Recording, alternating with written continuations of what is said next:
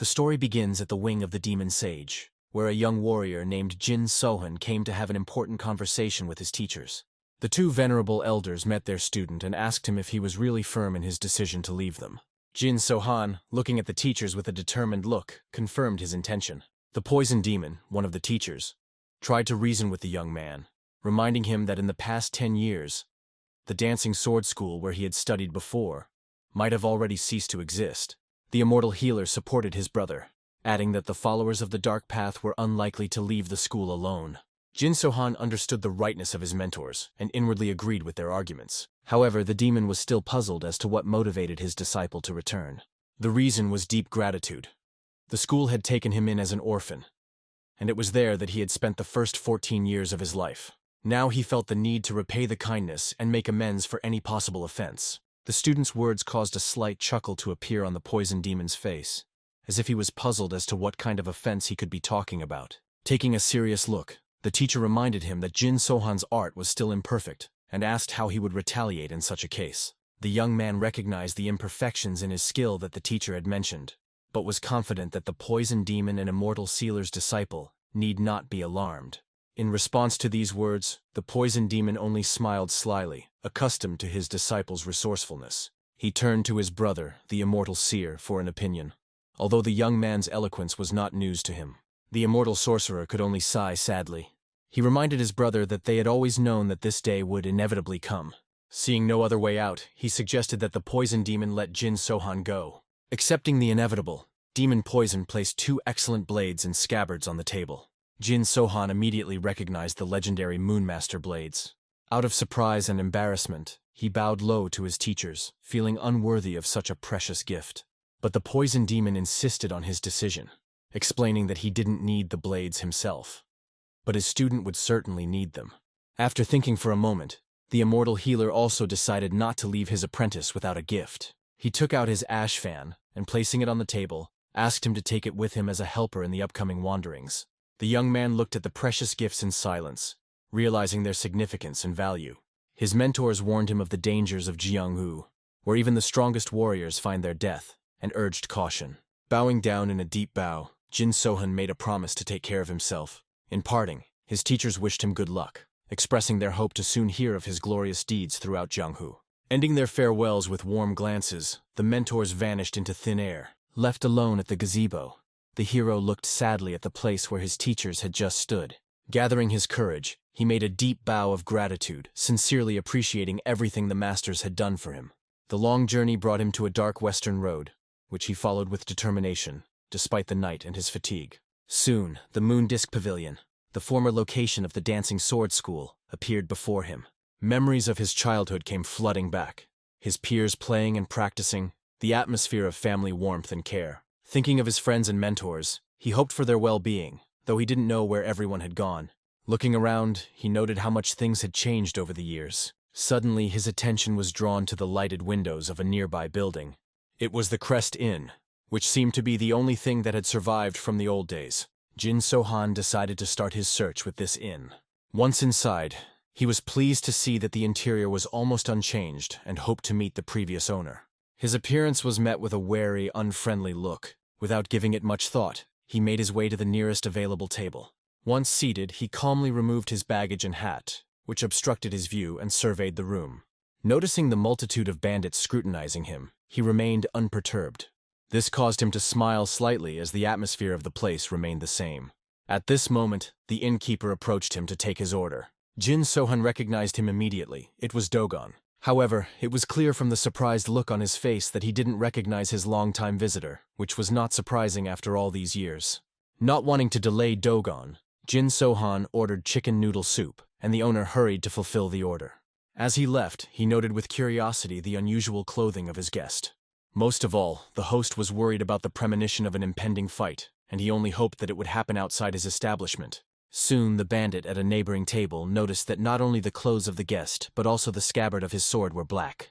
Glaring harshly at the guy, he decided to see if he understood what the color meant. When he didn't wait for an answer, he patiently explained that the color black meant a challenge to a duel. After these words, the hero hesitated for a short while, but soon explained that he had meant nothing of the kind and had only one set of clothes. He asked the innkeepers to ignore him. Even that answer seemed like real arrogance to the locals. And, standing up, the bandit ordered to make eye contact when talking to someone. But at this moment the bandit was stopped by his elder, who asked his friend to cool down and not to make a scandal on an empty place. He then turned to the hero himself, wanting to know what he wanted here, since he obviously knew what the color black meant and had come in this form anyway. Jin Sohan explained that he had no particular purpose. He had come back here after many years because it was his hometown. But the man certainly couldn't remember the guy's face, so he decided to find out where he lived. Without hiding, the man explained that he lived right across the street from this hotel. Turning their gazes, they realized that he was referring to the Moon Disc Pavilion, which only caused a chuckle. The bandit even thought that Jin Sohan was from a brothel, though the view indicated otherwise. The other bandit only laughed at the guy who still dared to show off despite his lineage. But he calmly explained that it was not a brothel, but rather the Crescent Moon Dancing Sword School. After thinking about the name, the bandit only remembered the school of Crescent Moon dancers, which made the hero angry. He sternly repeated that it was not a dancer's school, but a serious school. His tone even embarrassed the bandits for a while, and their faces grew serious. But soon, still mocking, the man explained that he didn't care what the place was like. The only thing that mattered was that he hadn't heard from any of those people lately. The hero was interested in what the man had said, so he decided to find out how much he knew about the dancing sword school. The man only mockingly explained that he knew so much that he was even starting to miss them. Once the conversation got going, despite his said phrases, the hero decided to even buy the man alcohol. This surprised him. But the guy without any intention pointed to the seat opposite himself, suggesting that the bandit sit down with him. Calmly called the owner of the establishment and asked to bring a bottle of good wine. At this time, the bandits tried to warn the guy in charge not to sit at the table, but he saw no problem, so, quickly drawing his sword, he stood up. Walking away from the company, he explained that in the warrior world it was not customary to refuse an offered drink. As he approached, he carefully placed his sword so that its dimensions were clearly visible to the hero. From his reaction, one could easily conclude that the sight of the weapon did not intimidate him.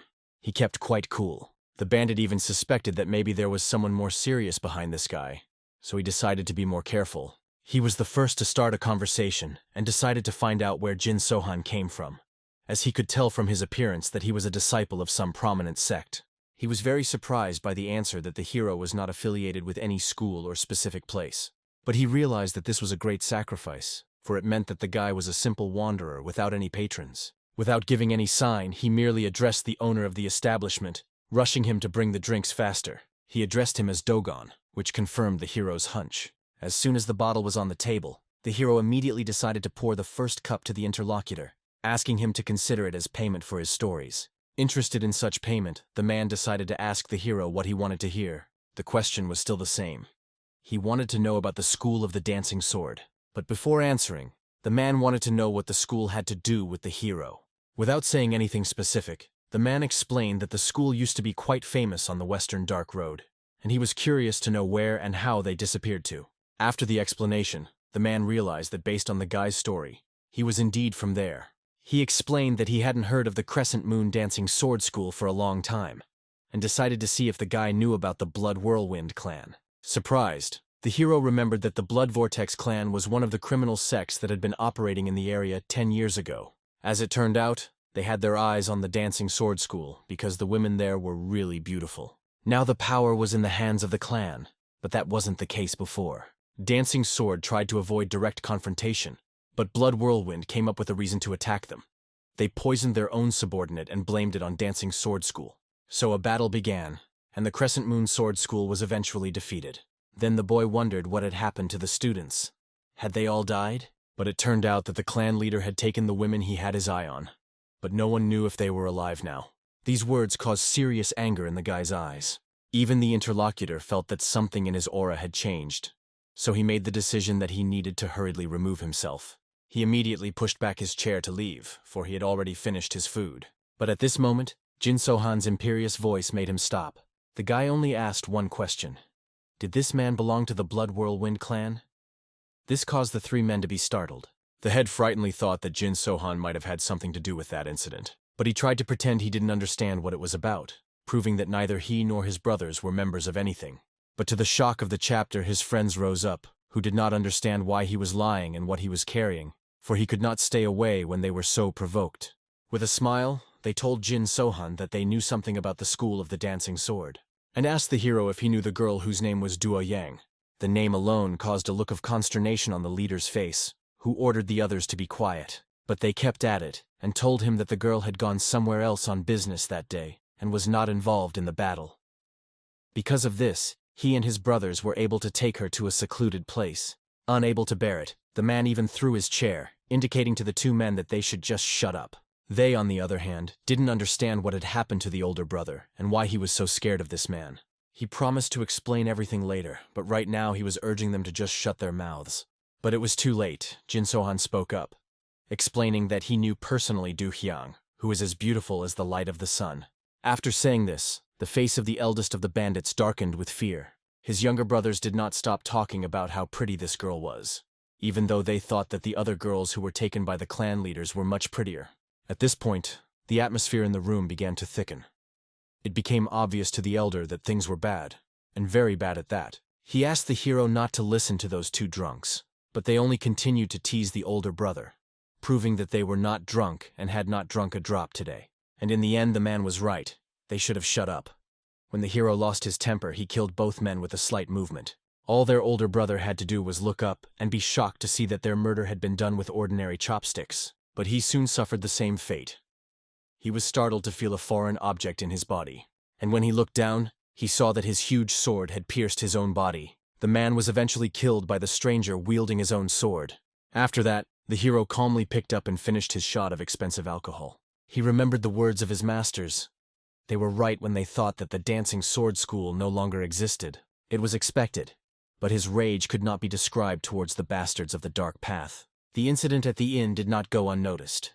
Not only the guests, but the innkeeper himself came out to see what was wrong. When he was in the room, however, his face was contorted with astonishment. Jekyll and his gang had been defeated so lightning fast that no one had time to blink an eye. The owner had assumed that the appearance of the bandits would be the end of his establishment, but things turned out quite differently. At that moment, the hero called Dogon by name, which caused the man serious confusion. He hurriedly approached Sohan, wanting to know how he could help the young man. The hero could clearly see that despite his attempts to appear confident, the man was very frightened. To reassure him, Sohan asked with a smile if Dogon still didn't recognize him. The master's face turned even paler. He confusedly asked Sohan who he was and how he could know him. Though he admitted that the hero's face seemed familiar, it was only unclear where it came from. But the closer he looked at the young man's features, the clearer the image of that boy from his childhood became. True, he had known him by a different name then, Sleepyhead. This nickname brought a smile to the hero's face. Sohan explained to his master that he didn't sleep as much now, which was probably why Dogon didn't recognize him. Dogon's face contorted in surprise at such a change in the hero. He was curious to know where the guy had been disappearing all this time after his sudden disappearance. Everyone thought he might have even died. Dogon was curious as to why Sohan had left without a word, and how his life was turning out. In fact, the secret was that he had literally been through hell with his masters. His teachers kidnapped him, interested in his immunity to poisons, and performed experiments on him. There were a lot of them, but the hero didn't want to admit it, so he only said that he was more or less fine. Dogon was already glad that Sohan was alive, and told how the School of the Dancing Sword had been searching for the hero since his disappearance. Sohan was pleasantly surprised by this news. Dogon told him that they had been willing to turn the world upside down in search of him, and had never given up hope. The search continued until the school was destroyed. These words deeply hurt the hero, causing the owner to apologize worriedly, though the hero did not blame him at all. Instead of anger, Sohan only felt sadness. He shifted his gaze to the bodies of the dead bandits, wanting to know if they were telling the truth about the story of the school's destruction. Despite realizing Sohan's possible reaction, Dogon admitted that the bandits had not lied. The hero's last hopes were shattered by the bitter reality. Soon it was time for Sohan to leave. Laying out a silver bar, he thanked the owner for the food he had provided. Dogon frighteningly did not understand why Sohan had decided to pay so much, but it made sense. The hero wanted to make amends for the mess he had made in the tavern. Dogon excitedly asked the boy not to worry about such trifles, explaining that there were frequent disturbances here. He should understand that. In response, the hero only thanked Dogon for the food and got ready to leave. The man frightenedly tried to stop the guy, explaining that it was already late outside, and he had nowhere to spend the night. As it turned out, the hero was going to find lodging in the Moondisk Pavilion for the night, which seemed crazy. Dogon immediately warned the lad that the Blood Vortex clan now ruled the place. Sohan replied that in that case he should go there all the more. He was going to make the humans pay for what they had done to his home. Dogon doubted Sohan's ability to handle this alone, explaining that the clan was untouchable on the Western Dark Road. Instead of answering, the hero asked Dogon if he remembered the sword dance he had practiced so often. Of course he remembered. Despite his young age, Sohan never missed a day of practice. But the essence of such a question remained unclear to him. The hero made a promise that he would show the man the dance once he had dealt with the clan, and thanked him for his sincere concern. He also expressed his hope to meet Dogon again. Eventually the man calmed down and, smiling, asked Sohan to stop by his inn. He always knew where to find him. Soon the hero traveled to his intended destination. He was met at the entrance by 2 warrior guards. After greeting the guest, they inquired if he was looking for someone in particular. Sohan, posing as a noble lord, asked about Chovel, Yakran, and Wunhu, who were supposedly quite decent girls. The flustered guard only apologized to his guest, explaining that none of the ladies bore such names. The hero realized that in that case, they were not here. So he decided to inquire about other girls that would suit his taste. Then the warriors suggested the guest to go inside. The future performance promised to be interesting. Sohan didn't understand what they were talking about, but the warrior explained that the pavilion was known for its moon disc dance group. That expression alone had already shocked the hero. He was curious to see what it was about. Once inside, he saw 2 girls in light, airy outfits dancing as if they were fighting with swords. The sight made him deeply angry. He realized that the point of the performance was to imitate the school of sword dancing, even though their abilities were just pathetic. Suddenly, he felt someone's presence behind him and turned around. His gaze drifted upward, and the guard, noticing this, hurriedly explained that the owner of the establishment was upstairs. He asked the guest to stop staring so intently, but the hero did not obey, continuing to look at the owner of the Moondisc Pavilion. The one really looked like the director of the establishment and a real bandit. Despite the guard's repeated requests to stop staring at him so blatantly, Sohan, instead of obeying, headed for the stairs, intending to go up to the owner. The guard tried to stop him, explaining that ordinary guests should not go there. Sohan's path was soon blocked by 2 more guards, explaining that going upstairs was not allowed. Sohan lied, saying that he had come to see Mr. Owner. The guards were surprised to learn that the meeting had not been scheduled, and grudgingly explained to the strange young gentleman that one could not just meet the owner at will. The noise of their altercation reached the ears of the captain of the Ghost Sword Squad and the Moon Twilight Wing, who came down to find out what was going on. The bowed guard informed him that the young gentleman wished to see the pavilion owner without an appointment. This explanation brought a look of suspicion to Chu Sahek's face. Such a wish seemed too suspicious. However, as he continued to look at the hero's calm face, he only chuckled. The man had the impression that the hero was drunk, so he suggested that the hero go home, warning him that if he continued to inconvenience the owner-san, he might never return home again. Instead of listening, the hero only asked why he couldn't see the owner of the pavilion. After that, the Ghost Sword Squad captain's face became much more furious. He couldn't tolerate such an incomprehensible guy. But suddenly, the pavilion owner himself intervened and asked his warriors not to make a fuss and let the guy who was so eager to meet him pass. Apparently, he was not going to talk to him in a crowded place, so he ordered to send him to his room. As a result, under the gazes of all the assembled warriors, the hero followed in the indicated direction. When he entered the room, the owner of the pavilion was already waiting for him, surrounded by 2 beautiful girls. Without any invitation, Sohan immediately walked through the room and sat down on one of the available couches. The pavilion owner thought that this was too impudent behavior, which made him suspect that he might be an influential person or someone from a famous clan. He calmly admitted that he didn't know the reason for meeting Sohan, but he offered him a drink to start with. One of the girls accompanying the owner sat down to the hero and then poured him some wine. But as soon as the hero was about to drink wine from the poured cup, the owner offered him his own mug. At first glance, the hero did not have any suspicions.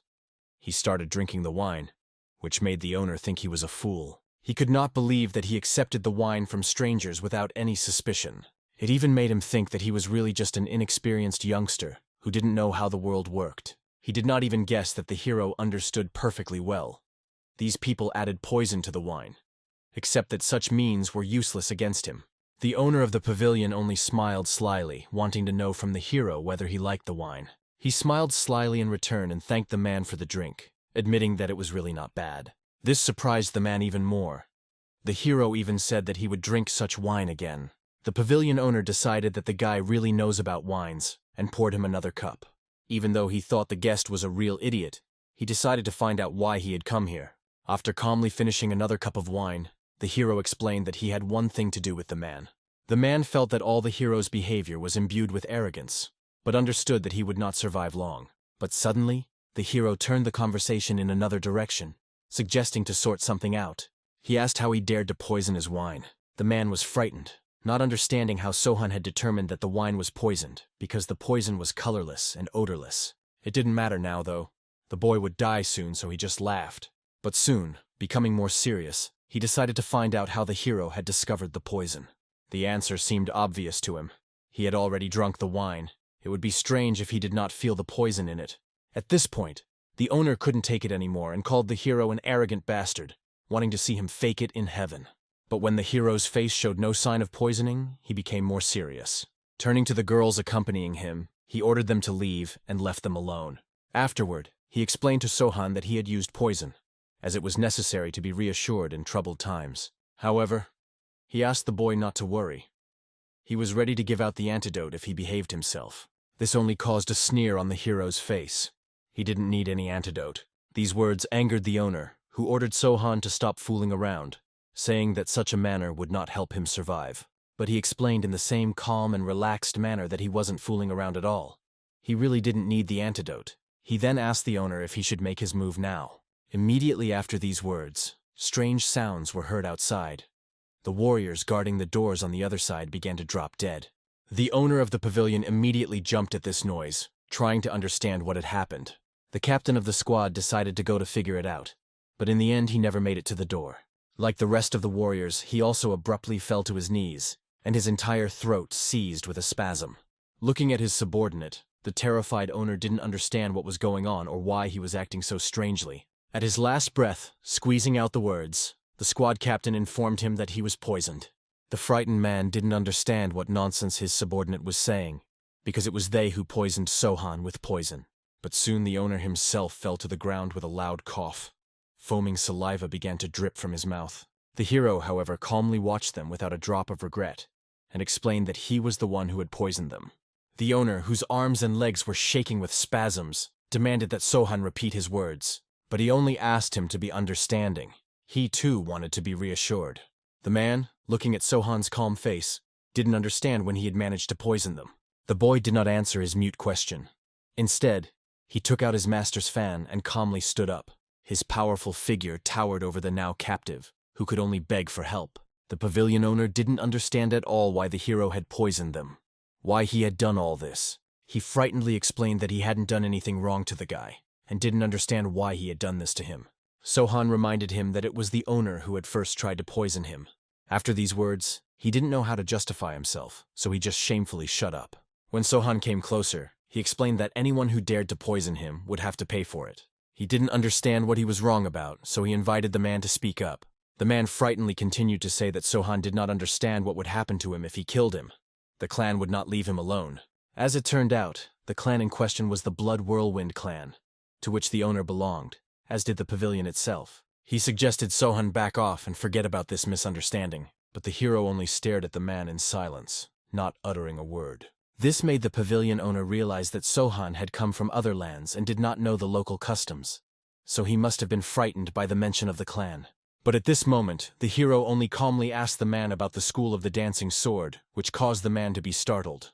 The hero, noticing this, asked how long ago the man had heard the name. He didn't understand why the stranger suddenly remembered this school, but the warrior calmly explained that it had been in this place long before the lunar disc pavilion appeared. All this time, their conversation was being carefully watched by the captain of the squad, waiting for the necessary moment. When the hero turned away and did not pay attention to him, he realized, this is the perfect chance to kill him while he does not see anything. For this reason, he accelerated his power from the last strength and made a throw straight towards the guy. But he was waiting for unpleasant news. The hero definitely felt his approach. He managed to block the attack and even pushed the attacker away from himself. Looking at the hero, the captain didn't realize what had just happened. He hadn't even seen Sohan draw his blade. Now, looking at his hand in which he held his sword, he could see it shaking after the sustained attack. He had originally thought that he was out of this guy's sight, but he was mistaken. Apparently, their guest was a martial arts master. If he continued trying to kill him, one wrong move would doom him to death. Suddenly distracted from the pavilion owner, the hero turned to the captain. He praised his technique. It really wasn't bad, but warned that one more attempted attack would end his life. The captain didn't realize how much strength his opponent had, since he had only rated his strongest technique as not a bad result. At that moment, he noticed his commander drew his sword in an attempt to attack the hero. The captain's face contorted with fright. He realized that the lord might pay for it with his life. At this time, the owner himself was only thanking his subordinate for the unexpected attack. Thanks to this, he had the opportunity to kill this strange guy. So he swung his blade to attack Sohan with a sharp movement, but it was useless. He didn't even notice how his body was cut by the slight movement of the hero's blade. Immediately afterward, the wound began to bleed profusely, and the man began to fall to the ground. The last thing he saw was that his hand was still on the blade. The blade was in the scabbard. So he still didn't understand how this was possible, and how the enemy was able to kill him so easily. The man fell to the ground with a thud, and the hero calmly turned away from him. He was no longer of interest to him. The young warrior turned to the captain of Chusahek's squad, which caused the former fighter to be openly frightened. However, the young master did not seek to intimidate his opponent. He only warned that a second attempt to attack will lead to the same fate that befell his master. Apparently, the desire to live overcame his duty.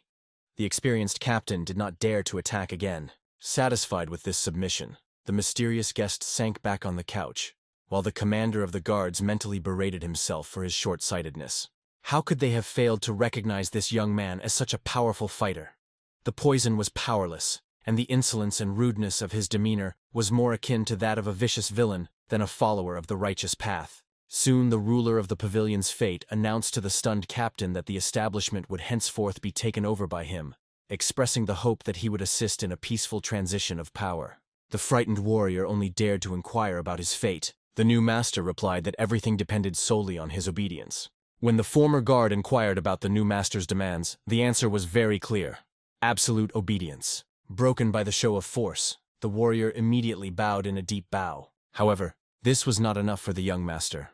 The memory of the treacherous blow was still fresh. Instead of a simple pledge of allegiance, the new master held out a small blue pill to his defeated opponent, telling him to swallow it. Distrusting the mysterious potion, the old warrior rightly suspected that it was a poison. The hero explained that it was a way to ensure his loyalty in the safest way possible. The hesitation was short-lived. Under the victor's heavy gaze, the captain resolutely swallowed the mysterious potion. After making sure that he had carried out his orders, the young ruler of the pavilion explained that the clan of the Blood Vortex would not be able to create an antidote, which meant that the life of his newfound servant was now in his hands. He then demanded the keys, but seeing the confusion on the captain's face, he clarified his point. He was aware of the auctions held here, which meant that the auction items must be stored somewhere. He was interested in the keys to the vault where the previous owners kept their treasures.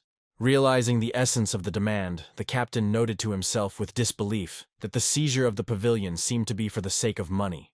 Nevertheless, he handed over the bunch of keys to his new master without complaint. Once he had them, the mysterious warrior decided to take a look around, telling the captain to put the pavilion in order. Finally, the former guard dared to ask how to address the new master. He majestically announced that from now on he was to be called the head of the Crescent Moon Sword Dancing School, though he could also be addressed as Sir or simply Head. The captain looked at the departing figure of the new lord and turned to the defeated warriors, ordering them to rise immediately.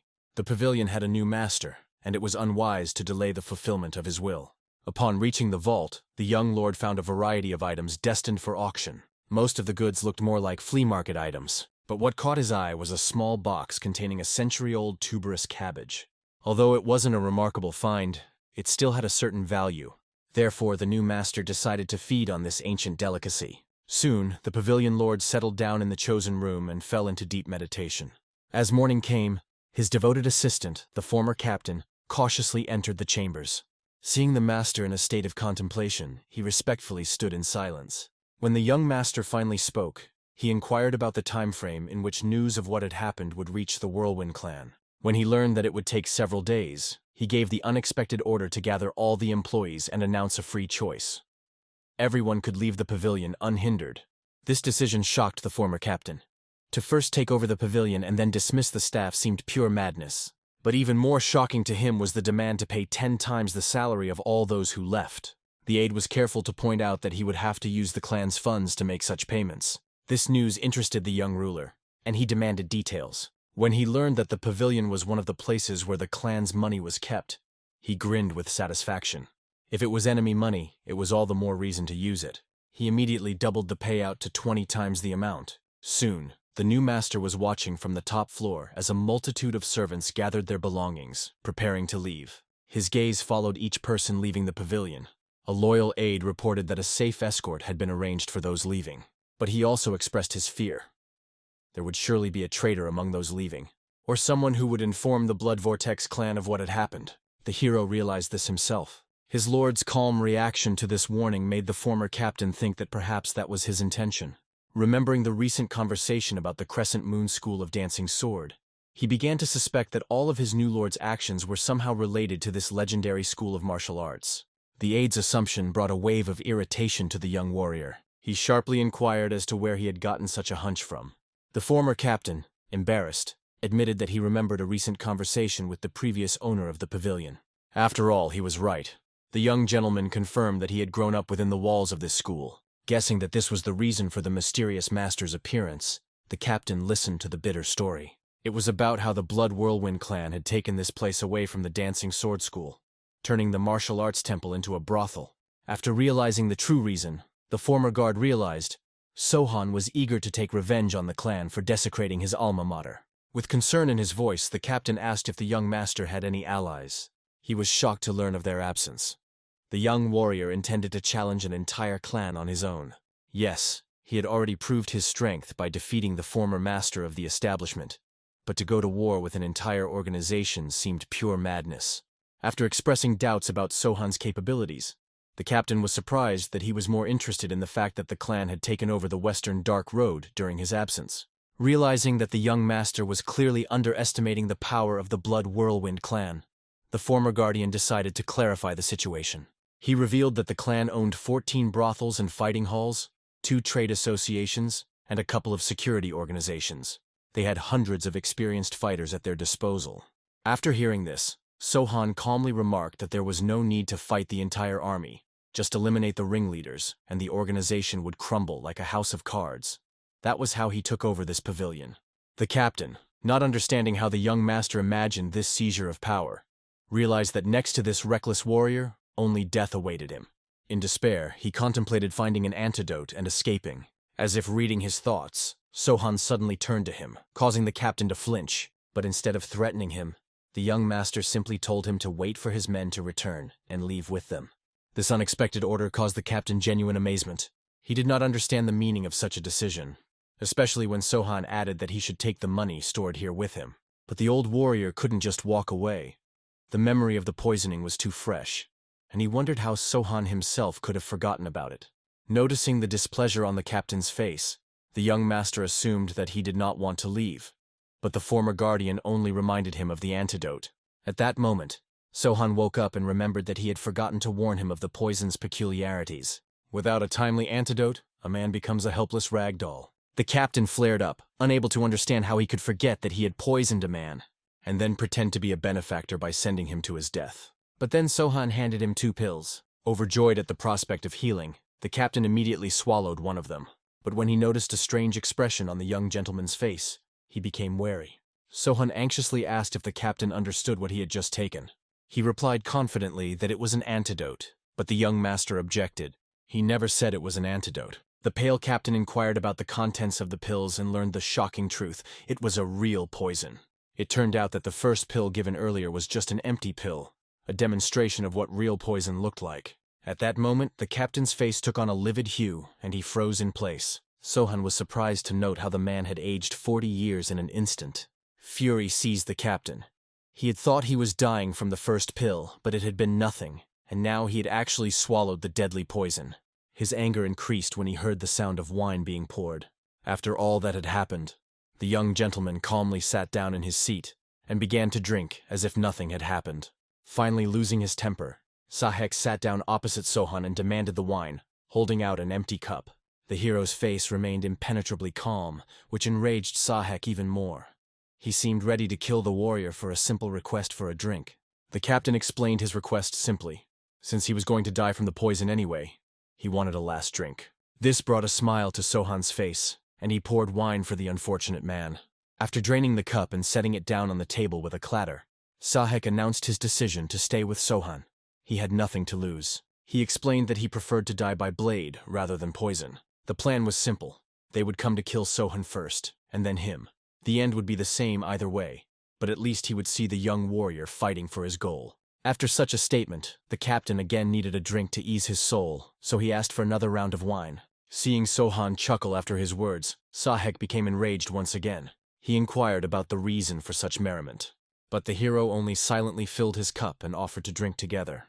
During this unusual feast, Sahek suddenly confessed that he was not 40, but only 24 years old, despite his haggard appearance. Meanwhile, in the Blood Whirlwind clan, the head of the clan finally received news of what had happened. He couldn't understand how some loner had managed to take over an entire pavilion. He could think of two possibilities. Either they had put a total loser in charge, or this mysterious invader was one of the real martial artists. From the report of his aides, the head of the clan became aware of the use of poison in the seizure of power in the pavilion. The leader of the Bloody Whirlwind immediately realized how the unknown person had managed to so easily establish his control over the establishment. At that moment, one of his loyal companions, the captain of the Windblade squad, rose up. Kneeling down, he asked the Lord to trust him in this matter. The leader clearly doubted the success of the mission. However, the determination and confidence in the captain's eyes made him give his consent. The only thing he warned was that if there was someone more powerful behind the daring invader, they should be dealt with as well. The grateful captain, whose heart had long been poisoned by his lust for a lucrative brothel, bowed deeply. If everything went according to plan, he would get the pavilion.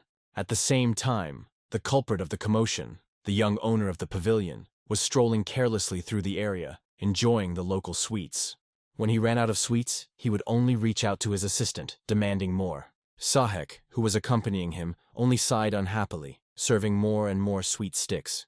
The former captain could barely contain his irritation. The young lord had been acting outrageously carefree the last few days, as if he didn't realize that at any moment the wrath of the powerful clan might descend upon them.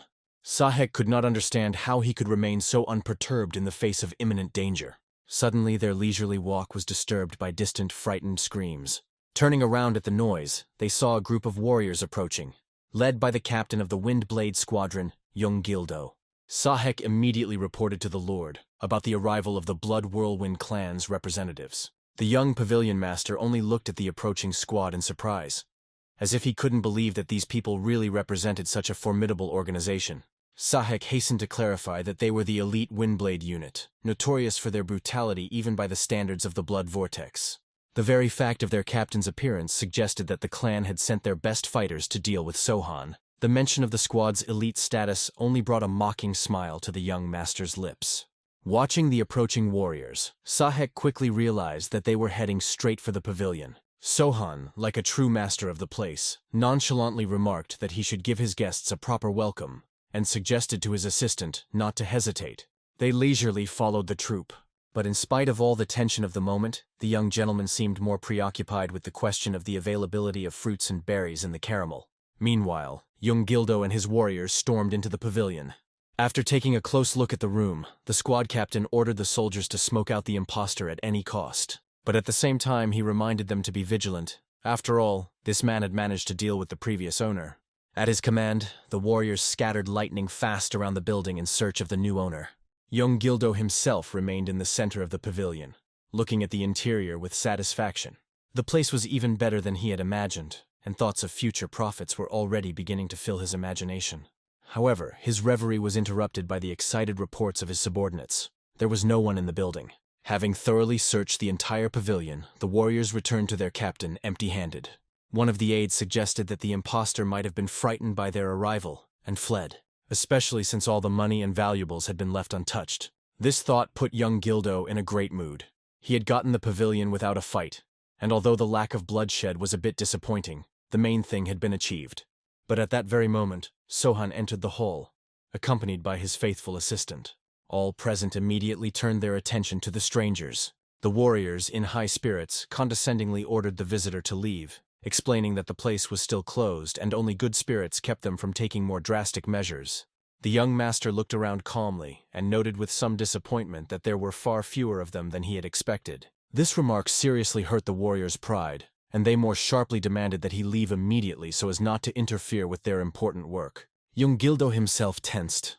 Something about the stranger's appearance and behavior made him wary. His suspicions were confirmed when Sohan, ignoring all demands to leave, asked his assistant to lock the doors so that no one could leave the room. Sahek immediately complied, depriving those present of any hope of escape. At that moment, the captain of the Windblade Squadron realized he was facing the very brazen man who had caused a commotion in the pavilion. He was glad that the enemy had not fled as they had anticipated, looking forward to the entertainment. However, Sohan coldly remarked that he saw no reason to flee. After all, this place was his home. To which young Gildo wryly remarked that it was more likely to become his grave, and admitted that it would be better for the stranger to flee after all. Without wasting time on further conversation, the captain of the squad ordered the impertinent young man to be seized. His men, as a single mechanism, rushed to the attack, using a variety of fighting techniques. But for Sohan, it was as if their movements had slowed down. He could read all their techniques with ease, as if a leisurely dance was unfolding in front of him, every movement predictable and understandable.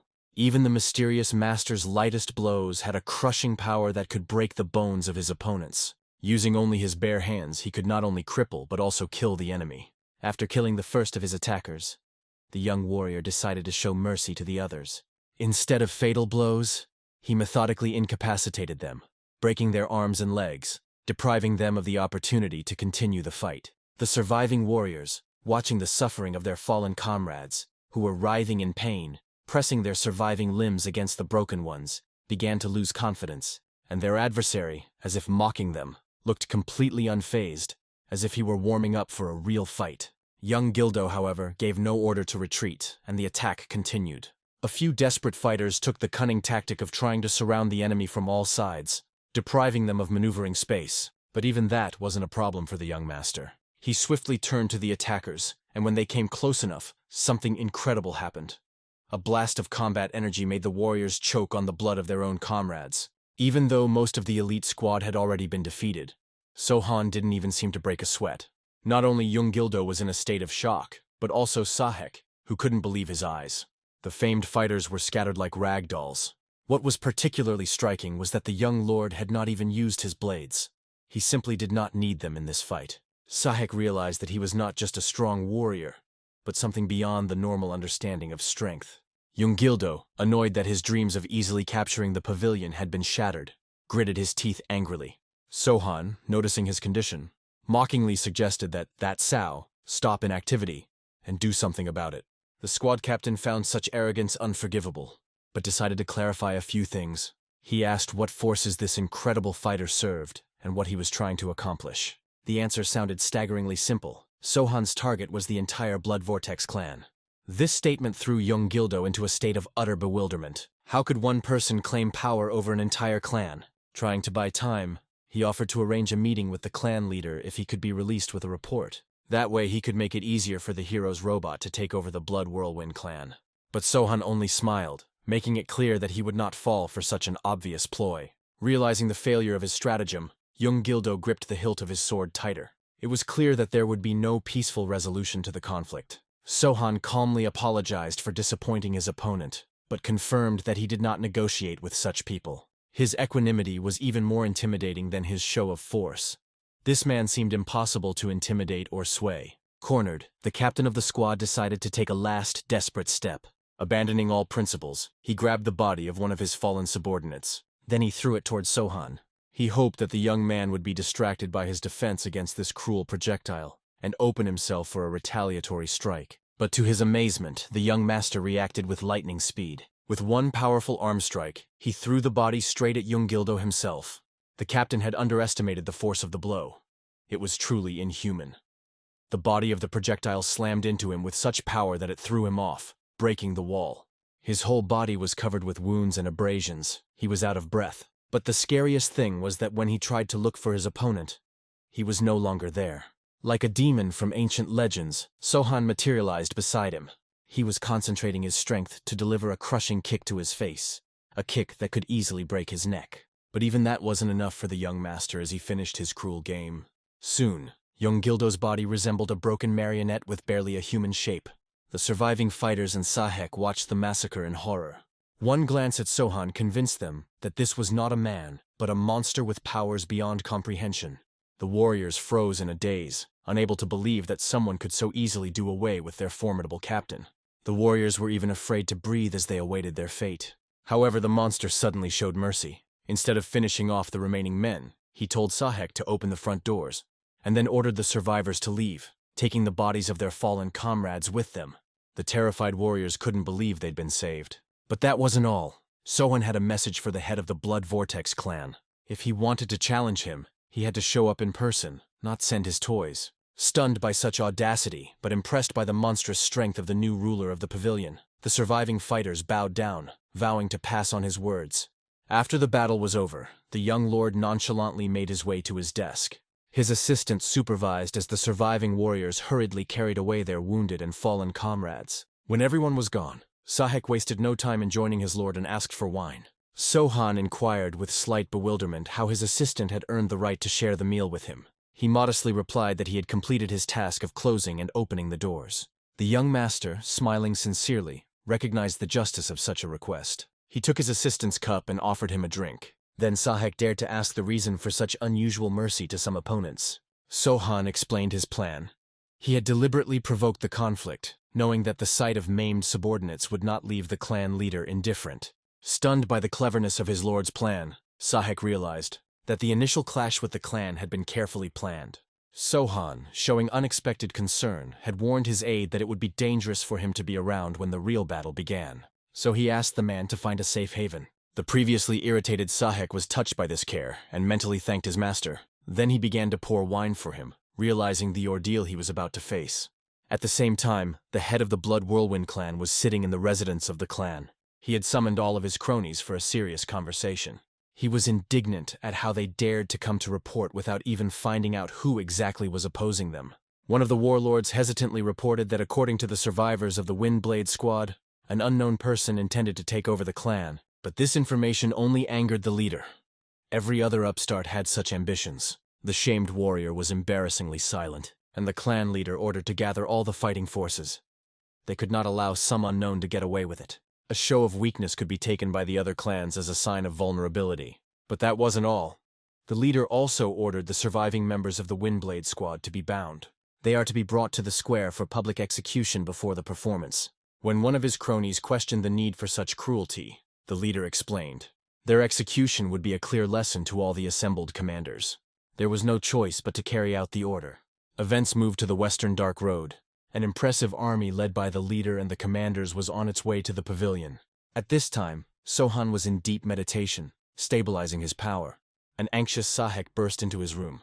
In a trembling voice, he reported the approach of countless warriors. To the hero, it seemed obvious. That was why he had provoked their leader. To the aide, however, it seemed that the lord still didn't realize just how many people were coming his way. The young lord didn't seem the least bit surprised by this development, and only inquired as to who was leading the army. Although Sahek didn't get a good look at the commander, he assumed it was the clan leader himself. At that moment, an imperious voice sounded from outside, demanding Sohan's exit. Before facing his opponents, the young master suddenly changed his white robe to a bright pink garment. The aide realized it was a garment for ceremonial appearances. A puzzled Sahek inquired as to the reason for this choice. Instead of a direct answer, a peaceful smile appeared on Sohan's face. He remembered his childhood, watching the other girls of the school perform in these outfits. And the little boy would look at them and compliment them with admiration. It was a great honor for him to be wearing this costume now. Now, the young master explained that the costume was necessary to highlight the curves of the dancer. This did not give the assistant an understanding of the chosen outfit. But the hero made it clear. He was a student of the Crescent Moon Sword Dancing School, and he wants the fallen warriors of today to know exactly who cut their lives short. Heading for the exit, he asked Sahek to wait for his return. The loyal aide begged to be allowed to accompany his lord. He realized that his own life in any case depended on the outcome of the battle. But Sohan with a soft smile asked him to stay safe. There was no choice left, he was too weak to help the hero. At the door, an agitated Sahek called out to his master one last time, begging him not to die. The young warrior firmly promised that he would surely survive. As Sohan stepped out of the pavilion, he saw a huge gathering of warriors. Remaining calm, he walked towards their leader. His unusual attire caused a wave of whispers and ridicule among the gathered warriors. They even began to form theories about the boy's orientation. But all talk instantly died down when the clan leader raised his hand, calling for silence.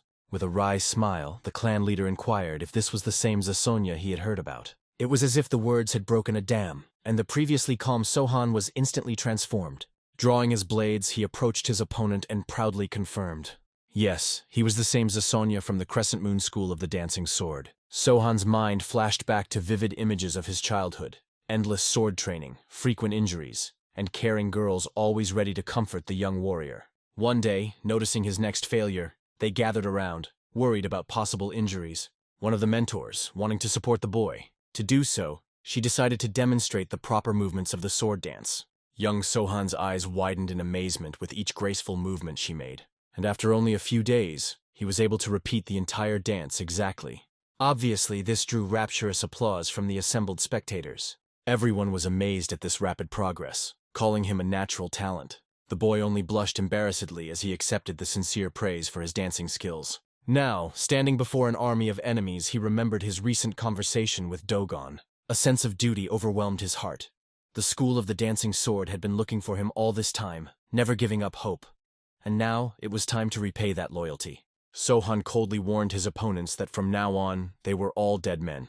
In the next instant, he disappeared from his seat.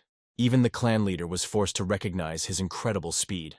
Finding himself in the center of the frightened crowd, the young master unleashed a veritable massacre.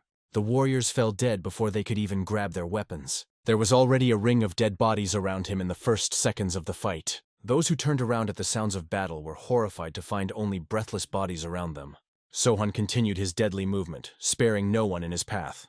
Many warriors were so paralyzed by fear of his skill that they could not even resist. The clan leader remained motionless, as if waiting for something special. The squad captain tried to stop the growing panic by encouraging the fighters with a reminder that there was only one enemy against them. He ordered all squads to attack simultaneously from all directions. The warriors perked up, realizing their numerical advantage. They rushed to the attack, intent on destroying the impudent enemy. Sohan calmly watched them approach, a slight smile on his lips. They were making it easy for him, gathering into a dense mass. The young master began his deadly spin among the enemies.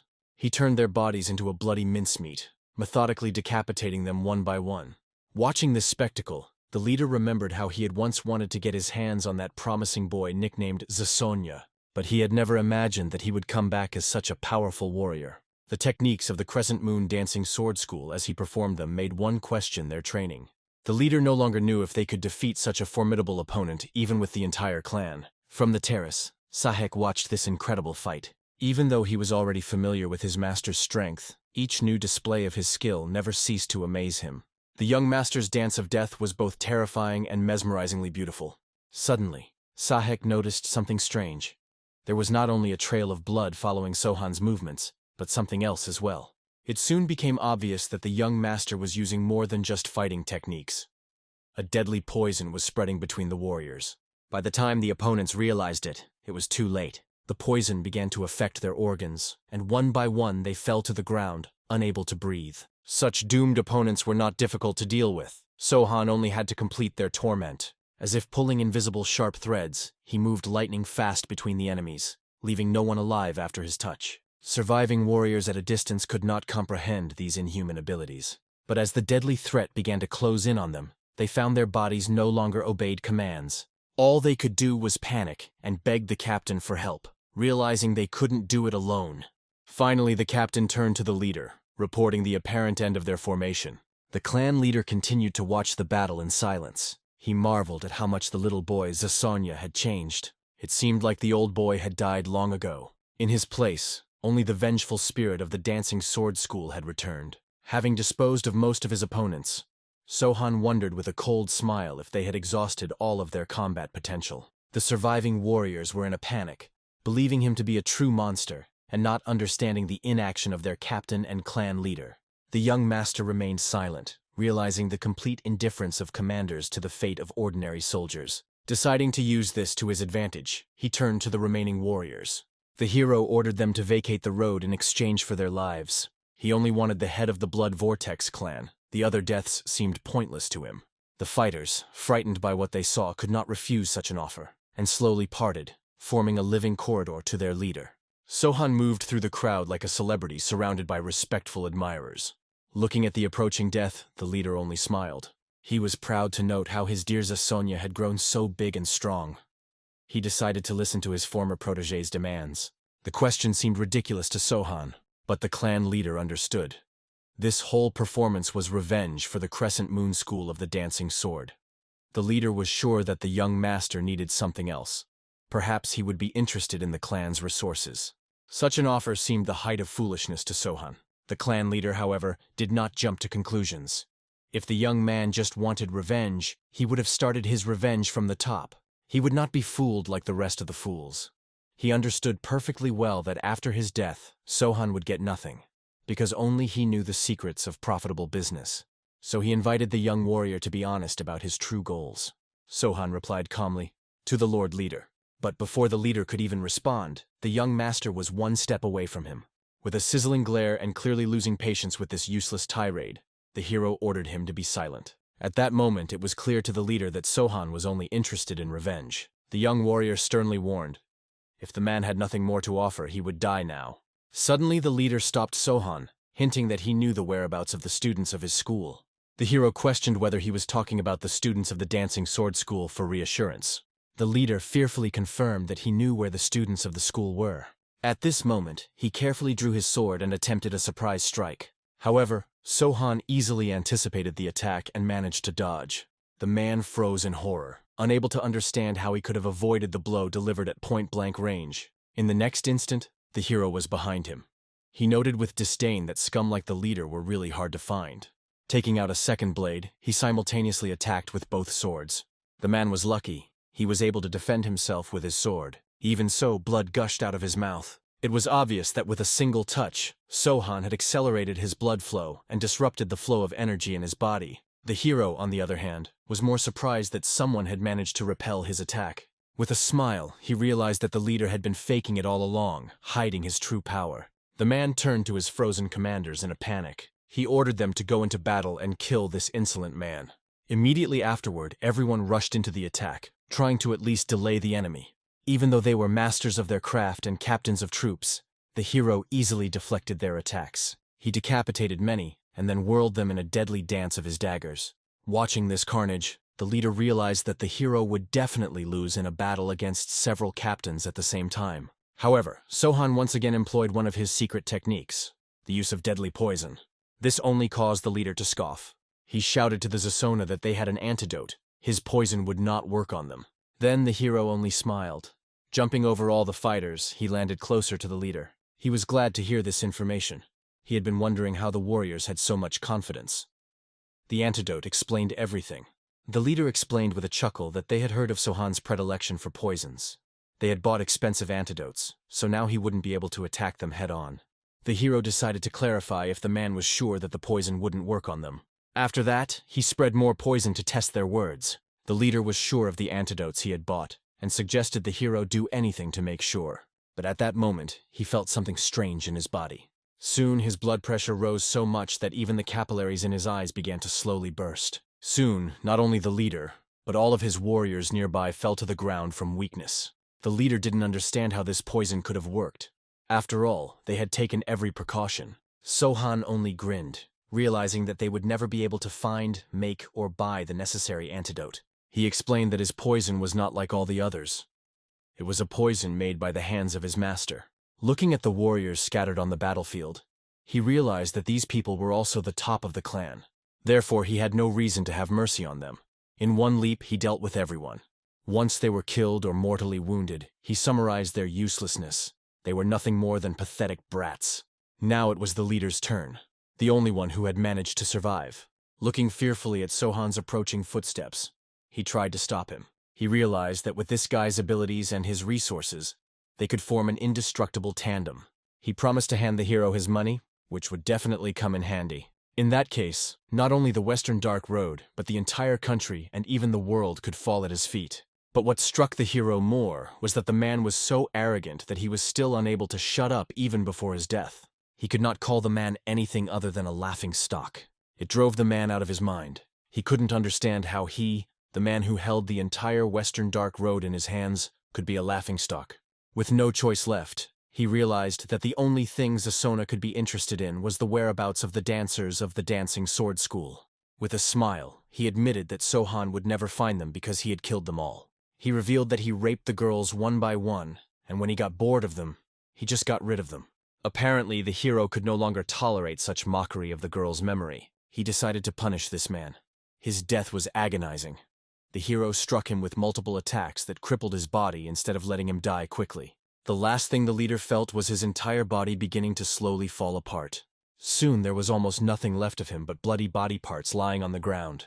Sohan, having exacted his revenge, turned his eyes to the remaining warriors whom he had pardoned. They couldn't believe that their head and all the captains were dead. They didn't know what to do. The hero explained that those who wanted to follow their captains and head could dare to attack him. Looking at their horror-distorted faces, obviously no one had any such desire. Watching all this closely was Sahek, who couldn't believe his eyes. Single-handedly, Sohan had indeed managed to destroy the entire Blood Whirlwind clan. But the hero was not interested in his feats, nor was he literally not subject to any laws of nature. The leader's last words about how he had massacred the girls still echoed in his head. He couldn't accept the truth that they were all long dead. Shortly after that battle, in honor of the glory of the past, he opened a new school of the Dancing Sword of the Crescent Moon on the site of the pavilion. Sahek came to report to the Lord that the school's ordered signboard had already been brought in and was being installed. But that didn't seem to interest Sohan much. He had been silent the whole time since then. Sahek also said that they had already spread the word to find people who knew anything about the survivors of the Dancing Sword School, or had met them. The hero only thanked Sahek for his hard work. In fact, the hero hadn't lost faith despite the leader's words. He was sure that one of the girls had then escaped capture and was now living somewhere else. Sahek also explained that all the people of the Western Dark Road were grateful to Sohan for the massacre of the Blood Whirlwind clan. They literally idolized him for it. Except Sohan sincerely couldn't believe his words. Sahek explained that there was nothing strange about it, for the Blood Whirlwind had been atrocious in these parts. Sohan only continued to stare at the man unhappily. He, in turn, did not understand what he had said wrong. Sohan reminded him that although the clan was cruel, Sahek was also part of it, something he seemed to have forgotten. At this point, the man himself froze in fear, fearing the same reprisal. When the hero called out to him by name, he shook with terror. However, the guy had no intention of killing him. Sohan only asked that Sahek make sure he started a new life and would not go back to his old habits. The hero pondered whether it was worth considering that his revenge had been accomplished, because people were already happy to be freed from the oppression of bandits. At that moment, Sahek awkwardly informed Sohan that the receiver of the Western Gold Convoy had requested a meeting with him. It was one of the organizations that Blood Vortex had terrorized. They had been in hiding, but when they found out what had happened, they wanted to find Sohan and thank him. Sohan was even amazed at how many enemies the head of the Blood Clan had. However, there was still a small problem. Blood Whirlwind was extorting money from the Western Gold Convoy to do business in favor of the Wind Convoy organization. The hero then asked Sahek to go and find out what was stolen, and make sure everything was returned to the Golden Convoy. Bowing down, the man got ready to carry out the order. But Sahek was still sad that Sohan was giving away possessions this time too. He thought it would be good if the Lord decided to keep some for himself. Suddenly, another of Sohan's servants came in, and reported that the owner of the Crest Inn wanted to see their clan leader. This infuriated Sahek. He didn't understand what this man wanted, but Sohan calmed the assistant down with a word, asking him to bring his childhood friend. Sahek, who had no idea of such connections, only apologized and promised to bring the man. When Dogon arrived, he brought with him a great variety of food. Seeing Sohan's surprise, he explained that he remembered very well how the hero loved dumplings. That was why he had decided to bring them. Obviously, this concern couldn't help but bring a smile to the hero's face. He thanked the man and invited him to sit at the table with him. Sohan admitted that he had already managed to forget about his favorite dishes. He decided to ask Dogon how Uncle Poon was doing. As it turned out, the man had a bad back, so he was mostly lying in bed. The hero was upset that the man was so bad, but Dogon explained that there was no need to worry about it. He believed that the uncle was just faking it because he didn't want to work. Then it became obvious to the hero that the man still hadn't changed in the same way. After that, he decided to make a serious request to Dogon. He wanted the man to join him and help him with the kitchen. He also offered to arrange for Uncle Poon to join him as well. But Dogon didn't understand what to do with the inn in that case. Sohan explained that there were more men in the troop now. They needed somewhere to eat.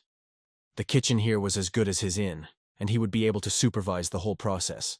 However, this offer did not make Dogon particularly happy. The hero did not understand why he was not excited about the idea. It turned out that Dogon was worried that if he cooked here, he might end up getting slaughtered. The hero had absolutely no idea why Dogon had such fears present. The man then admitted that he had seen that fight and knew very well how Sohan fought. In that case, the hero thought that he didn't need to worry, knowing his strength. But it wasn't a matter of worry. Dogon was sure that Sohan's journey would not end here. Even if he didn't want to fight, there were those who wouldn't leave him alone. The hero clearly hadn't thought of that before. To give his answer, Dogon asked the hero to tell him how strong he was. He promised that he would listen to the answer and decide whether he wanted to be a humble cook in an inn or work for Sohan as a chef. But the boy didn't know how to answer that question. It hadn't been long yet since he had gone out into the world. Dogon offered to give an answer based on what clan he was from. Eventually, the hero managed to come up with an answer. He admitted that he doesn't know how powerful he himself is, but the world knows how powerful his teacher is. Dogon happily realized that probably whoever had trained Sohan was highly respected. The hero was silent for a while, unsure if he should tell the truth. After gathering his courage, Sohan said firmly that his teacher was one of the 4 great demons. Dogon's face instantly twisted in fear, as the mere mention of that name was terrifying. In an effort to clarify the situation, the hero calmly explained that his teacher was the lord of an unorthodox faction, one of the 4. There were the factions of madness, lust, sorcery, and poison, and his mentor led one of them. After this revelation, a startled Dogon had to take a volley of a cup of wine to come to his senses. With a nervous smile, he congratulated the lad on surviving such training at all. The hero nodded understandingly. He was well aware of the rumors about his teachers. Trying to defuse the situation, Dogon asked Sohan to warn him if his teacher was going to come. In that case, he would have time to escape as far away as possible. Calming his friend, the hero assured him that wouldn't happen. His teacher was too busy. Being practical, Dogon wondered how many people knew about it. For if it were known to everyone, few would dare to confront Sohan. However, the hero was reluctant to divulge this information, rightly believing that it might backfire. Dogon nodded understandingly. For surely the orthodox way would not have left such a thing alone, and there would have been those who would have blamed his actions under the guise of nobility. In such a situation, it was indeed better to be cautious. Besides, the territory of the unorthodox path was full of groups like the Blood Whirlwind clan. Perhaps now that Sohan had overthrown one clan, others would be willing to try their luck. Being prudent, the hero asked Dogon who to watch out for the most. After brief deliberation, Dogon named the Sword Wolves of the North Wind and the Sun Dragon Alliance in the south as the most dangerous factions. In his opinion, if anyone could kill the head of the Blood Swirl, it would be the leaders of those 2 organizations. With worry in his voice, Dogon expressed his concern. If these 2 clans united and attacked the Western Road, it would be difficult to survive. However, the hero only reassured his comrade with a confident smile. He promised that those who dared to attack them should be the ones to worry. This confidence allowed the man to relax visibly. So Dogon offered a drink. After all, they were doing well now. At this very time, one of the heads had already received a report that a certain young martial artist had returned to his homeland for revenge. The head of the Sun Dragon Union, Lim Hassan, thought it was just a cliché. He was so fed up with such stories that his hair was ready to stand on end.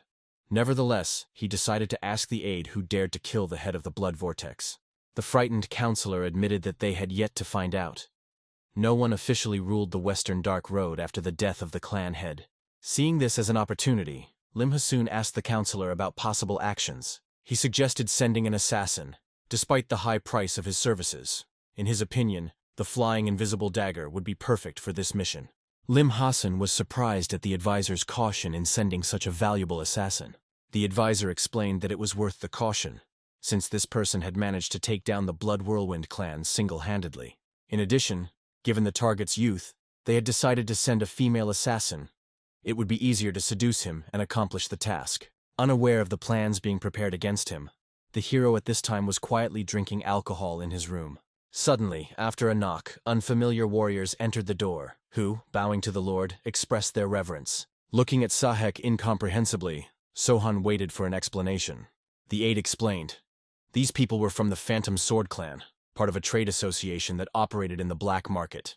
Sahek had been a member of this clan until the Blood Whirlwind clan took over their territory. Now he would like to rebuild this clan and become their leader. After carefully looking over the fighters and his aide, the hero pondered his decision for a long time. In the end, he let Sahek act as he saw fit. After that, the atmosphere changed dramatically. All discussions were over, and the warriors began to disperse. When everyone had left, Sahek reported that the Western Gold convoy had been settled. He also made sure that Sohan's orders were carried out. Stacked the medicines and poisons in one room, valuables and money in another, and placed the books and documents left by the Blood Whirlwind clan separately. Thanking Sahek for his excellent work, the hero announced that he would occupy the entire third floor from now on. The aide was surprised at this decision, as one room had been enough for Sohan before. Without going into explanations, the hero only asked him to make sure that no one would enter this floor. This rule applied to all rooms on the third floor. An agitated Sahek asked if the gentleman needed an assistant for cleaning. Sohan's answer stunned him. Anyone who went up to the third floor would die choking on their own bloody vomit. It became obvious that Sohan intended to envelop the entire third floor in poisonous fumes. Sahek promised to warn all the workers about it, but showing concern, he inquired who would guard the Lord, even though the hero was convinced that he didn't need guards. Nevertheless, Sahek reminded that the Sword Wolves and the Dragon Clan might try to get rid of him in order to take possession of the Western Dark Road. Therefore, they needed special measures against possible assassins. Thinking about the threat of assassins, the young master remembered to prepare for their possible appearance. There was one important question that bothered him. He didn't know if Sahek's subordinates had been convoys before. Eager to assess the potential of the future entourage, the warrior asked his aide to prepare the fighters to test their strength. Soon, everyone was gathered on the training field. Sohan invited the warriors to attack him without holding back. In turn, he promised to act carefully so that no one would get hurt. Such a condescending attitude clearly hurt the fighters' pride. One of them, showing concern, cautiously inquired whether the young lord was sure of his decision.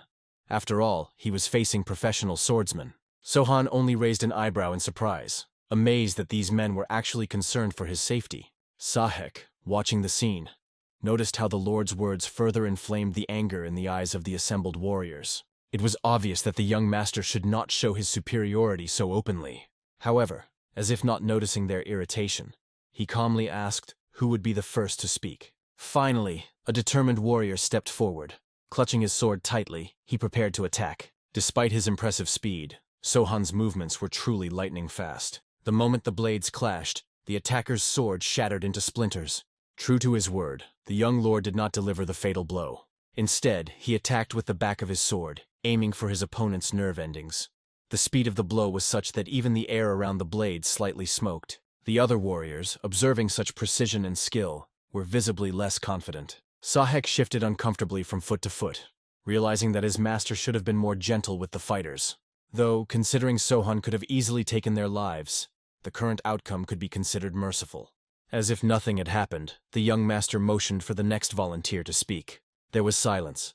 There was no one willing to continue the ordeal. Sahek understood this reaction, for it reminded him of his own feelings when he had first encountered Sohan's power. Suddenly, the young lord turned his gaze to his assistant, ordering him to join the training. The frightened Sahek tried to object, for Sohan was well aware of his ability level. But when he met his lord's insistent gaze, he realized he had no choice.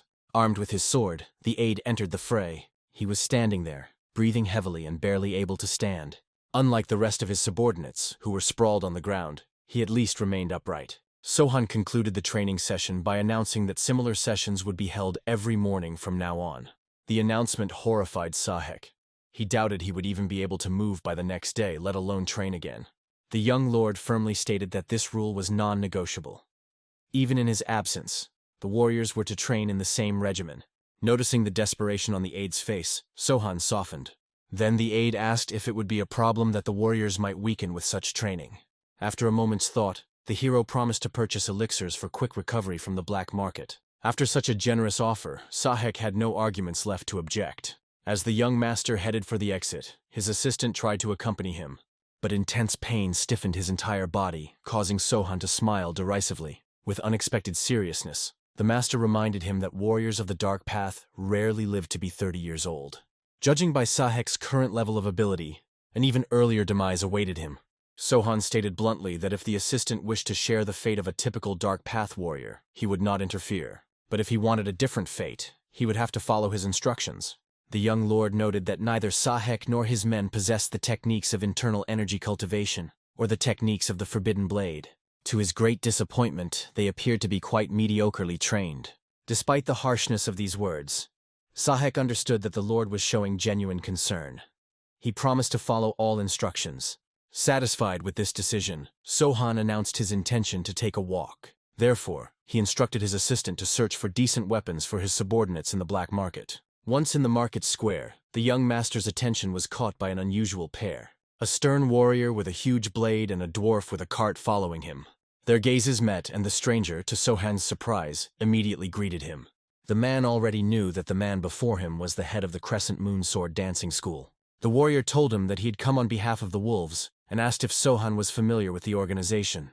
The young master honestly admitted his superficial acquaintance with the wolves of the north, and expressed his willingness to listen to explanations. The stranger told him that they had heard that Sohan had killed the head of the Blood Whirlwind clan, and taken control of the land. As such, they decided to send a letter and a gift to the new ruler. Turning to his aide, the sword-wielding warrior ordered him to hand over everything assigned to Sohan.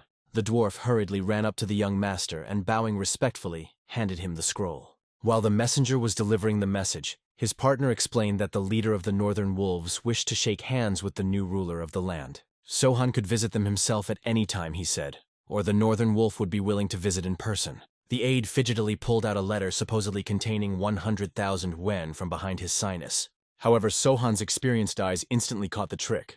Instead of money, there was a deadly blue viper lurking in the envelope. It slid into the young master's hand with lightning speed, injecting venom. The warrior watched the scene with a nonchalant look, while the arriving guests only smiled slyly, celebrating, as it seemed to them, the success of their devious plan. The mercenary smugly remarked that since Sohan was familiar with poisons, he must understand the deadliness of the northern viper's bite. He even generously offered to give him the antidote in exchange for leaving the land. However, the young master didn't seem to be bothered by the situation at all.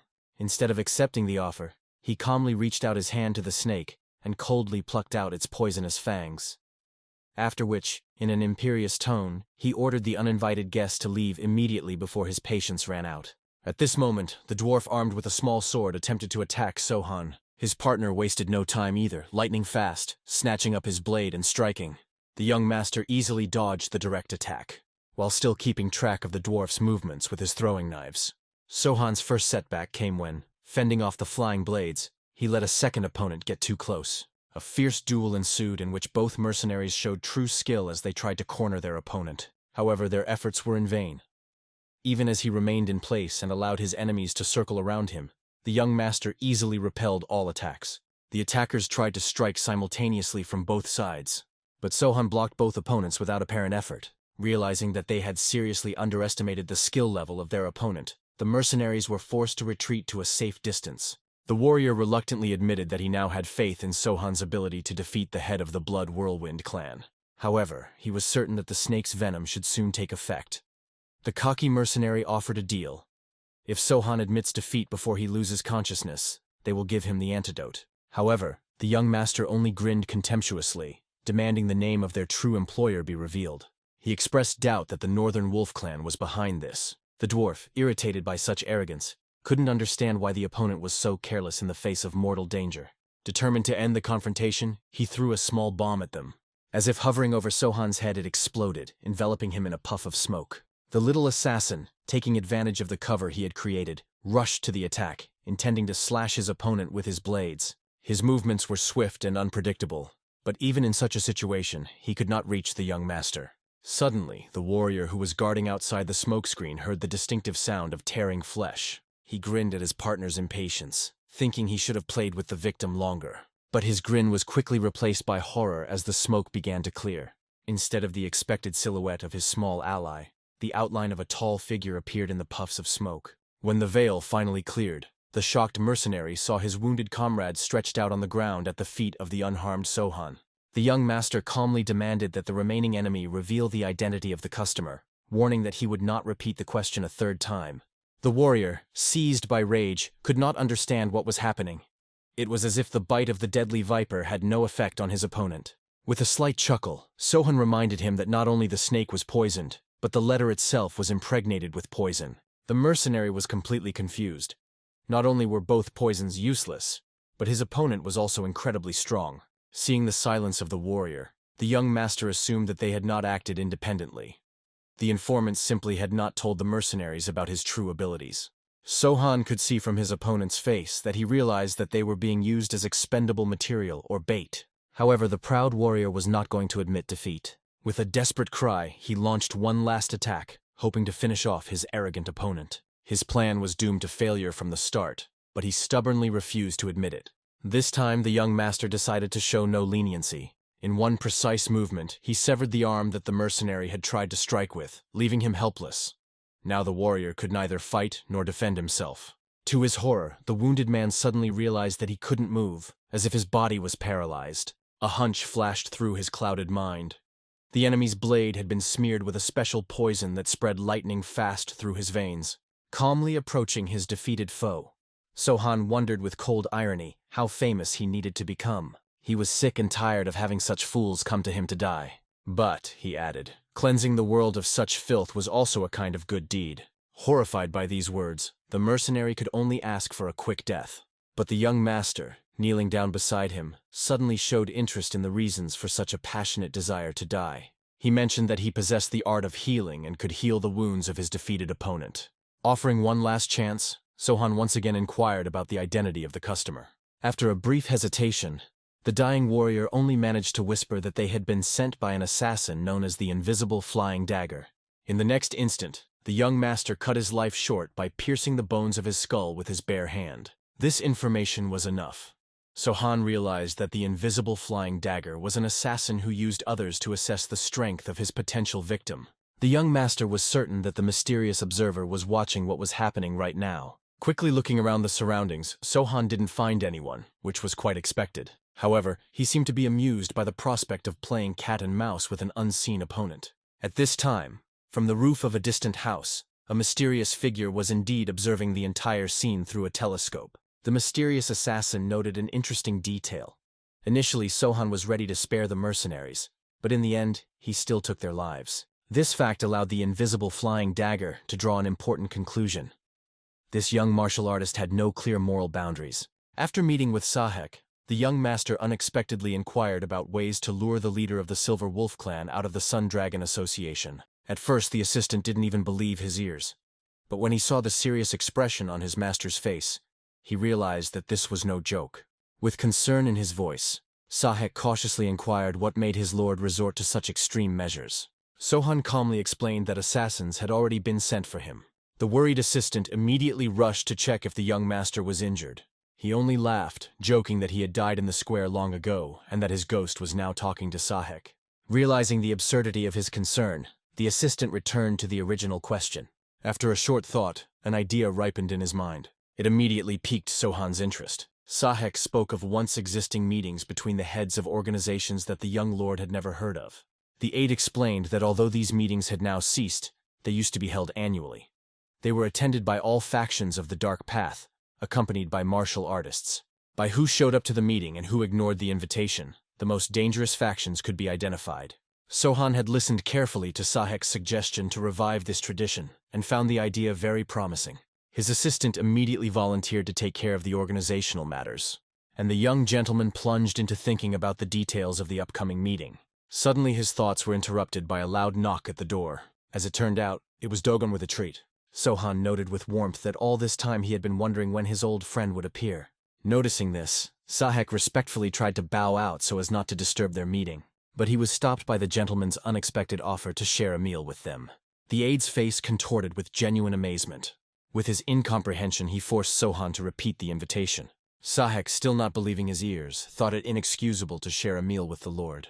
The young master didn't seem to understand his embarrassment, and only asked Dogon if there was enough food for 3. His friend assured him that there was more than enough food, and he had also brought some excellent wine.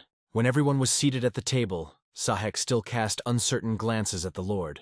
Dogon and Sohan waited patiently for him to relax. After the invitation to the meal, the conversation dragged on until late into the night. All the while, the conversation was spiced with Dogon's hilarious stories. None of the revelers suspected that their merriment was being closely watched by the very same assassin.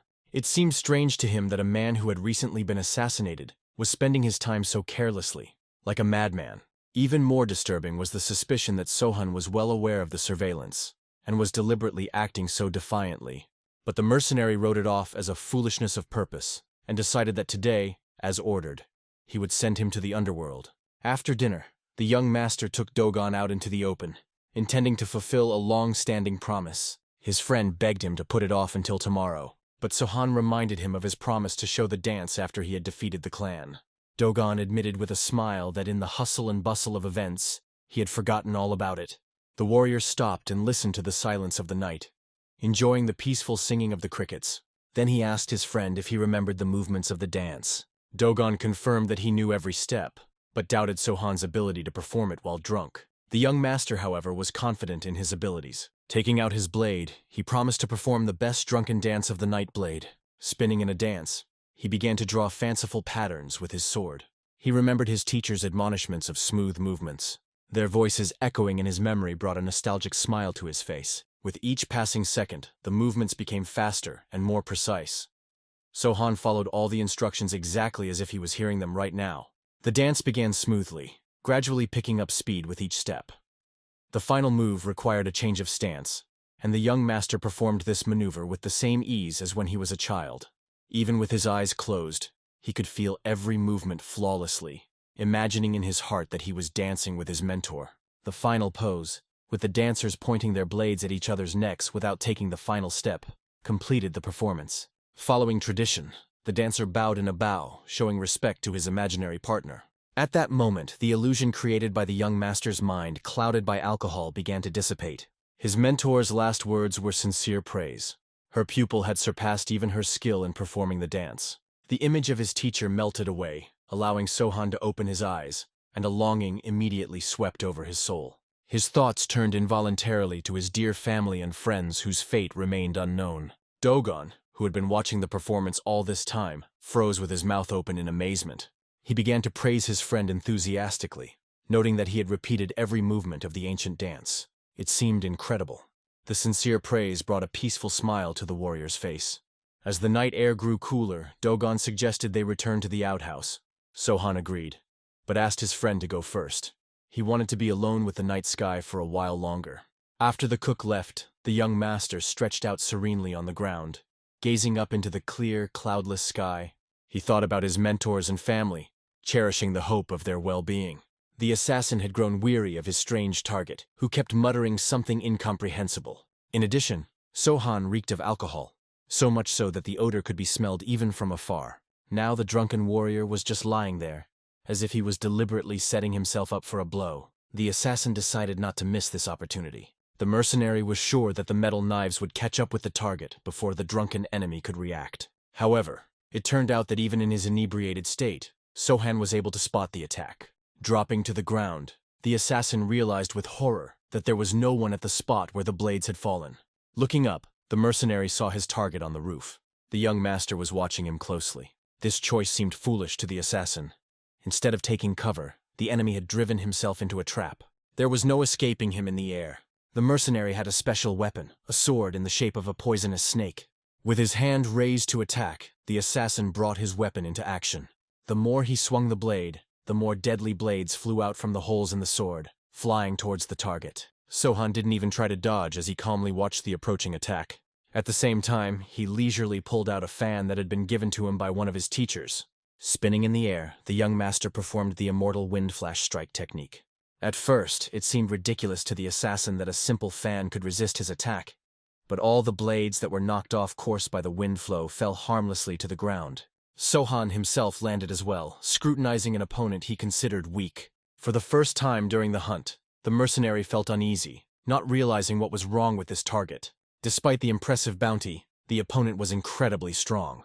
Now, the assassin suspected that he had greatly misjudged the target. Perhaps his employer himself didn't realize who he was dealing with. As the assassin frantically clutched the hilt of his sword, preparing for defense, the young master calmly folded his fan.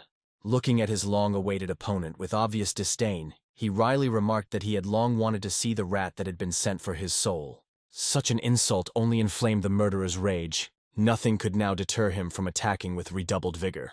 At last, the mercenary was still unable to reach his target. Sohan continued to retreat, deflecting the blows of the heavy weapons with his seemingly fragile fan. With each collision, the assassin could feel the monstrous force that filled his opponent's body, as the hand holding the sword convulsed in pain. Not wanting to retreat, the mercenary attacked more and more furiously, hoping to find a weak spot in the enemy's defense. But all his efforts were in vain. He was only wasting his strength. It soon became obvious that the difference in their internal energy was too great. Sohan's body shuddered with every parry. Looking at the hero's peaceful face, he realized he had to keep fighting. Stopping even for a moment would mean his instant death. He no longer cared whether he survived or died. The task had to be accomplished at any cost. Putting all his remaining strength into his final blow, he brought his sword down on his opponent's fan. A hurricane wind rose from the force of the collision. Not only the leaves and branches of the trees bent, even heavy chairs, barrels, and crates flew apart. However, the young master remained unperturbed. He had already realized all the possibilities of his opponent. The mercenary couldn't believe his eyes. It seemed that Sohan was repelling his attacks without even taking the fight seriously. Now, looking at the young master with his fan, the mercenary realized that his opponent had finally become serious. With one powerful move, Sohan sent his enemy flying. It obviously ended in a collision with the wall. The force of the impact was so great that even the killer's internal organs were damaged, as evidenced by the blood gushing from his mouth. While still conscious, the defeated mercenary watched the approach of the one he was supposed to kill. It was obvious that this warrior would have the strength to finish him off at any moment. When Sohan lowered himself to the ground and threw the fan away, the assassin realized that everything that had happened before was just a trick, a test of his victim's abilities. As if nothing had happened, the young master threw his head back, exposing his face to the night wind. Then he calmly asked the mercenary if he could demonstrate something more interesting. At that moment, the assassin finally realized the incredible strength of his opponent. He wanted to escape, but his legs treacherously trembled after the blow. Escape was impossible. Seeing no other way out, the mercenary resorted to the last resort: betrayal. He offered his help in exchange for mercy, but the young master was clearly not interested in such a deal. Sohan noticed with a cold smile that such an offer had come too late. The assassin wondered why his opponent had not dealt with him from the start, but as it turned out, the young warrior had his own questions.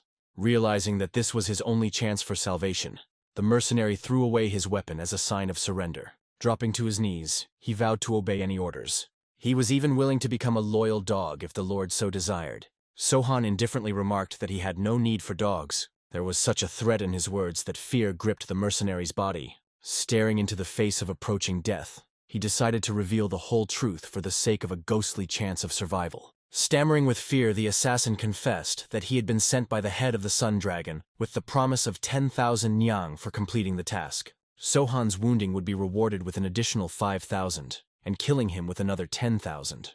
After these words, it was clear to the young master that his main enemy was the head of the Sun Dragon clan. With hope in his eyes, the mercenary asked about the possibility of pardon after such a frank confession. In response, Sohan only kicked his opponent's sword closer to his hands. While the assassin stared at the weapon in bewilderment, the young master explained that the reward for a quick response had already been determined.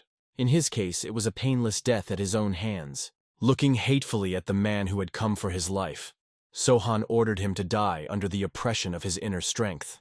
The mercenary immediately grabbed his sword and plunged it into his stomach. Bleeding, he asked for only one thing: to know the name of his victor. The young master gave his real name, and with that name on his lips, the assassin drew his last breath. News of the defeat of the head of the assassin squad quickly reached Lim Hassan. The advisor reported to the Lord that the payment for the failed mission had been returned, adding that Sohan was not interested in beauties, so it was pointless to send a female assassin. Moreover, it turned out that not only the mission had failed, Sohan had already managed to deal with the flying dagger. The counselor explained that the dancing sword school had hastily buried the body. But when the squad investigated, they discovered a strange detail. Lim Hassan assumed that the assassin had ingested poison, but the counselor clarified: the assassin had been killed by his own sword. It wasn't like an ordinary suicide to keep the secret. Rather, he was forced to end up like that. After saying that, Lim Hassan realized how dangerous their opponent was. The advisor suggested calling a meeting of the criminal organizations. Noting that Sohan had not yet had time to connect with them, he suggested teaming up with the other leaders to eliminate the common threat. Lim Hassan agreed, ordering him to prepare everything necessary for the meeting. After that, the advisor quickly left to carry out his orders.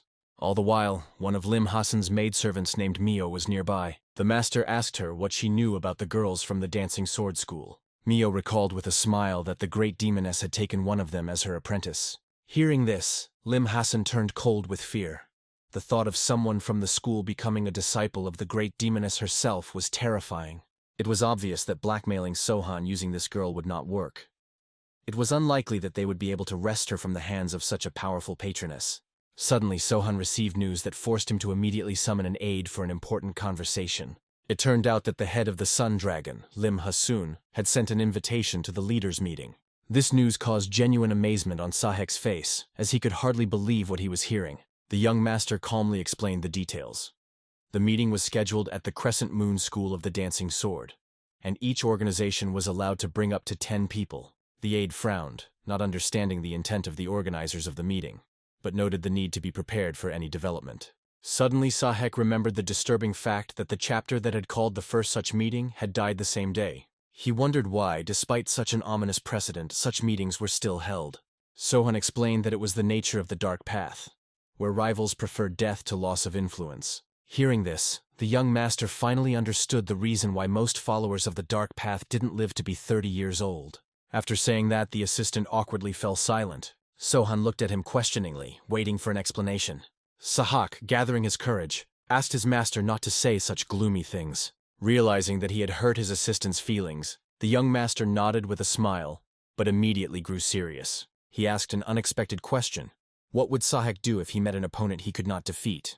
Caught off guard, the aide didn't immediately come up with an answer, but in the end he suggested that he would try to fight. Sohan shook his head, explaining that in such a situation one should run away without looking back, grow stronger, and only then fight. Sahek asked how to proceed if running away was not possible. The Lord's answer was harsh. Then you would have to fight, forgetting the differences in strength, energy, and combat skills. Fighting with the sole purpose of tearing the enemy apart with your bare hands. The cruel advice made the aide shudder, but he understood the meaning behind those words. Taking a serious look, Sahek vowed to memorize the admonition and follow it.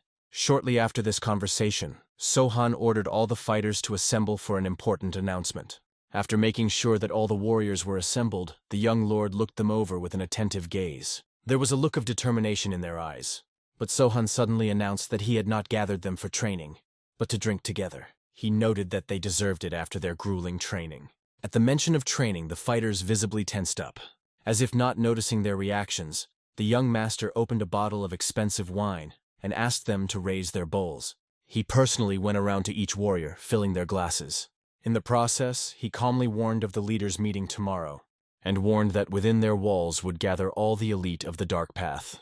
Sohan said bluntly, "The enemy has not come to negotiate. That means the 6 fighters will face a serious test." Seeing the excitement on the faces of the warriors, the young lord asked them not to worry. Filling his cup, he joined the guards at the table. He explained that the meeting would be attended by the heads of the organizations, so the number of attendants did not matter. The only thing he demanded was that all warriors do their best to survive. Noticing the concern on their faces, Sohan assured them that he would take care of the rest. By doing so, he made it clear he would ensure the safety of the people and the house. Grateful smiles lit up the faces of the fighters, and everyone raised their bowls, sharing the wine with the Lord. The next day, warriors began to gather near their home under the banners of their organizations. At the gates of the Crescent Moon Sword Dancing School, all the heads gathered.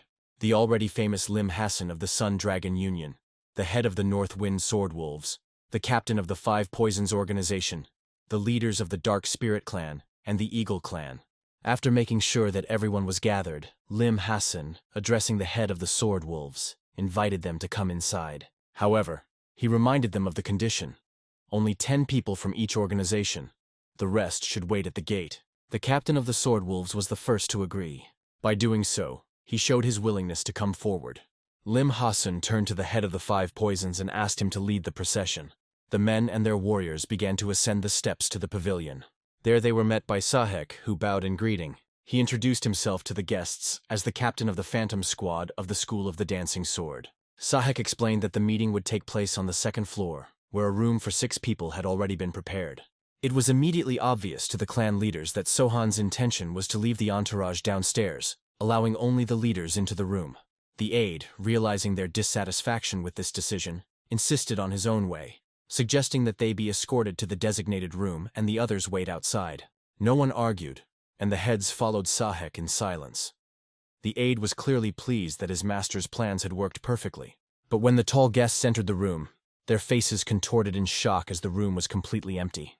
The heads looked at each other in confusion, not understanding why Sohan was absent. as they had expected to see him here. Looking at their bewildered faces, Sahek nonchalantly offered to take their seats, promising that he would go and fetch his master. Lim Hassan could barely contain his fury at the fact that Sahek was only now going to call for his master. It was obvious.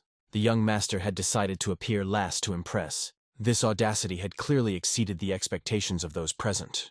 The head of the Poison clan, skillfully hiding his irritation, invited his comrades to take their seats with a smile. In fact, he was no less furious at this insolence than the other heads, but there was no choice. Eventually, everyone settled down and silently waited for Sohan to appear. Finally, the young lord himself appeared and greeted the guests and thanked them for coming. The heads were truly amazed to see this young man, and could not even believe that Sohan was the one in front of them. The reason for their surprise was simple. He looked much younger than they had assumed. To dispel any doubts, the young master stood in front of the heads and called out his name himself. It seemed to be the norm of propriety, but it only made the senior leaders more angry, who did not understand how this small upstart could speak to them as if they were equals. Not paying attention to their displeasure, Sohan sat down on the only empty seat left. He looked around at the heads of the clan as if waiting for them to start talking. The first to speak was the leader of the Poison clan, who congratulated Sohan for killing the leader of the Western Dark Road and taking his place. The young lord made it clear that he was not proud of the deed, and there was nothing to congratulate him for.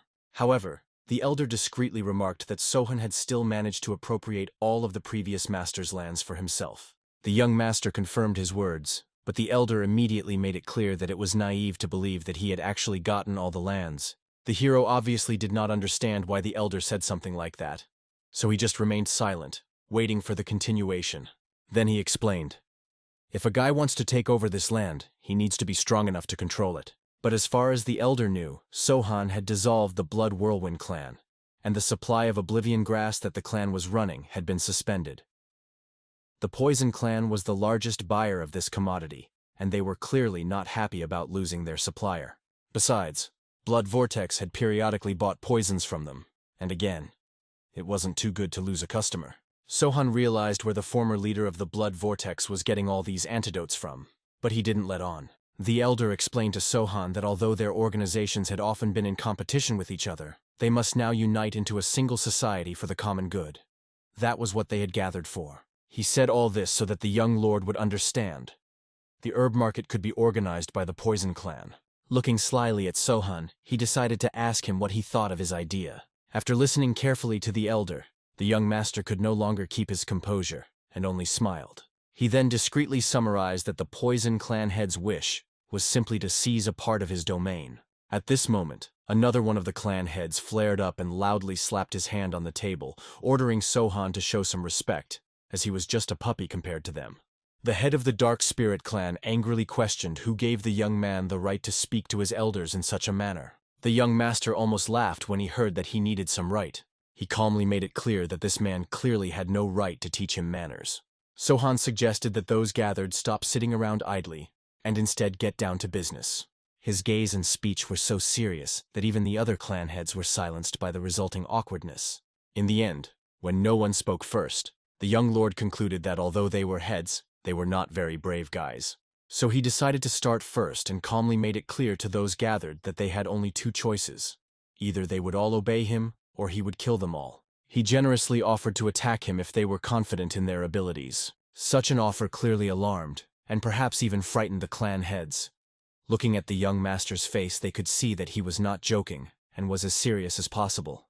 The first to break the silence was the head of the Northwind Swordwolves, noting with a chuckle that Sohan had given them no choice. He specified whether they could attack the young master all at once, or one at a time, but reminded them that according to the traditions of the Dark Path factions, the winner takes all, and the losers must submit. The captain of the Swordwolves directly told the hero that in case of a joint attack, he could not win. But Sohan, determined, calmly said that if they attacked in a crowd, he would kill them all. After these words, an oppressive silence reigned in the room. Soon the young master confessed that he had certain expectations from the meeting. He really hoped that after such a proposal they would attack all at once. In the heads of the heads, the same question arose. Where did this young man get so much courage that he really expects to defeat them all? In the end, the captain of the Northwind Swordwolves couldn't bear the tension and laughed loudly. Rising up, he drew his sword and stood in front of Sohan. After the warrior introduced himself, he announced his desire to fight one-on-one. The young lord, not the least bit intimidated by such a formidable opponent, calmly rose from his seat and motioned for him to come closer. At last, the two opponents found themselves facing each other. At this moment, the swordsman Wolf's face became much more serious, and he immediately grabbed his sword and began to attack, drawing deadly movements.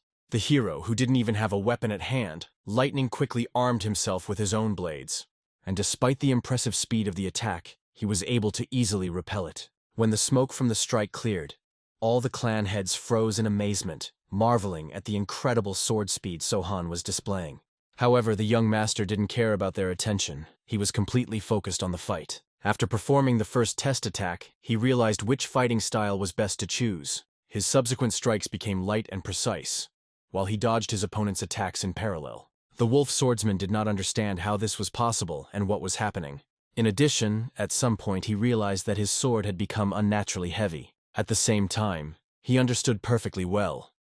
The hero had a weapon that was too light, and it was even difficult to repel powerful attacks with it. This meant only one thing: the opponent was much stronger than him. In the end, everyone witnessed how the wolf swordsman gradually began to be squeezed in battle. The head of the Dark Spirit clan also realized if the swordsman wolf couldn't handle it, then he would certainly lose. However, now was their chance to overpower Sohan while the swordsman distracted him. He gently glanced over to the rest of the captains, signaling that he was about to join the fight. At this point, the swordsman began to get seriously worried, realizing that he was losing. It was obvious that if the fight continued at this pace, he wouldn't last long. So he used all of his sixth sense, trying to find at least some vulnerability of his opponent. All he could come up with was an attack strong enough to force Sohan to retreat. When the young master had moved far enough away, the wolf swordsman, the Dark Spirit captain, and the captain of the Five Poisons clan realized that the moment had come. All three of them attacked at the same time. The swordsman wolf with an amplified swing, the Dark Spirit with phantom threads, and the elder with a poison volley. However, the hero easily recognized their attack, and at that moment, the clan heads who hadn't joined the battle noticed something strange. Despite the fact that there were now three opponents against him, Sohan did not show the slightest fear. He even smiled. The young master's first blows hit the wolf swordsman, causing his body to convulse and he was unable to fight. Next, the head of the Dark Spirit clan suffered the same horrifying fate. Only, unlike the wolf swordsman who received a simple blow, this man was cut in two by the hero. Both halves of his body fell to the ground with a distinctive sound. Noticing the poisonous attack coming his way, Sohan easily repelled it with his sword, but some of the poison particles still reached the target. At this moment, the Five Poisons clan head realized that the hero must have fallen for his ploy. Everyone else noticed how a bloody stain began to blur on the hero's chest, on his white robe, blood gradually dripping onto the ground. Looking at this, the satisfied head of the Five Poisons clan laughed slyly. He recognized that Sohan was quite strong, but now found himself poisoned by the Five Poisons. So he advised him to give up, as he wouldn't last long under their effects. However, at that moment, the hero's previously clouded gaze suddenly became clearer. He calmly turned to the leader of the Sun Dragon Alliance and the head of the Eagle clan, asking if the two had made their decision. He needed an answer whether they were going to attack or obey him. At that moment, both men realized in horror. All this time, the hero hadn't even been fighting at full strength. It was obvious by his internal energy that this guy was much stronger than he seemed. That meant that he had only been testing them all this time to see how they would behave. The first to surrender under Sohan's confident gaze was the captain of the Eagle clan. Kneeling down, he swore that the Eagle clan would faithfully serve the young master. Following him, the head of the Sun Dragon Union knelt down. He turned to Sohan and apologized for the attempted assassination by the mercenaries and expressed his willingness to accept any punishment. The wolf swordsman of the North Wind, while admitting his defeat in the battle, also vowed to serve the hero. Observing what was happening, the Five Poisons clan chief could not understand the actions of the other leaders. He persistently reminded them that Sohan was still poisoned by his poisons. Tired of his idle chatter, the young master turned to the heads of the Sun Dragon Union, Eagle Clan, and Sword Wolves. They immediately responded to the new master's call, awaiting his first order. The order turned out to be simple: kill the head of the Five Poisons clan. At that moment, the elder realized that his potions must have clouded Sohan's mind. He tried to appeal to the hero's reason, claiming that they would not follow the orders of a dying man. However, to his horror, all the captains agreed to carry out the order and began to gradually surround him. The head of the Five Poisons desperately pleaded with his comrades to pull themselves together, assuring them that Sohan was about to die. But the clan heads only drew their swords, causing the elder to angrily call them weak-minded idiots. Now he could only watch helplessly as his death approached in the face of the three heads, not realizing how everything had come to this. The young lord watched his fear with satisfaction, realizing that the man must pay for his words. In a desperate attempt to save himself, the head of the Five Poisons clan made one last attempt to explain to the others that Sohan had been poisoned by the Five Poisons and would soon die. Even Lim Hassan, realizing the possibility of poisoning, had his doubts. How could a fatally poisoned person look so horrifying? The young master looked more like a demon ready to devour them if they didn't do his bidding. All three of them took up their weapons and began to attack the elder. Tom had to defend himself with his poison control ability, dodging multiple attacks. Each time he dodged, he found it harder and harder to dodge. Losing his composure, the Five Poisons' head begged the heads to stop, calling them idiots. However, Lim Hassan realized that this old man was the one who was a fool who didn't realize what was happening. Sohan wasn't poisoned at all. He was only testing their abilities. If they couldn't prove their usefulness now, the outcome would be obvious: death for anyone who failed him. The situation was especially serious for Lim Hassan. If he, who had sent an assassin for Sohan's soul, wanted to survive, he had to kill the Five Poisons clan leader himself. So he prepared to use his strongest technique, the Sun Dragon's killing blow to the enemy's heart. The elder was unable to defend himself and only put his arm out in an attempt to slow down the blow. His limb was instantly severed, and while he was in unbearable pain, the other two heads came too close. The result was obvious, as the two heads stabbed him with their swords. Choking on blood, the head of the Five Poisons accepted his fate, and it was Lim Hassan who delivered the final blow. He cut off the elder's head, which rolled right to Sohan's feet. The young lord remained unperturbed the whole time, watching the battle and waiting for the men's next actions. All three bowed before him in a respectful bow. Lim Hassan was the only one who spoke and reported the execution of the order. Sohan then calmly turned to the head of the union, who had been waiting fearfully for his words. The young master recalled that Lim Hassan was the one who was supposed to die at this meeting. He was sure that the man was well aware of the misdemeanor for which he should have paid with his life. Hearing those words, the head of the union was gripped by terror. He collapsed to his knees, once again begging Sohan for forgiveness. The hero decided to show mercy, but warned him that he would watch his every move carefully. For Lim Hassan, even this was a great comfort. Bowing down, he thanked the Lord for his mercy. Sohan then approached the heads of the Wolf and Eagle clans, who waited attentively for his words. The young lord ordered them to call back the men they had come with and share a cup of wine with him. They immediately bowed gratefully, honored by this opportunity. The hero went forward to conduct his guests. Lim Hassan had to remain in the room alone, feeling humiliated and rejected. However, at that moment, Sohan suddenly turned to the dragon head as well. Although the man was frightened at first, the young lord only invited him to join the others for a cup of wine. Lim Hassan, unable to believe his happiness, immediately rose from his knees and thanked the Lord for such a favor. When everyone had gathered for a meal together, only Sohan himself was drinking. Unnoticeably, he spread his poison throughout the room, causing all four men to fall into a deep sleep, finally recognizing his power over them. Unlike the Ghost Sword clan, these warriors had submitted to force rather than goodwill. The young lord pondered their fate, to destroy every last one of them, or to try to turn them to serve himself. Looking at his defeated opponents, he decided to show mercy to assess their potential usefulness in the future. Removing his poison from the room, Sohan waited patiently for the men to begin to regain consciousness. When they awoke and met the young master's gaze, they realized that they had been in a deep sleep the entire time and had fallen asleep at the same time. This was clearly not an accident or a consequence of excessive drinking. The wolf swordsman and the head of the Sun Dragon Union were the first to realize that they had been deliberately drugged. The young lord remarked with a faint chuckle that their sleep was so sound that he did not dare to disturb them. Lim Hassan, realizing the situation, hurriedly apologized for his undignified behavior. The swordsman wolf also did the same. However, everyone knew that if Sohan had wished them dead, they wouldn't have woken up. The last to come to his senses was the head of the dragon clan, who, stammering fearfully, began to apologize for his weakness. But the young master magnanimously brushed off the apology. He knew perfectly well that all three of them had already realized that their lives were now entirely in his power. The young master offered to return to the interrupted conversation, reminding the Sun Dragon of the unfinished thought. Lim Hassan spoke of a survivor of the Dancing Crescent School. The young master stepped forward interestedly. The warrior continued. The girl was a little-known, low-ranked martial artist, until the great demoness herself chose her to be her apprentice. The hero had already heard about the demoness, and decided to find out what the girl's name was. Lim Hassan knew for sure that that girl used a pseudonym, but unfortunately, it slipped his mind. After a short silence, The hero asked why the head of the Sun Dragon Union had told him about it. He suspected that the man was expecting him to participate in the battle with the great demoness. When Lim Hassan told this information, he only explained that he had previously heard about Sohan's quest. He assured that if he decided to fight the great demoness, he would have the full support of the Union. After calming down, the hero decided to see if anyone knew the current whereabouts of the great demoness. Lim Hassan promised to give orders to track her down, and the wolf swordsman shared a rumor that she was somewhere in the territory of the Shannon Dark faction. She could be found in no time. Sohan knew very well that the great demoness only takes beautiful virgin girls as her apprentices. It is said that she kills apprentices who have lost their innocence. But even meeting high standards of beauty did not guarantee safety.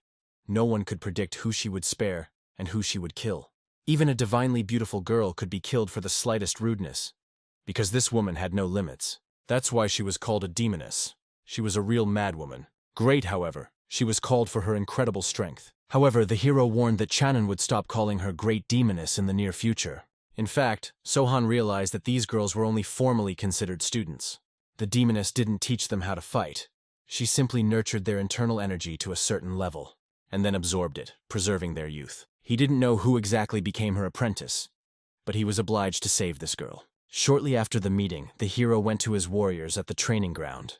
He wanted to get their opinion of yesterday's clan leaders, but none of the warriors dared to answer, only hiding their eyes. Sohan then asked if the warriors understood why they needed to become stronger. All of them unanimously confirmed the Lord's words, showing that they understood his message. Sohan asked them not to be discouraged. The dark factions do not rely on individual abilities, but on interaction with each other. So there was a special role for each of them. The warriors immediately responded gratefully to the Lord's words. However, the hero wanted to warn them that they obeyed only him and not the other leaders. Of course, they were to respect them as holding their positions, but not to forget that. The warriors bowed, assuring the Lord that they understood his words. The most important thing left to report was Sohan announcing plans to meet with the demoness. At that moment, the faces of all the warriors contorted with surprise. Sahek looked especially frightened and asked hopefully if the Lord was referring to the demoness of the four great demons. But she was the one the hero was going to meet. Upon hearing this, all the warriors looked extremely anxious, worried about their Lord's well-being. Sohan decided to find out the reason for their concern. Sahek confessed that although he did not doubt his Lord's strength, the four great demons were creatures that even the pure faction could not catch. The hero knew very well that the four great demons were indeed very dangerous creatures. But it was only a name, and he promised that it would soon turn into 3 great demons after he found the demoness. The story moves to the Shannon faction, to the Azure Plum Coast Pavilion. There, on one of the upper floors, the hero sat quietly, sipping wine and pondering. His mind was still reeling from his conversation with Sahek, who had reported that the great demoness had been seen in the territory of the unorthodox faction. According to the Sun Dragon Head's message, he had traveled here, but after a month, he still hadn't found anyone. According to his teacher, the great demoness absorbs the life energy of her female disciples to prolong their youth and become stronger. Therefore, he needed to save these girls as soon as possible. At this moment, a girl approached the master. She inquired why he was here alone and offered to have a drink together. But the hero politely asked her to leave. When this did not work, it only made him angry. He already rudely ordered the girl to go away. She clearly did not expect such a response, blushed with shame and embarrassment, and then immediately ran away. She was amazed at how such a handsome young master could be so rude. Sohan was already annoyed that the girls were hanging on to him even though he had only come to fulfill his mission. At this time, another girl nearby was talking restlessly with her older sister, glancing at Sohan. She was amazed that he had rejected another girl. She couldn't even count how many had tried to keep him company. However, the older sister asked the girl not to worry about such nonsense and just enjoy her drink. The reason for her concern was that she just couldn't take her eyes off this guy. He was indeed very good-looking. Even the older sister recognized his beauty, finding him quite attractive. These words pleased the younger sister. She was glad that she and her older sister looked at things the same way. Suddenly, the older sister's face darkened, and she quickly drained her cup of alcohol. The younger sister noticed the change. The older sister was behaving unusually. What could have happened? She suddenly said she didn't want to go back, and was drinking so much despite always saying never to try alcohol. After a little silence, the older sister turned to the younger sister with a question. She wondered if she had ever seen other older sisters die. The younger sister had never seen it. The younger one explained that according to the teacher, they were either taken by a demon, one of the 4 great demons, or killed by the pure ones. Those words seemed like lies to the older one, but the younger sister knew they were most likely true. The only thing that was true was that none of them had ever seen an older sister die. She suspected that perhaps it was the teacher herself who was killing them. At that moment, another older sister suddenly approached them, and she grudgingly remarked that she had finally found the two of them. The dark-haired girl immediately recognized the second student of their master. The younger sister rose from her seat to show respect. The second eldest calmly explained that the master had been looking for her all this time. But the oldest of the sisters promised that she would come as soon as she sorted out the drinks, and even offered the girl a seat with them. But the green-eyed girl made it clear that she had to hurry. The teacher was in a real rage. The older sister was seriously pissed off, even hitting the wine bottle on the table. She turned to the younger one and ordered her to drink, either the good way or the bad way. She made it clear that the wine had to be finished either way, and wanted to know what decision she would make. The younger one, realizing that it was useless to argue with the girl, just calmly exhaled and sat down. The red-eyed girl was glad that she obeyed. The girl was amazed that she could not find common ground with her second older sister. Perhaps it was because she was found in some asshole sect. Hearing this, the other girl was amazed that her sister could express herself like that. The hero, who was listening closely to their conversation, noticed the mention of asshole sect. At this time, the younger sister was bantering about how the other older sister's face always expressed the same displeasure. At this moment, a man unexpectedly approached them with a desire to join them. He stood quietly, waiting for permission to sit down. The older sister only smiled at such a trivial question. The young female student awkwardly informed that the teacher forbade them to socialize with men. The only one who didn't respond was the green-eyed second student, who simply ignored his appearance. Sohan originally thought that the asshole sect was the Sundragon Alliance. Since their master had forbidden them from associating with men, there was a good chance that they were disciples of the great demoness. They looked quite young. Sohan wondered which of the girls had been taken from the school of the dancing sword during his kidnapping. However, it wasn't that important. He had to rescue one of the dancing sword disciples anyway. At this moment, the red-eyed girl noticed that Sohan was interested in the second elder sister, and offered him a seat. The second elder sister herself had lost her temper after such an offer. Sohan rejoiced at the invitation and explained that he would pay for any drinks, asking them to help themselves. Determined at heart, the older sister pointed out that she could take care of herself, letting the hero know that she didn't need his handouts. With a smile, Sohan explained that in that case, he would let her take care of him herself. She smiled slyly, for she wasn't willing to agree to such terms either. First, she decided to find out who Sohan was, because he acted as if he knew who they were. The fact that he had come here for a woman made her very angry. She thought that Sohan had mistaken them for girls of easy virtue. In response, he explained that he was looking for the girl that the Sundragon Union had disguised as a man. At this moment, the second demoness apprentice's face contorted in fright. The red-eyed girl didn't understand how the hero knew this. Then he realized that, in all likelihood, he was right. He announced that he had come from the Crescent Moon Dancing Sword School, and, turning to the green-eyed girl, asked if she remembered the name Zasonia. At this moment, the girl looked at the man anxiously. She couldn't believe it. Was he really that boy from her childhood? The girl herself had already heard about him. The hero asked her name. Her name was Damn Wool, which translated to moon. The hero froze in amazement, realizing that he didn't know any girl with that name. She told him that she had come to the school of the dancing sword after Sohan went missing. Si Wool, who had taken care of her, had often told her about Sohan. He constantly remembered him, and said he wished he could see him again. Thinking of this person, the hero's face lit up with a joyful smile. If this person cared for Damwool, then he could proudly consider her his friend. The girl's face flushed with embarrassment. After all, they had just met, and he was already calling her a friend. She happily realized that he was indeed as he had been described at school. With tears of happiness in her eyes, she thanked Sohan for considering her a friend. The younger sister and the first older sister froze in amazement when they saw her crying. Growing more and more serious, the second sister warned that the hero needed to leave. If her mistress found out that Sohan was with them, trouble would await him. Dum Wul turned to her first elder sister with a plea. She asked for something that made the girl's face look surprised and even frightened. It had never happened before. Dam Wul asked that her sister not tell her mistress what had happened. This request from her younger sister to her older sister made the girl freeze in amazement. This is no queen was now asking for her help. She even fell silent, unable to believe what was happening. But soon, when she came to her senses, she agreed, realizing that if Dam Wul had asked her, the request was really important. Sohan, on the other hand, asked Damwol if the great demoness was her teacher. He realized that if right, her cultivation technique must be a golden mystic jade art. The teacher must have told them that only virgin girls who had no connection with men could quickly accumulate internal energy with a true refining art. The hero turned out to be right, as the youngest sister excitedly asked Sohan how he knew this. But his answer wasn't that important. He knew that the girls weren't aware of the great demoness absorbing the energy of virgins. At that moment, the faces of the youngest and oldest sister contorted with fright. The hero continued to explain that their master was absorbing not only their internal energy, but also their core energy. The technique was originally called True Demonic Purification Art. The youngest girl frightenedly started to ask why the mistress was doing such a thing to them. The two older sisters only remained silent without raising their gaze, for they seemed to guess the reason. Seeing their faces, the younger one immediately asked the first sister for an explanation.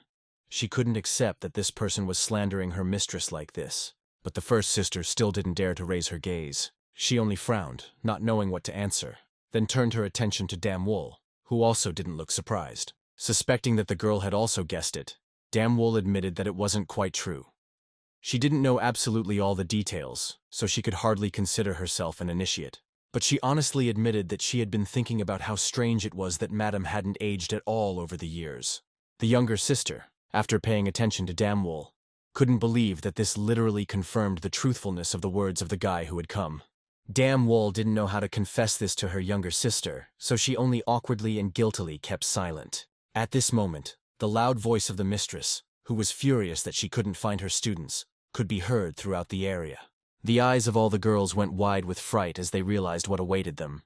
Damwol, turning to Sohan, explained that Madam had already come here and asked that he hide as soon as possible. But not only was Sohan not going to hide, he didn't even move, as if waiting for the inevitable encounter.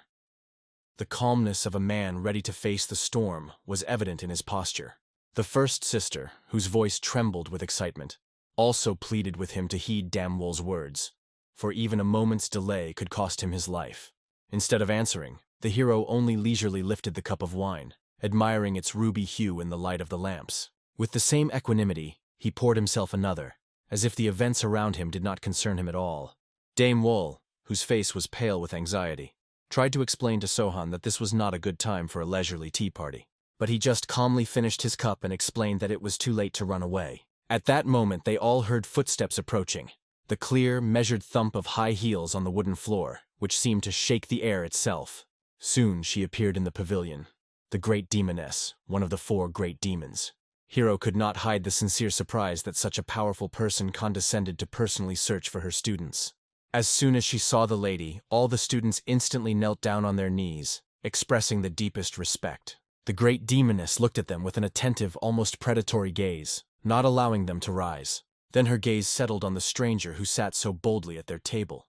Her voice, cold as ice, demanded an explanation of what was happening. The first sister, trying to remain calm, explained that the man had unexpectedly decided to join their table, bringing alcohol with him. They had asked him to leave, but he had remained deaf to their pleas.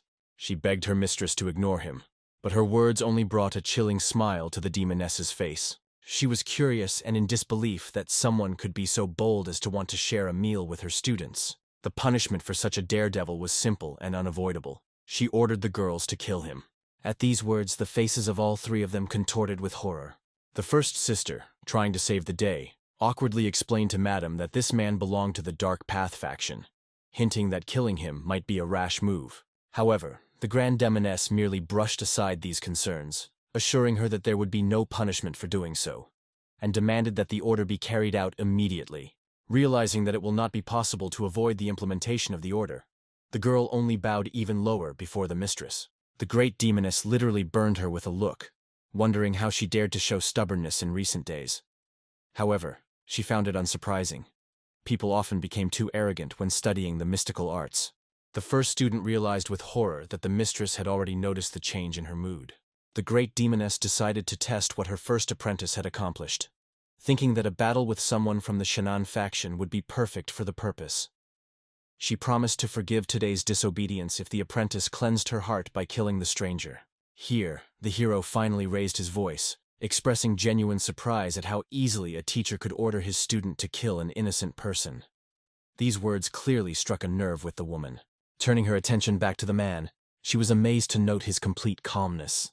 Damn Vol, glancing fearfully at Sohan, couldn't tell if he was in his right mind to challenge the demoness herself. Intrigued by his audacity, the great demoness wondered if the young man realized who he was dealing with. Clearly weary of her arrogance, Sohan set the bowl on the table with a clatter. Then he told the woman to get away, complaining that she stank so badly that he couldn't enjoy his wine in peace. From such unheard-of rudeness, students literally petrified, and the great demoness for a moment lost the power of speech. However, quickly coping with herself, she burst out laughing, deciding that in front of her either insane or a fool. She removed the mask from her face and approached the hero, leaning toward him as if she were studying a strange insect. She asked gently, almost affectionately, how best to kill him to appease her anger. The great demoness knew men like him. They reacted the same way to her beauty until their very last breath, so she was sure he wouldn't even realize the moment of his death. However, Sohan only smiled back and demanded that she get away with her stench far away. In passing, he even remembered to ask if she had any hearing problems. His equanimity and complete indifference to her charms caused the demoness to have a fit of uncontrollable rage. Realizing that her usual tricks did not work, she decided to kill the insolent man with her bare hands, Sohan instantly grasping her intentions. Therefore, he prepared to meet the blow by putting out a palm filled with internal energy. When their hands came into contact, there was an explosion so powerful that the entire pavilion seemed ready to be blown apart. The hero not only withstood this monstrous attack, but also managed to jump back to a safe distance. Apparently, the demoness was having a hard time as well, which only fueled her anger more. She began to wield her whip, trying to catch Sohan in midair, but he dodged each blow with surprising ease, as if dancing between deadly attacks. When none of them reached their target, he landed calmly on the roof of one of the houses, eliciting a collective sigh of amazement from the students. It was the first time they had ever seen a man able to stand so confidently against their formidable mentor. Even the demoness herself couldn't contain her praise of Sohan's skill, guessing that he had deliberately gotten close to her students to meet her. She demanded to know where such an unusual guest had come from. Instead of answering, the hero lightning fast snatched up 2 blades and lunged straight at the woman. The moment she caught a glimpse of his weapons, her eyes widened in amazement. She couldn't believe that the legendary moonblades were in front of her. Suddenly, everything fell into place. This young man was a disciple of the poison demon himself. His confident smile left no doubt about it. He didn't even try to hide it. Hearing this revelation, the disciples froze in a daze. In front of them stood a disciple of the poison demon himself, one of the 4 great ones. Damwol couldn't believe that Sohan was in the hands of such a monster. Even the great demoness, who had been wondering about the old demon's fate all this time, now realized that he was preparing a successor. With a scornful curve of her lips, she noticed how low the poison demon had fallen by taking a mere boy as an apprentice, and demanded that the old man come out of hiding immediately. Sohan only grinned, explaining that his teacher was not here. He had come alone. His words only further inflamed the demoness's rage, who didn't understand why the boy had such insolence in the absence of his mentor. The hero's answer sounded like a thunderclap. He doesn't need a teacher to deal with her. Such insolence finally threw the woman off balance. She rushed forward, intent on punishing the insolent man who dared to enter her domain. A fierce fight ensued. Sohan dodged with feline grace the deadly whip that could destroy everything in its path. Each blow could have been his last, but the hero seemed to vanish into thin air before each attack. The demoness even dropped a pile of debris on him, thinking he had cornered him. However, he used his inner strength to slip out unharmed, after which he landed in the open, challenging his opponent. The demoness understood perfectly well. The young man couldn't have come alone. She was sure that it was worth cornering the disciple, as the poison demon himself would appear. As she continued to attack, she tested Sohan's stamina, seeing how long he could hold out. The hero methodically shortened his distance, but the demoness figured out his plan. The woman quickly realized his plan. He wanted to get closer to deprive her of her weapon. So when he got closer, she launched a frontal attack. Sohan avoided the fatal blow, but the whip still split his face, staining his skin with bloody streaks. He met the next attack with his blades, but the force of the blow was such that it forced him to slow down using his blades. Even so, he drove his blades across the ground, leaving deep furrows in the concrete. The enraged hero threw caution aside. His movements became lightning fast. It was as if he was dissolving into thin air, appearing in a new place. The demoness mockingly watched his desperate maneuvers. She considered her opponent a reckless child, even though he was a disciple of the poison demon. Determined to teach him a lesson, she modified her whip. A sharp metal sting appeared on its end, capable of piercing through any defense. The insidious blow was aimed at Sohan's back, but he managed to react by twisting in midair. Still, the point grazed the hand holding the blade. This small victory clearly pleased the demoness. She remained unharmed, while her opponent had already received several wounds. The fight was getting more and more fierce. The hero couldn't attack, he had to dodge, getting more and more wounds, but he did not allow himself to retreat. He had to win at all costs. The demoness was surprised to note the persistence of the enemy. She guessed that he was trying to shorten the distance for the poison. Deciding not to give him such an opportunity, she unleashed a powerful attack. The power of the attack could be compared to a huge explosion. After it, the entire battlefield was covered by a dense veil of smoke. The three frightened female disciples peered into the puffs of smoke, trying to discern Sohan's fate. As the smoke began to clear, the demoness saw her opponent. The hero, though wounded, was still on his feet. The demoness paid tribute to his resilience, but Sohan only remained silent in response to her barbs.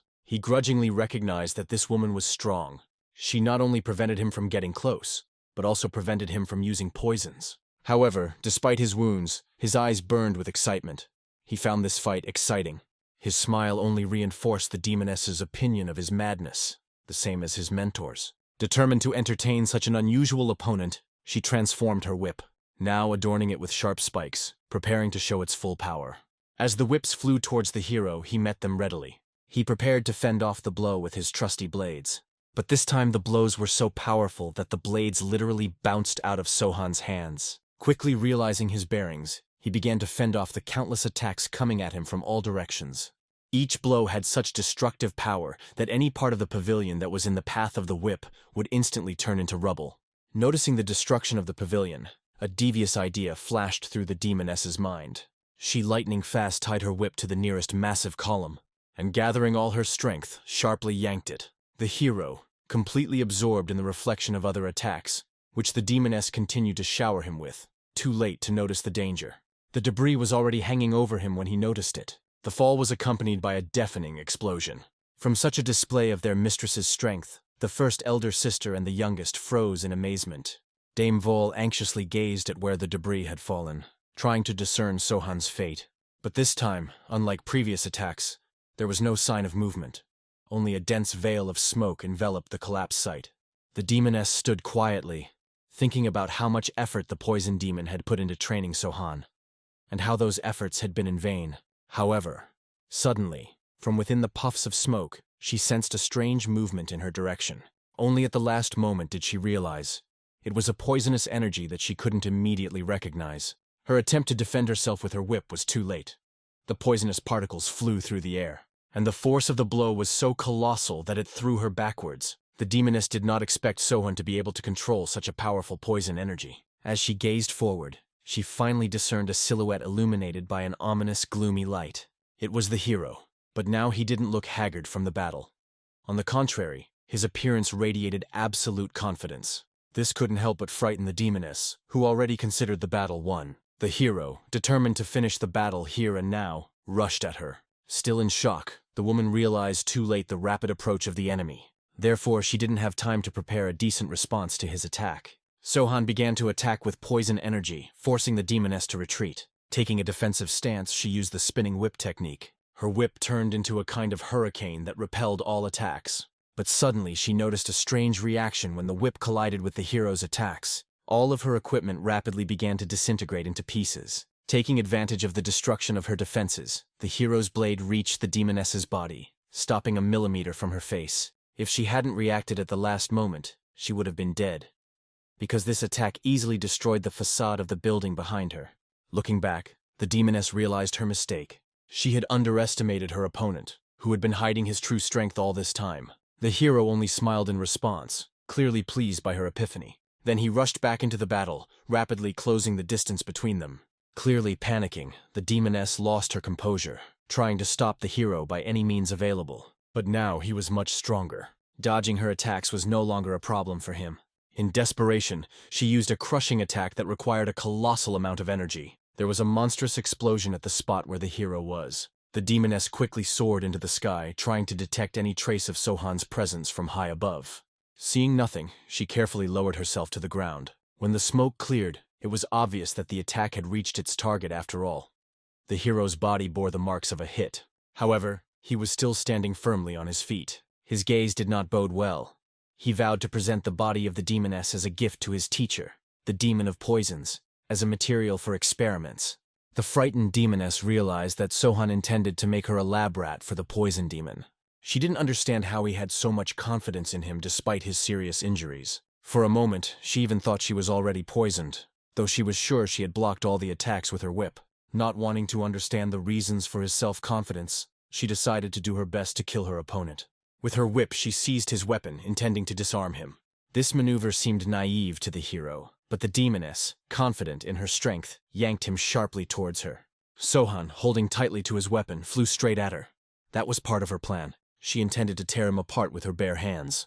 But to her amazement, the hero had anticipated her plan. He deliberately let go of his blade, allowing it to fly free, straight towards the woman's body. The demoness, who hadn't expected such a turn, was forced to look away from Sohan. She had to keep an eye on the whip, trying to throw the flying blade in the other direction. The hero took advantage of her moment of confusion with lightning speed, shortening the distance. The demoness had obviously forgotten that Sohan wielded two blades and was not unarmed. They now converged in close combat, where dodging became much more difficult. Deprived of the ability to keep her opponent at a distance, she could literally feel death approaching. At the decisive moment, Sohan noticed her weak spot. In a swift movement, he reached out his wounded hand to the woman's face, but instead of a fatal blow, he only grabbed her neck, beginning to choke her. The demoness realized she couldn't break free, and the hero only grinned gloatingly. She had finally fallen into his trap. Realizing that Sohan had been playing with her all this time, the demoness desperately searched for a way to escape, but he wouldn't give her that opportunity, holding her firmly by the throat and choking her under the weight of her own body. In a calm, almost mundane tone, the hero informed the demoness that henceforth there were only 3 great demons, and she was obviously not one of them. Realizing her plight, she begged him for mercy, but Sohan gave her no such chance. Instead, he only tightened his grip, and soon the woman let out her last breath. Her neck was broken, and as it was, her head collapsed lifelessly on her body. The students froze with open mouths, not knowing how to react to what they saw. The hero threw the woman's body away like a broken toy, not wanting to see her again. Then the girls discovered the true picture of her death. It was truly horrible. At the moment of strangulation, it seemed that even her internal organs along with her brain had exploded. But the most frightening thing was the cold blood of the man who dealt with the demoness without the slightest hint of regret. Soon, news of what had happened reached the head of the Chanan faction. An aide bowed down and reported the defeat of the great demoness at the hands of the demon of lust, thus confirming the rumors of her death last night. The faction leader could not understand the motive for the murder. The aide said that a stranger came to her students with alcohol. He must have been caught by the demoness, after which a fatal battle ensued. The faction leader clearly doubted the involvement of the demon of lust, but the aide insisted that it was logical because there was hardly anyone else who could handle the demoness. In addition, her students, famous for their beauty, voluntarily followed the killer. The angry head sternly demanded confirmation of the identity of the killer one last time. He wanted to know if the culprit was definitely the demon of lust. The aide, smiling, confirmed his words, explaining that the woman had been killed by a young man. Apparently, the lust demon had changed its appearance. The faction head was clearly displeased. As soon as he relaxed for a moment, these brats began to sow confusion in the unorthodox faction. In the meantime, Sohan gathered all the girls in the nearest restaurant for a quiet chat. The first thing he did was to pour himself a cup of wine after a hard fight. But before he could take a sip, he was awkwardly approached by Dame Wool. Setting the cup aside, the hero inquired as to the girl's concerns. Looking at his face with genuine excitement, she tried to understand how he became a disciple of the poison demon. Then he honestly told her about his kidnapping as a child. Dame Wool's face contorted as he realized the reason for his disappearance. He calmly explained that one of the 4 great demons had kidnapped him for experimentation. After this confession, there was a heavy silence at the table. The older sister cautiously inquired if Sohan's teacher was really as horrible as their mistress had told them. The hero didn't deny it. His teacher's obsession with experimentation knew no bounds. He experimented on living people, and the worst part was that these experiments were never enough for him. The girls' faces twisted in horror as they realized what this young man was going through. However, Sohan knew that his resistance to poisons had interested the teacher enough that he had taken an interest in teaching him, and the kidnappings had stopped. He also warned the girls to keep their association with the great demons a secret. There was no room in Jianghu for disciples of the 4 supreme demons, and the orthodox factions would hunt them down if they found out. Realizing the seriousness of the situation, the girls agreed to do his bidding. However, The first elder sister was curious about the fate of their mistress's 100-dragon whip. Sohan reassured her, explaining that he had taken care of the whip just as he had taken care of the demoness's body. She couldn't believe what she heard, knowing how powerful the weapon was. However, the hero reminded her that it wasn't just a whip, but a weapon that had taken thousands of lives, including several martial artists of the Orthodox faction.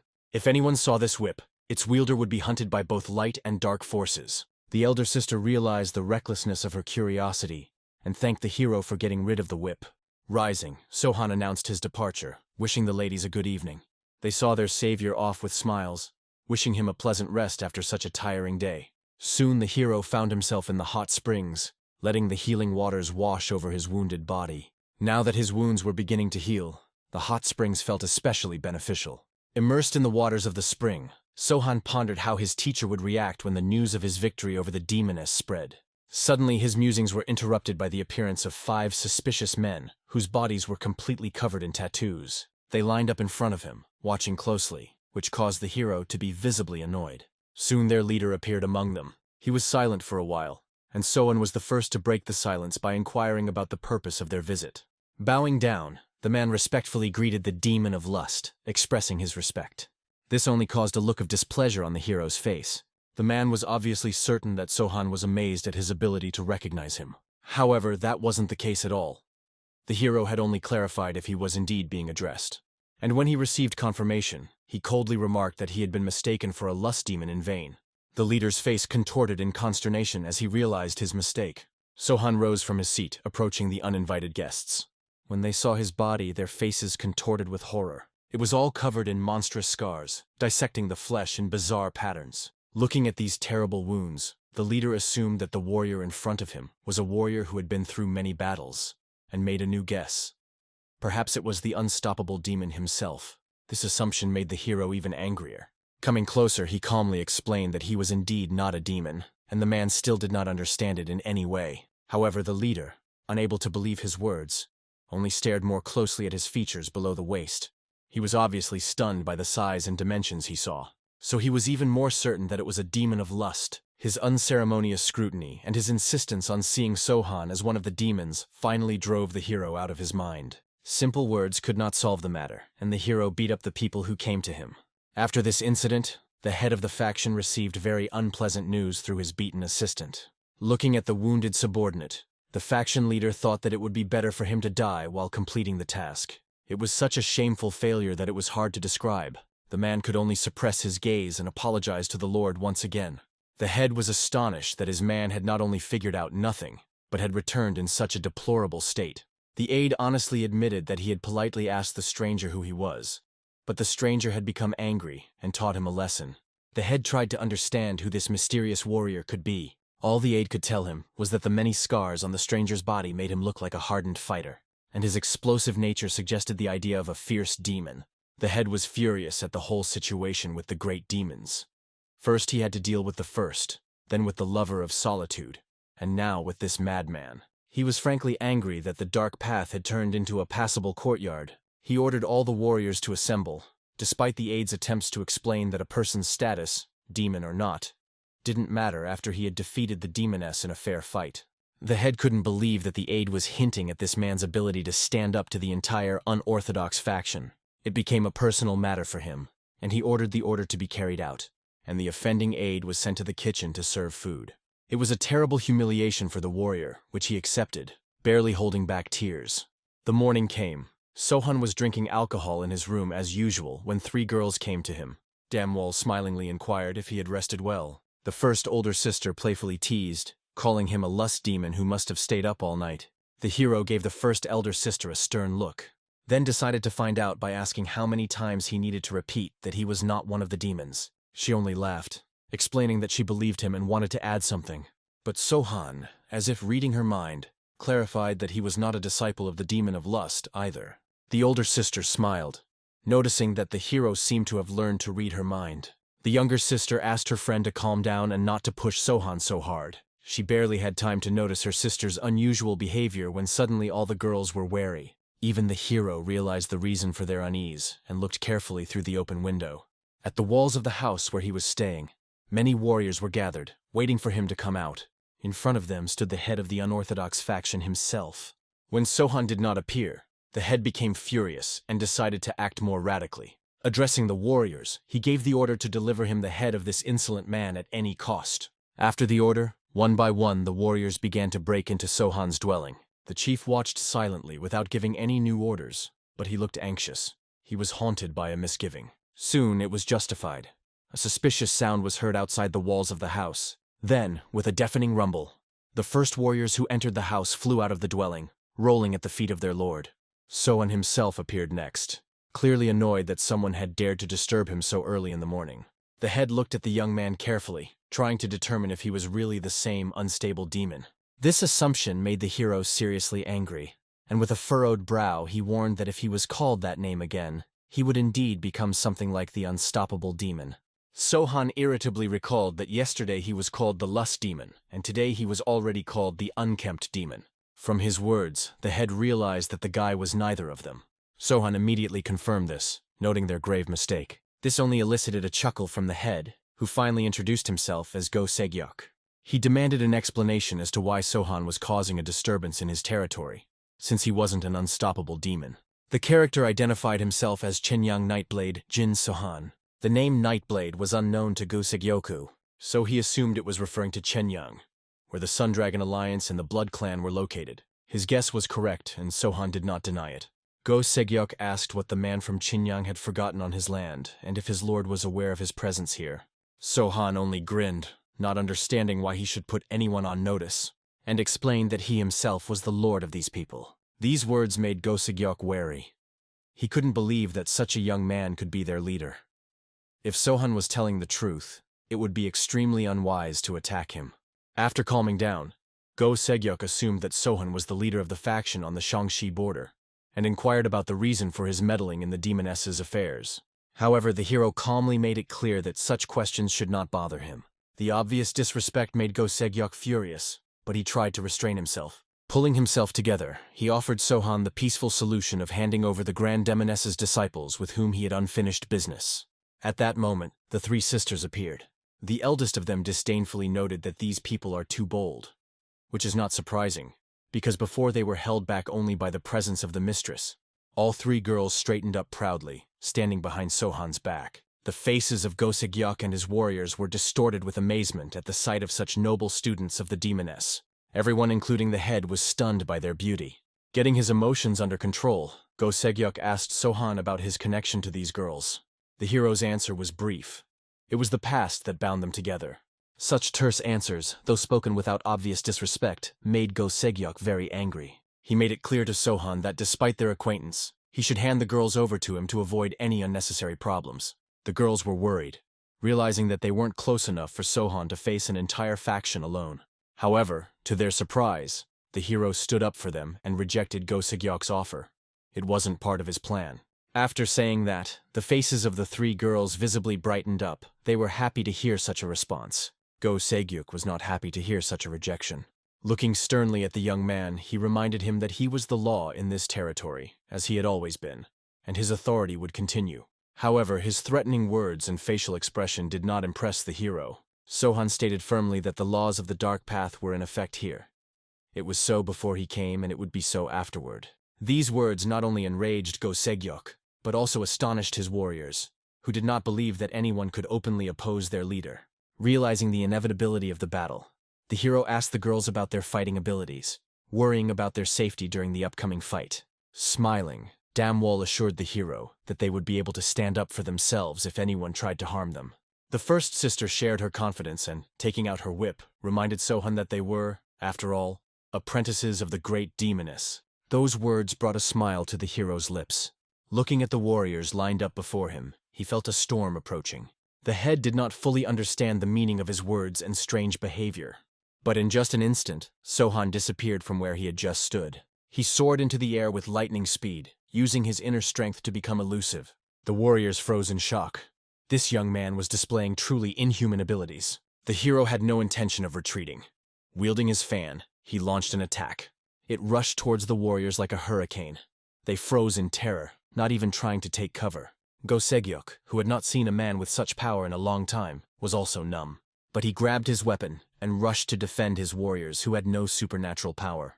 With his blade, he produced a slashing gust of wind, hoping to stop Sohan's attack. However, instead it only split in two, and continued to lift his warriors high into the sky. Looking at their helplessly flailing figures in the air currents, he couldn't realize how a human was capable of such a crushing technique. But that was just the beginning.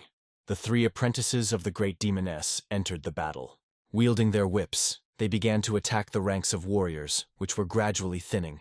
Looking around the battlefield, Go Segyok could not believe the incredible strength of the female disciples. Sohan's sudden appearance nearby caused him to be distracted by a more dangerous opponent. Lowering himself to the ground, the hero praised Go Segyok for managing to repel the attack, noting that his abilities were quite good. Such a condescending assessment both frightened and enraged Go Segyok, but he realized that he couldn't stop fighting. He tried to attack his opponent while he was close, hoping that the guy wouldn't have time to dodge. However, he miscalculated. Sohan easily stopped his fan attack. His gaze made it clear that such weak abilities couldn't even frighten him. Still believing in his superiority, Go Segyok continued to attack. But the hero was able to repel and dodge all his attacks with astonishing ease. Sohan scrutinized Go Segyok as he fought, trying to see if his arrogance was still intact. He considered it an outright mockery that the man called himself the law of this territory without being able to even stand up to his strength. A furious Go Segyok ordered the arrogant guy to shut up, but the hero only paused for a moment to deliver a lightning-fast fan strike. The attack was so swift that Go Segyok barely had time to notice it. His attempt to dodge failed as the strike reached his torso.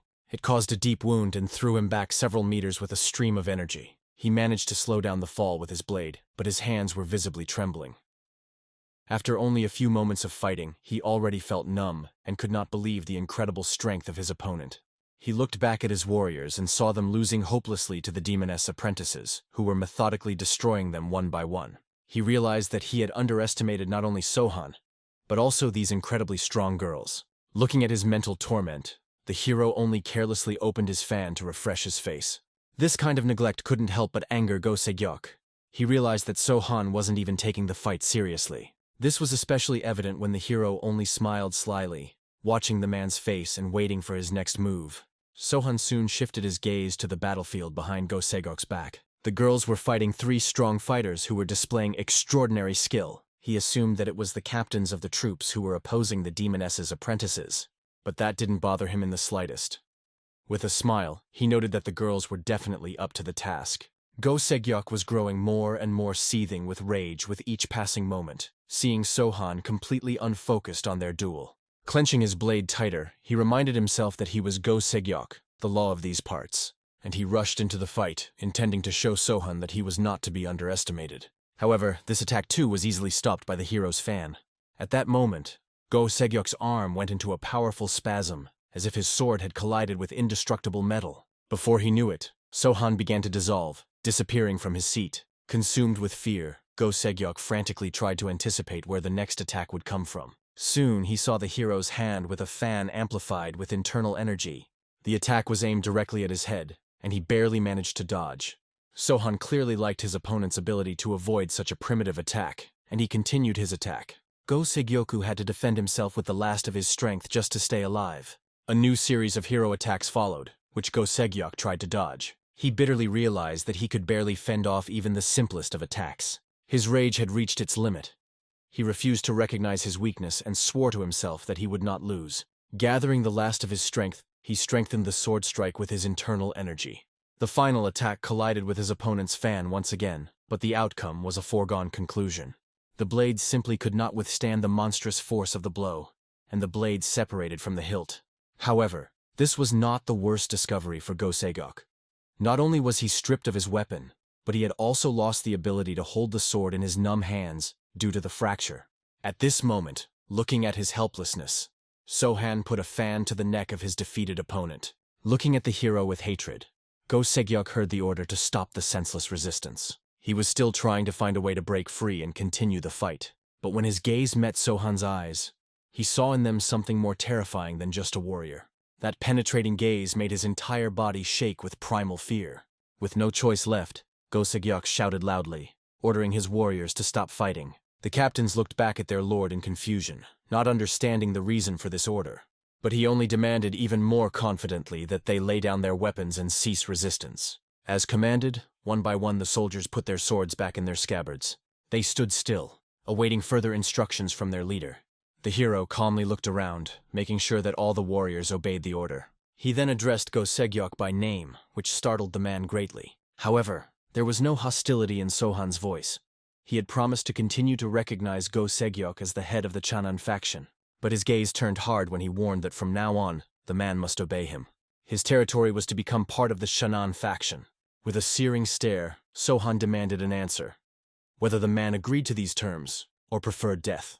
The gaze was so terrifying that Go Segyok could barely open his lips to answer. The first thing he did was to discard his broken weapon as a sign of agreement. Then he bowed down and swore to serve Sohan. After that, the hero's interest in the man vanished.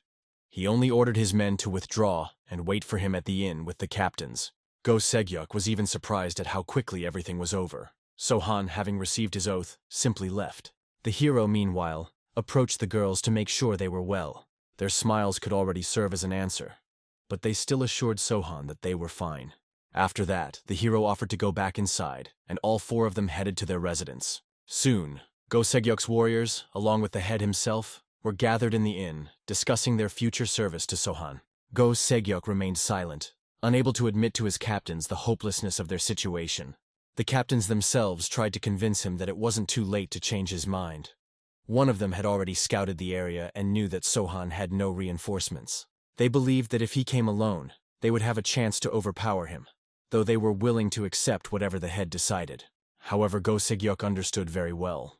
Sohan was stronger than all of them put together. When he fought him, the strongest of the captains, he didn't even break a sweat. All the captains froze with their mouths hanging open. Go Segyok also said that he had noticed two swords hidden in Sohan's robes, but he was able to defeat him using only a fan. Even with such a seemingly weak weapon, he was able to break his arm. Besides, as Go Segyok realized, it wasn't just Sohan. They couldn't even compete with the disciples of the Great Demoness. After realizing their failure, the captains awkwardly apologized to Go Segyok, but he realized that they had nothing to apologize for. He was just telling the truth about the superior strength of the enemy. At that moment, Sohan appeared. He asked if Go Segyok had had time to talk to his soldiers. He felt that he had given them enough time to make a decision. He sat down across from Go Segyok next to his warriors and waited silently for a response. When there was no response, he asked the Lord himself about his decision. The frightened man didn't know what he was talking about. He had already agreed to serve Sohan. His stammering and guilty look made the hero chuckle, and he asked him where his old bloodlust had gone. He explained that he understood the change in priorities, so he gave him time to discuss it with the captains. Sohan's cunning plan became obvious to Go Segyok, and it gave him the creeps. He'd gathered them together to try to attack him. The hero calmly confirmed that he understood their frustration, so he wanted to give them the opportunity. Honestly admitted that he was uncomfortable with what was happening. The main reason is that he does not want to control people who are not loyal to him to the bone, considering such people useless. These words startled everyone present. After a short silence, Sohan suggested them to attack him, but no one moved. Then he asked them to be brave, draw their swords and return to him. He would wait for their attempt to confront him. However, looking carefully at the warriors, he reminded them of an important detail. All of them are still alive only because he spared them, and there will be no second such chance. His calm speech and frightening words finally convinced Go Segyok completely. This man surpassed them not only in physical strength, but in everything else as well. Bowing down, he asked how they should address Sohan from now on. The answer was succinct. Like everyone else, they should simply call him Sir. Hearing this, the man rose from his seat and bowing. He announced that both he and the Channan faction had made a unanimous decision to serve Lord Sohan. Following him, all the warriors rose, bowing and pledging their willingness to serve the Lord. Sohan watched silently, accepting their oath of allegiance. The events moved to a local inn where the warriors gathered to discuss the latest news. The fighters could not believe the rumors that their orthodox faction had a new leader. One of those present repeated over and over again that it was true, but the others just shook their heads in disbelief. According to rumors, the new leader was a young, statuesque man, surrounded by attractive female disciples of the Great Demoness. The warriors found it hard to believe that all of this could have been accomplished by a young warrior who had not only defeated the Great Demoness herself, but also subjugated her faction. The former servant named Gusa calmly told the crowd that he had personally seen this person with his own eyes. His words caused unprecedented surprise amongst the brothers in arms. No one had expected such a turn of events. The comrades, holding their breath, demanded details. The former servant said that it was enough just to look at Mr. Sohan to understand that he was an unusual man. The young master stood out not only for his strength, but his entire body was covered with scars. Horizontal, vertical, diagonal. They were everywhere. According to the storyteller, there was no one in Shannon who could compare to this outstanding warrior. The servant continued his tale, telling how he had reported to the former faction leader about this man, though he had no idea of his true power at the time. He warned his master that the man might be a raging demon. The warriors did not fully understand why their comrade had mistaken Sohan for one of the four great ones. But he explained that the mistake was not accidental. He did not know what a raging demon looked like, but Sohan's power was truly impressive. The crowd realized that by calling Sohan a raging demon, the servant was trying to warn his master of the danger. They considered it a very wise decision. This thought clearly hurt the storyteller, for he prided himself on his ability to understand people. With a sigh, he went on with the story of how the leader had not heeded his words and had gone in search of Sohan, mobilizing their forces. Everyone present already knew how the story ended, but listened intently to the details of that memorable battle. Around the same time, two unknown warriors discovered the body of a woman on the shore of the lake, which was still warm. Looking at the defeated demoness, they could not believe that such a powerful being had met such a miserable death. One of the warriors had no way of realizing that the great demoness could have lost to anyone at all. However, they reasoned that this loss is not so significant, because now their master will be able to have a good time. One of the warriors began to discuss the great demoness's apprentices, all of whom were virgins. However, his comrade warned him, explaining that the students were not just beautiful girls. Not everyone even dared to approach them. When one of the warriors inquired about the chances of having fun with the three apprentices, his colleague abruptly cut him off. He ordered him not to speak such nonsense in the presence of the master. These words greatly frightened the speaker, who until that moment had assumed that only his partner was around. At that moment, the stern voice of their lord was heard, wanting to know if they had found the body of the demoness. The crouching warrior immediately reported the find. Not a moment later, their lord joined them and examined the mangled body himself. With a smile, he lamented that his encounter with the great demoness had occurred under such unfavorable circumstances, though his smile did not express even a shadow of sorrow. Inspecting the body, he noted that the neck had been broken when the enemy had grabbed it with his left hand. The lord wondered what weapon the assassin had used. He was informed that the man had fought the Great One with paired moon blades and had used an ash fan in his battle with Go Segyok. This information clearly interested the lord. He began to analyze the course of the battle. Judging from the lack of cuts on the demoness's body, Sohan hadn't managed to reach her with his weapon. So he either dropped or deliberately threw the blades away to suddenly grab and break her neck. Although the lord considered such a method to be one of the cowardly tricks used by dark masters in a desperate situation, he recognized that the great demoness, who had not fought Sohan before, was obviously discouraged when she lost. The man asked his aides for the name of the assassin. Upon hearing the young warrior's name, he recognized him as handsome, and noted that the immortal knower had raised a true monster. At the mention of the immortal sealer, the aides began to stutter in fear. The lust demon smilingly revealed that this person was also called the immortal demon. He was the twin brother of the poison demon. Even though both brothers were considered insane, the sickly demon was far more dangerous.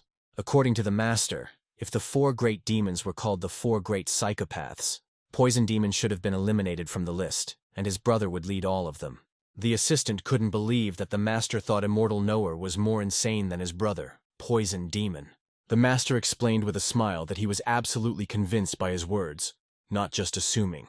He told the story of how, once upon a time, the poison demon had been severely injured after being trapped by the leader of the Hubei alliance. However, the opponents had also suffered. Most of the fighters were killed, and their leader was dying. Then the immortal healer suddenly appeared. He healed the leader of the alliance, which surprised his brother. When the poison demon asked why he was healing their enemy, the healer did not dignify him with an answer. Then he also saved the rest of the wounded without changing his facial expression. After which he took his twin brother and departed. It was then that the Lord realized a simple truth. Compared to the immortal, the four great demons were perfectly sane people. Therefore, the Lord felt it necessary to exercise extreme caution with a disciple of such a psychopath, especially since they could only guess at Sohan's true strength. Hearing these warnings, the warriors immediately bowed, vowing to be vigilant. The Lord inquired about the current whereabouts of the young warrior and the apprentices of the great demoness. Upon learning that they were staying at Song's Inn, The aides assumed that their lord intended to attack Sohan. However, he explained that he preferred to observe the boy for the time being, considering him a serious obstacle to the demoness's disciples. Haste in this matter was inappropriate. He ordered to keep an eye on Shannon until tomorrow, reasoning that if it was a trap, the immortal himself should have shown up soon. Then, turning his gaze to the demoness's body, the Lord ordered that it be disposed of. When the warriors inquired about the fate of her whip, the Lord, smiling, ordered the weapon to be buried with the body. He thought it would be a fine gift to the woman for raising such excellent students. Events moved on to the inn, where the hero and his apprentices gathered for dinner. Among the girls, the younger sister was particularly good appetite. While she was eating, she was literally glowing with happiness. Suddenly, Sohan noticed that the girl had put on a little weight. The words were so unexpected and awkward that the younger sister dropped her chopsticks in surprise. The first sister explained that the younger sister had become much happier after the death of her former mentor. The embarrassed girl awkwardly admitted that she might have actually gotten better since she had been eating non-stop for days. She said that this place was the first time in a long time that she had stopped being disgusted by food, which made her appetite improve. These words brought a smile to the hero's face. He was genuinely happy that the girls had found peace of mind. However, Sohan's attention was drawn to the frowning Damwol, and he assumed that the first sister was bullying her again.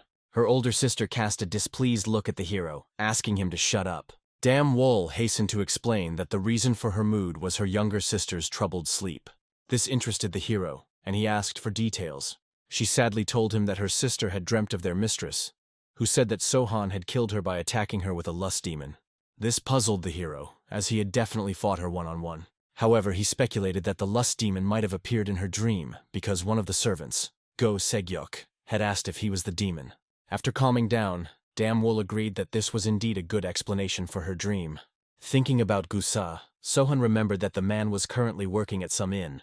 Just at this moment, the man had finished his shift and was tiredly heading home. Soon the hero met up with and Go Segyok informed him that rumors about the gentleman had already spread throughout Shannon. It was now common knowledge that he had become the leader of the local faction of the Dark Path. However, the hero didn't seem at all interested in that. Suddenly placing the cup on the table, Go Segyok suggested Sohan take a walk. He wanted to hear the story of the victory over the great demoness. Such interest brought a smile to the hero's face, and he agreed to share the story of that battle. He remembered how unbearable it used to be around Sohan. But now he was glad that they were on the same page, especially since the young warrior still treated him with respect. Suddenly, one of the captains interrupted their conversation, his worried face making Go Segyok nervous. The captain announced the arrival of his former assistant Gusa, who requested an audience with the Lord. Upon hearing that name, Go Segyok was greatly disturbed, not understanding what the man could possibly want. He apologized to Sohan for his former subordinate. But the hero saw no problem with the meeting and offered to accept it. Despite Go Segyok's attempts to convince Sohan that it was a waste of time, the young master insisted on the meeting. For some unknown reason, he was willing to listen to this man. Soon the servant himself showed up, covered in sweat from fear of Sohan. At the same time, Go Segyok was madly angry at his former assistant's behavior. Not understanding how he dared to disobey, he furiously recalled his earlier instruction to stay out of sight. The frightened man began to stammer an apology, but Sohan interrupted their dialogue, recognizing him as the same fool who had come to him at the hot springs. Bowing down, the man immediately began apologizing for his foolishness that day. But Sohan no longer held any anger towards him. The young master only inquired about the reason for the meeting. It turned out that the servant had come to warn him about people asking about Sohan. Go Segyok didn't understand the reason for his concern. No wonder rumors about the gentleman were spreading at the speed of light. However, the aide clarified that it wasn't a matter of simple inquiries. A certain young man had been diligently gathering information about both Sohan and the Grand Demoness's disciples. The man had recently appeared in their tavern, mentioning the girls accompanying him and describing Sohan as overly greedy. The former servant tried to follow these people, but they instantly disappeared from sight. When he finished his story, he bowed, waiting for a reaction from either Go Segyok or Sohan. When no one said anything, fear gripped him. He thought he had come for nothing and might be punished. However, the hero quickly calmed him down, thanking him for the useful information. Addressing the man by name, which caused him surprise and fear, Sohan did not scold him. He only praised him and suggested that he go home. This praise caused immense happiness on the former servant's face. Sincerely happy for the opportunity to serve his master, he thanked him for his attention. He hurried home, leaving Go Segyok and Sohan alone. Then Go Segyok asked Sohan's opinion of what he had heard. It was strange that the unknown man had asked not only about him, but also about the girls. The young lord calmly explained that he had some guesses. Go Segyok was surprised by such cleverness of the guy, because he himself could not understand who the mysterious stranger could be. The hero recalled the existence of the faction's huge information network. There were 2 facts about the man who was looking for them. The first was that he wanted the demoness's virgin apprentices. The second was that he was not afraid of the Shannon faction, as he could escape at any time. Realizing that Sohan already knew the stranger's identity, Go Segyok asked directly. The hero explained with a smile that it could only be a lust demon. These words seriously startled Go Segyok. He clarified if Sohan was really sure about the presence of the lust demon, but the young lord had no reason to doubt. Go Segyok then suggested that the man he had met was probably one of the demon's disciples. Sohan agreed with the uncertainty, but emphasized the need to prepare for the encounter. The lust demon was not only strong, but also incredibly cunning, able to escape at any moment. This surprised Go Segyok. He didn't understand how a martial artist could avoid combat. However, the hero explained that he didn't care at all about pride when it came to survival. The demon could retreat at the slightest danger to attack the next day. Now Go Segyok realized how slippery an opponent this man was. The man doubted the possibility of catching such a dangerous enemy. No one had been able to do so before. Not school students, not mercenaries, not alliances. Sohan explained that although there were many people in the world who called themselves the demon of lust, none could match the real one in skill. These words alarmed Go Segyok even more, but Sohan quickly calmed him down by suggesting that he try to capture this man to personally kill him. Such determination brought a peaceful smile to Go Segyok's face, ready to obey his master's order. At this time, the still overjoyed assistant hurried home. He recalled their conversation and mentally thanked Sohan for his trust. He was weeping with happiness, for he had never heard words of praise from his master before. It was understandable. His former master had taken his tasks for granted before. When evening came, Sohan and Go Segyok strolled leisurely down the street, where they all greeted the Lord with joy. Suddenly, a little girl saw Sohan and asked if he was going to leave. On hearing of his imminent departure, she was upset. She and her friend asked him to stay for a while, but the hero only smiled, promising to visit them again. The young gentleman quietly walked away to the joyful shouts of the villagers who asked him to return. He didn't even seem to notice the cunning red eyes of the demon of lust watching him closely from a nearby window. He was stalking his victim and waiting for the moment for a surprise attack. Soon after the night walk, already under the morning, the hero returned to the inn. The worried first sister looked at Sohan, not understanding where he had been missing all this time. The young master calmly explained that he had gone out to get some air, but Dumb Wool found this answer unconvincing. It was strange to be breathing air until morning. He honestly confessed that he had hoped to provoke the demon of lust, but it never showed up. As a result, the young master sat down with the girls at the table to take a little break. The youngest of the sisters suggested that he go to the restroom and get a good night's sleep, but the hero only smiled as he poured himself some tea and calmed them down, explaining that he was fine. All 3 sisters were overcome with sadness as they remembered Sohan coming to them with a conversation. He informed them that a demon of lust was after them. He told them that the man had shown up right after the demoness had died. This obviously caused all 3 of them to be very afraid of possibly meeting him. However, the young lord was able to calm the girls down by explaining that he was going to kill him with the help of the Shannon faction. With a smile, he explained that they need not worry, but warned, if the situation took a serious turn and he had to leave them, the girls should hide in a safe place and wait for his return. He promised that he would catch up with them as soon as possible. Right now, all 3 sisters didn't understand why he would risk so much for them. Looking at him, they remembered how he had opposed Go Segyok back then just to save them. This made all 3 of them feel very sad because there was nothing they could do to repay him. Suddenly, they heard a strange loud crowd noise and cheers. Also from the window came the pleasant sounds of playing musical instruments, which interested them. At this time, a man on the stage, wielding his sword, began to demonstrate various tricks and techniques. Sohan quickly took notice. He looked out the window and noticed that the performance had already started, which made him smile. The younger sister, looking at what was happening, was amazed at how many people had gathered for the performance. However, the eldest sister didn't understand why the performance had been organized here. However, the younger sister was not particularly interested in such matters. Turning to Sohan, she suggested that they all go together to see what was going on. The young lord saw no reason to refuse such a pleasure, so they went to the place of the performance. The crowd cheered as they watched the master wielding his sword so skillfully. Sohan joined the crowd and looked at Go Segyok's work and praised him for his efforts, for he'd organized the whole thing in just 24 hours. The same childlike joy was reflected on the faces of the three sisters as they looked at how beautifully everything had been organized.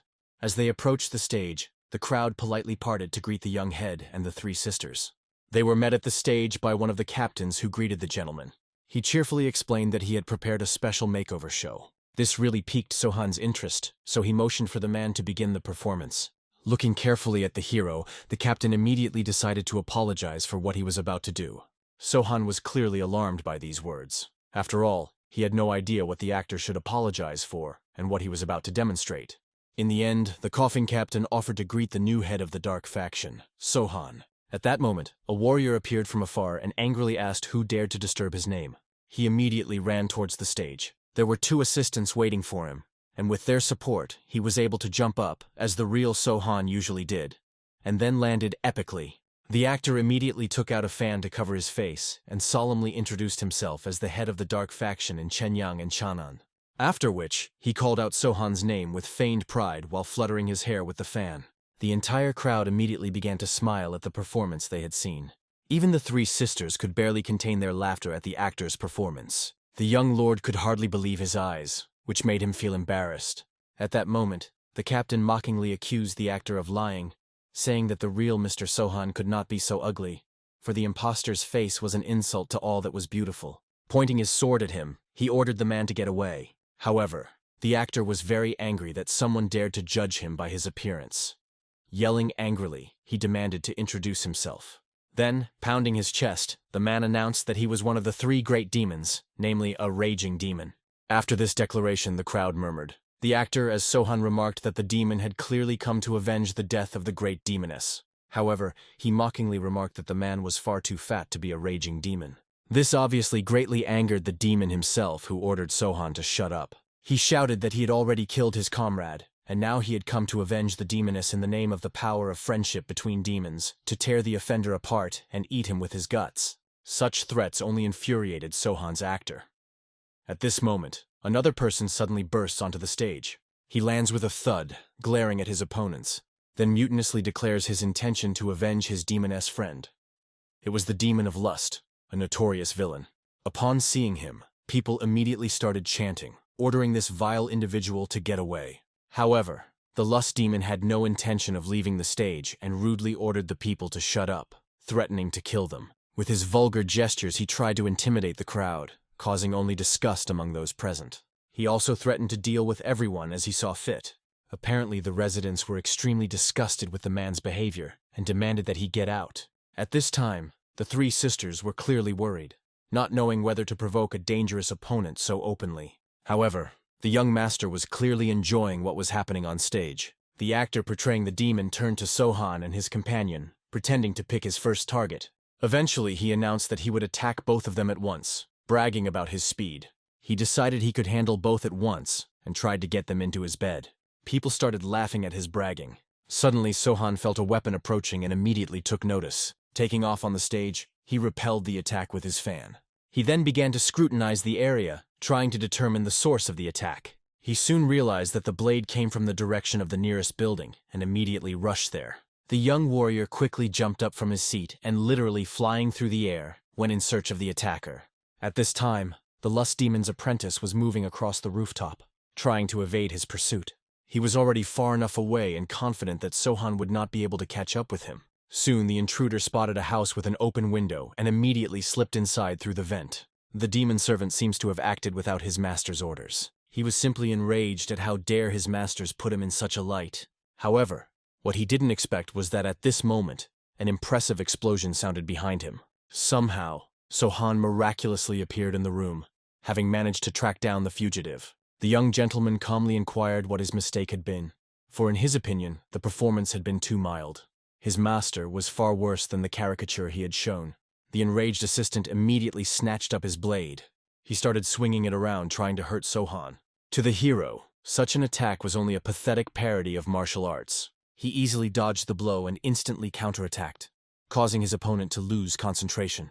The last thing the attacker saw was Sohan's blade above his head, ready to end the fight. The blow was so swift that the man remained frozen with sword in hand. The body of his defeated opponent was sliced in two, blood gushed from his mouth, and he promptly fell to the ground. Sohan looked at his dying foe without a shred of sympathy, feeling only irritation. But at that moment, another attack came from the darkness of the room. This lunge was easier to anticipate, so he calmly dodged, letting the blow hit the wall. The force of the attack was such that if it had hit the target, it would have shattered the hero into pieces. It was the lust demon's second assistant who thought Sohan was weak and tried to kill him by sneaking up on him from behind. The young master was not easily taken by surprise, however, as he calmly blocked the attack with his moonblade, surprised by the presence of another opponent. The force of the blow was great, and after the hero fended off the attack, his opponent slid a few meters backwards across the floor. The second mate was surprised that his stealthy attack had been so easily repelled, and wondered about the true strength of his opponent. As he looked at the body of his fallen comrade, he realized that Sohan had only needed one blow to kill him. This meant that such an opponent could not be dealt with alone, so he began to look for a way to reunite with his master as quickly as possible. To do this, the intruder decided to use a more cunning weapon, throwing needles. Assuming that his opponent was unprepared for such an attack, he threw them directly at Sohan, hoping to distract his attention. However, the young warrior swept the needles away with incredible speed, using the same blade. At that moment, the second mate jumped through the window, trying to get to his master as quickly as possible. Sohan saw him fleeing, but did not seem to be in a hurry to pursue him. He was already prepared for such a development. At the bottom, Go Segyok's warriors were waiting for the fugitive, preventing him from escaping on the ground. Because of this, the demon assistant had to move across the rooftops, making him more visible to the pursuers. The demon assistant ran away from the pursuers, rejoicing at his supposed success. But his rejoicing was short-lived.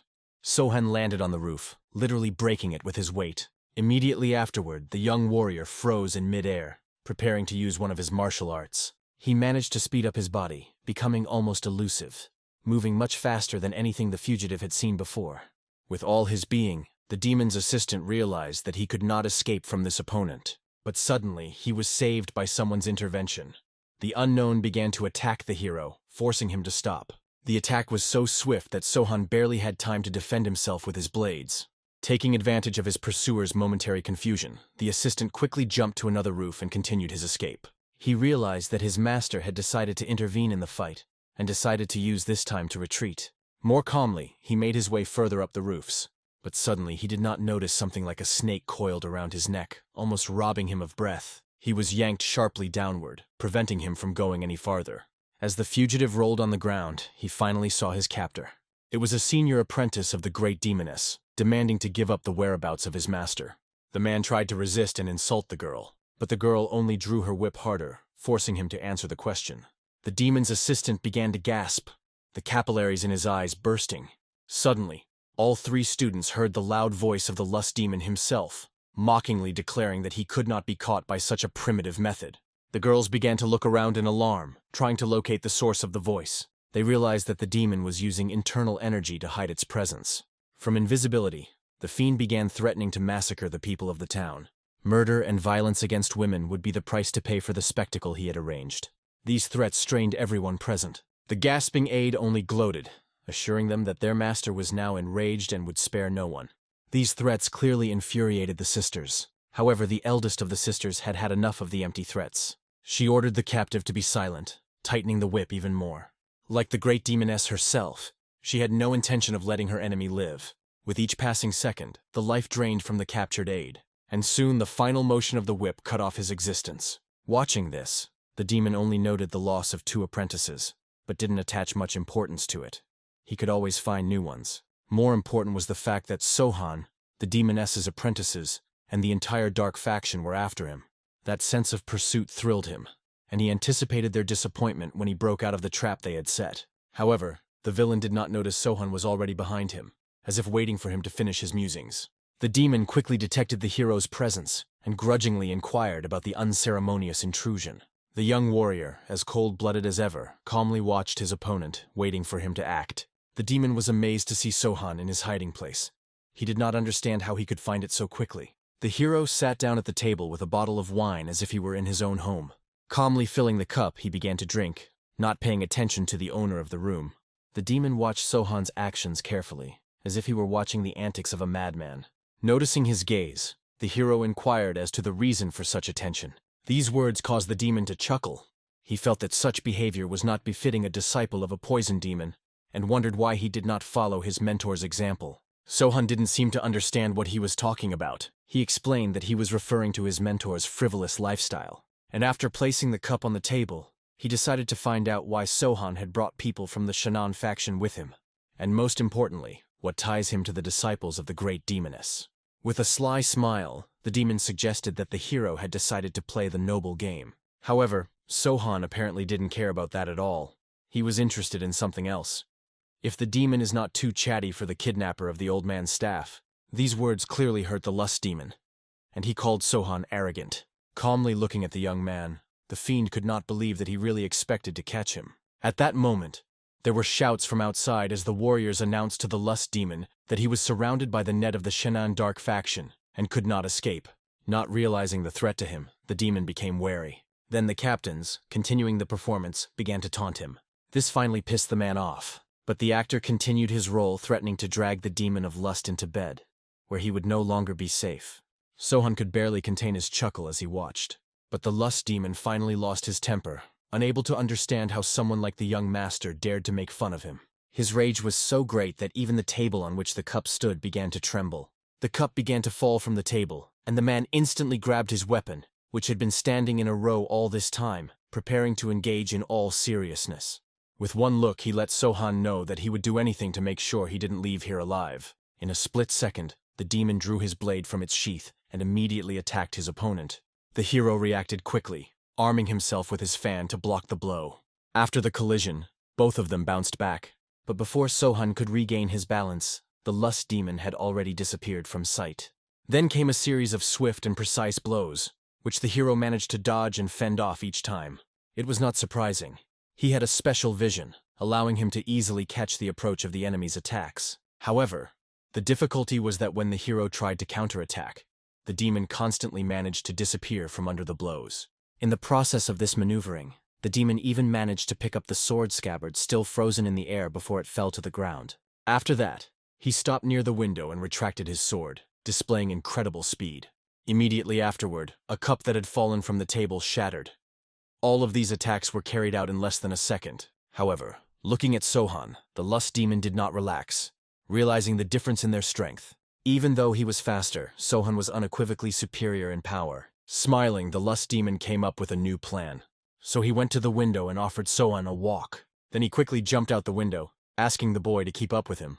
Once outside, the demon immediately noticed the three captains involved in the performance. He gave them a scornful look, which made all three of them tense up, not understanding his intentions or why Sohan had let him out of the house. Suddenly, the demon decided to deal with the people who had disrespected his person. He aimed 2 deadly attacks straight at their faces. However, Sohan stood up in time to defend the captains and repelled the blows. Immediately afterward, without further ado, he fixed his gaze on his opponent and rushed in pursuit. The captains could only stand with their mouths open, amazed at the strength of their head. They thanked the Lord for the rescue and asked him to defeat the demon of lust by all means. The actor continued his role and asked the Lord to deal with the demon of lust as he usually did, but immediately realized that it was clearly too much, with which his friends agreed. The hero began to pursue, and although a little behind the demon, did not lose sight of him. The demon was mocking him. He didn't understand how such a slow opponent even dared to insult him. He promised that this city and the entire region would choke in blood for such arrogance. Sohan continued the chase, only frowning his eyebrows at these threats. But his smile gave away that he hadn't shown his full capabilities yet. At this moment, the lust demon was rushing past nothing people, unsuspecting and intending to pass through the crowd. However, suddenly, all the residents began to bow down as if in a bow. As it turned out, Sohan had already prepared a trap. A small backpack was attached to each of the residents. As soon as they pulled the levers in their hands, projectiles began to fly out of the backpacks. They flew towards the lust demon in a hail. Obviously, this made the demon nervous. He hadn't expected such a trick. He had to stop abruptly, trying to anticipate the trajectory of the projectiles. Suddenly, he noticed the nearest open window and intended to take cover from the massive attack. However, even there he was waiting for fixed traps, which frightened the villain even more. Now a multitude of dangers literally prevented him from hiding.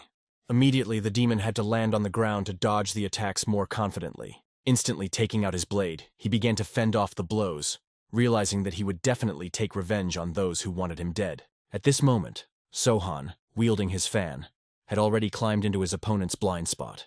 The ensuing attack clearly satisfied the hero. The stratagem worked perfectly. The blow hit the target, causing the demon, twisting, flew dozens of meters forward. Quickly rising to his feet, he pushed off the nearest pole, trying to escape. At the same time, he looked around at the common townspeople, realizing what Chanan's network the captains had so proudly claimed. But even that couldn't stop him. He vowed to kill them all when the time came. Right now it was necessary to retreat, realizing he was unprepared for such a fight. Sohan watched his swift escape calmly, not even attempting to pursue. Leaving the territory of the city, the demon was able to seclude himself in a simple forest. He was already quite beaten and tired, dreaming of dealing with Sohan as soon as possible. But suddenly he heard the neighing of a horse.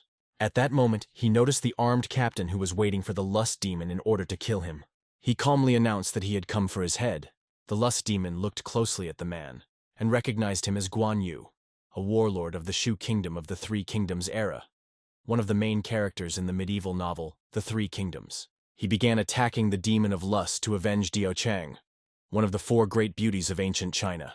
Looking at what was going on, the lust demon had absolutely no idea what was going on and how this person was here. In the end, the lust demon managed to repel his attack with the spear, but he was already very angry. The spear was broken into two pieces, but a broken spear did not mean a broken warrior's spirit.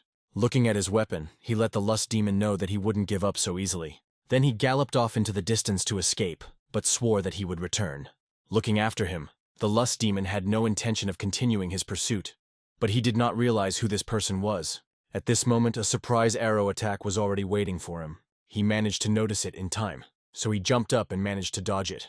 He was very lucky, because the arrow that was flying at him, when it hit a tree, it was able to chop several other trees after it. Soon, quickly looking around, the demon was trying to figure out who had caused this attack, and he saw an archer standing on the roof. He recognized the person's guise. It was Huang Zhong. He was the Chinese general of the Eastern Han Empire and the Shu Kingdom during the Three Kingdoms period. The lust demon realized that he was literally being bullied, which finally made him mad. However, there was nothing he could do as the archer released another one of his dangerous arrows. The demon of lust was no longer going to run away.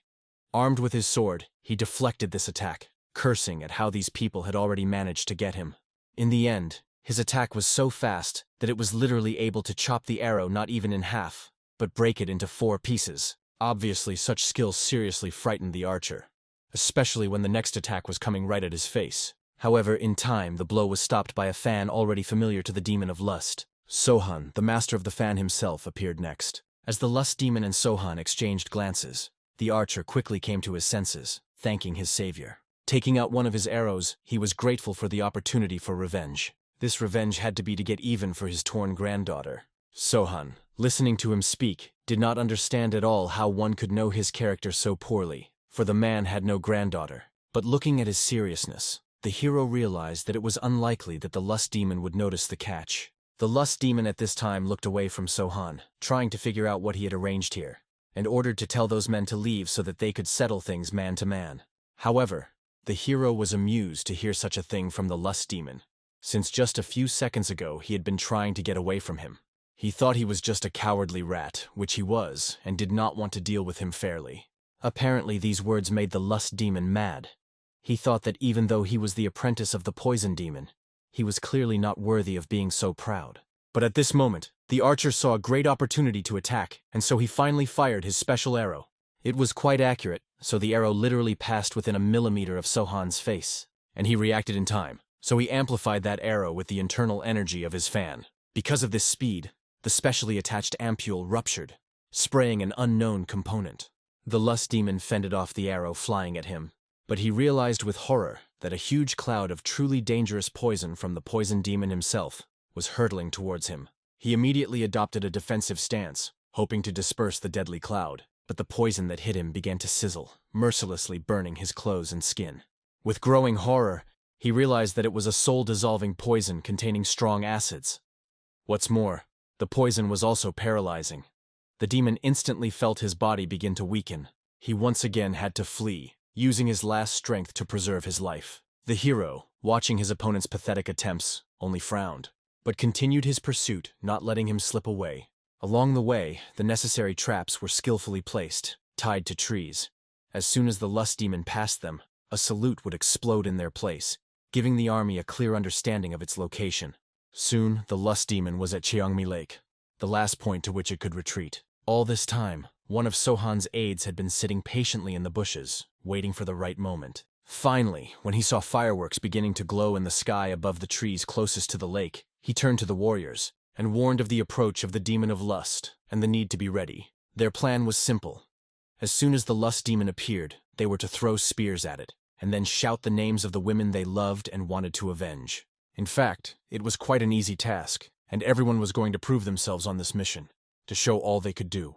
At last they saw the salute, the final signal for action. Next came the fleeing demon of lust, followed by the relentless pursuit of Sohan. The commander raised his spear, signaling the warriors to attack. All 5 men threw their spears at the demon at once, but the attack wasn't swift enough. The demon saw the danger in time, so it deftly dodged and continued to flee.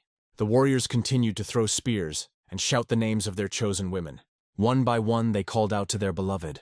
The names of the girls Marin, Inhai, and Nanjung were called out. Watching the continuing attack, the commander enthusiastically praised the fighters, urging them not to surrender. He himself also brought up his spear to attack, but suddenly froze in confusion. He had become so engrossed that he had forgotten that he had no chosen one. Apparently, it hurt him a lot. He was the only one who couldn't shout out the name of his favorite girl. However, he quickly found himself and threw a spear, shouting revenge for his grandmother who was 80 years old. He began to talk about how his grandmother had taken care of him. But then the lust demon suddenly stopped on a nearby branch and stared at the warrior in bewilderment. It was a turn of events no one expected. The lust demon was furious at being accused of seducing an old woman, and vowed to turn the offender inside out. Completely oblivious of the poison in his blood, he rushed after the fighter, intending to punish him severely for those words. The man was obviously terrified and tried to flee, but his attempts were in vain. The demon of lust, famous for its speed, quickly caught up with him. Not wanting to waste time chasing, the demon decided to attack as soon as he was close enough. Its strike was stopped just a meter away from its victim, but it was so powerful that the warrior still rolled on the ground until he was dead in the grass. The one blocking the attack was, of course, Sohan. He calmly rose to his feet, preparing to continue the battle. Looking at his opponent's face, Sohan was surprised to note how much the warrior's words had pissed the demon off. He reasoned that time had not spared the demon's mind to become so resentful. The hero looked at the defeated fighter, who lay unconscious, obviously from a strong fright, and decided not to be distracted by him any longer. The blades crossed again in a duel. The demon's attacks, as always, were swift and fast, but the opponents moved on par, literally floating above the water surface. At this pace, they even managed to cross the lake, and soon they were on the roof of the nearest building. The other warriors, who had been helping Sohan all this time, remained locked on the other side of the lake and could not interfere in their fight. Looking at them, the lust demon felt great contempt. He didn't understand why these people were suddenly so quiet, as if they had water in their mouths. Sohan, however, turned to the enemy in front of him and spoke of all the traps that had begun to work as soon as the demon started to flee. But as soon as he stopped, it was over. He made it clear that if the man had accepted the fight from the start, none of this would have happened. This arrogance seriously pissed off the lust demon. He called Sohan a real creature and vowed to gut him like a ravenous pig. Apparently, he intended to kill him in front of the stupid crowd, and already imagining how he would display his tortured body on top of the mountain of corpses. After saying that, he instantly rushed past Sohan, preparing for another attack. Although the hero managed to dodge with ease, he was surprised to realize that the movement was too slow. His arm was seriously wounded. This gave even more confidence to the lust demon, who continued to attack with a sly smile. Sohan readily armed himself with his blades, accepting the challenge. The clang of their blades clashing in battle was so deafening that it reached the ears of the crowd already gathered below. The battle was so fierce that not only the roof beneath their feet began to break, even the walls of the nearest building were about to collapse from the sheer force of the blows. But the fierce battle continued, and with each new clash the confidence in the demon of lust remained less and less. The building on top of which they were fighting was becoming less and less like an apartment building. Not even a minute into their confrontation, the building could not withstand such pressure and completely collapsed. The spectators frozen on the shore could not believe the incredible spectacle happening before their eyes. But even through the clouds of smoke and dust from the destruction could see the silhouettes of the two opponents, not a bit affected in this chaos. The hero, calmly approaching his opponent, decided to share a special secret with him. It was at this point in his life that the demoness paid the price. The demon of lust did not understand why he would want to know this seemingly useless information. However, Sohan nonchalantly explained that the woman, while in this place, laughed just as the lust demon was laughing now. But he reminded her. She was dying with a face contorted with horror, and her death was truly terrifying. The lust demon smiled and praised Sohan. It was truly incredible that the hero hadn't lied anywhere about killing one of the 4 demons. He even offered a round of applause for this achievement. However, he wondered if the youngster was planning to meet his master in the same way. Obviously, this question only brought a gloating smile to Sohan's face. He wasn't going to reveal his secrets to anyone yet.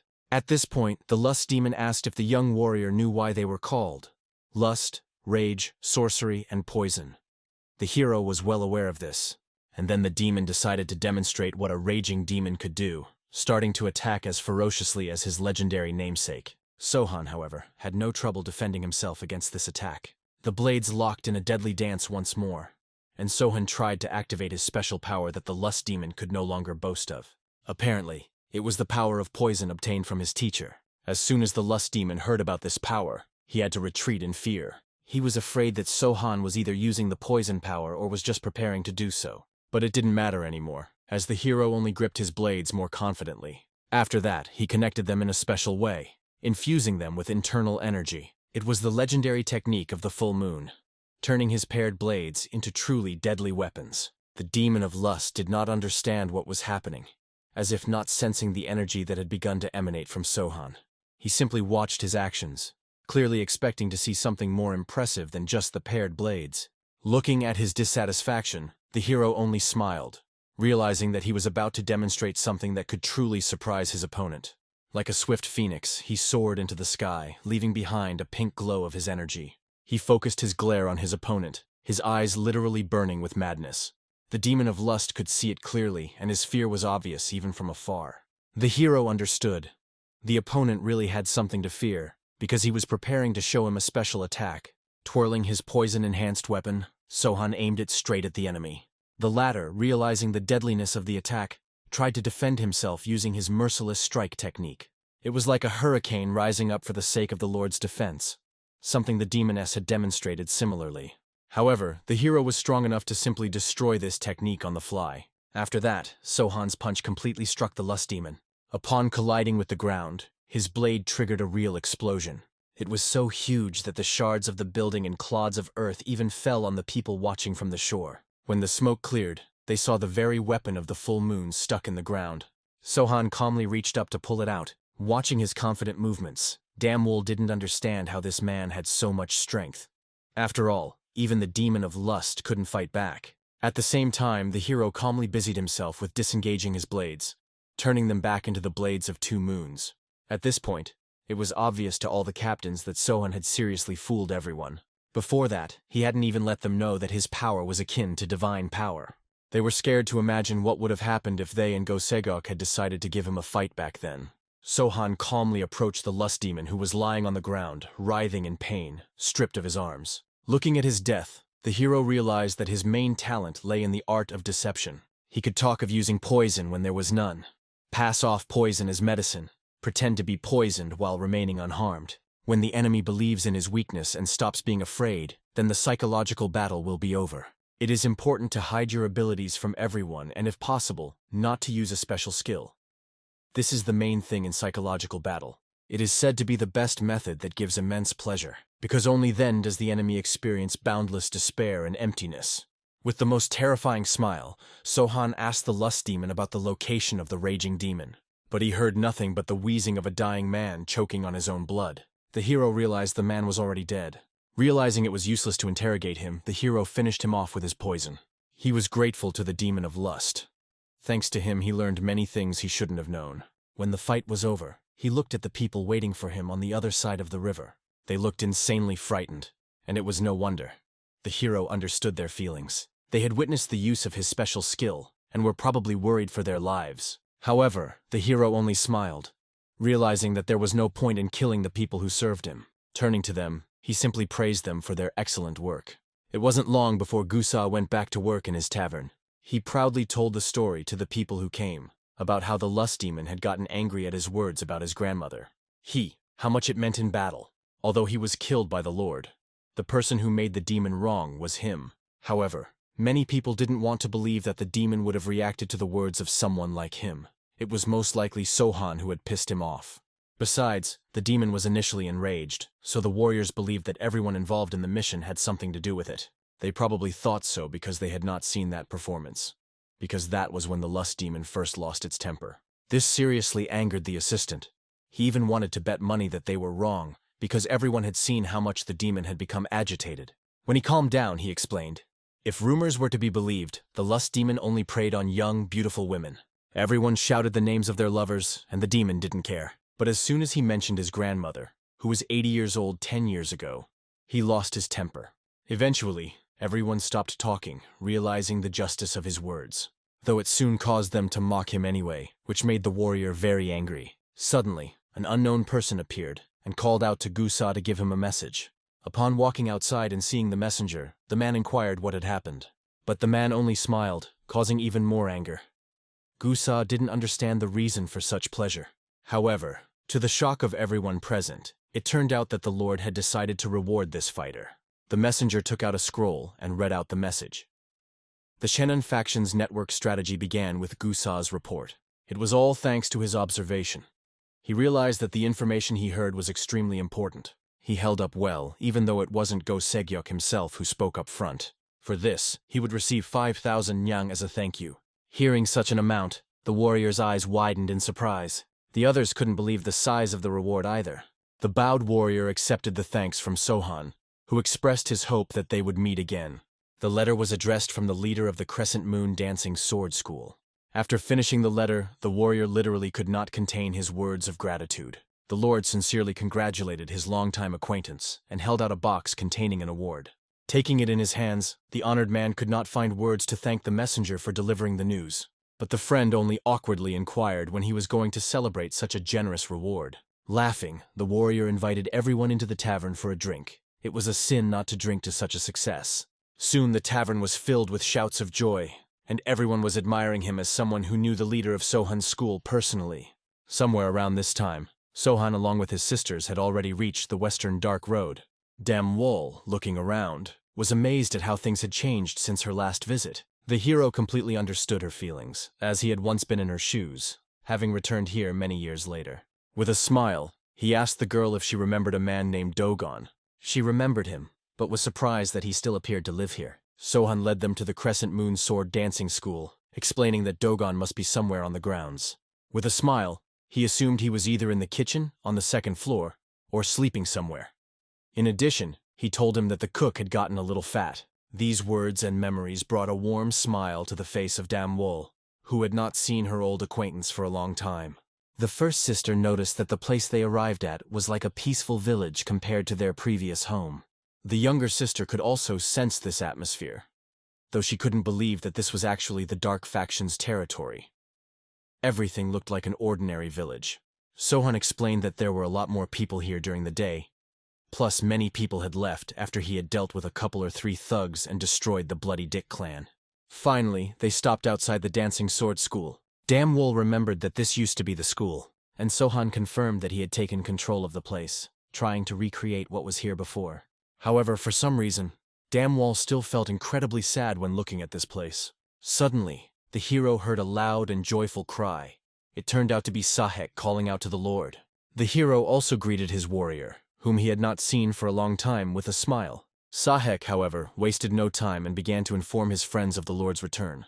Moments later, the entire school of the Dancing Sword Crescent Moon was filled with excited cheers and shouts. The first sister realized that there were a decent amount of people living in the school, and the younger sister only awkwardly reminded Sohan that he had claimed as if there were hardly any people here. Even Sohan himself looked shocked, not realizing where so many people had come from, as if they had decided to multiply several times over during his absence. Soon a few more small children ran out along with Sahek. An overjoyed Sahek greeted his master. The hero could see the sincerity in his eyes, which couldn't help but bring a smile to his face. Afterward, he took a close look at the rest of the arrivals. He was surprised to note that he had not seen so many people before, and did not understand why there were so many children here. At that moment, another girl appeared, apologizing for being late. At one glance at her, the hero's eyes widened with surprise. This girl was much older than he remembered, but at the first glance, he could definitely recognize her. He looked at Eun-hyo, literally ready to cry from shock. At the same moment, seeing his confusion, Eun-hyo decided to make the first move. She ran up and hugged Sohan, whom she hadn't seen in so many years, tightly. She cried tears of happiness, happy that Sohan was alive after all. The hero began to gradually come to his senses, realizing what was happening. He responded to the embrace, explaining that he was fine, that he was alive and well. From this picture of reunion cried not only Sahek, but also the eldest and youngest sister. Damwol was literally trembling, unable to believe that it was really Eunhyo in front of her. When Damwol said her name, Eunhyo finally turned her attention to the stranger. At that moment, she herself cried even harder and trembled with excitement. Unable to believe her eyes, Damwol, crying, confirmed that it was indeed her. Eunhyo immediately wrapped her in her sister's arms and cried harder than before. She couldn't believe her happiness that they were both alive. She wondered what had happened to them, and Damwol cried, not knowing where Eunhyo had been all this time. It was a picture that couldn't leave anyone indifferent, so the other sisters cried, not hiding their sadness. A man with a kind, fatherly smile was also watching. As soon as the hero noticed him, he immediately bowed in greeting and introduced himself. The man responded to the greeting, admitting to Mr. Sohan that he had already heard a lot about him. The man's name was Jong Tai-san, formerly known as the Ugly Demon, so he warned Sohan not to be intimidated. Remembering everything he knew about the Ugly Demon, Sohan realized that this was the only person who had helped the dancing sword school back then. He wondered where he'd gotten to and was glad that he was with Eunhyo the whole time. At this time, the children started asking Jong Tai-sang who Sohan was. The young master assumed that Jong Tai-sang was Eunhye's husband, and promised that he would be as respectful to him as possible. At that moment, Sahek looked at his master and realized that it was the first time he had seen him so calm. Even the first sister froze in amazement, unable to believe that Sohan himself could sometimes be just an ordinary man. Finally, Sahek suggested that the Lord should not stand on the threshold and come inside, for it was already getting cold outside. After getting his consent, he asked everyone to go inside to talk. The children left with Jong Tai-sang, the first and youngest sisters, looking around happily while Sahek admired their beauty, and Sohan looked at it all, unable to believe what was happening. The home he had worked so hard to recreate was finally filled with the warmth and comfort he had dreamed of. At that moment, Dogon appeared as well, and he honestly admitted that he had been very worried about Sohan since he had left. He wanted to know if the boy was all right, but looking at his smile, he realized he really was fine. Holding out a pipe to Sohan, Dogon offered him a smoke. Looking at the herb in the pipe, Sohan immediately recognized the herb of oblivion and wondered how the ordinary cook had gotten it. He only smiled slyly, explaining that he had stolen this herb especially for Sohan's arrival. Obviously, this brought an approving smile to the hero's face. He didn't mind having a smoke after such a long journey. In the process, Dogon asked the hero if he had met Eunhyo yet, since the school was abuzz when she showed up. In fact, Dogon was sad that out of all the comrades, she was the only one who had returned. He thought the world was really cruel if everyone else was dead. However, he realized that perhaps it was on the contrary fortunate. At least she was able to return. Listening to his words, the hero couldn't utter a word, not knowing how to react. Looking at his sadness, Dogon realized it was best not to disturb Sohan with such talk anymore. Getting up, he asked Sohan to finish his cigarette quietly and go inside. He would prepare snacks and drinks in the meantime. As a result, the hero was left completely alone outside. He reflected on the fact that he had finally managed to return home, as well as retrieve this house for them all. He had become stronger and would now be able to protect his loved ones. So he just begged that the surviving guys come home as soon as possible. Soon the hero met with Sahek, who couldn't believe that his master had killed a demoness and a lust demon. Sohan only smiled at his surprise and explained that he had also met Ghost Sahek, whom he had decided to spare. Sahek was still reeling from this news, but this explanation made him understand the reason for the Lord's long absence. After all, he was busy killing 2 whole demons. Sahek wondered what was the reason for Go Segok's favor. He had a hunch, but the hero voiced it before, explaining that he had swept the Channon faction under his thumb. This caused even more shock to his subordinate, who didn't understand how his master could talk about it so casually. Sohan also explained that the school was planning to convene the Shanxi faction in either Chenanya or Chenyang soon, so he asked Sahek to warn the other faction leaders about it. Sahek, barely regaining consciousness, immediately said he would follow orders, but he was still stunned that the man who had killed 2 of the 4 demons and seized power in the Chenyang Dark faction was sitting in front of him. It felt as if it was no problem at all for him. Suddenly, a visitor appeared outside the door of Sohan's room. He wasn't busy, so with a smile he motioned for the girl to pass inside. Sahek immediately realized that the gentleman had more important things to do right now, so bowing, he offered to come back later. On his way out, he met up with Eunhyo, so he bowed politely, saying hello to her. Once Sahek left, Sohan confessed that he kept wondering when Eunhyo would finally show up at his chambers. With a smile, Eunhyo couldn't believe that Sohan had been waiting for her all this time. But it turned out to be true, so Eunhyo wondered if the hero was ready for her to start grumbling now. Looking confidently at the girl, he explained that he was always ready for it. Soon, over a bottle of wine, Eunhyo decided to honestly confess her feelings to the hero. She was very worried about the boy. He himself should have known how dangerous the dark faction was. So it wasn't like him. He had been a very kind boy as a child. Sohan looked at the girl, but her words seemed to pass him by. He was completely absorbed in the memories of the training sessions that Eunhyo gave to the other children of the Crescent Moon Sword dancing school. She admonished them, scolded them, but she was also a great teacher. She would get angry when she saw the kids messing around again, as if it had been a long time since she had been reprimanded for such behavior. Now the girl was in the same pose, with the same expression on her face, and was indignant that the hero wasn't listening to her. However, this only caused a smile to appear on the hero's face. This made Eunhyo even more mad. After all, she thought she was talking about serious things and wasn't saying anything funny. He explained that everything was fine and listened to her carefully.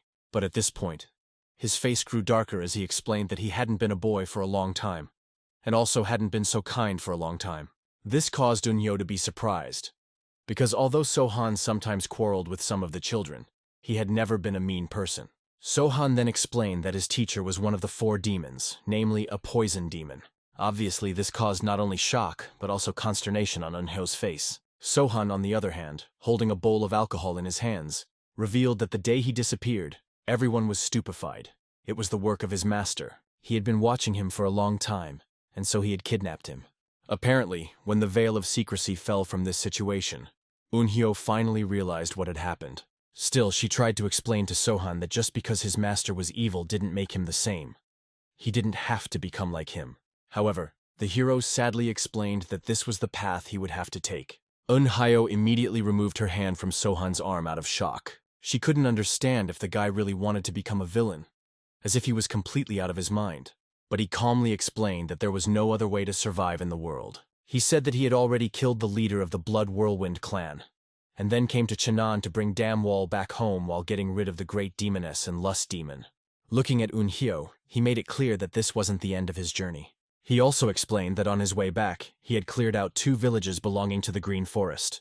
He went in there to visit the viceroys of the castles who had decided to attack the Demoness apprentices.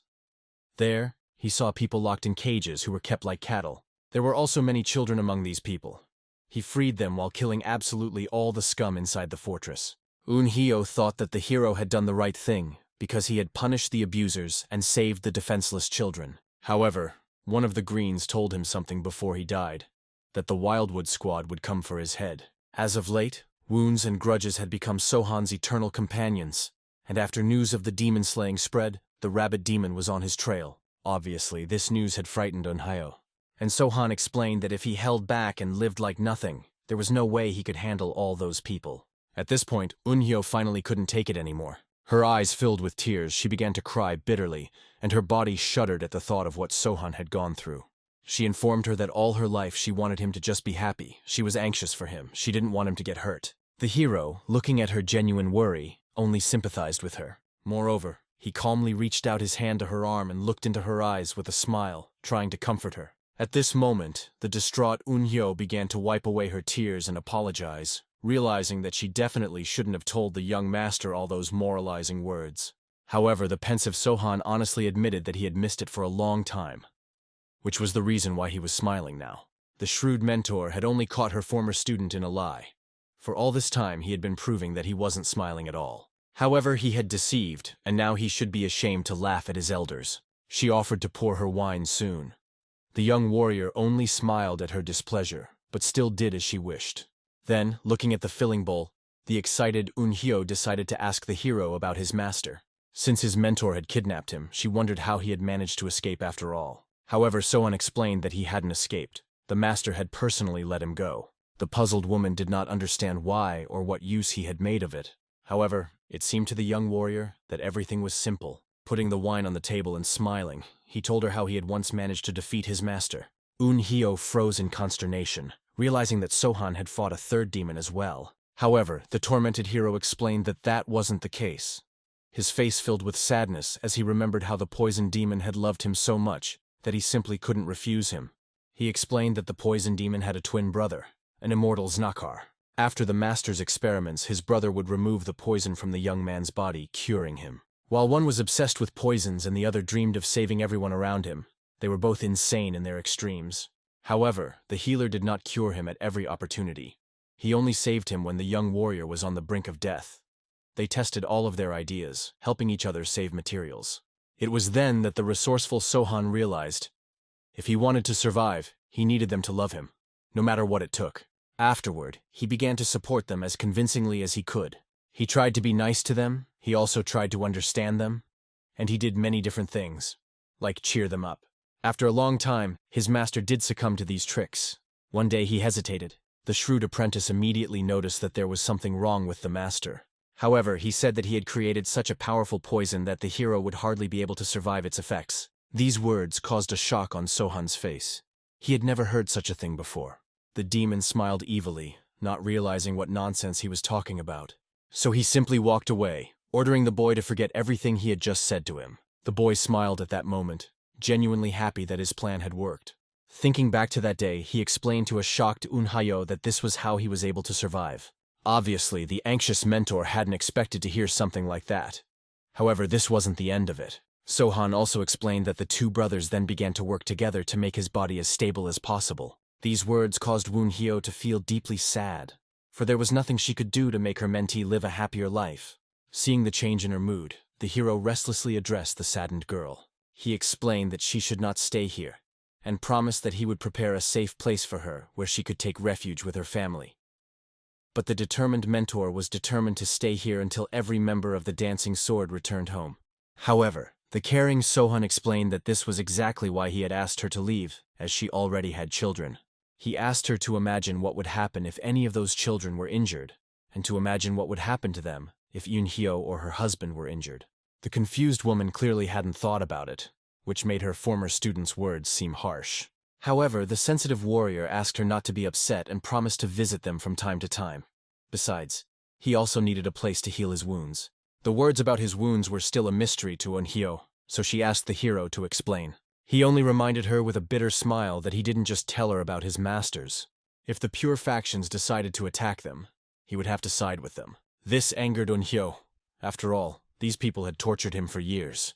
However, the loyal disciple reminded him that despite that, they were his masters. The worried Unhyo decided to find out what Sohan would do if his master decided to kidnap the child again for an experiment. However, the noble warrior assured her that he would definitely oppose them in such a case. Hearing those words, Unhyo breathed out a sigh of relief. Sohan had promised that this would never happen, for he knew that they were no longer engaged in experiments of this kind. The astonished mentor was surprised at these words. But the hero only sadly explained that all the experiments they wanted to do had already been done on him. When morning came, the two stately men arrived at the walls of the School of the Dancing Sword of the Crescent Moon. They were met by the loyal Sahek and escorted to the master, introducing these men as representatives of the Jagal clan. The young master ordered to let them in, so one by one they followed each other into the room. After the two entered and scrutinized Sohan, they bowed respectfully. The older of the two guests admitted that he had heard a lot about the leader of the Crescent Moon Dancing Sword School, then introduced himself. The first man's name was Zhuge Hyun, and the other man's name was Zhuge Tang. They were both from one of the ancient clans of China. After greeting them, the cordial host understood that they had come a long way, after which he introduced himself, and then with his hand pointed to the vacant seats opposite himself, inviting them to sit down. He informed the arrivals that he had already been informed of their desire to discuss something. Zhuge Hyun was the first to explain that they had come from the Zhuge Herald that was in Shanxi. Hearing this, the attentive host became more serious, after which he decided to listen to the men. His behavior seemed very impudent to Tan, for Sohan did not even offer to drink a cup of tea to talk. However, the wise Hyun exhaled, realizing that it didn't matter to their cause. He explained that all of Shanxi belonged to them. It was one of the most important organizations in the clan north of the Yangtze River. The ManHua clan, Zhongnan clan, Winqing clan, Tang clan, Hubei Union, Wudang clan, and others used their services. The pure faction was also subscribed to the Herald. However, looking carefully at the people who had come, the wary hero didn't understand what they were getting at. Then the Honorable Zhuge Hyun cleared his throat and said that he had heard the news of what had happened in Shenang, and that So-han was the valiant warrior who had defeated the demoness and the demon of lust. The young master did not dispute these words, though he still did not understand where this conversation was going. The enthusiastic Zhuge Hyun revealed with a lively gleam in his eyes that their messengers were extremely surprised when they heard this news. There was a real stir everywhere in Shanxi over the appearance of a new great warrior. The pensive hero did not quite understand such strange treatment. However, the man hastened to explain that they were conducting a so-called ranking in Jianghu, collecting news from all over the region to select the 100 best masters. And since the brave So-han had killed 2 of the 4 great demons, they had not hesitated to include him in this illustrious 100 fighters. He understood the hero must be anxious to know where you stand. They also hoped that the illustrious warrior would share some exclusive information regarding the battle with the demons. Their readers would be extremely interested to know how these hellspawn were defeated, and what the victor intended to do now. An excited Hyung also revealed that they had already discussed the events in their newspaper and had prepared some exciting articles. He proudly showed So-han the lead story entitled, So-han the Great is a warrior who appeared in Shannan. How was he able to destroy the Blood Whirlwind clan and the 2 great demons? But that, as it turned out, was just the beginning. They planned to add a colorful narrative of how he had seized power in the Shannan Dark faction, and the story of how he skillfully used the Shannan net to capture the lust demon. The young master looked at them as if they were insane, but the simple-minded Zhuge Hyun clearly didn't understand his reaction. He only cheerfully explained that there was a lot of material for articles about the hero. So-han only marveled at how well-informed the people who had come to see him were about his deeds. But the persistent Hyung explained that that wasn't all. He was truly concerned about whether So-han was the incarnation of another demon. This question arose from the fact that the demon seat was now empty. Deciding to be frank, the guest confessed at once. They did not belong to either the pure or dark factions, but merely collected stories from the streets for everyone to hear about later. The attentive hero decided to find out if they were definitely not lying to him, and immediately received fervent assurances of sincerity. The hero promised that he would gladly meet them when he was bored, and suggested that they visit his house from time to time, and then maybe he could tell them something. At this point, it became obvious to the shrewd Thane that So-han was treating them as nothing more than common merchants. Looking coldly at their disgruntled faces, the hero wondered if they wanted anything more from him. However, the annoyed Hyung clearly realized that So-han-san didn't seem to be fully aware of the situation. He explained meaningfully that the herald had great influence in Jianghu, which was the reason why he shouldn't have treated them so disdainfully. The unperturbed hero only smiled as if he didn't believe their words. But the persistent Hyun explained that his position depended on how they presented So-han, so he wanted to know if he belonged to the dark path. The shrewd warrior only grinned, for he couldn't understand why the men who had come were first flattering and then threatening. He calmly explained that if they so desired, they could write that he was of the dark path. A puzzled Zhuge Hyun realized that So-han clearly wasn't taking them seriously, as if he thought they were joking about their threats. However, the resolute hero suddenly became more serious, suggesting that the people get to the point and end all this unnecessary pretense. Immediately after these words, the 2 guests were silent, looking at each other meaningfully. However, the prudent Zhuge Hyun did not argue and decided to do as So-han wished. Getting to the point, he seriously said that they wanted to make the young master a favorable offer. They could help him become pure. However, the incredulous hero didn't understand how they were going to pull something like that off. Hyun, smiling indulgently, explained that with their extensive connections, it was very easy to do.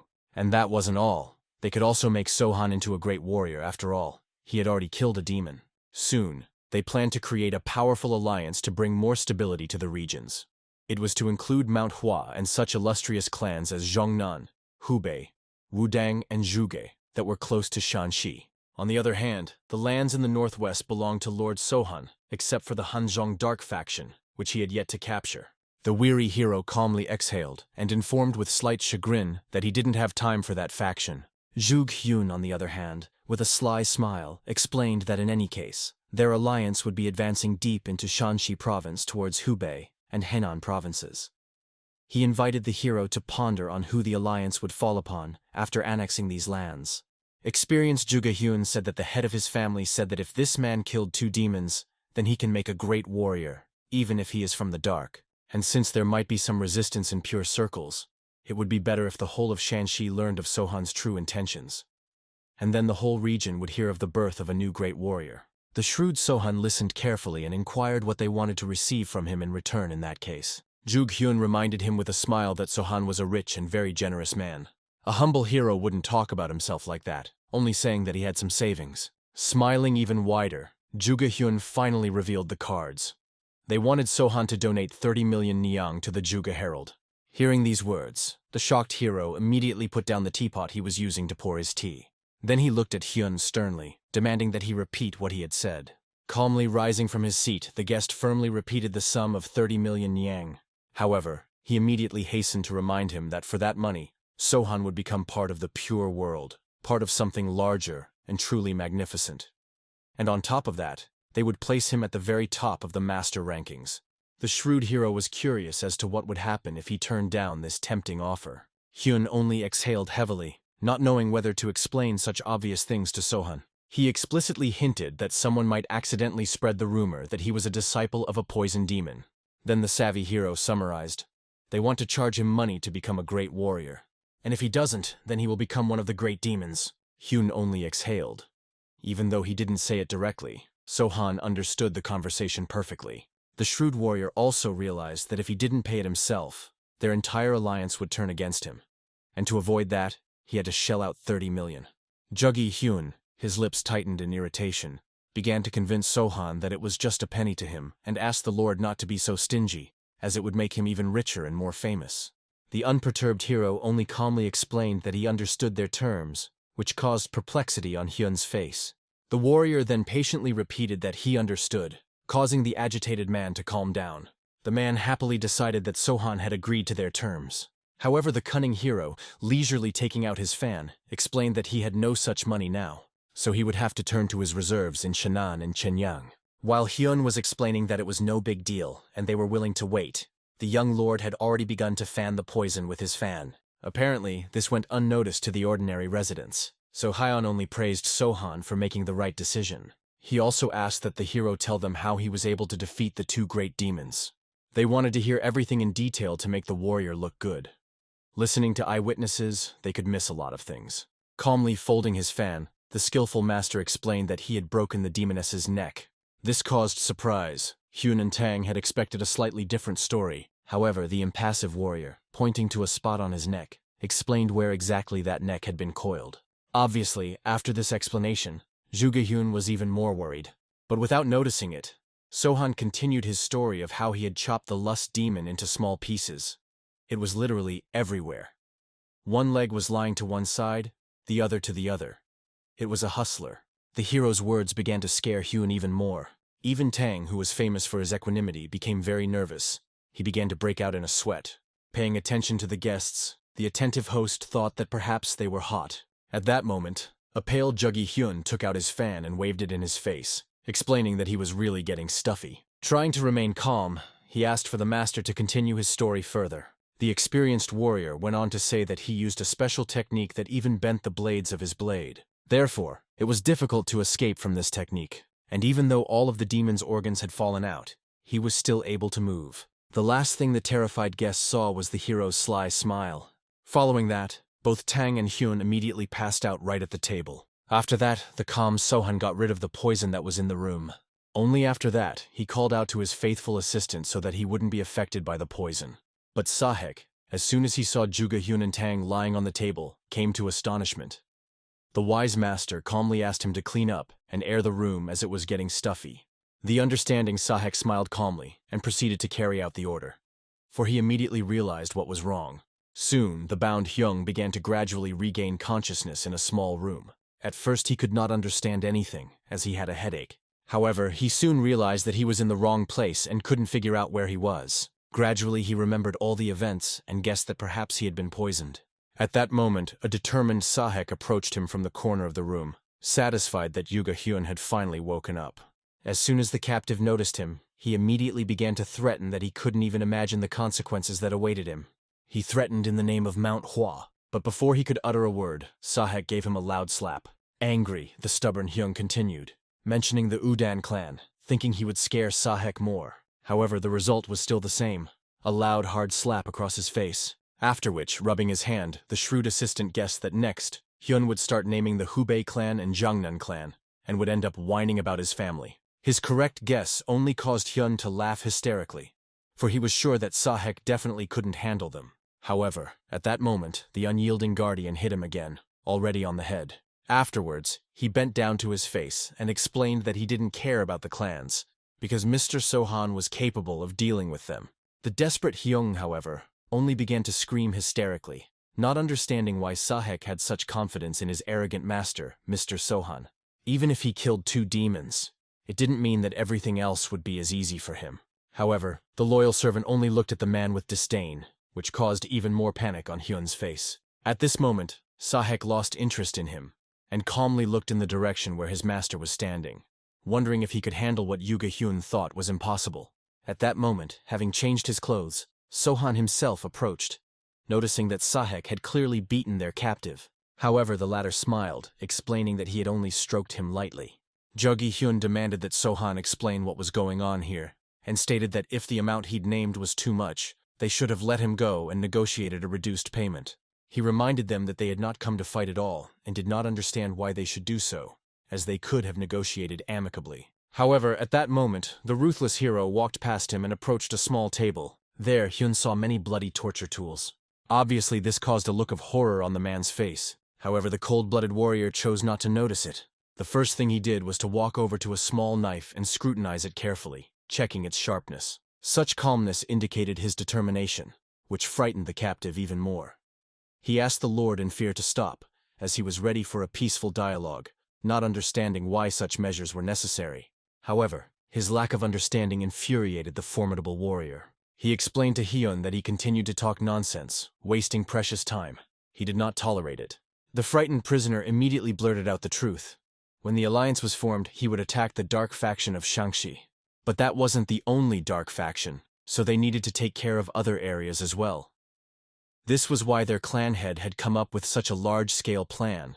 After shouting out the whole truth, he was surprised to notice that Sohan didn't do anything. As he sat down on a small wooden box, the young lord realized that not only was every faction unaware that he was a poison demon disciple, but some unfortunate alliance was also sinking a grudge against him. At this point, the cunning Yuga Hyun, having decided that Sohan was depressed, realized this was a great opportunity for him. He explained that that was why they were offering the alliance, so Sohan could take the burden off his shoulders. He could think for himself what problems he'd get rid of by joining them. The wary hero asked if he was serious about this, and the captive was completely serious. He explained that they, the messengers, had only heard that Sohan was a demon's apprentice, and that the other clans were still in the dark. They were professionals after all, and this information was very valuable in negotiations. However, this only caused the fearless hero to scoff, causing Hyun to tense up greatly. He didn't understand why Sohan had such a drastic change in his face. However, the young master addressed Hyun as a strategist, ordering that the fellow listen to him carefully. Zhuge Hyun clearly didn't understand why he was called a strategist, but the hero didn't see it as strange. Everyone knew that the Zhuge clan wasn't stupid. There was even a saying, if you want to start a war, hire at least one Zhuge as a strategist. Hyun was amazed that Sohan was saying such things with such a serious face, but he still decided to find out what the man was going to do. Was he really going to fight? But the calm warrior explained that the lad shouldn't care about that. He just had to do some planning. He pointed to the sheets and ordered him to write down the names of all the high-ranking people in their alliance, their special characteristics, their skill level, and the number of people under their control. But that wasn't all. He also needed information about what kind of relationship there was between the clans, who had what kind of disagreements and conflicts, whether there were any disgruntled people, gaps, or weak links. However, the stubborn Hyun clearly didn't want to do that, so he somehow tried to argue with Sohan. However, this infuriated the formidable warrior, so he immediately brought his hand up to slap the captive. But this slap was clearly much stronger than the ones Sohan had given, causing Thane to tense up considerably. The slap literally sent him flying against the wall, and the boxes behind him immediately shattered. The guy almost lost consciousness, and the formidable hero continued to approach like a dark cloud that overshadowed the sun. After which, he also lifted that guy's chair so Hyun continued to face him. Obviously, the captive's morale had taken a serious hit after such a blow, so the warrior hoped that he understood everything. The guy, whose face was literally bleeding at this time, immediately agreed to the Lord's terms. However, the cold-blooded Sohan explained that he might not have asked him for such favors, but simply got rid of him. If he was intent on deceiving him, he was better off dying right now. But Hyun only fearfully explained that he hadn't even thought of such a thing. After calming down, the overbearing lord reminded him that they divided their masters by rank, as far back as he could remember. Now he needed that list in detail. Who was strong, who was weak, who had a grudge or, on the contrary, favor with someone. He needed all the background. The frightened Hyung agreed, ready to tell the whole truth. But the stern Sohan approached him and remembered that he had forgotten to say something. He explained stiffly that he needed a plan to destroy their alliance. He expected him to take maximum responsibility. He had to write this plan as if he was writing a state exam. Ju Hyun realized that he simply could not agree to such conditions. However, the hero's gaze remained calm and cold-blooded, so the frightened captive immediately said that he would do his best. But the hero made it clear that he had no choice either way. The attentive gentleman also asked the guy to think about who would be able to influence this situation from the outside. After that, he once again made sure that he understood his order accurately. Immediately after that, Sohan started to leave the room, leaving the captive alone with Sahek. He also ordered his assistant to hide all the tools, untie Hyun's hands, and remember to feed him on time. However, at this moment, after asking the Lord to stop, an agitated Yuga Hyun decided to find out what was wrong with Tan, and if he was alive. The hero only smiled, explaining that he really hoped the man was still alive, which caused the guy himself to be incredibly scared. But as it turned out, at this time, Thane himself was fine. In his sweat, he continued his training with the warriors. He was getting seriously tired of doing this. There were a lot of fighters here that he had to fight. There were so many that he could hardly count them all. His hand was already bloody from how tightly he held his weapon, and he didn't realize how much time he'd already spent fighting. He looked up where an attentive Sohan was perched on the steps, watching their bouts.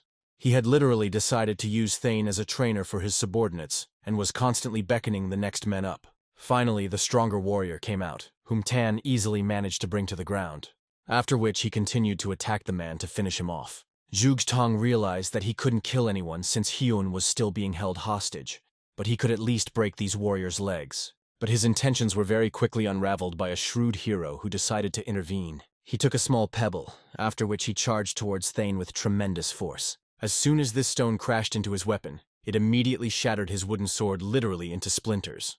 All the amazed spectators froze as they watched the situation. The warrior was happy that he was still in one piece. Zhuge Tang himself was confused, not understanding how his sword could have broken in the process. Sohan turned to the Sun Dragon head at this time, displeased that Tan had already managed to defeat 3 of his warriors. Lim Hasan was clearly ashamed of the level of training of his fighters. However, the wise lord only asked him to spend more time training his warriors. Then, rising from his seat, he decided to end the lesson, realizing that Zhuge Tang had had enough for today, and suggested that he continue tomorrow. Immediately after that, he quietly started to leave to lock himself in his room. However, before leaving, he also did not forget to call out to Tang, ordering him to follow him. Obviously, this kind of attitude made the man angry, but there was nothing he could do about it. Soon they met in the hero's chambers, where he sat quietly, pouring himself some wine. In addition, watching Sohan carefully, Zhuge Tang could not understand why the guy let him keep his sword. Although he understood from the situation at the training ground that he didn't stand a chance against him anyway. This man was even much stronger than they had imagined. Calmly filling his cup, a pensive Sohan decided to ask how old Thane was.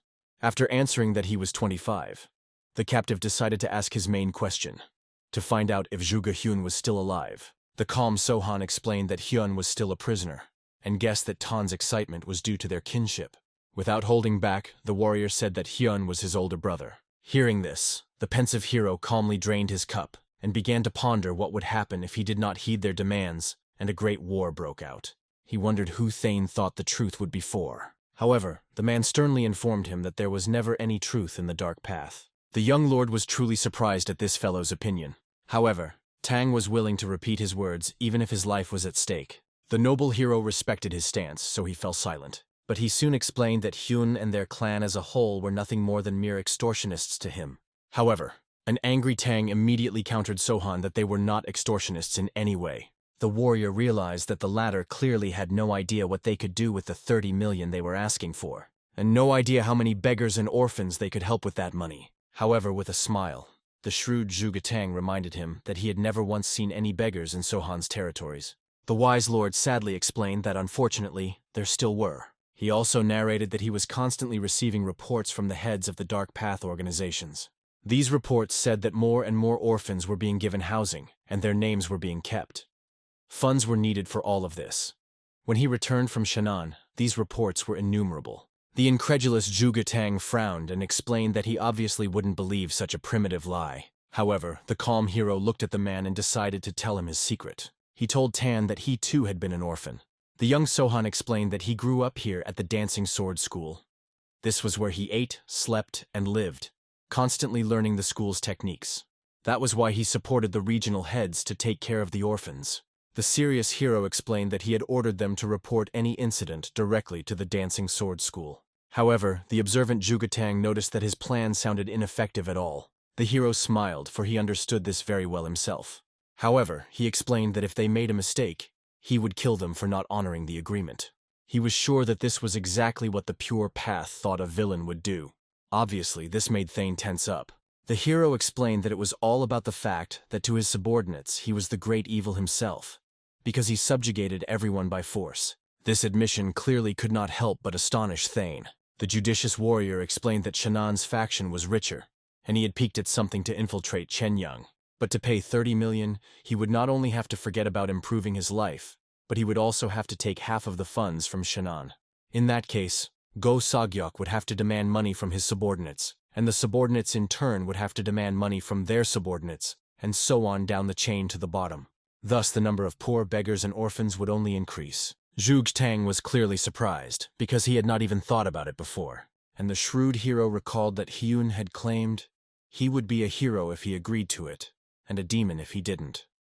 Therefore, he didn't think it was right to allow so many sacrifices. Plus, they threatened him, mentioning the Udan clans, the Hua Mountains, and the many other clans they'd managed to implicate. But what pissed Sohan off the most was that it wasn't just him that their herald was pulling this sort of thing. He wondered how many times they had managed to pull it off with the rest of the humans. Obviously, this accusation silenced Thane. There was no way he could argue with that. The stern master ordered that Zhuge Tang should say, looking him straight in the eye, that their clan was not an extortionist. And obviously, after such accusations, it was hard for Tang not to admit the truth. Therefore, when he met Sohan's gaze, he only shamefully lowered his eyes. After that, the curious hero decided to find out why Tan had studied martial arts. He explained that he was from a side branch of the clan, and as a child he was recognized as a talent. Instead of literature and art, it was decided to make a warrior out of him. However, that wasn't what Sohan was asking about. Zhuge Tang clearly didn't understand what the question was about then. However, the shrewd hero decided to find out if the guy wanted to become the head of the clan. If he was from a side branch, then it was never going to happen for him. Perhaps he wanted to hang around the dark factions, prying money out of them, saying he was from a noble clan and offering to make them clean. But the hero couldn't believe that's why he'd studied martial arts, to be an errand boy for the nobles. Tan wanted to object, but at that moment he realized he had nothing to say. The persistent Sohan decided to ask again. When the war starts, who will have the truth? Thinking over the answer, even the young man's hands began to shake. But soon, with a bashful look, he explained that the truth would clearly not be for their clan. However, the wise hero objected, explaining that the truth would indeed be in their path. To his great regret, it would always be that way, despite his actions. He explained that the whole reason was because they were simply on the path of purity, after which he poured himself another cup of wine, but instead of drinking it, he offered it to Thane. In addition, the shrewd warrior explained that they were seriously mistaken when they assumed that he had killed demons for his own glory. He explained that he'd killed the demoness because one of her students had previously lived at the sword dancer school, and he'd killed the lust demon because he'd taken advantage of her students. Hyung said he did a good job, but it was just a coincidence that they got in the hero's way and he killed them, and they thought that was enough to make him a great warrior. However, he stated that they clearly didn't have that right. He believed that heroes are not chosen. There are plenty of people who, without a name, strength, and means, are willing to help those in need. Those were the real heroes, but certainly not those who were chosen by some newspaper, and even for money. In the end, after quickly draining the poured cup of wine, Zhuge Tang decided to ask the young master a question himself. The reserved Sohan didn't mind, so he waited silently. Zhuge Tang then bashfully asked why he was studying martial arts. The experienced swordsman's answer was as simple as always. He just wanted to survive. This seriously surprised Zhuge Tang, as he didn't expect to hear something like this. Without saying anything else, the guest simply drained his cup of wine. Following that, the attentive schoolmaster looked towards the door and called out to his assistant Sahek. As soon as he entered, the master asked that Sahek take Hyun to his room. He was to be locked up and fed like a martial arts master. Immediately afterward, Sahek stepped closer and, addressing the man politely, motioned for him to come through. The Thane immediately drew his sword and began to walk away towards the door. Suddenly, however, he stopped before reaching the door. Without turning around, he admitted to Master Sohan that he was curious about something. The young master was curious as to what the man wanted to ask him, and the man, trembling, decided to find out why his sword had not been taken away. Then the schoolmaster remembered his principles. He never drank with people he didn't respect. He explained to Zhuge Tang that even though he was a prisoner, it was still his weapon. This brought a smile to the guest's face. He realized that Sohan really saw him as a warrior. At these words he walked away, leaving the young lord alone, and he was finally able to enjoy his alcohol in the midnight silence. Some more time passed, and soon the swordsman came to meet his captive. The latter was clearly agitated as the calm lord looked over his work. Sohan himself, as he reread the sheets, realized that the work had been done quite well. He was even surprised that so much had been done in 3 days, and realized that the reporters had been useful after all. But suddenly, Zhuge Hyun spoke up to find out if Zhuge Tang was still alive. He knew that his brother was honest to the core, so he asked not for himself, but for him, so that the young master would be more favorable to him. He knew that Zhuge Tang only had himself to blame for following him. The captive was even willing to fall on his knees to beg for his brother, but his legs were bound. Looking at this guy, Sohan realized that he wasn't that hopeless, so he consoled him by explaining that Tan was better off than he was right now. Hyun literally couldn't believe it. However, the calm master didn't mind explaining. He explained that Tan was treated with respect as a warrior. However, Hyun didn't understand why he didn't deserve such treatment. Then the attentive master gave him a serious look and reminded him that he was still here as a criminal. This caused incomprehension and surprise on the guy's face, but he still didn't say anything. Hero Prowler looked through the lists of the unrivaled martial arts master, and Zhuge Hyun explained that in their clan, such titles were given to masters who were in the top 10. Sohan was genuinely surprised, for he didn't even think that there were top 10 masters in the alliance. However, Hyun realized that there were many masters in the alliance. Seeing even one of them, the hero was in no hurry to start a war. Looking through the lists, he saw that there were also masters of the highest category. He wondered how many categories there even were. Although the hero realized that it was basically quite expected, Hyun did not understand these words. However, the experienced swordsman didn't explain anything. Looking through the stacks, Sohan saw that there was only one unrivaled master in the Manhwa and Wudang clan. Hyun didn't understand how the schoolmaster could be so calm, as if it didn't scare him at all. But the young master was more interested in where the information about the unrivaled martial artist was, because Hyun had written a whole poem on some fluff, and had forgotten about the main point. Hyun just asked him to give him some more time, and then he would add the information. However, the calm gentleman realized that the guy just wasn't trying hard enough, apparently deciding to play games with him again. However, Sohan reminded him, even though the guy had the information, it didn't mean he wouldn't be killed. Seriously startled, Zhuge Hyun stammered and explained that he didn't have such a thing in mind. However, the attentive master decided to ask the guy if he remembered whose disciple he was. Apparently, he was the apprentice of a poison demon. Sohan recalled that because of this, he could make the captive absolutely tell everything.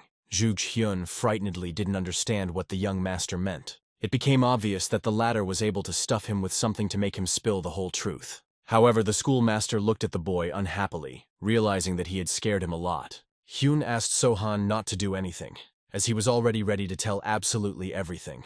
However, the experienced swordsman warned the guy, if, despite the information about the enemy, he loses, the prisoner himself will die. This frightened him. But Sohan explained that if he and all his subordinates died, the prisoner would have no one to feed here. This place would be difficult to find for an unaware person. The frightened Hyun immediately realized what the young master was getting at. He calmly explained that Hyung would be his military advisor until the war was over, and that this prison would be his quarters. At that moment, suddenly, Sahek began to enter through the open doors. Through the open doors, the master of the school heard a familiar voice. Soon, Sahek showed up and explained that the master had a senior student arriving. Puzzled, the young master did not know whether he should let this woman in or not. However, the elder sister had already entered on her own. Dressed up in new clothes, she wanted to ask Sohan what he was doing here and why he had been missing. However, the calm lord still had the same question for the first sister.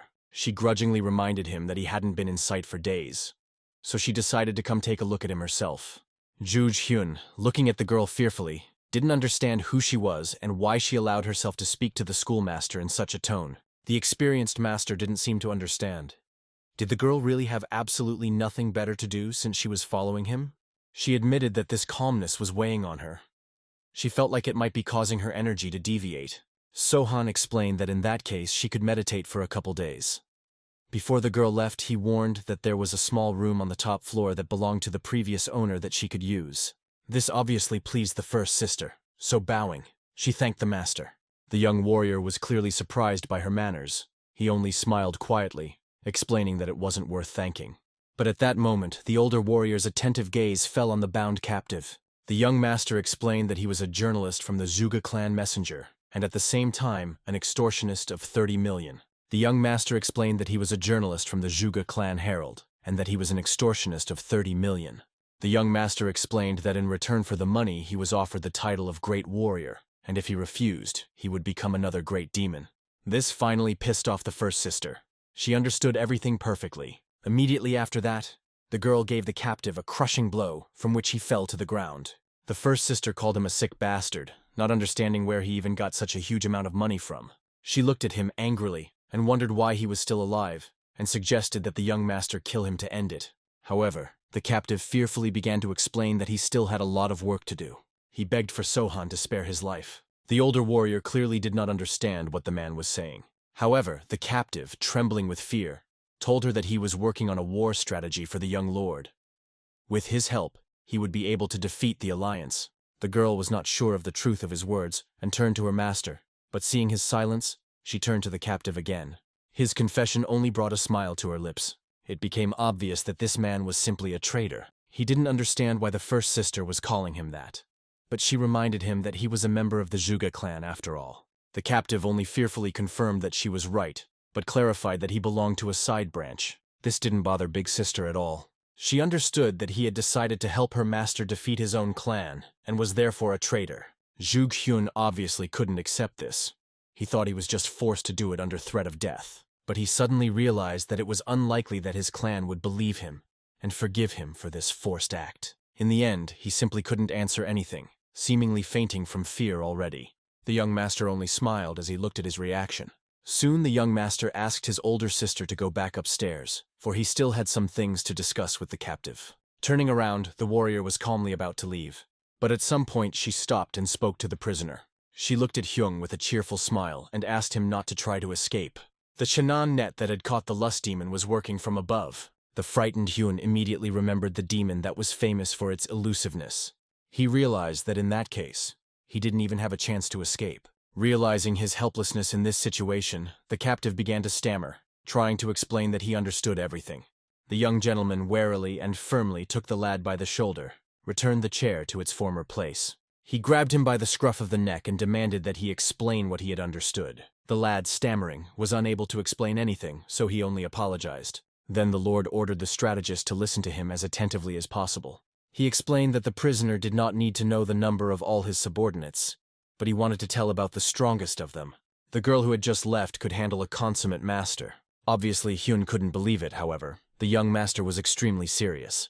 At least the hero realized that she should be able to handle him judging from her strength. The lord also explained that it wasn't him who caught the lust demon at all. He said that in Chenan there was a master named Gu Sa, whose equal is neither on earth nor in the sky. He was a skilled warrior with lightning-fast techniques, the best of the best in Shanxi. The frightened Zhuge Hyun couldn't believe it when the master explained that the lust demon didn't even have a chance to escape from him, a Shangxi gem hiding in the guise of an innkeeper. Hyun fearfully heeded every word, but the young master wasn't finished. He asked if the strategist had heard of madness and lust sorcery. When he answered in the negative, the lord explained that it was a gradation of the 4 great demons. If he was in danger, his master would stand up for him. And in addition, Go Segyuk and the other dark factions should also be considered. So he calmly explained to Hyung that he didn't care about the numerical advantage. The only problem was Wudong's holy sword. Hyun was in agreement with this. After all, if the holy sword entered the war, their defeat was imminent. So the Lord ordered him to write down everything he knew about these fighters, their fears and preferences, where they were hiding. But to begin with, he ordered an act of declaration of war to be drawn up. This frightened the prisoner very much. Looking anxiously at the young master, he asked if he had heard everything correctly. After receiving confirmation, Sohan ordered him to describe everything in detail. Why he was forced to declare war on the Zhuge clan. He was sure that Hyung would be the best person for this task, because he knew all the reasons. However, Hyung decided to clarify whether the Lord really wanted him to be the one to draw up the act of declaring war on the clan. However, he explained that it was logical. Zhuge Hyun was his strategist now. It was his job. From the Lord's menacing gaze, the captive immediately obeyed, bowing his head and promising that he would prepare everything. As he left the captive, the young gentleman indicated that he would look forward to the act. Finally, the door closed behind him, and the lad was left all alone. He couldn't believe that he would have to declare war on the clan with his own hands. He remembered the words of the stern girl who had called him a traitor. And now unnecessary thoughts were popping into his head, reminding him of his stigma. Soon a young lord came into the room with the heads of the Sun Dragon Alliance and the Wolf Swordsman and Eagle clan. All three bowed to greet their lord. Sohan calmly approached the dais and motioned for everyone to sit down. The head of the Eagle clan was amazed that the young lord had defeated 2 demons and congratulated him, admitting that he had never doubted him for a day. The hero, however, gave the man a disgruntled look and reminded him that he had not allowed him to speak, because of which the latter immediately bowed guiltily, apologizing. Sohan then turned to the others to find out what was up with the troops. The swordsman Wolf spoke up and explained that, as the Lord had ordered, he had chosen the best fighters, but wanted to ask why Sohan had gathered them. Why the urgency? The young lord calmly explained that the Zhuge clan had offered them to go to the light side for 30 million niang. Upon hearing this amount, all the commanders went wild, considering it a true robbery, and wondered what decision their lord had made. He calmly explained to the gathering that he had refused such an offer. They had expected such a thing from Sohan, for even by their standards it was out of line. However, the young lord explained that this was why he had decided to come to the bright side in a different way. He would act in their own ways, and this really excited everyone present. The lord then explained that they had to strike at the weakest one first, namely the Zhuge clan. Lim Hassan excitedly asked the lord if they were really going to have a war, but he sternly explained that they were already at war. Ever since the head of the Zhuge clan dared to threaten him, he had warned his men that he would now use the methods of the light path. However, they didn't understand what that meant. The master explained that they would be brainwashed, and since they would have to fight on both the battlefield and the information field, it was necessary to create an alliance. This would be the next step in preparing for war. The Crescent Moon Sword Alliance would be the name of their alliance. The swordsman Wolf then decided to find out if it would be the Murim Alliance. However, the Lord only reminded them that from that moment on, there was no more school or their clans. They were to forget about it. Lim Hassan awkwardly reminded him that it was usually necessary for an alliance to be recognized. He wondered how the Lord was going to accomplish that. However, Sohan explained that he didn't need any recognition. He had money. Sooner or later it would be reckoned with anyway. For starters, he wanted to help the weak and disadvantaged. He was going to exterminate the Green Forest slave trade in the name of the Sword Crescent Alliance. Those bastards were so cruel and ignorant that they kidnapped children and kept them in cages like cattle, and they had to end them once and for all in the name of justice. This brought a smile to the head of the Eagle clan, for they could hardly be called followers of justice. He barely restrained himself from laughing, but it didn't work in the end. When he laughed, all 3 of them froze, staring at him intently. So the head of the Eagle clan bowed down and apologized. Sohan explained that in addition, they needed to capture the Dark Hanzhong faction, as they were now speaking from the position of light. Obviously, this caused everyone gathered to be perplexed. They couldn't believe that the Lord was seriously talking about speaking from the position of light, even though they were on the dark path. But the young lord explained that they would later spread the news that it was their alliance that defeated the 2 demons. They would also let everyone know that the 3 captains had rescued orphans in their regions. If the pure ones want to attack them, they should make it look like a confrontation between 2 orthodox sects. This meant that they must surpass the light factions not only in the arts, but also in many deeds. Now Sohan had a great goal. He would help all the underprivileged, protect the weak, and save people. Other light factions do good only in words, but he intends to confirm these words with actions. All 3 captains froze in a daze. Lim Hassan was the only one to inform Sohan that they understood his order. But the Lord recalled that the last time he had shed so much blood, the head of the blood vortex had been destroyed. He also recalled that this clan belonged to the Dark Path. Right now, he planned to deal with the Zhuge clan, and it would be up to the world to decide which one of them was right. The master explained that if all these people opposed him, he would simply destroy them. Everyone unanimously declared that they would follow their master everywhere. Sohan warned that the best thing to do would be to capture the head of Zhuge, and through torture and intimidation make him realize all his crimes. He wanted this clan to be trampled into the mud. He realized that this way they could undermine the people's trust in the bright path.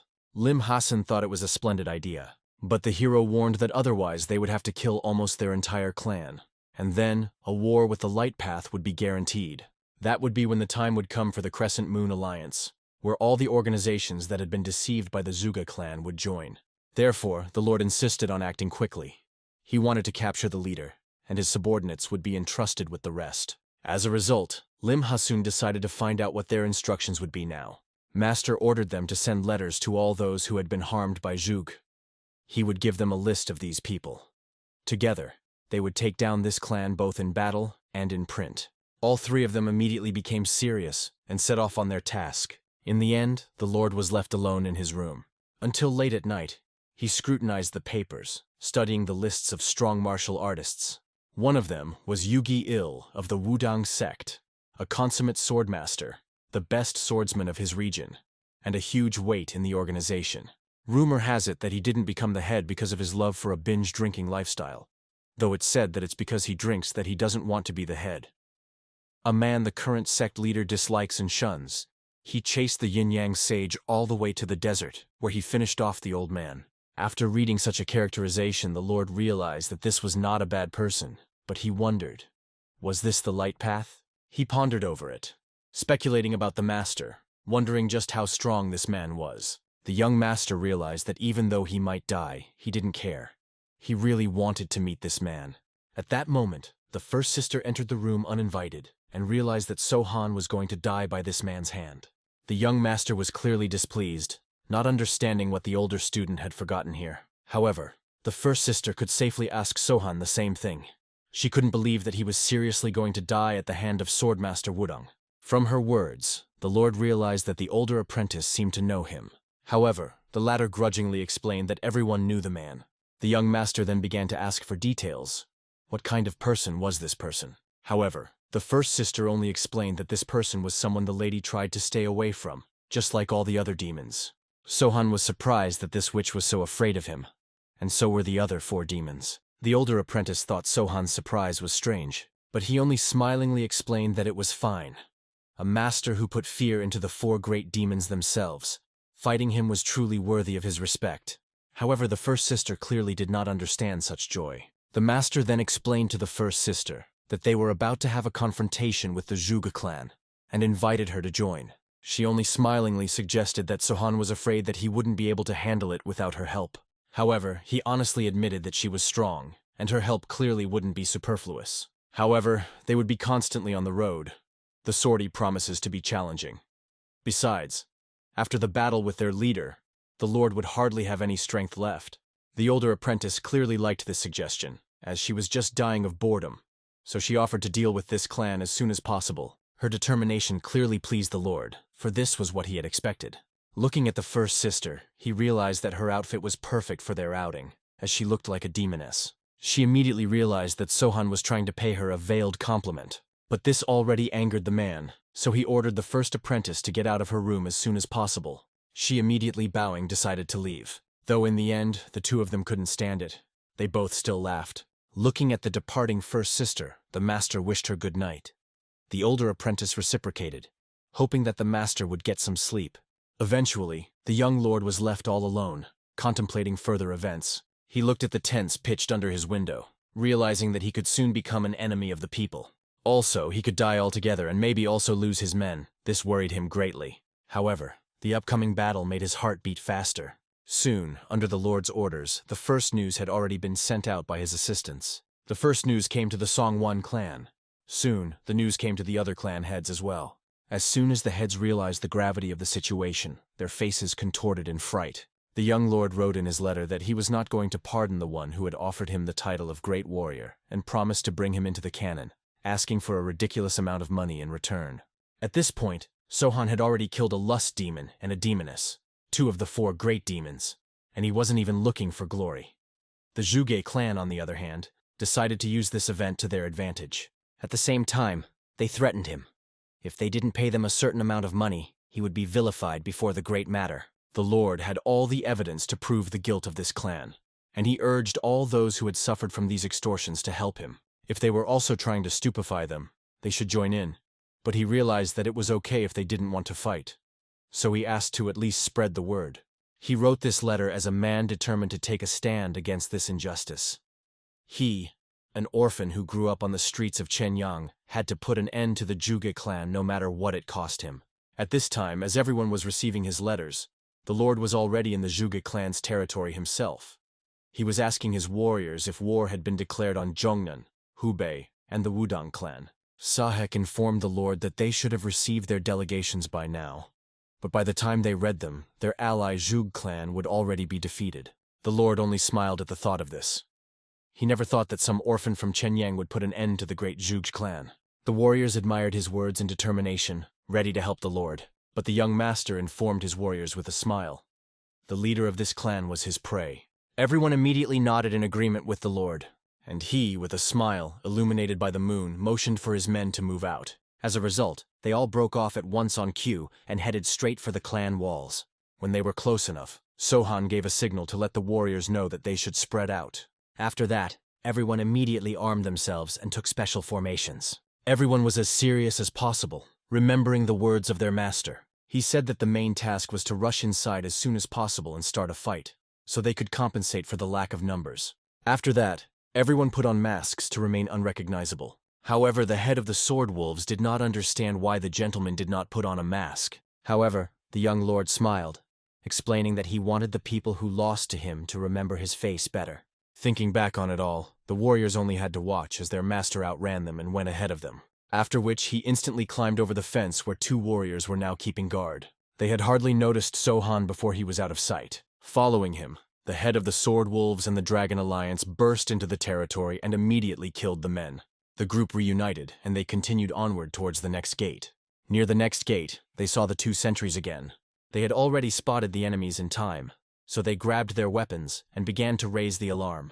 However, this only made Sohan even angrier, so he grabbed his moonblades. After that, he dealt with these enemies in a second and moved on. However, at this moment, they had already been spotted by a guard who was standing near a huge signal pipe. He also honked that horn, causing everyone to realize that an attack was underway. In the rooms where people were resting at this time, the lights immediately came on. They had obviously started preparing to go out, so the Lord became alert, watching the events carefully. The warriors reacted quickly enough.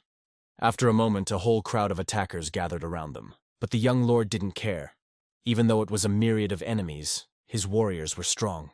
Sohan rushed forward while his men dealt with all the attackers, clearing the way for the Lord. Soon the young lord himself came face to face with the guards of the clan leader's house, but he didn't even want to smear his blades on their bodies, so he flew high above their heads, scrutinized the fight, and he didn't like it. His eyes were filled with dangerous lights. Then he began to control his internal energy. The internal energy attacked. Just one blow with his palm triggered an explosion, killing many warriors. Immediately after that, he lowered himself to the ground, clearing the way for his warriors. At that moment, there was another explosion behind his back as the door to the clan leader's room was blown open. So the small team immediately calmly went straight there. As they entered, the Lord could clearly hear a voice that was displeased with the presence of people who dared to invade the Zhuge clan's domain. The young lord walked deeper into the building, which was literally imbued with a palpable energy of rage. Soon, the head of the Zhuge clan himself appeared before him, a statuesque tall man surrounded by his warriors. But the young lord only gave the man an attentive glance. Not the least bit frightened, he continued walking until he came close enough to him. After which, he silently armed himself with his moon blades, and his smile became almost devilish. However, Zhuge didn't panic. He ordered his warriors not to stand still, but to go around and catch the intruder. Immediately arming themselves with blades, they ran into the battlefield. There were far more warriors here than the Lord had expected to see. The same number of them met them outside as well. But that still didn't frighten him, so he rushed forward like a hurricane of blades. He wounded every enemy that came in his way.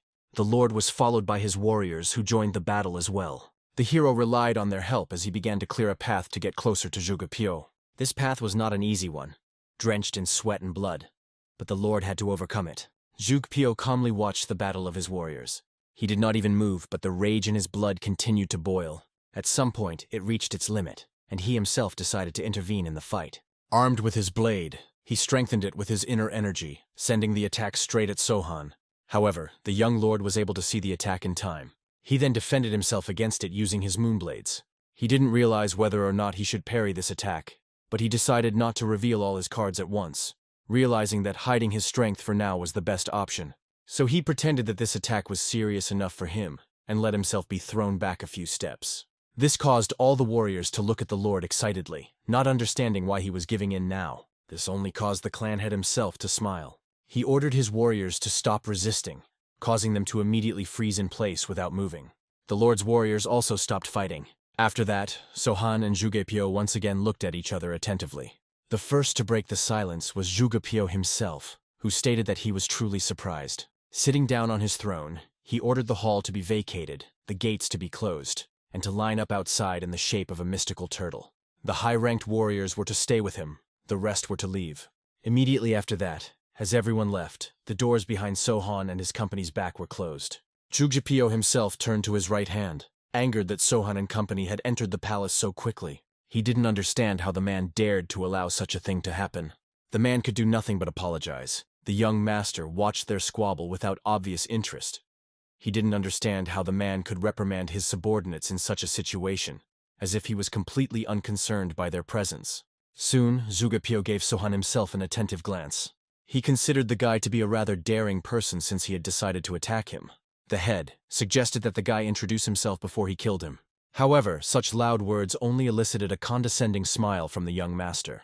Pyo clearly didn't understand how the guy dared to laugh in front of him, the head of the Zhuge clan. Although he didn't know who this person was, however, he immediately sharply stated that he was clearly someone who didn't know his place. After which, he turned to his left hand, and the latter understood the order.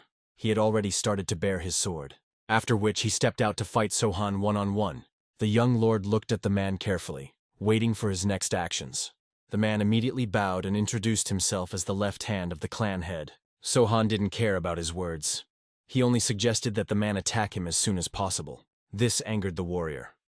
He realized that his opponent had obviously not been taught manners, which meant that he was definitely one of the bastards of the dark path. However, the lord only smiled at such words and decided that it would be easier to attack first. His movements were fast. His left hand barely managed to react, but thanks to his precision skills, he was able to defend against this attack in the last instant. After that, the young master didn't stop and continued the fight. He continued attack after attack, gradually still catching the man and hitting him with his blade.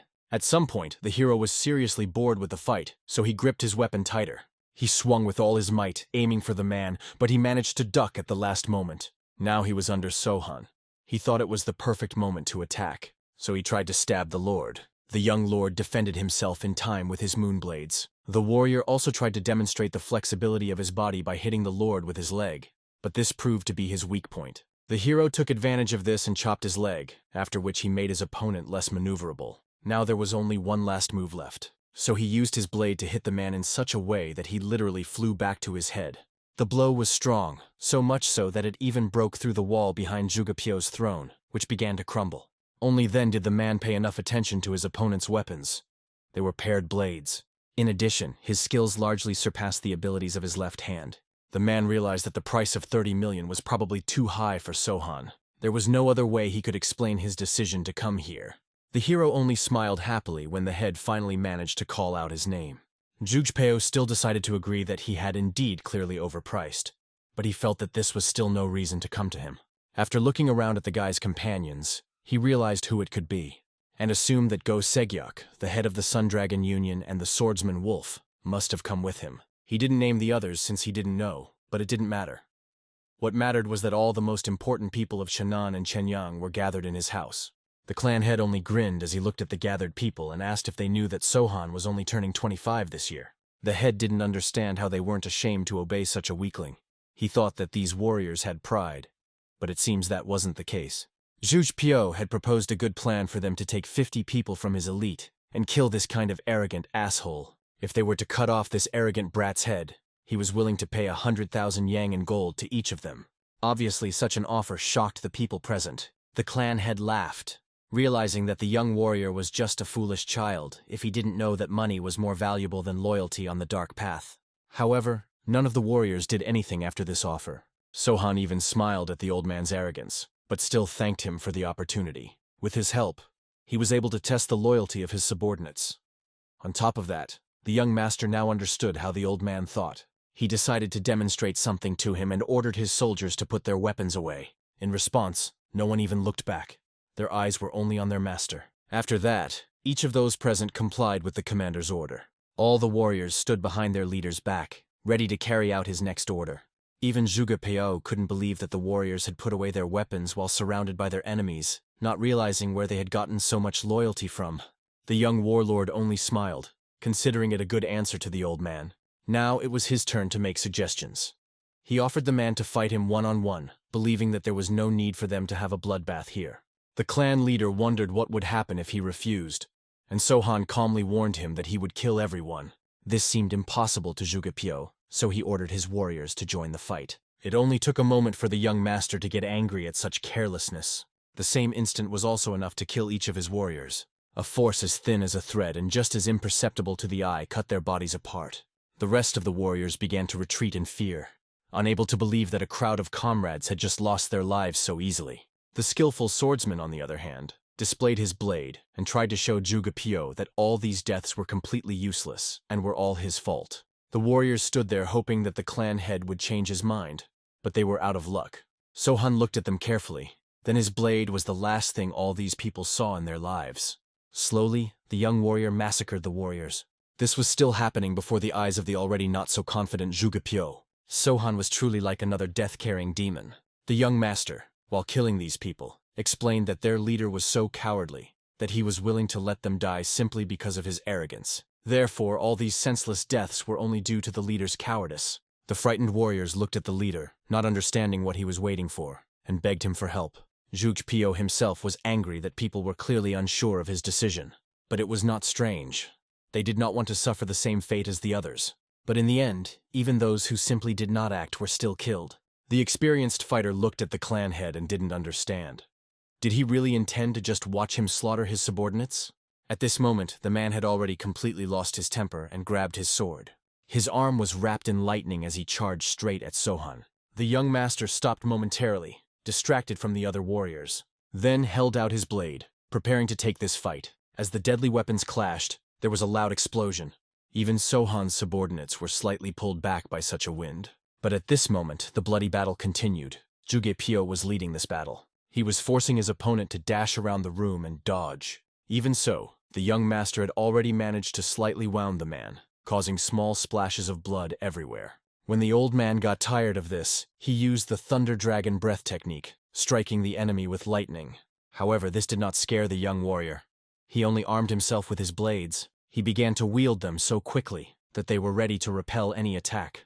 At that moment, the hero was able to get close to his opponent, but the old man noticed him in time to deliver a devastating blow. Sohan didn't seem to have time to dodge it, causing his body to hit the huge steel door, knocking it open, and he fell outside. The old man was only contentedly showing off his strength as he headed towards his defeated foe. As he passed by the warriors and captains of the various clans, he looked at them with disdain. He believed that they were idiots who should have accepted the terms of his deal while they had the chance, and promised that they would definitely regret their choice. However, the three clan captains were sure that they would be the ones to watch who would regret first. At this moment, the young warrior sent another poisonous attack straight into the opponent's face. He managed to fend it off, believing his opponent to be already defeated. But Sohan, admiring the effect of the attack, only asked how long he could wait for the old man. This obviously pissed the man off, so he headed outside. His body literally exuded internal energy and readiness to fight. However, when he stepped outside, he froze in amazement. Absolutely all the warriors who were outside had already been killed. It wasn't Sohan who had done this.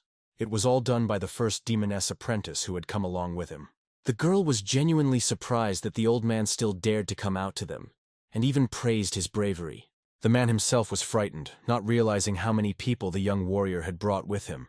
They had already suffered enormous losses, which could have been avoided if not for his self-confidence. But right now, the main problem was the boy himself. He was mad and had to punish the insolent bastard. As a result, the fight continued. They moved fast at the same time, wielding their weapons. Under their feet, Even the ground was slowly turning into craters under this kind of force. However, the battle continued as none of the opponents had been mortally wounded yet. Filled with rage, Zhuge vowed that this time he would definitely finish off the impudent youngster. He began to draw movements in the air, creating his strongest technique, the previously invincible hidden dragon lunge. An attack in the form of a golden dragon of internal energy immediately traveled towards the opponent. However, as soon as this monster opened its mouth, the young master immediately chopped it into 2 pieces. But even that didn't stop the attack. It began to transform, after which that dragon turned into 2 smaller dragons. This really managed to scare Sohan, who didn't expect such a turn, after which both of these dragons attacked him. They started gnawing through his flesh. The grip was so strong that the young warrior didn't even manage to break free from that grip. The dragons carried him to the nearest obstacle, a solid wall, which began to crumble under the force of the attack. When the smoke from the attack cleared, the wounded warrior, covered in blood, sat with his eyes closed against the wall. The first sister and all the captains, who had seen their leader in such a state for the first time, could not believe what they had seen and that Sohan had lost. Zhuge smiled happily as he raised his hand for another final strike. However, he didn't expect that it was all just a trick devised by a skilled fighter. When the clan leader's hand met the ground, the young master was no longer there. He instantly, within a second, soared into the air before landing behind Zhuge back. His entire body was bleeding, but he was still able to firmly hold on to his legs.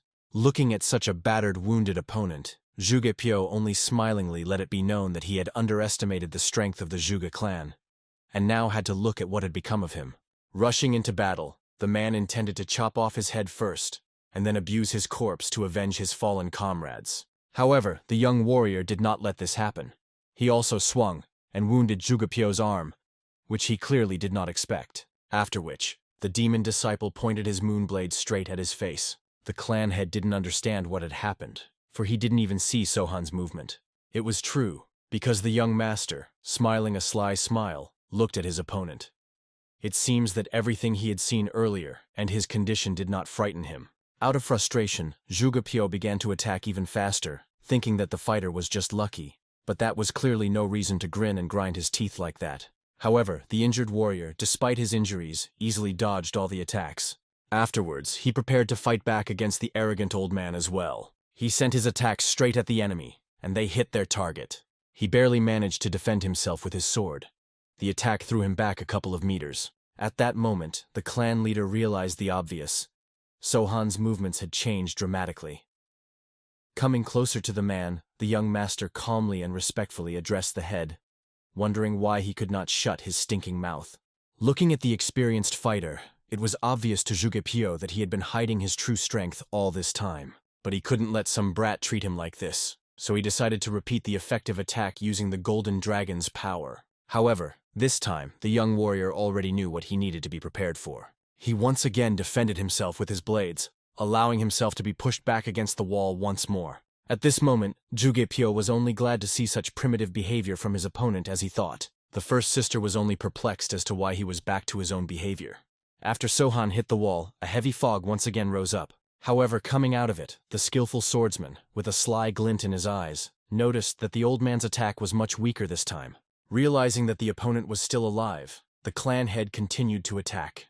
He first used the dragon's energy, and then decided to chop the young man in half. However, this was also unsuccessful, as he avoided the attack in time by flying into the air. The man, who could not put up with such tricks, decided to get the young fighter and on high. So he began to draw his sword, creating attacks, sending his internal energy flying. Sohan, however, had no problem fending them off with his lunar-paired blades. The old man kept up his pace, giving his opponent more and more trouble.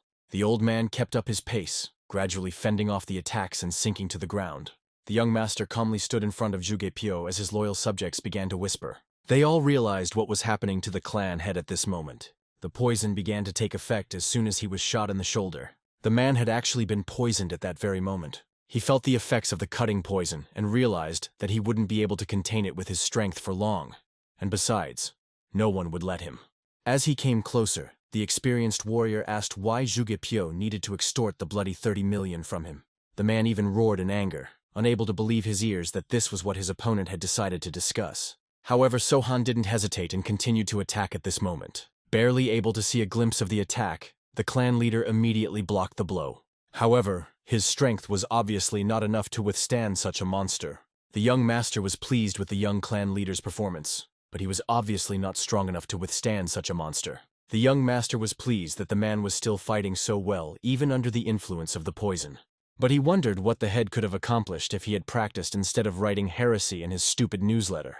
After which, the skillful fighter pushed on, using a bit more strength that Jugepyo could no longer resist with. Gradually, his body was covered in small punches, but he still wasn't going to give up. Sohan, on the other hand, as he continued to attack, decided to ask the clan head if he knew that the poison demon disciple in front of him. Jugepyo knew this, and realized his mistake, as the young warrior had made him forget about it. Now he had fallen for the same trick again, and was distracted while answering questions. This allowed the experienced fighter to deliver a decisive blow that struck his opponent's leading arm. Soon the arm, along with his weapon, flew away from the body. The man could hardly track such a swift movement. But it was too late. The young master had impaled him with his 2 moonblades. The clan head was bleeding and still couldn't believe his defeat. However, the winner said goodbye to the old man, promising that they would definitely meet in hell. In his last breath, the man confessed to Sohan that he had lost and asked him to spare him. But instead, the young warrior rudely pulled the moonblades from his body, without even giving him a chance to heal. After that, the man collapsed like a rag doll. The warriors, who by this point had rushed to the head's aid, realized that he was dead. The victor realized that surely all these loyal soldiers intended to rush into battle. But he warned that those who wanted to live must pass through the main hall, or they would follow their leader. The warriors, whose lives had become expendable, obeyed. Immediately afterward, they began to carry out the order, and all the helpers gathered around their leader. The frightened first sister tried to ask the young lord if he was all right. However, with a smile, the young master reassured the aide. Following that, he asked his subordinates to organize some of the people to gather all of the Juge clan's useful possessions, but not to take anything bulky. He also asked the others to go to the school. Everything was already prepared there. From there, they had to get to Cheonan, so Go Seogyeok had to see to it. The leader explained to the man that he didn't have to do everything himself. The most important thing was to make sure everyone could get there safely. He ordered the others to wait for him at the school. If he wasn't there in 2 days, they were all to leave for Cheonan. However, the assistants clearly did not understand this order. The young master explained that once everyone knew what had happened, the side branch masters and union masters scattered around the area would leave no stone unturned to get to him and his assistants, among others. The masters from the Wudang and Hubei clan were especially dangerous. Besides, they were the closest to the others. An experienced warrior would try to deal with them just like the Zhuge clan and then escape. But Lim Hassan didn't understand. Was their master really going to attack them alone? His answer stunned everyone, so everyone immediately tried to reason with Sohan. However, the young man smilingly explained that he was no longer Sohan. From now on, he would call himself Zhuge Sohan. Obviously, this further confused the already uncomprehending assistants, who clearly needed clarification. Soon, the new clan head, having changed his clothes, walked around the captured mansion. He looked at the warriors who were still restoring the grounds after the battle, but they all immediately fell silent, turning around fearfully at the sight of their new lord. At one point, the young lord saw some sort of quarrel going on. Zhuge and nameless warriors continued to argue, proving where one's place was. The aide immediately reported to Sohan that tensions had begun to actively rise here recently. However, he explained with a smile that it was expected, as the conflict between the masters who bore the name Zhuge and the ancestors had been brewing for a long time. He was just giving them an excuse to blow off steam. The aide realized that the nameless masters were angry, and the Zhuge clan members seemed to be wondering what the problem was. The young warrior understood. After all, they were always the best, so they considered their arrogance to be the norm, which made the nameless masters even angrier. The servant agreed with his master's opinion, but he wondered if he had thought it all through. He couldn't imagine the limits of the new head's intelligence. The young master only asked with a smile that his assistant gather everyone near the main hall, both the nameless and those who bore the name Zhuge. Everyone gathered in the plaza, and the warriors surrounded the tables set up in 2 rows. These tables were divided for ordinary martial artists and Zhuge martial artists, with the former having much better food, money, and clothing.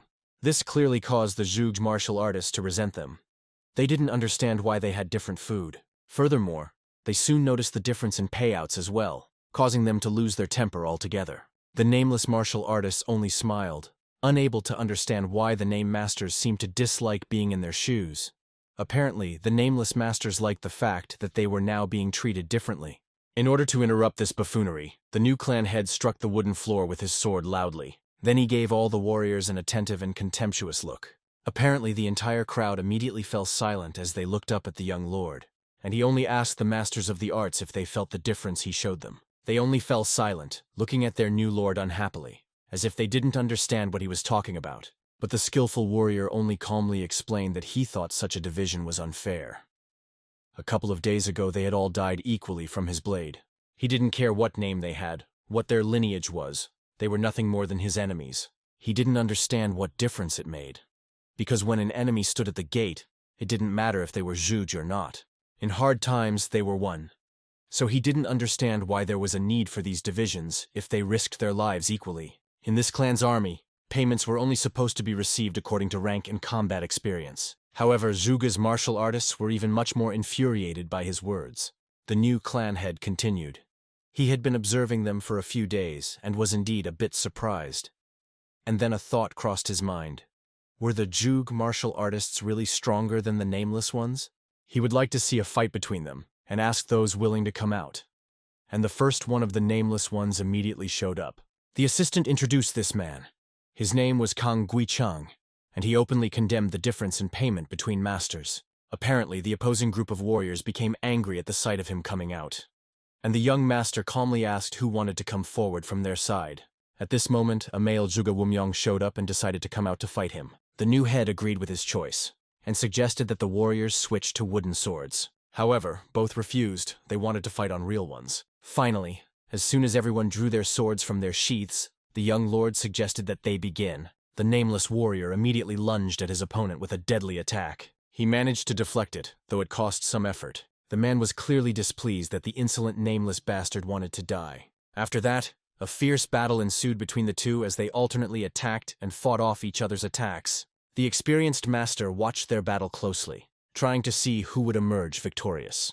But at some point, the warrior from the Zhuge family slipped. The nameless warrior was stronger and was able to knock him down. After that, the man was not immediately able to orient himself to get to his feet and continue the fight. The last thing he saw was his opponent's sword above his head. And at that moment, the new leader ordered the battle to stop. The nameless warriors immediately began to cheerfully praise the man who represented them, while Zhuge's warriors were disappointed at the loss of their named warrior. Looking at the beardless man, the latter was furious, realizing that the man had indeed intended to kill him. However, it didn't matter. The judge awarded a well-deserved victory to Kang Guichang for his display of martial arts. But obviously the warriors were perplexed. Was this really all their new master was going to do to demonstrate that they were supposedly equals? Looking at them, the young master remembered that he had also heard that the Zhuge clan had an excellent martial formation. As he made his way towards their fallen leader, that was the first thing he was worried about. If they spotted him a little earlier and formed up, it would be a problem even for him. He wanted to see that famous formation in action, so he asked how many people were needed to make a formation. 28 men was the minimum to line it up. The new head asked that in that case, they divide into nameless and Zhuge and line up in the required formation. These formations were similar, but still differed in the smallest details of the arrow figures. Seeing this, the young master ordered them to start fighting. Already from this formation, the warriors immediately charged at each other, showering their opponents with hard blows. Each fought fiercely, defending his right and his name. The skilled master, watching this, realized that it was indeed a beautiful performance. Soon, the young master was already on the border of Zhuge and Hubei. He decided to settle down for a while at the Oxo Tavern in order to have a bite to eat. As he sat at the table and listened to the noise of the chattering crowd, his mood was quite different. He was immersed in memories of the battle of these very builds. Watching them fight haphazardly as the formations scattered and each began to just fight on their own, he was finally disappointed. So he walked away, realizing that these people were nothing more than invalids in the world of martial arts. Now the traveler was finally brought his order: lentil soup, seafood tofu, and roast duck. After thanking him, he started to eat, but he heard a conversation that war was about to break out in Shangxi.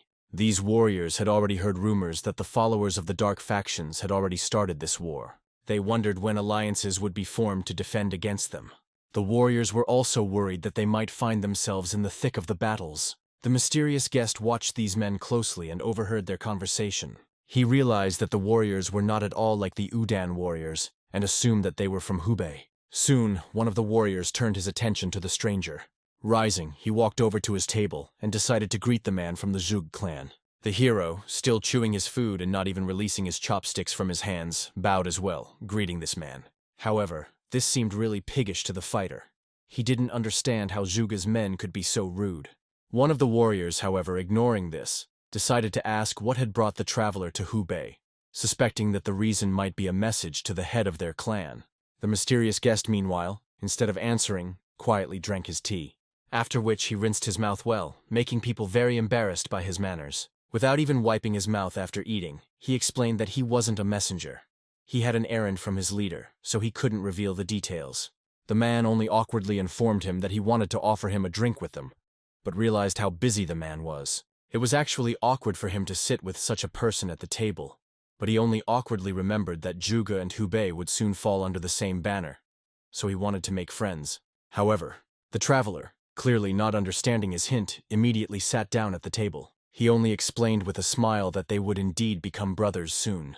It was impolite to refuse them, so he smilingly offered them a drink. Following that, he immediately called out to the tavern owner to ask him to bring his food here. After that, the men took turns introducing themselves. The first was Jie Hong from the Hubei clan, the second was Jiang So-duk, and the last was Go Won-sol. The stranger smiled calmly and introduced himself as Han from the Zhuge clan. However, all three fighters looked at him and agreed that he was a true ignoramus, and spoke to him in a very demeaning tone already. The young man, ignoring their displeasure, inquired what kind of liquor they were drinking. They immediately poured him a bowl of wine, after which all four of them decided to have a drink. However, the guest was clearly unhappy with the taste of the wine, thinking that it tasted terrible, like urine. He only hoped that everything in Hubei was not as vile as the wine tasted. Then, turning to the owner, he decided to see if he had a bottle of Shifei liquor, but there was none. The disgruntled visitor then decided to find out what the host had at all. Of the expensive drinks, they only had Luzhou Laojiao, which the traveler asked them to bring. However, his drinking companions awkwardly explained that they couldn't afford such an expensive drink. But the young man, continuing to eat his food, explained that money was not a problem for him, for Zhuge was not stingy with his friends. All the warriors immediately became wary, for the guest's words sounded like an accusation that they were cheapskates. At last, the master has brought the wine. Looking at him, Jiang So-duk realized that, as expected, they really had a lot of money, and thanked him for the treat. The hero calmly poured him a cup of wine, explaining that it wasn't a problem for him, and decided to find out how things were going with the alliance. For once he had left the main lands, he hadn't heard much news. The man told him that they were to be gathered at Mount Udan, as the Grand Elder had arrived. From the context, the boy realized that the man must have been referring to the Sage of the Sword of Udan, and he became wary. He appeared to be right, and the warriors were not happy that, as usual, everyone would flock to him and offer their place, and he in turn would refuse. And then in a couple days, the leader of the alliance would be chosen. The young man was surprised that he was missing such a performance. There he would be able to look at the power of the clan leaders and see the Sage of the Sword in person. Still, he just decided to ask the warriors who they thought would win. They hoped that their leader would win, but Zhongnan and MANHUA had only fought amongst themselves, so no idea how strong they were. The warrior also explained that Zhuge and Wudang were almost like brothers, so it was unlikely that they would fight each other. He didn't know if the elder might decide to nominate someone at all. However, as he grudgingly placed the bowl on the table, Jiang So-duk realized that everything was already clear without this election. He realized that the leader would remain the head of the Zhuge clan. The traveler didn't seem to understand at all why the warrior suddenly decided so. However, the latter explained that the reason was because he had a lot of money and a lot of resources. In addition, he kept everyone on a short leash at the expense of his messenger. Obviously, such frankness caused shock among that warrior's friends. However, he remained serious and explained to the stranger that the head of Wudang was friends with the leader of Zhuge. In addition, he was the one who decided to create an alliance. In general, it was already clear where he was going. The young man listened attentively to his words, but he was wary. It was clear that the warrior did not like where this was going. Still, the hero said that it was a very likely event, and this clearly made the man wary. However, the traveler reminded him that he was merely confirming his own words, and suggested that he not look at him like that, especially considering if he thought he was one of those messenger riders. Sensing the tension, the young man immediately tried to dispel it by reminding him that they were allies, and apologized for the misunderstanding. However, Jiang So-duk was already angry, and told the guest that he was very much like a scribe and could hardly do anything about it. The friend tried to calm him down, but the man was still offended. He only sternly, looking at the traveler, explained that he was already tired of putting up with this Zhuge face at their table. The hero only calmly drank his wine and simply admitted that he had spoken too much. After which, putting down the bowl, he thumped it loudly on the table. He said loudly that he didn't understand what was wrong with his drink, because it tasted like monkey shit. At that moment, Jang So-duk laughed even louder, but soon he became more serious, and said that he couldn't believe that everyone in his clan was as bastardized as this guest. The young man only smiled as he addressed Jang So-duk by his first name, but becoming more serious, he explained that he would have tolerated an insult towards his leader, but insulting an entire clan was overkill. He warned the man that he simply wouldn't allow it. However, the warrior didn't seem to be intimidated by this. He merely asked the stranger to continue what he had to say.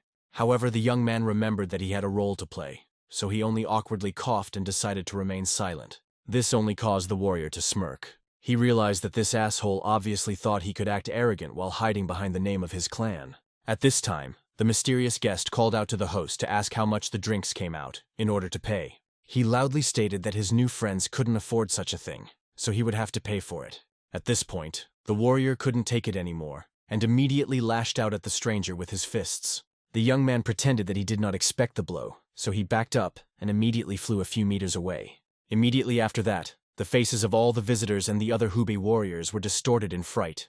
The Zhuge clan's supposed representative was displeased that such a Hubei scum had decided to attack him underhandedly. This insult seriously angered Jang So-duk, who immediately went into action to beat up his opponent even more. However, at this moment, the agile guest no longer just let himself be beaten up. Instead, he dodged. At that moment, a plate flew up from behind the table that the warrior had hit. The hero immediately grabbed it and smeared the entire contents of the dish directly on the enemy's face. This really pissed the man off, especially since the food had gotten into his eyes and was stinging. The hero continued to stand in the middle of the crowd laughing at Jang So-duk. His friends tried to twist their comrade, asking him to calm down. However, he was determined to teach this scumbag some manners, and then personally hand him over to the disciplinary pavilion. However, the supposed Zhuge clan member only grudgingly remarked that it was the warrior who needed to learn manners, because he was literally acting like a mindless monkey. The rest of the warriors did not understand why the Zhuge brother continued to provoke their friend. However, the cunning guest grudgingly reminded that it was not him who provoked. He was attacked with fists. They and also everyone around could confirm this, so trying to blame it on him was useless. Vaughn immediately started stuttering fearfully, but he couldn't say anything in his defense. And the hero only reminded him that this Jang So-duk was furious that he offered to pay for their drinks, and on top of that, he started insulting his clan. At this moment, throwing his comrade aside, the warrior ran at the stranger, ready to literally let his guts out. The young man stood calmly in his place, as if preparing to attack. However, at some point, instead of taking the fight, he just turned around on the spot. After which, he also quickly began to run away from the tavern. Apparently, Jang So-duk immediately chased after him, and his brothers also ran, trying to stop Jang So-duk. The tavern owner didn't understand who was going to pay for drinks and food. However, one of the customers suggested that these warriors get lost. He would get their money later when he reported everything to the disciplinary pavilion master. Obviously, the situation was the fault of the Hubei people who were waving their fists left and right because of a couple words. He considered them a true disgrace. Apparently, the news soon reached the disciplinary pavilion as well. The man went back and forth and was perplexed as to how such a situation could have happened. The master was especially angry that they still hadn't found that warrior from the Zhuge clan. The warrior only awkwardly apologized to the master for failing to find him, but promised that as soon as they found him, they would immediately report it. However, the disciplinary pavilion master knew that such people from this clan were not to be trifled with. He didn't understand what these fools who had first started the fight were thinking. The man tried to explain to the master that it wasn't like that, and that the boy had provoked them, but he ordered the warrior to shut up. Everyone in the tavern had seen who had struck first, and everyone said they were the ones who had started the fight. He ordered him not to lie. He then threatened the warrior that he would report everything that had happened to their head, which scared them very much. The master explained that they had attacked a member of another clan, and not just anyone, but Zhuge. So they would have to apologize to their leader, and their head disliked it very much. The man sternly explained that it was all entirely their fault. Obviously, all three of them were scared shitless already, and at that moment, the master ordered the three warriors to be placed in solitary confinement cells. However, the frightened warrior explained that they were told to leave for Shangxi tomorrow. The master didn't understand how they dared to fight despite being so drunk. For that, he punched Jang So-duk. The blow of what seemed to be an old man was so strong that even his friends were numb with fear. After hitting the wall, the man literally lost consciousness in the same seconds, and the master continued to scold the vermin, for whom the disciplinary pavilion was like a joke. Meanwhile, the nimble fugitive, unharmed, continued his journey. He was passing by some abandoned building when he sensed something wrong. So, stopping, he ordered his pursuers to get out. Right after that, 5 shadows appeared from behind the bushes. They all lined up in front at once. The experienced warrior looked them over without any fear, and to their surprise, it became clear to the spies that he had known all along that they were watching him.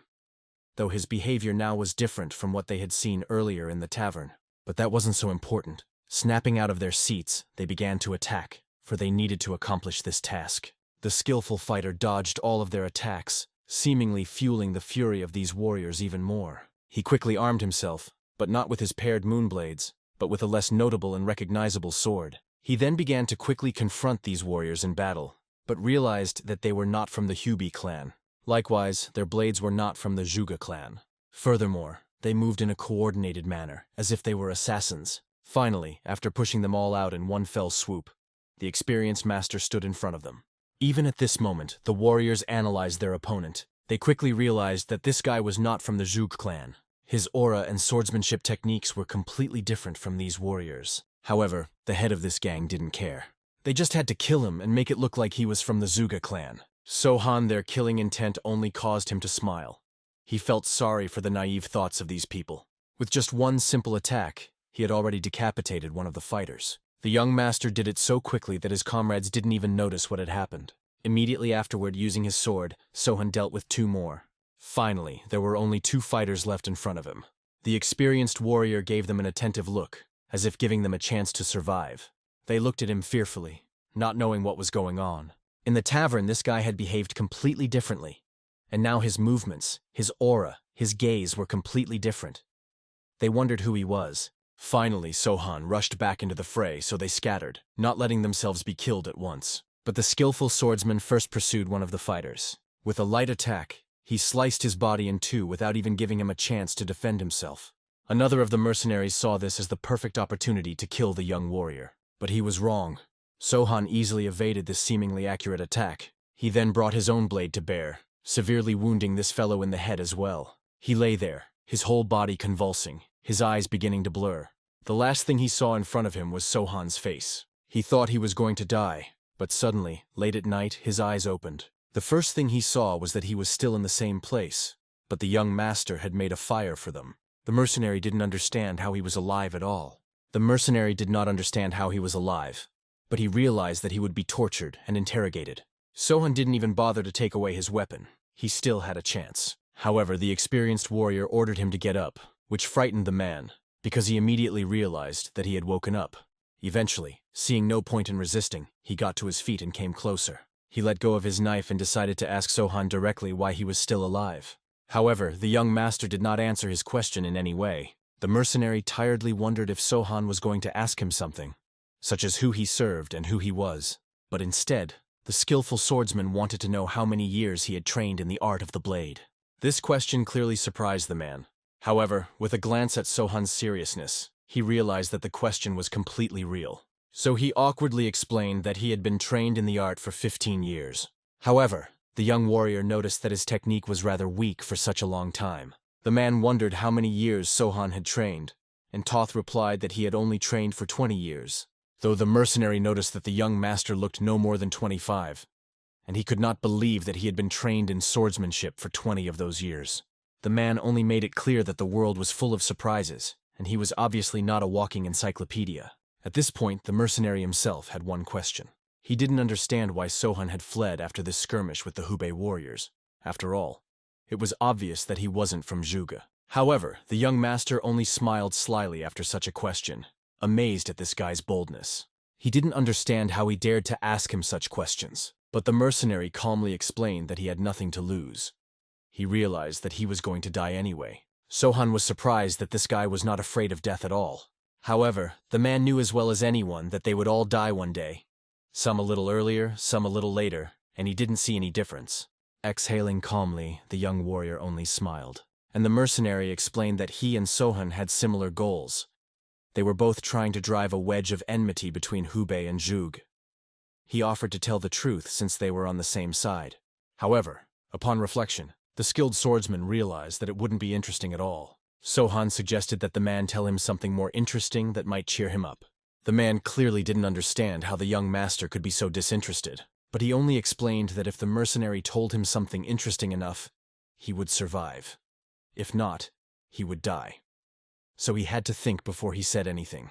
The man didn't understand why he would act as Sohan said.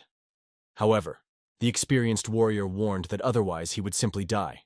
This seriously alarmed the mercenary. He realized that this guy had serious problems with his head if he was going to spare him. However, he was excited by the possibility that the young master might actually let him go. As a result, the first thing the mercenary decided to reveal was that he was a believer. However, Sohan was not interested in this at all, and he offered to tell him something else. The frightened man then immediately revealed that they worshipped an absolute being, the Orthodox factions. Their sect was on the side of light, and they were doing so with the best of intentions. But suddenly, he realized that he had blabbed absolutely everything to the young warrior due to excitement. Sohan smiled and invited the man to continue his story. Then he explained that it was about an ancient who had helped them more than once. He was a hero, their leader, and their god. However, the young master asked him to stop. Fanaticism was not interesting to him.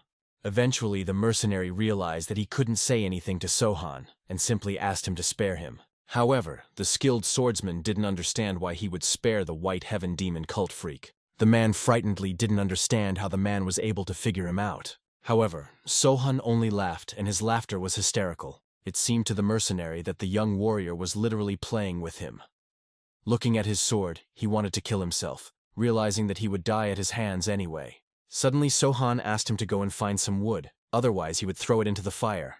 The man was clearly displeased, but the young master began to prod him, reminding him of the possibility of becoming kindling himself. Although he didn't like such orders, he had no choice. So after a while he returned with a large amount of wood. Glancing at Sohan, he decided to see if he could just let him go. However, the skilled swordsman reminded him that the mercenary had something interesting to tell him. It seemed to the man that this guy was completely crazy, and he didn't understand why he had to tell him these interesting stories. He could even ask any questions he wanted, and the mercenary was ready to answer anything. But Sohan repeated that he needed something interesting. Then the mercenary reminded him that he obviously needed to know who Sohan was before he could pick an appropriate, interesting story for him. The young warrior only grudgingly turned to the man, saying that the man was blind since he couldn't see that he was a master from the Zhuge clan. The mercenary was well aware that the man was nothing more than a liar. However, suddenly a bright idea popped into his head, so he even assumed that this guy was a disciple of the fierce demon. Bowing down, he apologized for his ignorance if he turned out to be right and asked to kill him. Sohan was clearly wary of the man's words, but asked him to start by bringing the kindling again. As he left, the mercenary realized that it was absolutely certain that this was the apprentice of the raging demon. He was young, green, and definitely insane. There was no other option. But he didn't believe that the last thing that would be waiting for him in life would be kindling. Though the mercenary thought it was a well-deserved death for a lowlife like him, soon he brought back some brushwood. Upon returning, he realized that he did have an interesting story for Sohan. To begin, he took off his blindfold and introduced himself. His name was Yi Ha Ryu. His late older brother's name was San Ryu. The young warrior was clearly interested in what he said, so he was wary. The man then revealed that he had joined the White Heaven Demon cult on the recommendation of his older brother. This cult had been rampant in Hubei for over 1,000 years, and was led by an 8th leader who led his followers like a shepherd of lambs. However, Sohan knew even that, which really surprised the mercenary. He didn't understand how he knew about it. However, the young master didn't understand who this warrior thought he was, and reminded him that he was from the Zhuge clan after all, and knew everything around him. The man then decided to find out if Sohan knew that Hubei had already formed an alliance to fight them. It had been so powerful when it was first created. Back then, it included all the masters of China. Their cult had been defeated 14 years ago, and they had been preparing a comeback for years since then. But of course, their first target was Hubei. Thanks to them, their clan had been reduced to the ruins of its former greatness over the past 10 years. After destroying the Hubei and Shangxi clans, they were going to give battle to the entire world in the south of the Yangtze River, to eventually unite the entire Celestial Empire. However, Sohan thought this was just fanaticism. He didn't understand why they kept getting beaten up, and they kept coming back again. as if they loved eating that shit so much. They were brainwashing the people with this religion, teaching them useless demonic techniques that no one cared about. However, the man could argue with the young warrior's words. He explained that they didn't touch the ordinary people. Their goal was to purify the martial arts world. Sohan clearly disagreed with his words and thought it was some kind of nonsense. But the mercenary was sure. Their god was capable of doing this. The skilled swordsman then asked the logical question. If their man was a god, why didn't he do it himself? The flustered mercenary explained that Sohan simply hadn't met the Lord Cult leader. He was willing to swear that with the abilities the young master possessed, he would have been granted one of the highest positions. However, Sohan calmly explained that when the time came, he would meet the man, but as an opponent. At that moment, the mercenary realized that it was over.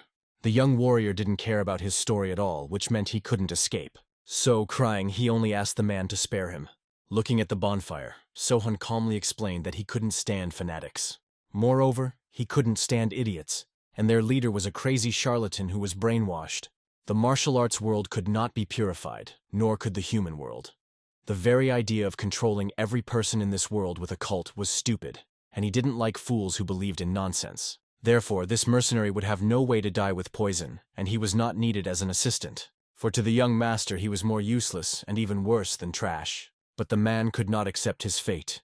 Falling to his knees, he begged the master for mercy. Embracing his sword, Sohan only explained that the man had managed to amuse him.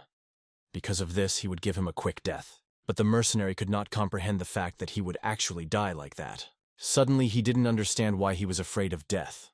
Only a couple of minutes ago it hadn't bothered him. But now he was gripped by actual terror. He looked at the young warrior approaching and realized the point. It wasn't death he feared at all, it was him. He decided to tell Sohan one more thing before he died. It was his last wish. The young master, without refusing, offered to let him try to tell him. Looking death in the face, the mercenary realized that nothing made sense. His religion was a collection of idiots, the cult leader was a mad charlatan, and he was a fool who believed in all sorts of nonsense. And it was true. He was useless and worse than trash, but he begged Sohan to let him be better and serve him. Looking at the young warrior, he wondered what he would tell him.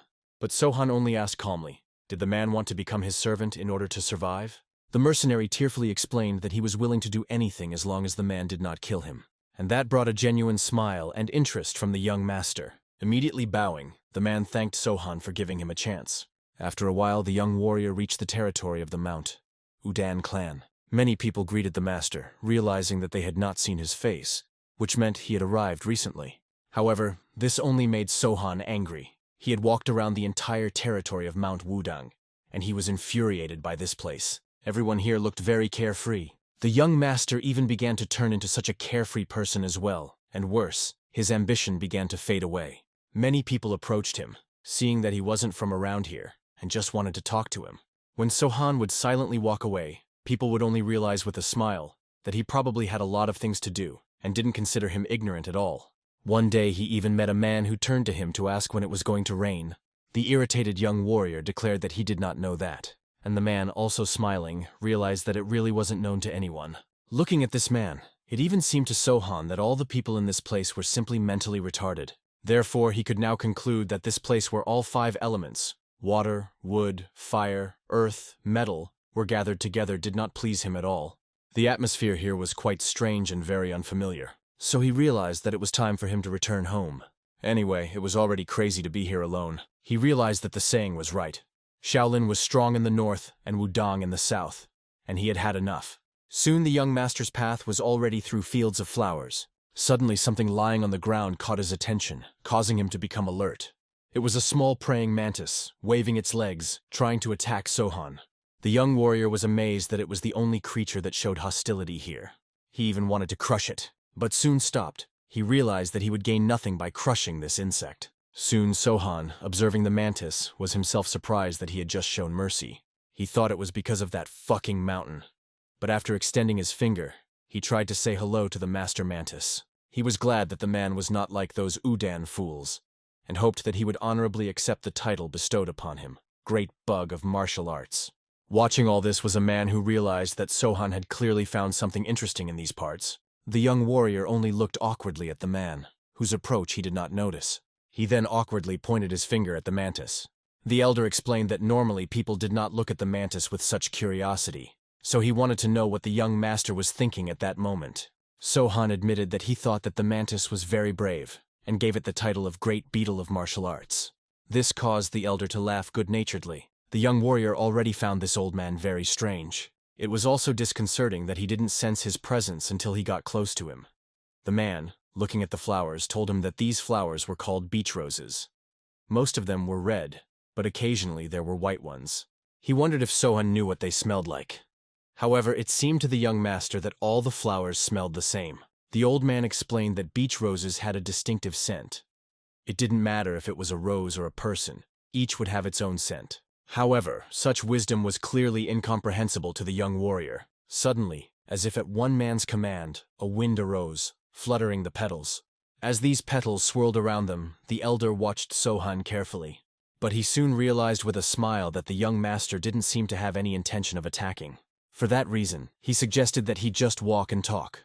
Sohan didn't mind and responded with a good-natured smile at this suggestion. Their journey was a long one. On the way, they met a family of ants who continued on their way. The elder jumped over the ants to stop them from building their nest, and the young warrior followed the old man's lead. They also stopped at the river, where the old man decided to feed the local inhabitants.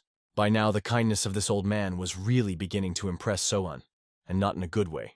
Soon the old man himself noticed that the young master was becoming more and more disgruntled with every meter. This only caused him to smile good-naturedly. However, Sohan clearly wanted to know why the old man had suddenly laughed so much. He explained that he was amused to see someone from outside the area, for the young warrior was like a white crow to him. Sohan understood what he was saying, and he calmed down considerably, for he also had the same opinion. The elder thought that the young master was special, as if he was not from this land at all. He motioned for the boy to come through, to show him a place where they could talk more comfortably. Soon they came to a mighty waterfall that was crashing down from above with an unattainable force. The old man explained that the waterfall created huge surges spreading around it, and eventually this flow created a depression in which a pond was formed. This picture reminded him very much of Sohan for some reason.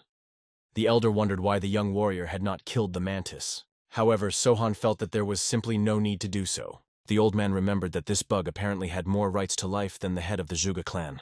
However, Sohan was clearly alarmed by these words. Still, he calmly explained that this person was indeed far worse than a mantis. After which, the two of them both laughed good-naturedly. The old man himself was well aware that Zhuge Pyo was willful and knew the power of words more than anyone else. On top of that, he hypocritically believed that he could do justice. The old man was surprised that Sohan had dealt with him so easily, because it would have been difficult for him. It would have resulted in a confrontation between the Wudong and Zhuge clans, and it would not have ended well. The young master understood this very well. The elder asked the young warrior if he had ever seen the Tai Chi symbol. Sohan himself knew that it was black and white. And then the elder told him a story. If the mantis killing his wife is the dark side, then we can say that the moment of his satiety, and therefore his survival, is the light side. If we follow the same logic, killing is darkness, and keeping the Zhuge clan warriors alive is light. This balance of actions was what was called Taiji. The man believed that killing without saving a life would color everything black, which was the dark path. If anyone dared to kill a single praying mantis in his path, he would bear his blade, for that was the destiny of their art, to kill the man who disturbed the peace. That was the philosophy of the Udan clan. Sohan listened intently to the man's words, and the old man told of how Zhuge Pyo had once shown him how powerful words could be. Because of this, it had been hard for the Wudong clan to eliminate him. One murder that could turn into thousands of victims, and then he would be the one to disturb the peace. That was his bright path. Suddenly, however, the man asked Sohan a question he hadn't expected. Namely, the question concerned how his masters were doing. Then the young warrior realized that the man had already guessed who he was. But he honestly admitted that he hadn't seen his masters since he'd gone out into the world. The man told him that Sohan was special to them. The poisonous demon hadn't killed in about 12 years. The young master could make him change, and the elder thought it was amazing. However, Sohan himself did not understand how the old man knew all this, or how far his gaze extended. The old man said that for his masters, the young warrior, their apprentice, had become Taiji in the flesh. One killed, the other brought back to life, and Sohan was the only one who survived. He was just fighting for a place in the sun. But to them, the fact that he is alive is something special. If you think narrowly, you could say that the poison demon lost to his brother. But if you take a broader view, they can see how he brought his mentor back into the stream. The man hoped Sohan understood his message, and he was right. The elder himself explained about the stream and that it was not roses plucked from the roots. Flow is life, death. Everything is a flow, and everyone is born a part of it. When the natural elements circulate in the flow without any fluctuations, it is called harmony. It was in its name that the flow existed. In general, flow, Tai Chi, and harmony were one, and the path led to the realization of this fact. Pensive, Sohan recalled all the events he had already experienced in his history. He tried to realize what his flow and his harmony had been like, and he realized that his harmony was in order. The elder himself understood this perfectly well, so he only hoped that the young warrior would remember his philosophy from time to time. This was his gift to Sohan as well, and a request to him. Bowing, the young master thanked the sage for his help. The man only explained that since Sohan had met him, it was already tantamount to having visited the Udan clan. Shortly after this meeting, Sohan was already hurrying home, moving quickly through the branches of the dense forest. A peaceful smile was on his face as he recalled his farewell to that strange elder. After his instructions, the young warrior bowed down and sincerely thanked the master for all he had done for him. The man himself, smiling sincerely, was glad that he had been able to meet Sohan, and he hoped that they would meet again. In the end, smiling at each other, they said goodbye. Before the young master could even blink, the man who had been in front of him only a moment ago had disappeared. Now Sohan came to the conclusion that flowers were flowers, wine was wine, and Udan would always be Udan, even in spite of his oddities. Still, the skillful warrior had to hurry, so he decided not to linger in these parts, and picked up his pace to get home as soon as possible. The noise didn't stop after he bounced off another branch. From where he had just been standing, a multitude of dark-armed shadows jumped out and chased after him. They were following him at his heels, and the experienced swordsman knew very well that they were following him. So he only looked back carefully to see exactly who these people were. It was hard to tell from their clothing which unit they belonged to. However, these people had brought identification with them.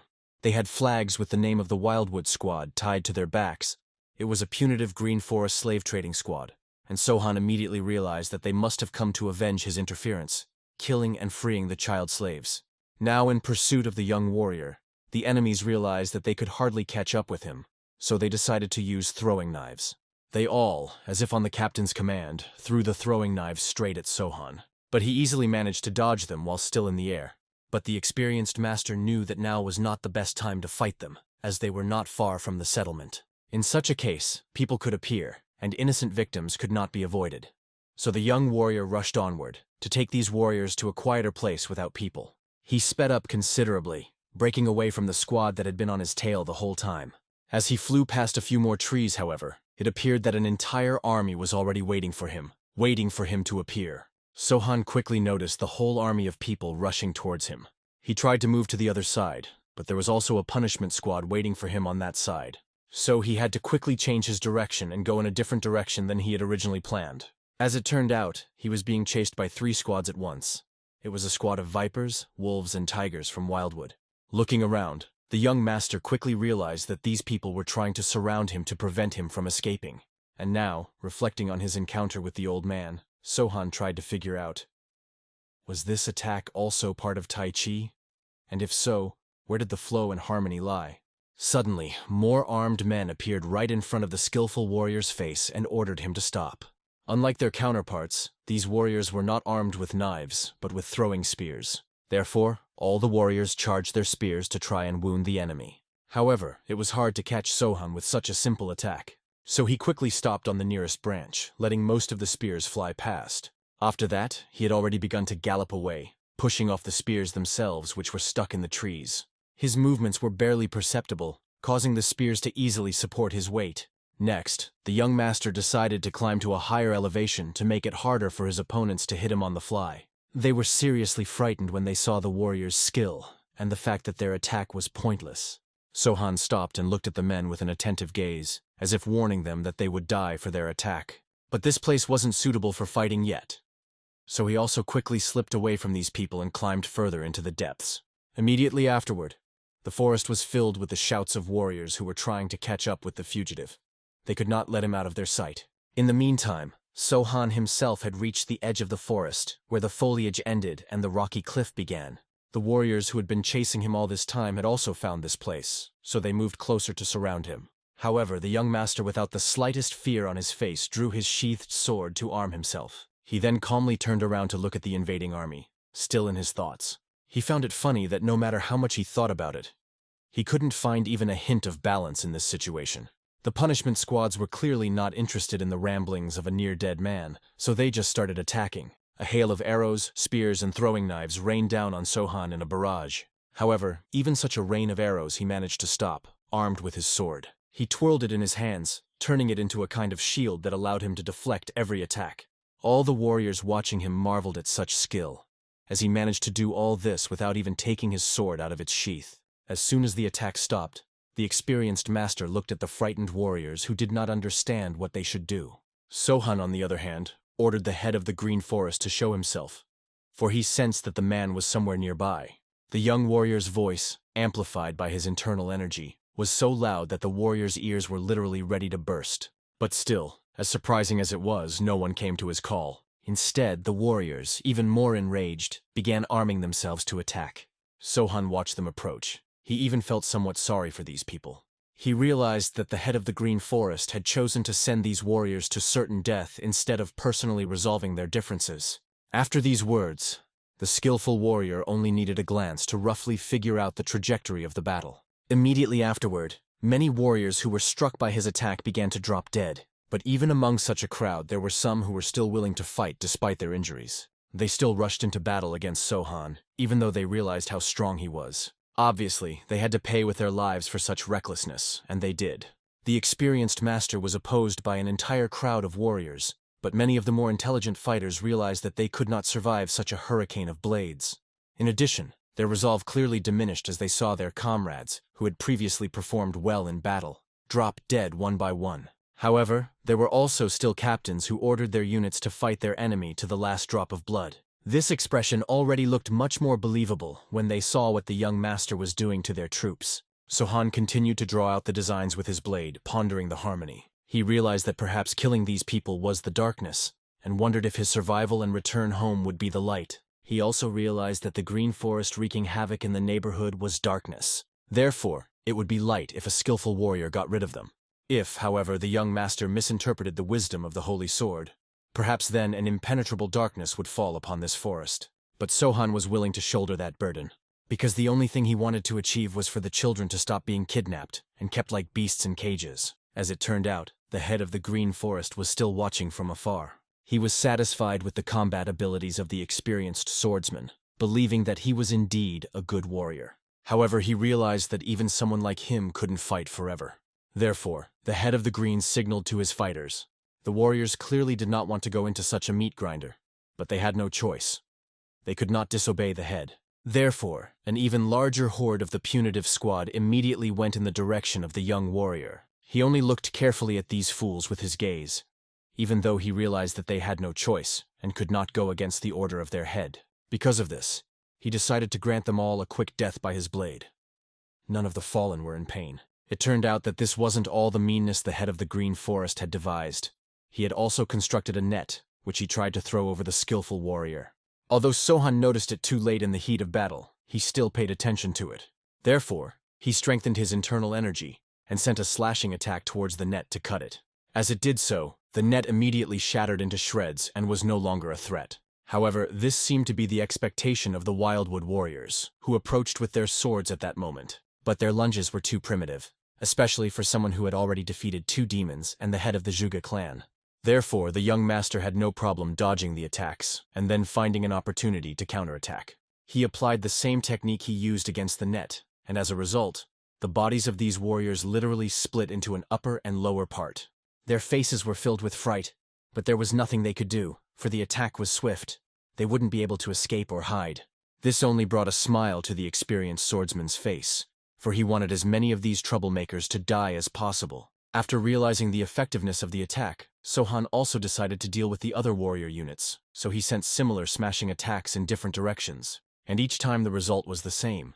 The bodies of the soldiers simply disintegrated, leaving behind bloody paths. With all this, the young warrior didn't even seem to be tired. He was still full of strength, and it was obvious that he was ready to repeat this technique 100 times. Therefore, the frightened warriors, looking at the approach of such a monster, did not know how they should stop it. It became obvious that they were no match for such a man, and only their leader could deal with him, so they asked him to speak. The man clearly didn't like the attitude of his men. However, the skillful warrior also thought it was a much better solution than just continuing to kill his subordinates, who even attacked unwillingly. As a result, while waiting for the decision of the head of the Green Forest, Sohan crouched down on the nearest rock in front of him. Obviously, this kind of recklessness caused the warriors to be bewildered, and the headmaster to misunderstand. But the young master didn't care. He just wanted to take a breath and think about what had happened. At that moment, the image of Wudong's sword of light appeared before him. It was as if he had heard his instructions, and the elder was suggesting that Sohan simply run away from the battlefield. He knew the lad was strong, yet he felt like there had already been too many deaths for today. The old man doubted whether the young warrior could handle the burden, and he himself was in doubt. The wildwood warriors in the surroundings had no doubts. They thought that the experienced swordsman was weak and tired after the battle. However, even these warriors had honor. When they approached and there were a few meters left to the skilled warrior, they stopped, calling Sohan to join the battle. Then the lad, leaning on his sword, rose from his seat. Standing before the old man, he apologized, explaining that he had no other way. Armed with his moonblades, he decided to massacre all these troublemakers. His decision seemed to cause sadness on the old man's face. He was unhappy that the young master had chosen this path. However, the young warrior was already firm in his decision. When wielding his paired moonblades, he was literally invincible, for these weapons were an extension of his body. Even the simple attacks he drew with his sword became deadly with the help of his blades. And he, even more confident in his abilities, rushed at the best fighters. Obviously, the same fate awaited them as their brothers. However, the skillful swordsman did not kill these men. He simply deprived them of the ability to move and hold his sword. After that, he calmly lined up in front of an even larger army of warriors of Wildwood. They didn't want to retreat and left him no choice, so he did his best to kill every single one of them. Right after the next wave of fighting was over, Sohan sat down on the same rock to think about everything. The image of the old man appeared in front of him again. It was as if he was his conscience, following him everywhere. But this time the sword of light was simply silent, as if waiting for the young warrior's choice. And without thinking long, he decided to ask the old man's opinion. How could he stick to only the light path? He believed that the road to hell was paved with good intentions, and did not understand how one could give something without taking anything away. Even as they passed by the lush roses, they involuntarily touched their petals being picked up by the wind. If one constantly walked among the flower fields, one could hardly know the pain and suffering of this world. Therefore, the experienced master let the old man know that he was going to stick to the dark path. This didn't seem to upset the old man at all. He smiled. The complete freedom of his choice and the fact that he did not meet with any judgment, but only received complete acceptance, added confidence to his actions. Now, he stood in front of the same fighters without any mental anguish. They were clearly wary and immediately drew their weapons, ready to fight back. However, the skillful warrior gave them a chance at life, ordered them all to get out of the way. The warriors, who had already seen many deaths today, began to hesitate. Soon, however, they dispersed, letting the young master pass. The obedience of the fighters clearly angered their head, but their human feelings were understandable. Before moving closer across this road of living humans, Sohan decided to hide his paired blades. Neither the warriors nor even the head of the Green Forest understood why he hid his weapons when he was surrounded by his enemies. However, the young warrior had already found himself right next to the head in just a moment. If he wanted to, he could have killed him with such speed, but he didn't, which caused a look of surprise on the man's face. The experienced swordsman gave him an attentive look and decided to find out who the man was. He was clearly angered by such a question from such an arrogant guy. However, Sohan only moved a little closer, looking more closely at the man's features. After that, his face became even more serious, and he repeated his question. The man only laughed in his face, calling the skillful warrior a puppy. However, the young master calmly explained that even by his best estimates, this man was not worth his attention, so he wanted to know why he had decided to attack him. Did this man really hope that he could defeat Sohan simply by sheer numbers? Seriously angry after this assessment of his strength, the Green Forest leader immediately grabbed his weapon, trying to attack the young warrior with it. The skillful swordsman, despite seeing the attack coming, didn't even move, allowing himself to be attacked. But at the last second, before the spear reached his face, he stopped it with just one hand. Obviously, this had horrified the head of the Green Forest. However, Sohan only gripped the spear tighter, infusing it with spiritual energy. As if it was burning from within, it burned the hands of anyone weaker than the young master, and the head of the Green Forest felt it perfectly. So he quickly let go of the spear, stepping back a few steps. The man realized that this guy's strength was several times greater than his, but the experienced warrior knew very well This man realized his failure too late. So Sohan quickly grabbed him by his fur collar and then brought his hand up to give him a good slap, which was strange in the current situation. However, this slap was so strong that the Green Forest head's face literally turned into a bloody mess in the same second. The young master was able to knock out even his teeth with such a simple palm strike. However, even that wasn't enough for him. Since he hadn't killed the man, he intended to show him the difference in their strength. But even though his entire face was bleeding from those blows, he continued to laugh. The skillful warrior could not forgive such impertinence, because this kind of insolence only made him angry. So he struck the man's skull with all his might, shattering his bones and turning his brain into mincemeat. It was apparently an instant death, after which he sagged in Sohan's arms, bleeding from the contents of his head. The warriors froze in consternation, unable to believe that their head, whom they revered, was so weak in comparison to this fighter. The young warrior, in order to show the wildwood fighters whom they obeyed, tossed their head to the admiration of the crowd. After everyone was horrified and a sigh ran through the crowd, the seasoned master took the man's place on the throne. He looked so confident that it seemed the throne had always belonged to him. After that, Sohan gave the fighters the order to depart for Cheonan immediately. They did not move, but the skillful warrior gave them a murderous look, forcing them to move. Immediately afterward, the warriors quickly harnessed the horses and followed the young master's wagon as his escort. However, one man never left the scene of the battle, scrutinizing the slain head. Looking at the blows dealt to him, he realized that this fellow, despite his age, was indeed very strong. He knew that Sohan was a disciple of the demonic twins, and they had done their best. The young warrior had a part of the poisonous demon and a part of the witch doctor, which made him a unique specimen. And what made this man so happy was that it gave him pleasure. So he decided to follow the rest of the fighters to see their onward journey. But when night fell, the experienced master did something unexpected. He poisoned all the accompanying squad fighters with his poison. Then he quietly got off the wagon, as it was no longer needed. He got up from his seat and started counting the fighters. Now there were about 30 of them left, and he had already gotten rid of those fighters who had not been able to cleanse their bodies of the poison. Suddenly a man meditating nearby caught his attention. This warrior had survived the poison longer than the others. Perhaps it was because of his inner energy, or perhaps it was because he was farthest away. Sohan looked the man over carefully, and from the looks of him, he was a mid-level commander. Using his sword, the young warrior pulled the man aside and saw that the man had a letter behind his sinew. Taking it out and unfolding it, the skilled swordsman began to read. The letter spoke of a rallying point, which was to be the main road between the demon leagues of Gale and Shanyang. The order stated that if Sohan was to be accompanied by his subordinates, it was necessary to kill them first. If the warriors lost him, they were to go to Shanyang and wait for further instructions. The experienced master realized that, in that case, the rest of the squad would already be waiting for him there. After the young warrior learned everything, he killed the man without hesitation. Following the given coordinates, he realized that the head had not just followed him to the cliff. It was clearly part of some plan. But it didn't matter now, because he had to see absolutely everyone who was now poisoned. Among the really poisoned fighters, the man who had been the last to join the squad woke up. He had not been poisoned, and was amazed that Sohan was truly insane, determined to kill everyone.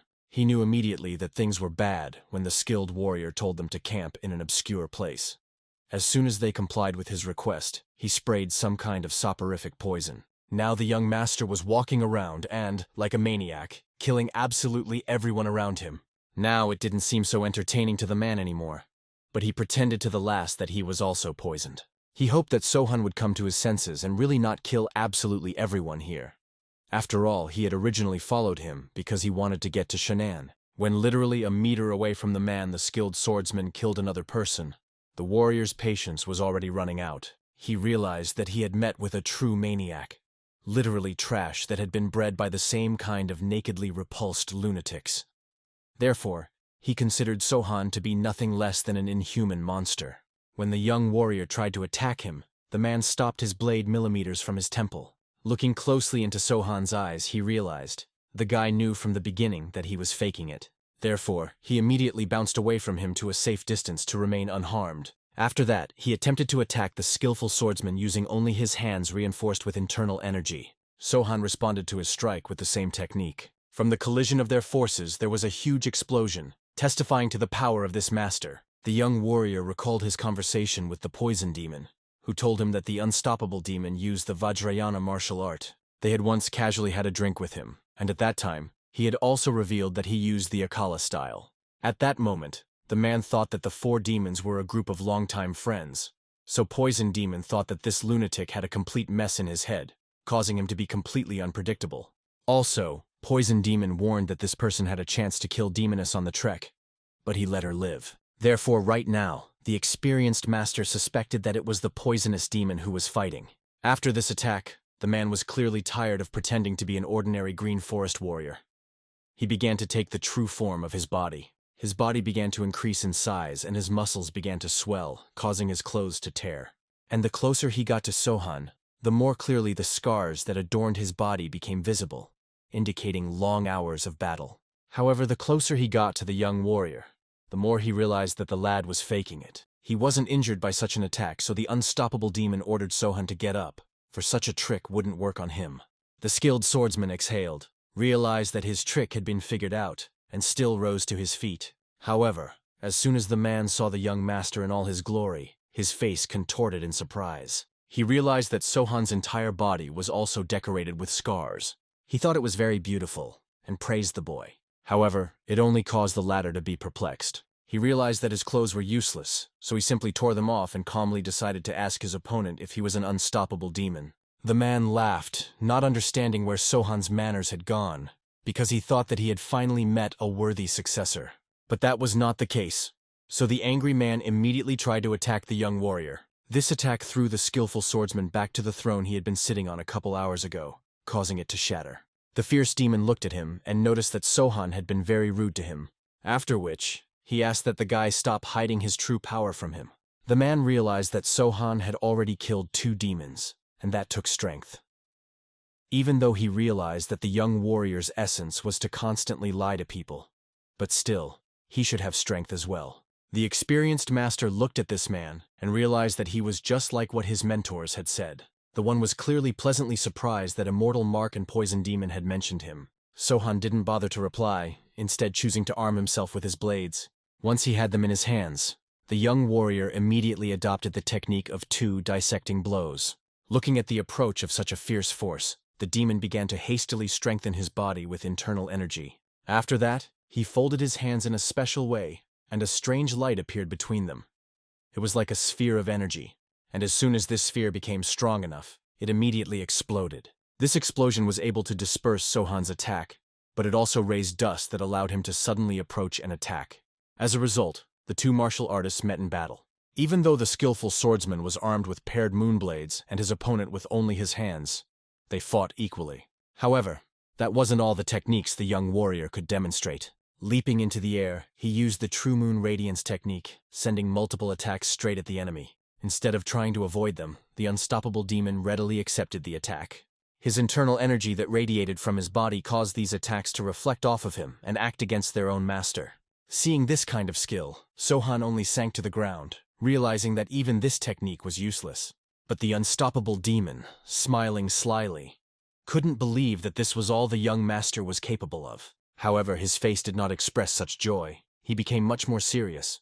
After which, the experienced swordsman put one of his paired blades back behind his belt. The unstoppable demon was clearly not happy about this, but it looked as if the skilled swordsman had something in mind. Sohan was well aware. This man had a colossal amount of internal energy, but his speed still couldn't match the unstoppable demon's agility. The young warrior realized that by using his advantage in swiftness of movement, it might be possible to wear down his opponent. But suddenly the man, displeased with the young man's musings, turned to him, calling him Zasone. This name instantly struck Sohan like a lightning strike. When he came to his senses, he imperiously demanded that the man repeat what he had just said. The man smiled wryly, but he did not understand the reason for his surprise. Everyone called him that. He knew that for a fact. The skilled master was eager to find out exactly how the unstoppable demon knew this nickname. In his eyes flashed sinister lights, which the demon rejoiced. At last, he saw the true creation of his fellow creatures and their murderous gaze. The demon explained. All those experiments and tortures Sohan had been subjected to, all those efforts were aimed at creating him. He was the possessor of an immortal body, the embodiment of a pipe dream. The young warrior was well aware that his mentors had endeavored to create an immortal body, but he had no idea that this plan had a special name.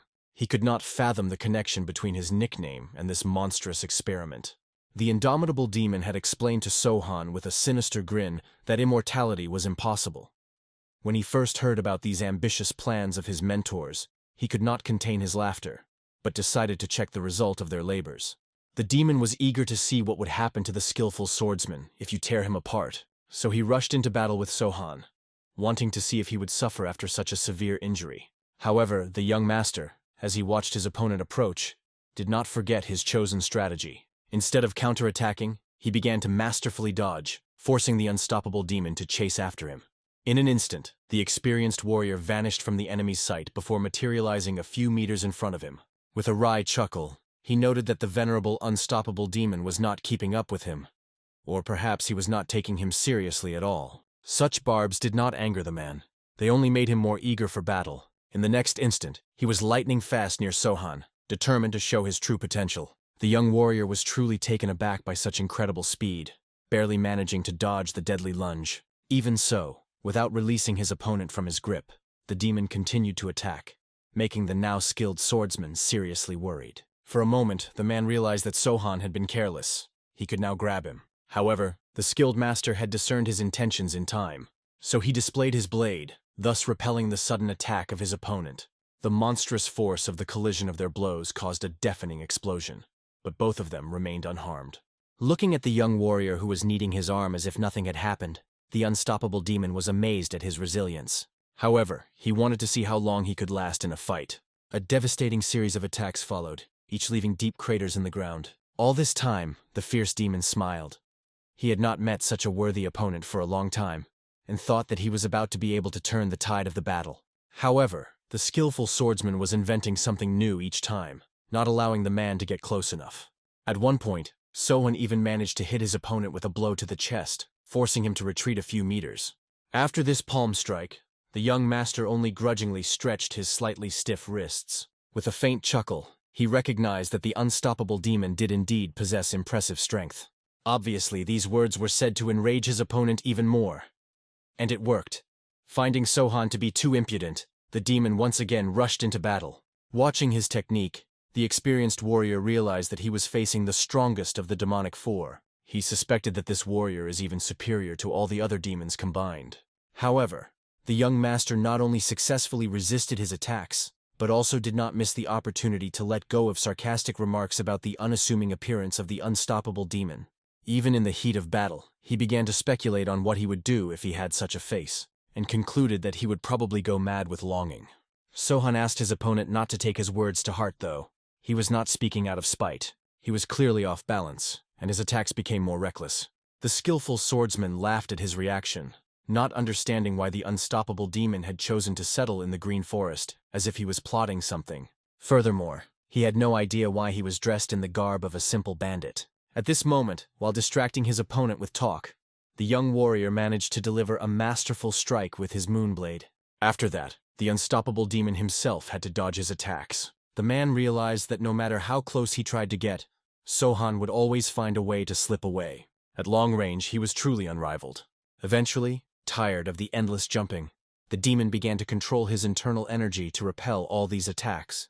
Watching him, the experienced master finally realized the reason for his nickname. Perhaps he was named Unstoppable because of his love of jumping around his opponent unrestrainedly. However, the unstoppable demon imperiously ordered Sohan not to go too far. If he valued his life, he should definitely watch his words. Otherwise, he would punish him severely by tearing his mouth in half. But the young warrior asked him not to take offense, for he was speaking the pure truth out of the best of intentions. He added with a sly smile that the man's face was so unsightly that he found it difficult to take his threats seriously. Completely enraged by these words, the fierce demon decided to reveal his true colors. He tore off the mask and wig that had been concealing his true identity all this time. Then in a blaze of anger, he ordered Sohan to stop this senseless verbal duel.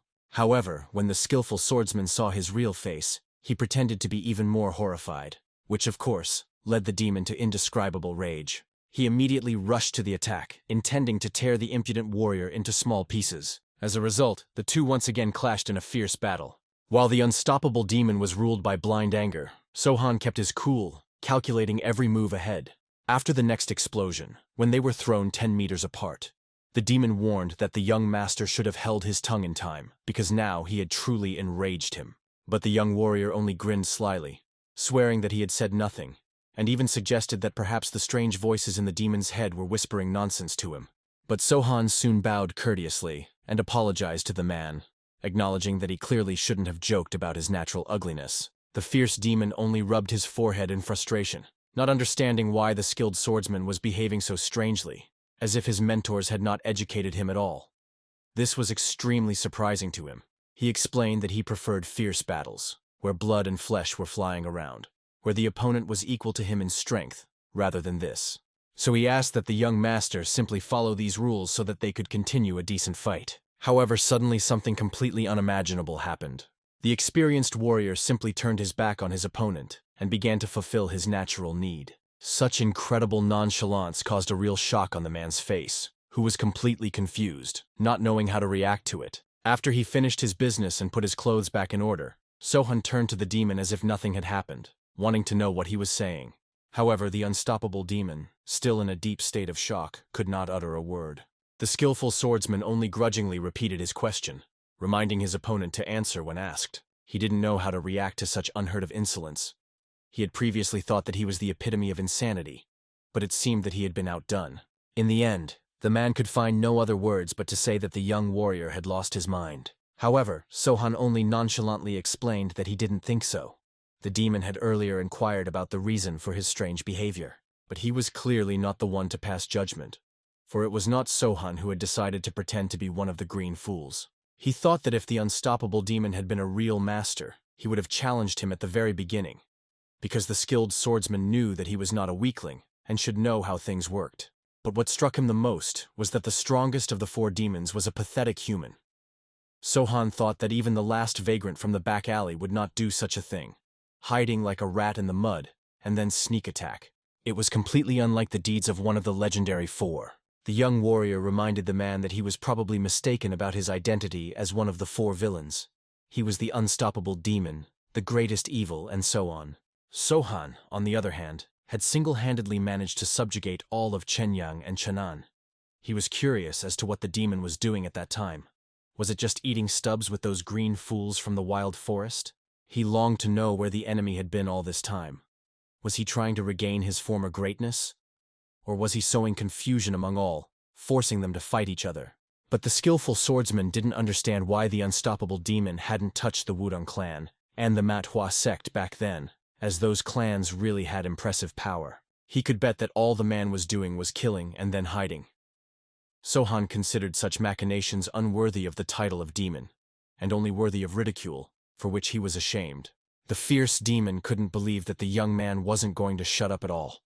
It was the first time he had ever met such a talkative, impudent man. But he realized that even if he attacked, the young master would probably dodge the attack. The experienced warrior explained that unlike the demon, he had many advantages. He could dodge its attacks for about 200 days in a row. Besides, he had nowhere to rush. He still had a lot to say to the unstoppable demon. However, the man threatened that he could kill all of Sohan's subordinates, which caused Sohan to laugh contemptuously. He had originally thought that the unstoppable demon only fought those of equal strength, but now the man was talking about attacking his subordinates, who were many times weaker. Therefore, the skillful swordsman told him to shut up and finally decide on a worthy opponent. With sadness, he noted that Chenan would probably be the grave for all demons. He had already destroyed the demoness and the lust demon, and the unstoppable demon could join them. And considering that the young warrior was much faster, even if they headed there at the same time, he would arrive first. So he made it clear to the man. He wouldn't get to his subordinates in time, and suggested that he think his threats through better next time. At first he wanted to object, but soon realized the futility of doing so. He squatted down and told Sohan to leave, for he could no longer tolerate his idle talk. But the skillful swordsman did not move. The demon was surprised that he did not want to take such a chance. But the young warrior calmly put his blade away, only wished the unstoppable demon the best of luck, and then nonchalantly left. The man was truly astonished. He had expected Sohan to continue harassing him, but he guessed that he was probably heading to the green forest to finish what he had started. He realized that he had to be more careful with this warrior. The experienced master, meanwhile, saddled one of the horses he had left behind and galloped away. He knew that the unstoppable demon would definitely show up in Shangyang sooner or later, and since he wouldn't have a horse, Sohan would definitely be there first.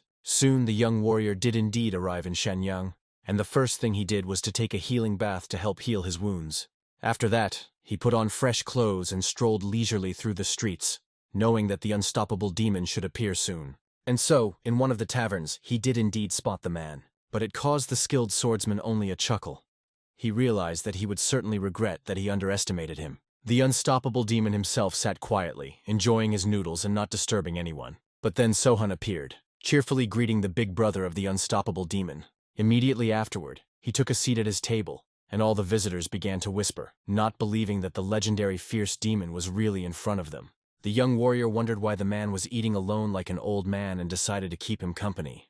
However, the demon himself was clearly unhappy with Sohan's behavior, but he smilingly explained that he only wanted to share a meal with him. After all, they were good acquaintances. He then asked the tavern owner to bring him a portion of noodles and the most expensive wine. The fierce demon assumed that the skillful swordsman was trying to poison him, but warned him that such a ploy would not work. Sohan awkwardly reminded his elder brother of his principles. He would never stoop to such a low game. Then he said in a deliberately loud voice that he was extremely hurt to hear such a thing from the strongest of the four demons. Hearing this, the visitors scattered in horror, not even finishing their meals. Realizing that this was done intentionally, the fierce demon only sizzled the young warrior with a fierce look. But soon he calmly exhaled, recognizing how tired he was, and continued his meal. Sohan, on the other hand, expressed his displeasure at this point, not realizing where his food was, and demanded that the tavern owner hurry up. Because he hit the table too loudly, the soup and broth from the unstoppable demon's plate ended up on his face. The skilled swordsman pretended that it was an accident, and awkwardly apologized. However, the man understood that the young warrior was deliberately trying to piss him off, so he offered to finish his meal quietly, and then go to settle the matter in a fair fight. The young martial artist happily pounded his fist on the table, offering to fight right after the meal, as befitting a real man. Sohan thought that there was no better place than the tavern. It was cozy enough. Apparently, such a rush of emotion had once again tipped all the food onto the man's clothes, which couldn't help but anger him. The disciple of the demonic twins only looked at him with a smile, acknowledging his clumsiness, and offered to order a new portion as an apology. At that moment, the waiter brought noodles and the most expensive alcohol. After thanking the servant, the Moonblade wielder immediately started eating under the gaze of the unstoppable demon. He had just arrived in the city, and the unruly apprentice had already had time to wash and rest. The demon did not realize whether he could defeat this defiant young man in such a state, because unlike Sohan, he had not yet regained his strength. At this moment, the unrivaled swordmaster drained his glass in one gulp. He loudly put the cup on the table and asked the man to stop looking at him, as he was spoiling his appetite. This disrespect angered the fierce demon, and he gave in to the provocation, attacking the impudent opponent. The attack was so powerful that everything in the tavern went up in smoke. But when the smoke cleared, it turned out that the hand of the fierce demon had been pierced by the chopsticks wielded by the cunning Sohan. The young Chenan ruler calmly explained that he was trying to eat, and asked the demon not to cause chaos and disorder here. However, the latter, even more enraged, ordered his former apprentice to follow him. Sohan only grinned slyly, asking where his older brother was inviting him to go. He glumly remarked that he would take him to the tomb. This interested the skillful swordsman, so he stood up and asked the unstoppable demon to show him the way, and then actually followed him. The Moonblade Lord knew that after what happened in the tavern, rumors of the presence of the unstoppable demon in Shenyang should spread throughout the country. Therefore, he had to wait for reinforcements. However, the man suddenly quickened his step, swiftly soaring to the nearest rooftop. The disgruntled Sohan followed him, as he had no choice. The unstoppable demon himself was puzzled. Did the impudent young man really think that he had not figured out his plan? However, he could swear that his opponent would not succeed. This Blade Master's smile proved that he was willing to do anything to thwart his plan. However, when the demon looked back, he realized that Sohan was no longer behind him. The fierce demon moved on, realizing that this was even better. He could use this time to regain his strength. Finally arriving at the nearest inn, the exhausted man was able to lie down on the bed. He was eager to rest, as he had not slept for about 2 days because of that annoying enemy. Suddenly, however, there was a loud knock on the door. The demon was puzzled as to who could have come to him, but the knocking did not stop, and he did not hurry to identify himself. Rising, the man imperiously ordered the guest to introduce himself, and the voice outside the door suggested a drink together. From the timbre of the voice, it was not the master of the Moonblades, so the demon was curious as to who had come to him. The man repeated the demand, to introduce himself first, and then he would think about drinking together. But the man behind the door continued to remain incognito, which made the enraged demon think that it was again the pranks of an impudent student, who now decided to change his voice to provoke him. Sohan, who was lurking outside the door, couldn't hold back a smile and, with a theatrical sigh, admitted that he had been exposed, calling the Lord incredibly clever. However, he ordered the skillful swordsman to stop pestering him and leave him alone. But the young warrior did not stop, insistently offering a drink, which made the man more and more angry. Lord Chananya had already frankly pissed him off with his abuse, but the unruly apprentice continued his game. He explained that he just wanted to inform all of his subordinates had already arrived from Chennai to meet the unstoppable demon. According to him, there were about 100 warriors gathered there, and they were all eager to drink with the legendary demon. Sohan allegedly tried to subdue them, but they insisted that the man leave. However, the demon, looking carefully out the window, was perplexed. When did they have time to arrive? And where is this lauded 100 people? After all, looking around, he did not notice a single soul. As if reading his thoughts, the master of the blade explained that there was no one on the street. Everyone was waiting on the first floor. He also said that among them there was someone named Go Segyok, a man who was very impatient, eager to drink with the demon.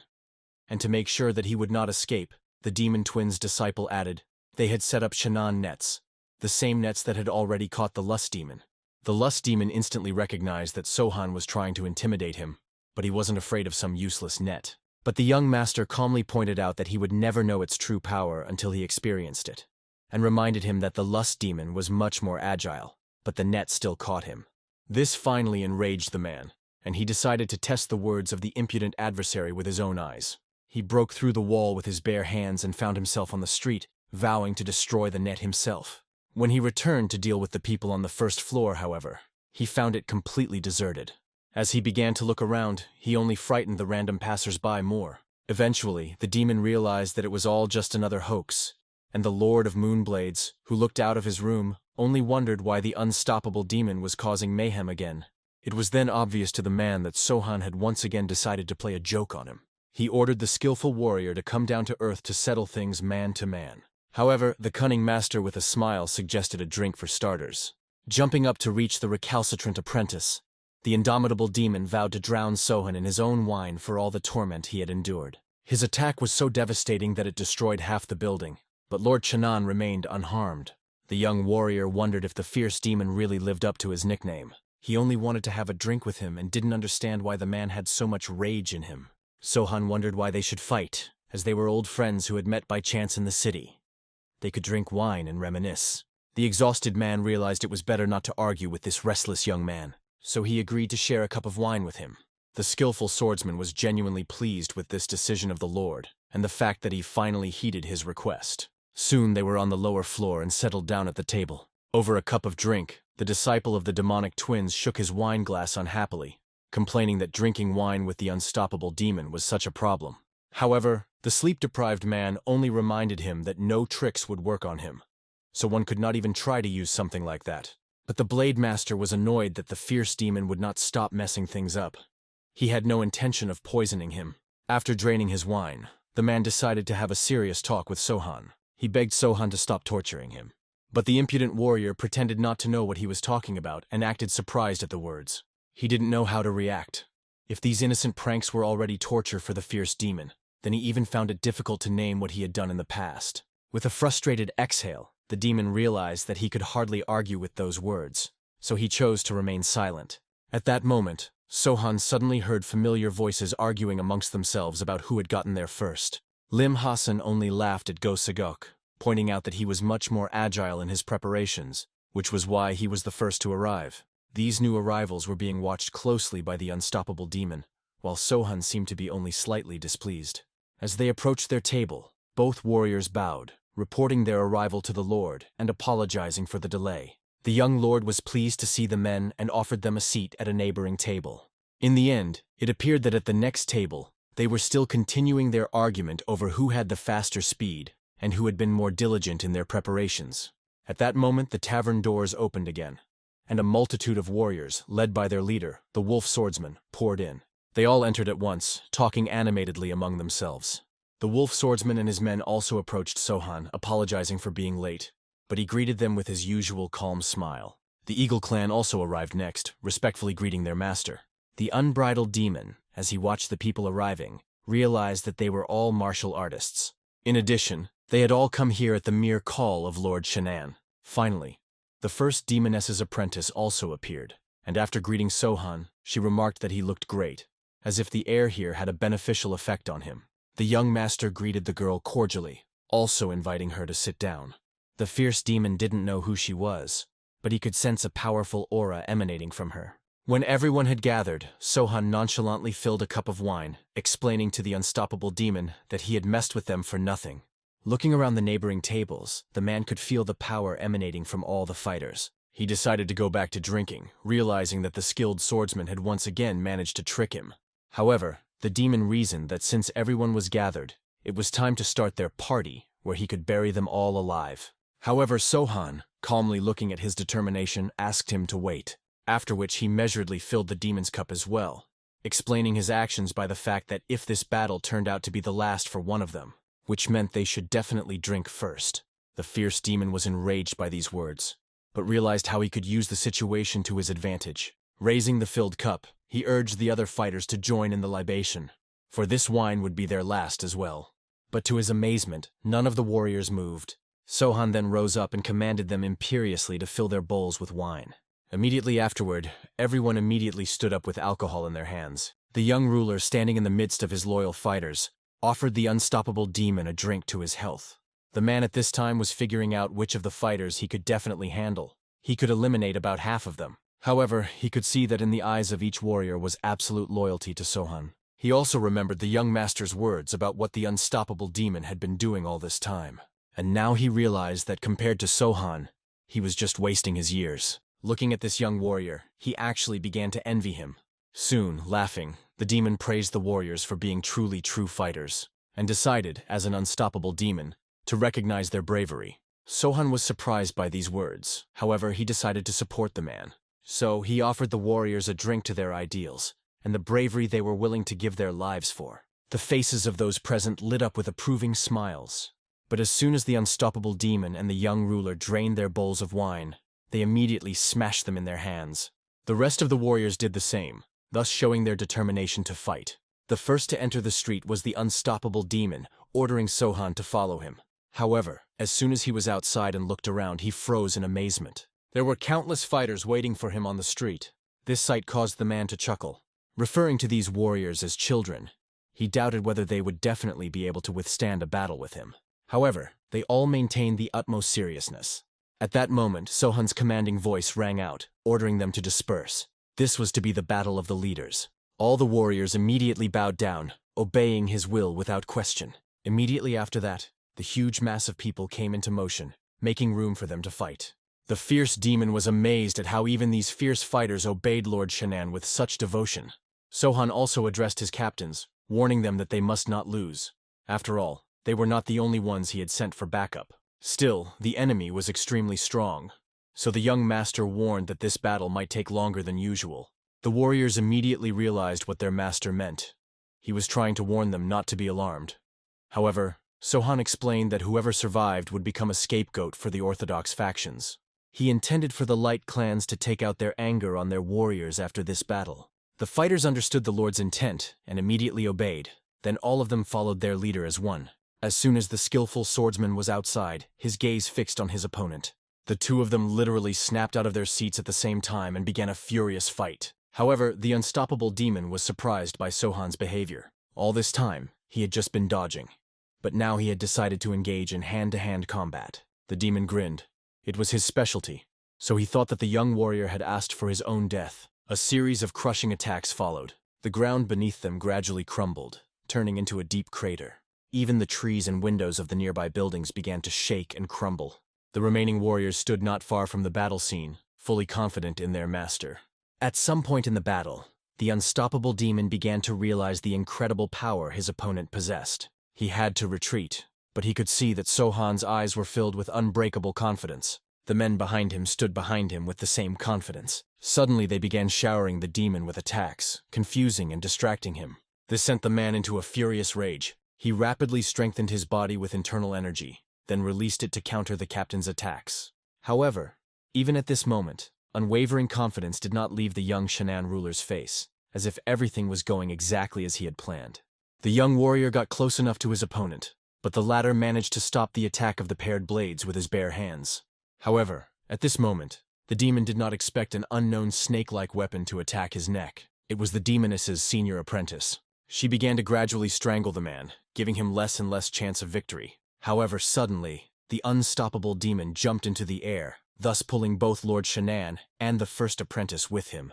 Already in the air, he decided to fend off Sohan's attack by forcefully kicking him in the stomach. Following that, he immediately unraveled the whip that was wrapped around his neck. Looking at the girl, he realized that she must be that witch's apprentice, which meant he could kill her without any hesitation. However, when it seemed that the girl was already staring into the face of her death, a skilled swordsman stood up to defend her. Sohan was able to shatter the whip, thus allowing the demoness's apprentice to escape. Immediately after that, they moved into an aerial battle against each other. But one attack the demon clearly could not have foreseen, causing him to be hit directly by the young master. This attack caused him to crash into the nearest building, the upper floors of which instantly collapsed. Immediately afterward, Sohan was surrounded by his fighters, trying to find out if the master was all right. However, he remained perfectly calm and ordered his warriors to maintain formation. At this rate, the unstoppable demon would sooner or later escape from their surroundings, so they had to close ranks. Everyone immediately formed up at their master's command. Everyone who specialized in speed followed Sohan in pursuit of the unstoppable demon. The man was actually fleeing. His arm was badly wounded and bleeding. He himself did not understand why he was retreating after such a weak attack. He realized that this battle was one of the few battles that could give him real pleasure, which pleased him immensely. Suddenly he saw a salute explode not far from him. Following that, salutes began to soar into the sky one after another, indicating his location. At this moment, several more warriors stepped in to stop the unstoppable demon. The man himself immediately recognized the three Zhongnan elders, but he didn't understand what they were here for. As it turned out, there were many more warriors. There were also Hubei Union fighters among them, and the man was truly amazed that even these warriors had joined the battle. Eventually, the fierce demon found himself surrounded, with nowhere to go. But he was at least relieved that Sohan was out of sight. He calmly approached the three elders, wanting to know how they dared to oppose him. He warned them that he would not stand on ceremony with them today. However, they were serious about proving the unstoppable demon wrong. The man himself also approached the Iron Cavalry squad leader whom he hadn't seen for a long time. The man himself recognized that many winters had passed since their last meeting. However, he wondered how the unstoppable demon had found himself in such a hopeless situation. The commander admitted that he hadn't thought of actually meeting him when he read the letter. At this moment, the demon realized that the message was also the work of Sohan, who had warned them. However, he only laughed, not realizing if these people thought that they had actually caught him.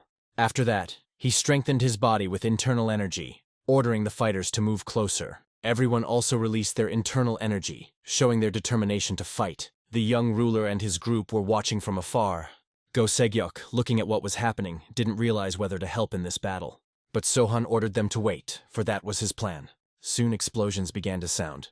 The worried Lim Hassan knew that the unstoppable demon was fighting there, and it seemed insane to him as he realized that they were nearby. However, Lord Channon realized this was the demon's way of showing them something, and that was to show them what he was really capable of in his rampage. Soon enough, the fierce demon stood alone, alive in the middle of the battlefield, with many blades stuck into him. He was exhausted and bleeding from the battle, but he was still alive. The last to catch his attention was the still-breathing commander of the Iron Cavalry. The demon was surprised that he had such a face, as if he had not expected such an outcome. He didn't think that they would lose. There were so many of them. However, he realized that life was a place where one couldn't predict one's future.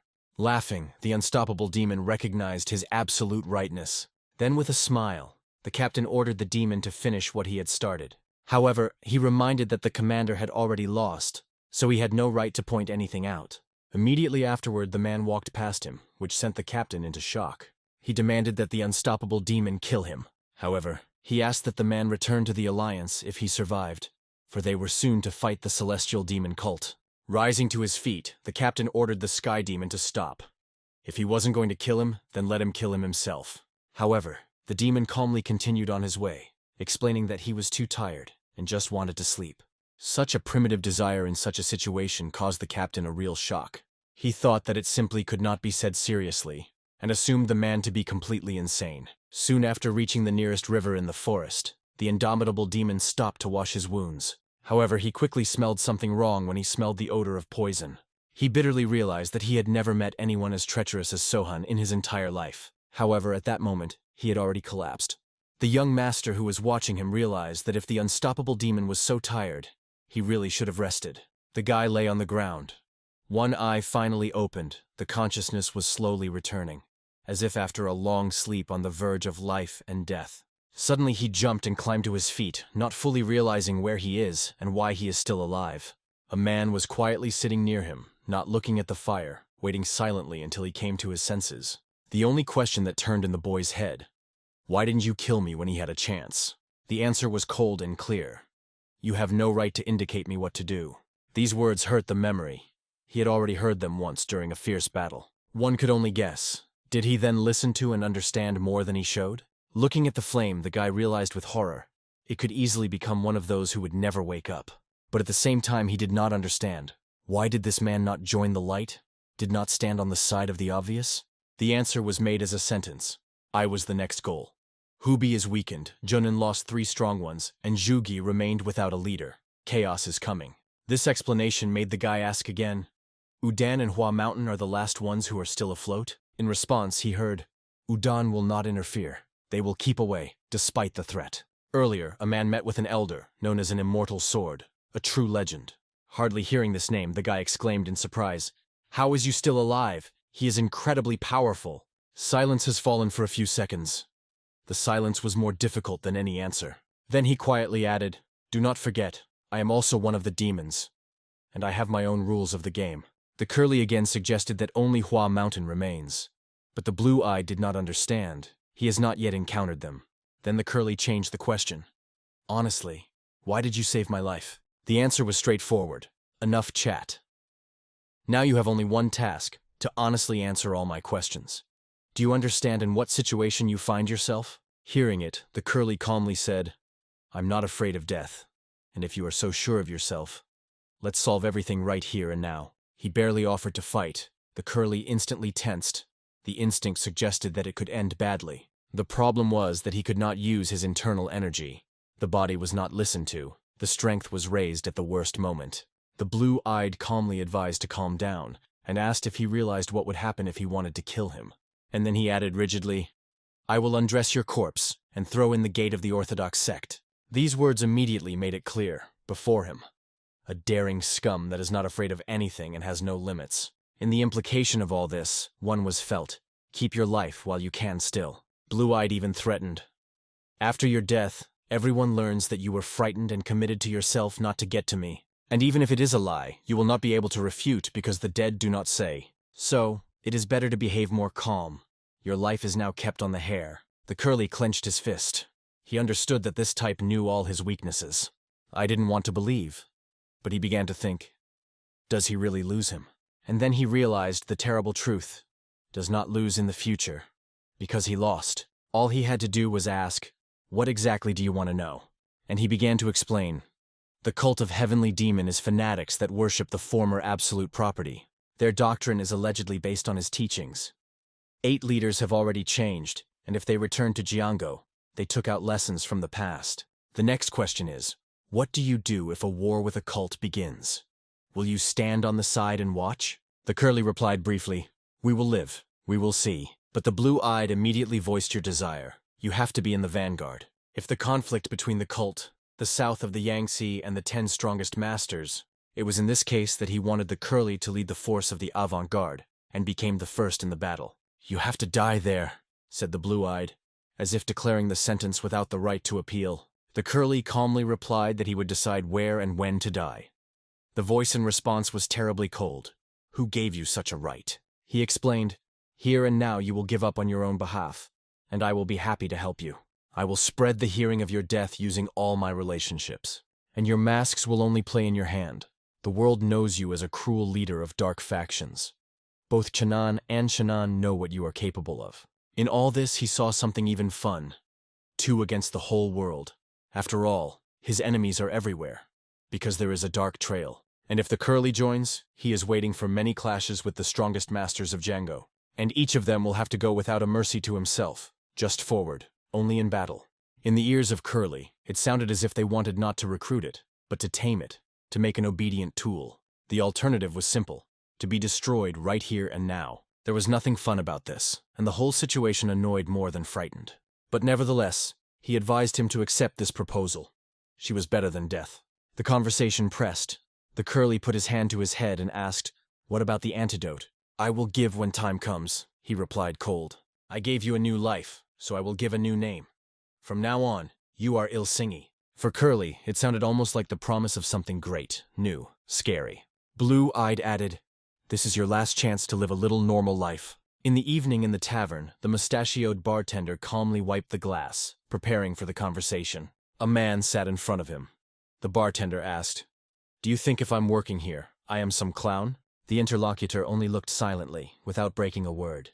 There was neither fear nor curiosity in the look. "What are you silent? Aren't you mute anymore?" "Irony, Leand?" asked the mustache, trying to cause at least some reaction.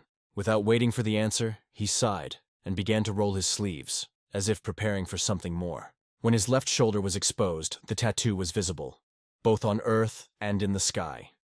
This is what made the client finally talk. But in his usual manner, the mustachioed replied cold, "You should not worry." The client insisted, "What, do you really consider yourself worthy of heaven?" This question immediately removed the mustache out of balance, nervously fell as a wounded beast. He threw a cloth on the table and ordered to remove everything from the table. The look became difficult and threatening. "Yes, I was down to the rank," he roared, "but do not forget who before you. Remember your place." Even a few words from a stranger caused an irresistible irritation in him. He boiled from rage. He seemed to be shaking his eyes with his eyes now. But he stopped himself in time. "I explained it simply. I just restrained because I do not want to pollute everything here with your blood." And yet, for all this time, he did not notice that the client blinked at least once. "Happy goat." He muttered a mustache and finally asked, "How is your name?" "Ilsingi," a calm voice sounded. And it was at this moment that it became clear who was hiding under the mask. Il asked in response, "And your name?" "Gu. I am a subordinate Mr. Gina Shan. Once I was just a geese, but now my name means one who is close to death." In the head of the mustache suddenly happened, Ilsingi, Gu-cha. Together it means to walk on the blade. And at the same moment he remembered that John Shan once almost killed him. And at the same time a clear awareness came. Before him a real monster of strength. He slowly lowered his finger on the table and began to wipe the surface, and a smile appeared in his mouth, more terrible than any fear, usually such as he do not live for a long time. But something still allowed him to hold on, like a shadow on the border between life and death. Il thought about it, and then the phrase came in memory, "walking on the razor blade," an accurate description of his current state. Jin, damn it, Sohan. This dull freak, did he make me a partner just because it sounds beautiful? But it didn't make sense to merge. Il just sighed and asked, "There is something to drink here?" Gu answered with irony. "A strange question, given that we are in tavern." "Of course there is," he smiled, "and not only for the soul but also for memory." In a few minutes, they sat at the table, and Gu lively told how he blocked the root of the demon. The demon had just seen him as if he were fossilized, although only for a second he stopped, and then rushed on how he was hung. But he caught up with him, and did not give any chance to escape. His history was endless. He seemed to be talking forever, not stopping for a moment. But suddenly he froze. He was stunned by the reaction of the interlocutor. Il suddenly exploded with a loud, uncontrollable laughter, and it thundered in the hall. Yes, this part of the story is really funny, everyone who hears. But Il laughed so crazy that he just fell from a chair without holding back tears from laughter. It made the Goda think, something with this guy is definitely wrong. Maybe he is not okay with his head, and his eyes are strange, he thought, not looking at. But at that moment, a man came to the tavern and solemnly announced he had a message from the owner of Gin. He reported that Mr. Jin invites both to hot springs, without jokes, with respect. Gu, the hearing it, did not hide joy. His face shone like a child on a holiday. But the news was not so joyful. Jean was not invited. For the Gu, it was a blow to self-love. Meanwhile, the owner of the Jin himself rested in hot springs. The naked body is covered with numerous scars. Il came to him, and Jean asked his condition. He replied, "The wounds healed recently." Seeing his torso, Jean noted himself. The body of Ilya was covered with no less scars than his own. "Of course, you gave me a poison. Thanks to it the body recovered faster," Il explained. Gin saw excessive frankness in this. It was possible to remain silent. Not everyone is divided. But Il did not just come. He had one straight and simple question. I'm quite alone here, and without weapons. Maybe you want a beat? And as if in passing added, are you not afraid of me at all? But the Jinn also had a question for him. He understood that Il was in this position. Say, aren't you afraid of me a little? But it seems that the answer was obvious. There was no fear between them at all. They made such a world. These were brought up by battles, betrayal, and survival. However, Il suddenly shot the question, why did you send me there? But Gin did not understand immediately what was meant. Where? In Taver.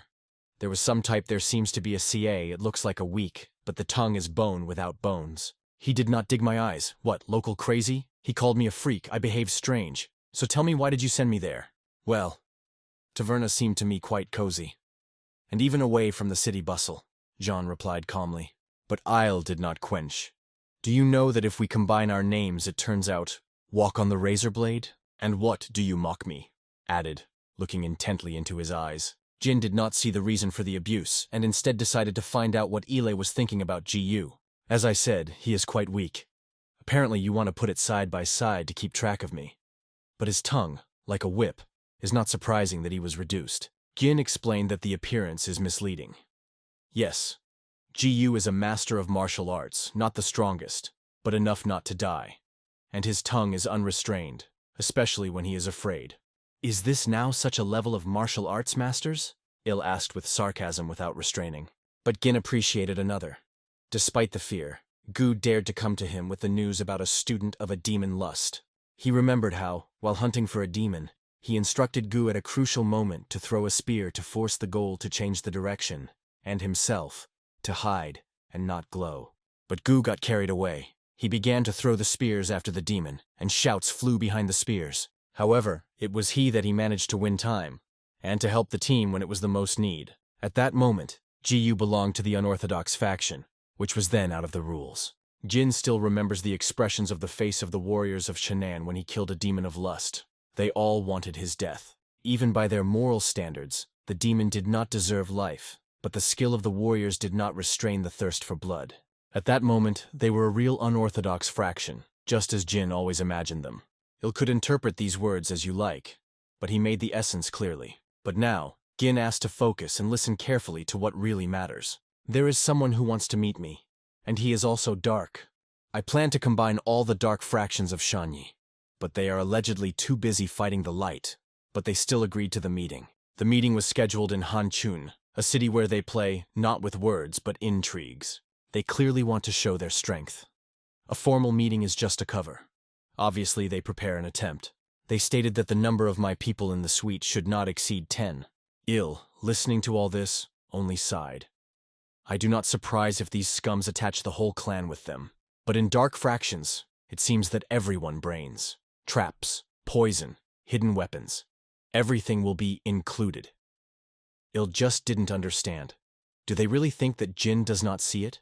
However, Gin considered differently. He knew that they were sure. He already understood everything. They think I will come, realizing that it is a trap. And I will do it all the same. And most interesting, they will bring with them more clearly than 10 people, Gin added. That is why he suggested going to the 2. We are just 2, against the whole Hanchun, he said with crazy confidence. Il looked at him. Now Gin looked like a real psych, who rushed towards death with a smile. Because of this, Il suggested, maybe it's better for you to go yourself. And suddenly you just decide to betray me and kill me in person, added with a cold smile. They looked into each other's eyes. Ilya's gaze is serious.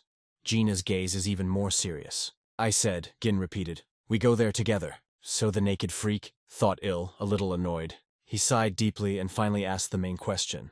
And what will you do then after this meeting? If they are the same creatures as the Green Forest, I will kill them. But if it's just unorthodox warriors, I will allow you to join myself. Il did not understand it. Why?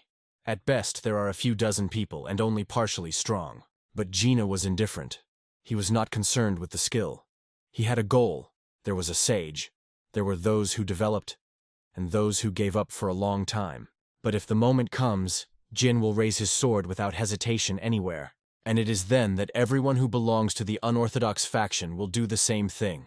They will raise their weapons with it. All. And it is indifferent.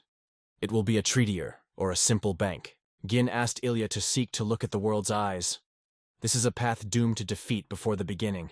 I do not force you to join the dark faction or be my subordinates. Just become those who are worthy of the name Il. And look at the world through the eyes of this person.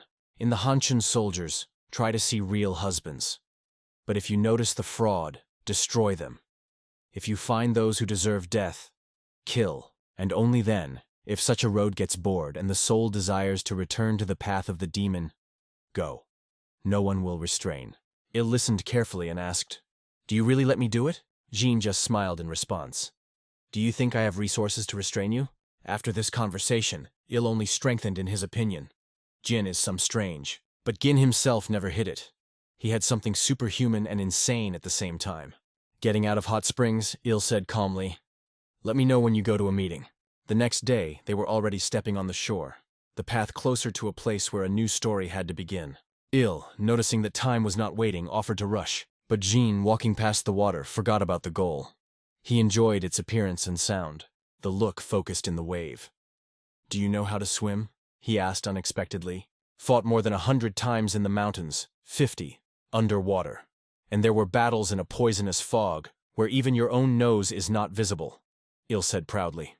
Gin was silently listened to a boast. "I asked if you were able to swim and not how cool your eggs have," he replied calmly. The replica came ridiculous, and immediately knocked down the arrogance from the too inflammatory Ilya. But he said, "I wonder what Jin will be when they will finally get to the meeting place." "You can no longer trust," Il grunted.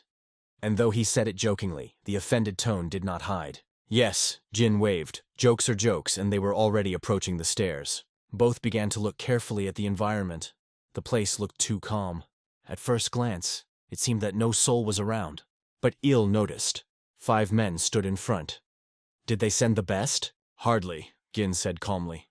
"If so, others are no worse than the faction leader. Or even stronger." Gina Il's prophecies decided to ignore. It is better to see everything alone and draw conclusions. They approached the 5. The atmosphere immediately thickened, as before the storm. The first spoke one of them. "My name is Zhong's Dream," he introduced. He confessed that he had been waiting for this meeting for a long time, but was surprised. Why came only 2? After all, the condition was to come for 10, but Zhang calmly pair. "You also seem less than they negotiated." Junhu's Dream decided to start a dialogue and asked, "And you in general, where?" Il only looked at him in silence, a look firm, like a cry. Without burning words, he just sat on a chair, ignoring the questions. Deep breath, slow exhalation. The voltage in the air thickened. The crazy red mana wrapped around, wrapping the space with a threatening halo. Jin smiled and addressed the interlocutors. "Don't pay attention to him. Squat." And then he added, "I will submit it later when it goes away." Il breathed deeply, as if trying not to explode. "Really? Can you already without circus?" Jin couldn't stand contacting him. Then he switched to the guests. "By the way, did you bring wine?" "Wine? What else to the hell wine?" He reacted in surprise, not understanding what it was here. "Because Il," Gin explained. "He calms down only when he gets drunk." "Yes, you will shut up," Il couldn't stand. "Follow the words, Sohan." "Well, good. Get drunk and be silent," Gin crushed. Their conversation looked so strange that the guests began to look at each other. Most of the dream was surprise to another. How can these two talk about wine quietly, without fear that it can be poisoned? "Well, where is the wine?" Jin asked again, a little impatient. One of the guards immediately was ordered to leave and bring it. The dream explained. They agreed in advance with a local treatyman that he would serve them outside. He hopes it would not bother anyone. "On the contrary," Jin replied happily. "A great idea. I would suggest that myself." It was impossible to note. The meeting place was chosen perfect. Open terrain, no ambushes, and the sky is bright, as if it approved this event. We must admit, Gin thought, the day for the meeting really turned out to be wonderful. Only the faces of the audience did not respond at all. They were not joy about them. Il did not pretend to be polite. "We came to negotiate, not admire the scenery. It is enough to already take a Buddha." Jin apologized for his companion and explained that he just got up from that leg today.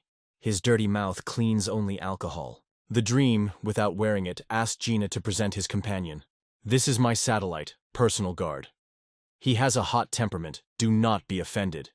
Times are now that unnecessary protection is only a plus." But he did not have time to treat it, as Ile glanced at him. Who said I was your guard? And what, no? Well, be sure, Jin waved his hand. Their conversation looked so strange that it was impressed.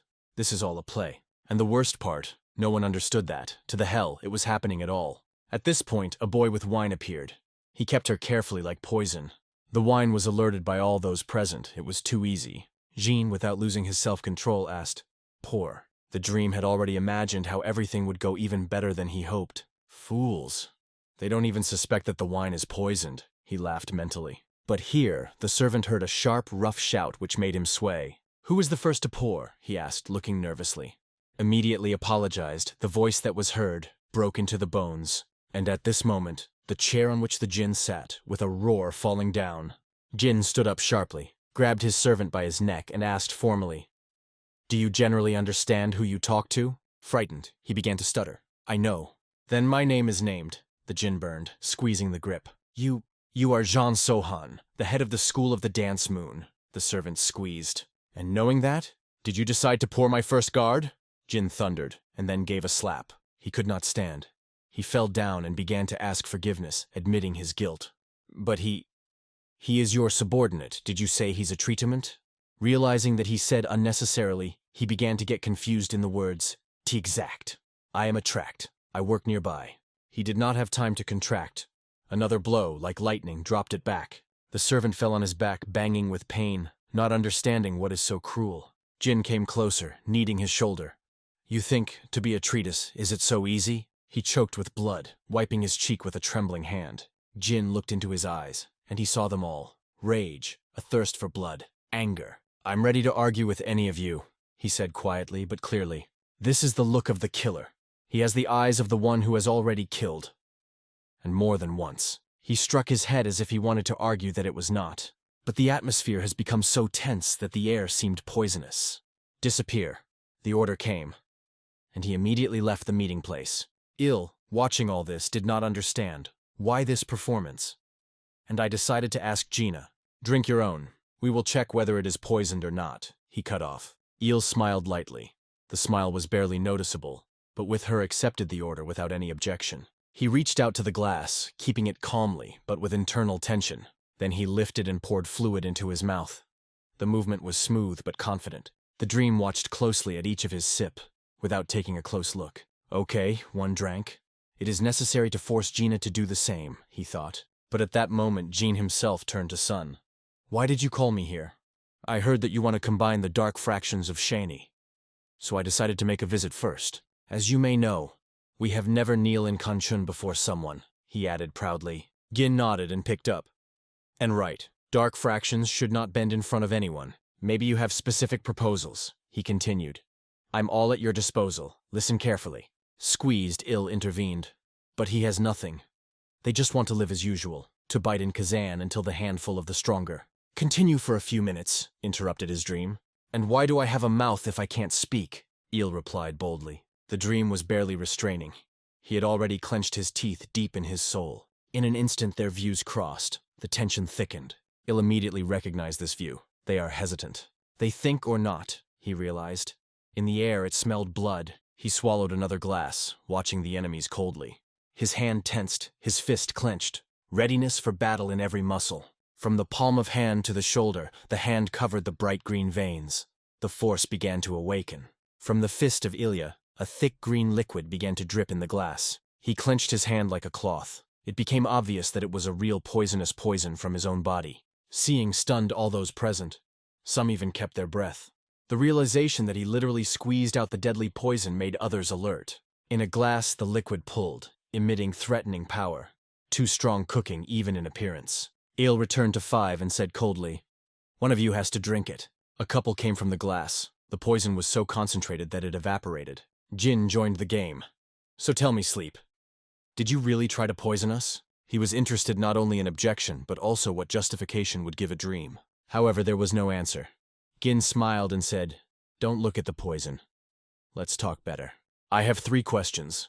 The first thing is, what if the Alliance, having defeated the Chanan faction, invades the land of Hanchun?" But the dream was shocked not by the question itself, but by the fact that Gin, after all this, really wants to say. The answers did not sound again. Gin just shrugged. Well, let's go. Personally killed the leader of the Zigi clan, arranged the death of 3 elders, got rid of the Iron Cavalry Hubi. I won a little time. And he heard that the cult of Heavenly Demon was also activated. Imagine. The cult attacks the Chainin faction, wins, and then it invades your lands. What do you do in this case? It was the second question. And again, silence. No words in response. Then let's move on to the third, Gin said cold, losing interest. Given everything that is said, sect or union will not be attacked in the first place, not on me, but on you. How do you act then? The dream fell silent, but he thought it was not a joke.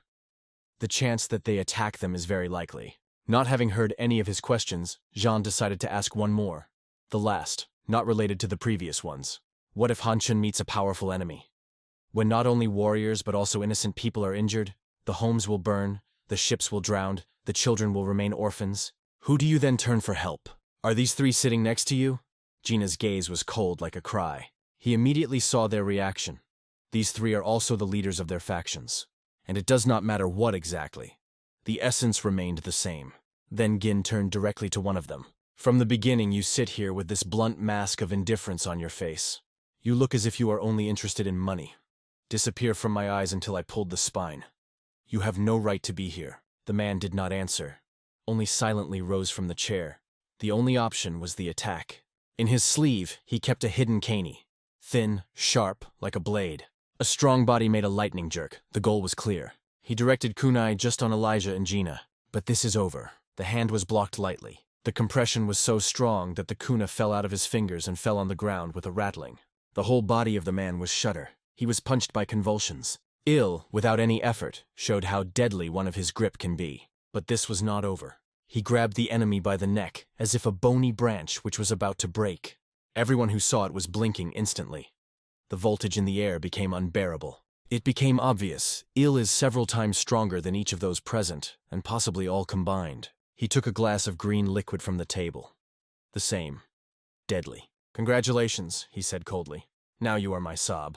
The animal broke his dirty mouth and poured his poison just inside, without chance of resisting. Scale freak, he added instead of toast, not hiding disgust.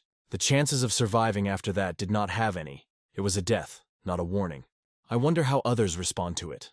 Their turn is about to come. Jin, quietly watching everything, advised everyone else.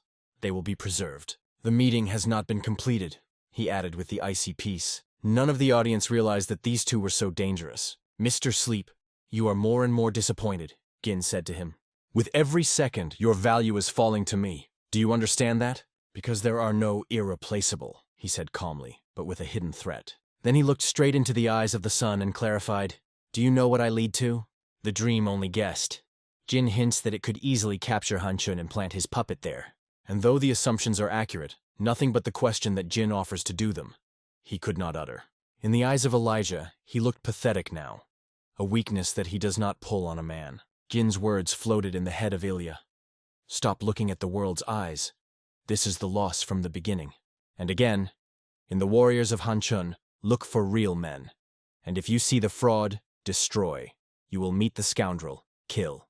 And with these thoughts in your head, is it really thinking of ill now, to kill him? After all, Jean rose slowly and approached the poisoned man lying on the ground, barely breathing. You would have chosen fear better, not money, he said, looking from above. The man was still alive. He asked the Mercy Hostel, assuring that he was from the Sichuan Tang clan. Why did you put them in danger? Jin asked coldly without changing the tone. No discussions. Jean did not pity him, shaking his head with his foot just in place.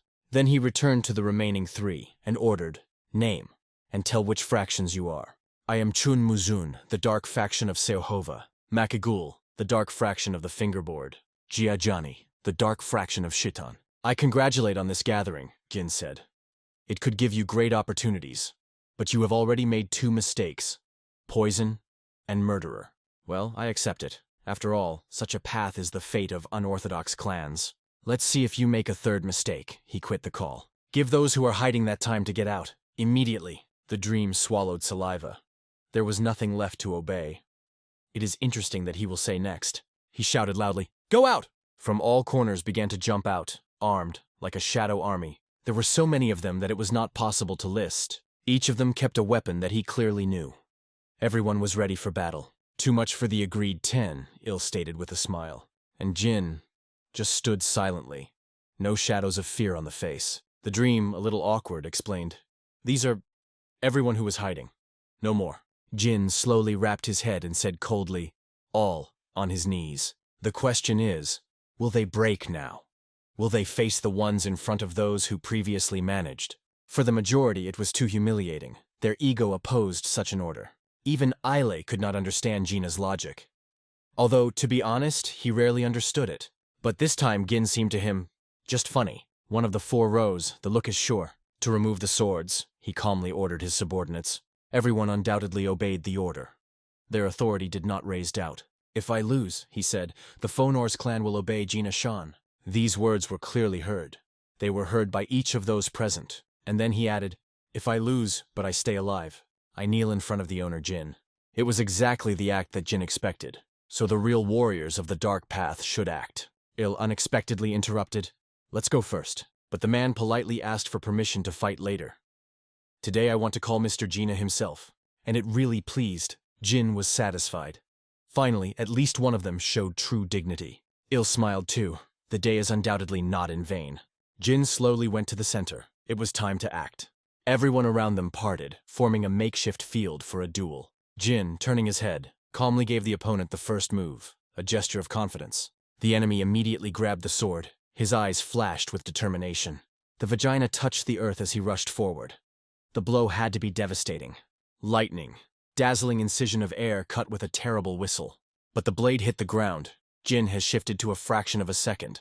The opponent continued the attack, showing honed movements and combat skills. But his every blow Jin was incredibly accurate and elegant, as if dancing in the air. From the collisions of metal in the air, sparks flew. The voltage increased. The enemy's face tensed like a hot steel. It burned anger. And the Jin was indomitable. He was already dominated by this battle. He only had to go on the offensive. Everything changed. With one blow, his leg threw away the opponent's hand, as if a spring was stretched. And even in this situation, the enemy believed that he could still hit Gina. No matter how funny it sounds, but he really thought, how can you reach the one who moves before you like an illusion? At first, Jin showed what a real speed was. He disappeared and appeared at one point. And then, the force. The shot struck the opponent just into the rib, knocking out the spirit. And this is exactly what this scene seems to come to his climax. Usually, after such a blow, the eyes are simply closed. But this man was still alive, though he was barely breathing. And suddenly, just his head is flying through his head. What was it? It was a sword. A regular sword that could just pick up his life. "Oh, you probably swallowed," Jin joked with an unreliable smile. Then he turned to the lying Maka. "Lift this sword." He did everything as it was said. He handed Gina's weapons and thanked the fact that he saved his life. "Do not rush to the conclusions," Gin said calmly. Mac clearly realized his defeat, and accepted it without humiliation. He looked over his shoulder on his subordinates. But the word is a word. It should be kept, and he knew it well. "Listen carefully, the warriors of the unorthodox clan of the Funds. From this point," he broke his Jin, getting up and looking straight into his eyes. "You don't want to join me?" The Poppy was shocked. The idea that Jean wants to see him among her stunned. "I, Makigul, are happy to be on your side, Master Jin." His warriors did not hesitate. One by one, they also expressed faithfulness to Gina. He immediately warned, "From now on, your enemies are my enemies, and I gave you a word, and my word is the law." Poppy mentioned the words of Gin, who had sounded earlier when he asked, "If Hanchun collides with a powerful enemy, whom they will seek help." And now, looking at Gina's back, Mac understood. He was wrong. Then he could not give a decent answer. But now everything changed. Gin turned his gaze on the three, who still silently stood. Representatives of Kanchun, Seochwa, and Shitia. The three remained as if nothing, but Gin clearly understood who they were. "You are absolutely useless for me, because even poisoned me tried," he said with contempt. But even after that, they did not dare to go to battle. Gin seemed to give them a chance. He acknowledged that the leaders could have his own pride. "But you still believe you can win me, really?" At this point, Il could not stand, laughed so loudly that even silence shuddered. He first looked at the Jin completely differently, but who described him? Cold, majestic, invincible. And he laughed even louder, enjoying how three of them looked as if they were already bent into their pants. "Shut up!" The Jin was thrown briefly and started getting something. He pulled out a box, slowly opened her lid. Then he put it on the table, with a quiet, clear sound that heard like a sentence. Il did not hold back and asked what it was. His look was overflowing with curiosity. And how do you think? Tooth for a tooth. The eye for the eye, Jean replied calmly. Il laughed again. Now he was clear. It was a pay. But the three also finally realized, poison for poison. The retribution came. You must accept it, Gin said firmly. But to be honest, he added, I will take your poison too. If you survive, let's talk further. When Jean poured a glass of poison himself, everyone was just numb. But still shocking was that he was the first to take a sip. The dream could not stand, fell on his knees, trembling. I dream, and the whole fraction we swear in loyalty, he exclaimed. But it was late, too late to save your dignity. Treaty, Jin said dryly and bent a glass. The only thing that could think of everyone around, this man is a real crazy. His peace and strength, when he crushed a glass with his bare hand, caught horror. Now you're either drinking or breathing, the team sounded, calm and merciless. And although the chance of surviving was scanty, they knew. There was no different choice. Trembling hands reached the pills. Their palms are covered with sweat, and the face of one was already cold sweat. Fear literally penetrated into the pores. Jin sat on the edge of the table, saying cold, You will get antidotes later. And now, let's continue. They stood in front of him, as the students in front of a strict teacher on the day of the first bell. The first Jin turned to Chun. It was only necessary to say his name, as Chun had tensed and froze. He was ready to listen. You have 60 days. Collect all the warriors of the Dark Path from Hans, and bring them to the vat. No matter how, if necessary, kill, get, humiliate. Who will not come, doomed. I listen. He shaved in a trembling voice as if a frightened girl. The next was Ju. You, along with Poppy, go to Sichuan. Suppress the local clan and bring me all their leaders. Term, 60 days. Both, without hesitation, answered at the same time. Listen. Finally, the final task for you, Sleep. I killed the head of the Ziggy clan. Soon the struggle for power will break there. You have to influence the result so that they all eventually target the blades. You also have 60 days. Gin hasn't finished yet. After the missions, one more.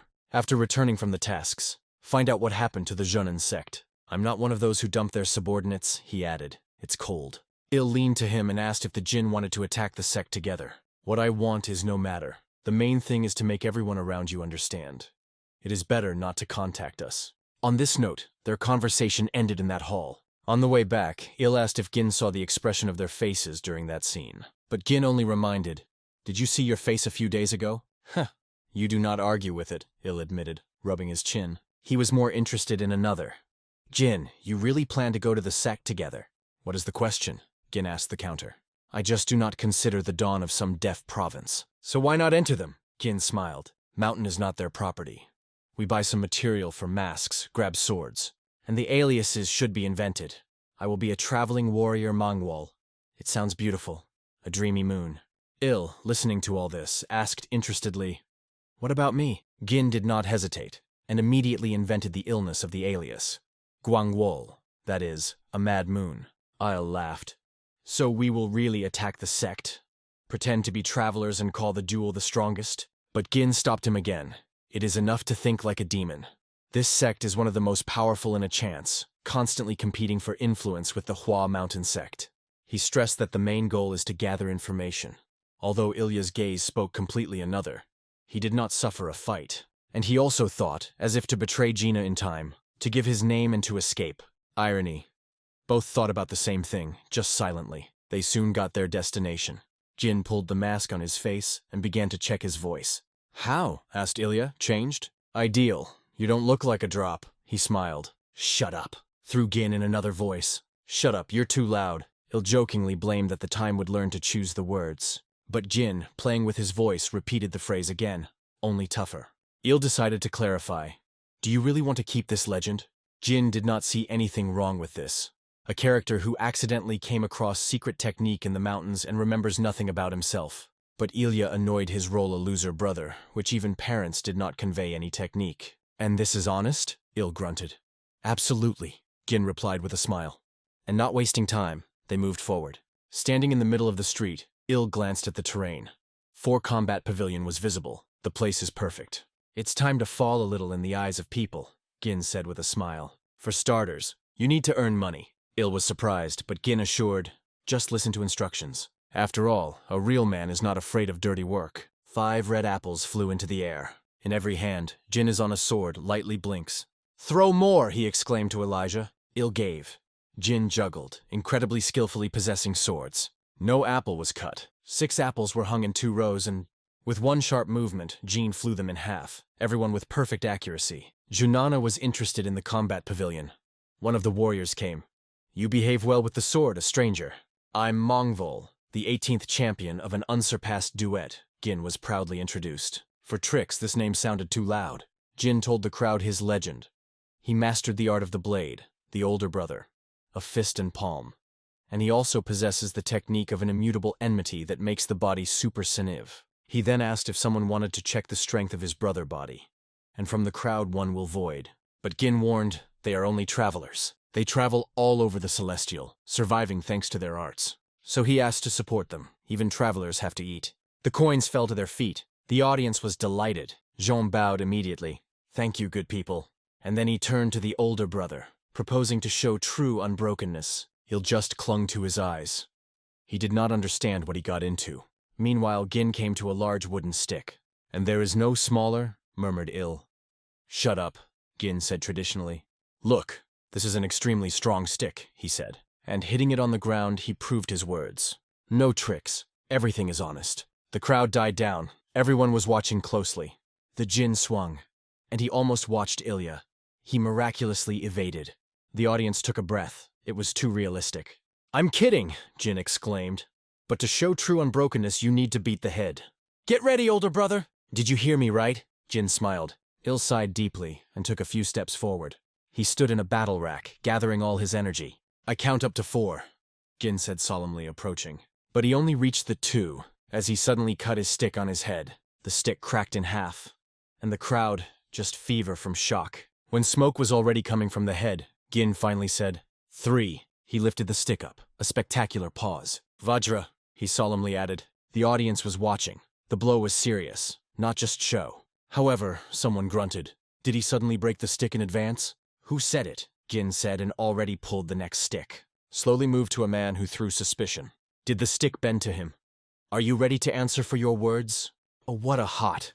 "I'm already trembling all, guys," he joked nervously. "And from where we know, maybe really a stick is broken. But it looks cool." Jin proposed to prove again that the stick is real, and he summoned the skeptic himself to go forward. It angered the man. He did not expect such a turn. "Do you know who I am?" he exclaimed. "I'm indifferent," Gin said calmly. "If your words are true, this stick will not affect you." The crowd was lost. "Respond to your words." He had no choice, but he still found a way out. He turned, gathered his own and left. "Apparently the great master was scared," Gin threw after. This phrase forced the opponent to stop half a step. "What did you just say?" he asked. She was angry. "There is no street trick to afford to throw such words. Call him a coward? It's already outside." But the trick in the mask, Jin, did not even look. On the contrary, he calmly asked to admit fear. And it became the last drop. The man rushed to the attack. At first, the Jin was a little confused, but in a moment he smiled. Smiling, he took a blow, but not as expected. The attacker flew away and glowed on his back. He felt something warm on his cheek. It was blood. But he hit it, how is so? Then he saw. On the edge of the stick, Gina reads a bloody footprint. Meanwhile, the trick rose calmly and asked for forgiveness with courtesy. But he stood, all trembling with anger, could not even answer. Jean wait, as if it was a pure accident, which was surprised. Il just wandered. If it is an accident, he is a dancer with a beard. Meanwhile, other guys responded lightning and immediately approached him, waiting for instructions. One pulled out a real sword, confidently sent him to Gina. "You are the first," he sounded boldly. "If you like to play with sticks, let's go to the combat pavilion. We play on a worthy field." Jin thoughtfully bowed his head, weighing the situation. But suddenly he turned to his older brother. "They say." "What do you say?" Il did not expect such a question. He was squeezed from surprise. However, without thinking for a long time, Gin made a decision. He accepted the call and agreed to go with them. But before that, he looked at Elijah to say something else. "Don't forget the money," he reminded softly, but with a hint. And collecting things, they moved forward, leaving the crowd behind. People escorted them, and they also shouted after the bullies of Junin, so that they would not overdo it. Jin, smiling, reassured everyone. They say, "Don't worry," because the whole crowd has already believed because of their legendary, unsurpassed duet. The wishes were heard. "Come back alive!" Il, however, noted himself as a Jin won the confidence of the common people in a matter of minutes. And here, after a while, they had already stepped inside the combat pavilion. Finally, that guy introduced himself.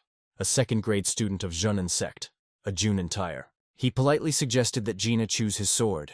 There is no need, the Jin replied, and slowly pulled out a knife. But instead of the battle, he began to calmly tweak the stick. This caused genuine surprise on the faces of all present. Seeing such a scene, the tire said to stop the circus and admit why he actually came. It is bold, as for someone who himself got into another's performance and provoked a conflict. Gin calmly. The tire set the condition. If he wins, strangers reveal their personalities. If he loses, let him go without any question. Jean, without blinking, repeated his fictional name again. The mention of the unsurpassed duet was again sounded, and the look stopped at Elijah. He understood the hint, and without hesitation called his nickname. However, the tire did not seem. He confidently stated that he would recognize fake, because foreigners often seem for someone. He added that most of these imposters have long lost. The Jin, meanwhile, finished the tape of the stick and moved it several times. But the battle never started. A man with mustache ran into the hall. He was confused, and clearly did not understand what was happening here. As it turned out, it was the owner of the hall. The tire briefly explained the situation, remembering everything that happened. The owner warned, if the trick loses, the noise will rise for the whole sect. Don't worry, I'm careful, the tire assured, but he did not have time. Gin hit him sharply on his head. One powerful blow, and the stick flew into pieces and the opponent fell down. Jin did not stop there. He threw an abusive phrase, hinting that his father's father should think twice before approaching his mother. It was like a thorn in the heart. A depressing silence, changed by a wave of anger, reigned in the hall. Many blushed with anger and instantly grabbed their weapons. Although they have recently said that real weapons are forbidden here. Someone justified, they say, the tire was simply not ready. And I was, Gin said calmly, looking around. And he added, the tire behaved as if he was incredibly strong. Who knew it was just out? After that, he threw the wreckage of the stick to the floor. The eldest brother, he said to Ilya. I think it's time to disappear. And without waiting for consent, he rapidly rushed to the exit. Il did not understand first, but quickly reacted and rushed. Carrying him up, he could not realize for a few more seconds what was happening. He ran after Jin, and all around them were stunned by their reaction. The pavilion's boys were shocked from the speed of these two. Having caught up with a friend, Il did not sincerely understand. Why are they running away? After all, to defeat everyone seemed to be simple. Jean just waved his hand. He was going to explain nothing. The most important thing now? I'm hungry. He threw anything like nothing happened. The majestic mountain of Junin, a real pearl of nature, spread in front. Finally, breaking away from the pursuers, they returned peace again. Il could not calm himself down. Jin filled with questions about the meaning of all this circus, referring not only to the last trick. I am sure that the best warriors have already followed us, but I do not think that because of a blow to the head of the elder or the head of the sect we will rush to catch. I propose to split. Let's deal with the pursuers alone. Not to kill, just to disable it, the Jin suggested. Il listened carefully and agreed with the plan. But keep in mind, if you really want to shed blood, do not restrain. I only use a stick, the sword, only as a last resort. Remember, it is important not how much we will win, but that everyone will think. The sect of the Junin humbled 2 circuses from a non-renovated duo. Not demons, not Sohan, it is circus. Jin knows exactly what Orthodox clans are afraid, and he can wrap it against them. Yes, now I understand, Il remembered. I used to recognize Gina as one of the demons, the strongest among them. And I acknowledge that he has exceeded me now, but it did not bother him at all. To be honest, it was indifferent. Jin emphasized that there will always be an immortal witch next to the poison demon, and their strength scares more than any name. And if the masters go against the world, Il asked, do you stand for them? Even if the whole world is against it, I will still fight for them. Gin answered without any doubt. So better don't get us in the way, because I will kill you. He is so devoted to a pointed demon that even experiments on himself forgot. Is this the impact of the old man or such a Sohan? Il could not understand yet, but one thing was clear. He envied the bile cry. And the words of Gina said just, he decided to remember forever. They reached a place with a powerful current that was noisy like a thunder. The perfect place for training, Gin smiled. Let's stay here and wait for the guests. What other workouts? Il was surprised, but the Jin was just scratching. Don't pretend to be a fool. A non-rented duo always trains near the waterfall. Feeling the power of the flow over their heads, they gradually reassured their tumultuous thoughts. You seem to overheat again in the sun, Il grunted, looking at Gina. But no. Jokes. And both were already sitting under a waterfall in a lotus pose. It really reassured. Jin confessed that he was the first time on the gunman on the mountain. Il wondered if it was different from the Udan mountain. It is harder to relax here. Too many performances. Everything is alarming. Jin replied. What about Udan? Il did not stop. Incredible. It seems that the mountain itself is the immortal blade of Udan. There I remembered what a bright way was. And what was he? This blade? Il continued. He is the embodiment of the light itself. Jin rarely praised someone, and Il understood it perfectly. Gina really was interested. Would Il stand against him? You may not know, but there were two strongest in my youth, Yin and Yang. Everyone was attacked, the sect of the ages, the head of Emi, Kunlun, the masters. But even the group could not win. When the immortal blade learned of them, he went down the mountain himself. They say to destroy them. It took 3 years. After that, no demon, even I, dared to get closer to Udan. And you met him, and survived. However, Gin did not consider it special. Il believed that the master saw something well in Gin. But Gin confessed that he did not try to deceive him. The old man saw him through. But their conversation was interrupted by the swearing somewhere nearby. And here's the guests, Gin smiled. It was interesting how Il would behave, although he did not quite understand what was happening. Jean did not explain for a long time. He just quit. If Il intervened, they would all die. But now he is not Il. He is a Gwalwol of an unsurpassed duet, and he was ready to act only at the instructions of his younger brother. It was at this moment that Gin offered a game. Paradows, the first to laugh, lost. When a crowd of strangers was in front of them, they did not shudder. They looked straight as if they were waiting for this moment. Not the slightest emotion. They sat quietly, immersed in meditation, not paying attention to the threat to themselves. The man who brought them out loudly introduced Vona Deva, a first-grade warrior, a representative of the sect. He asked sharply whether they were the same, from the legendary duet that staged a mess in their yard. In response, there are no words. Both sat silently, as if the words were below their dignity. He raised his voice, demanding the answer. The silence was no longer considered polite, and at this point one hand slowly rose up, as if breaking the silence with a gesture. Jean began to move his hands in the air, describing strange signs, similar to the symbol of infinity. Even Il did not stop what he was doing. The movements looked mysteriously and had no explanation. After that, Gin stood quietly, stepping forward. In the lower abdomen, he formed a sign of yin and yang with his hands, concentrating energy. It seemed that nothing happened. He silently gathered and said, "Forgive for the delay. I am a younger duo, which is my older brother."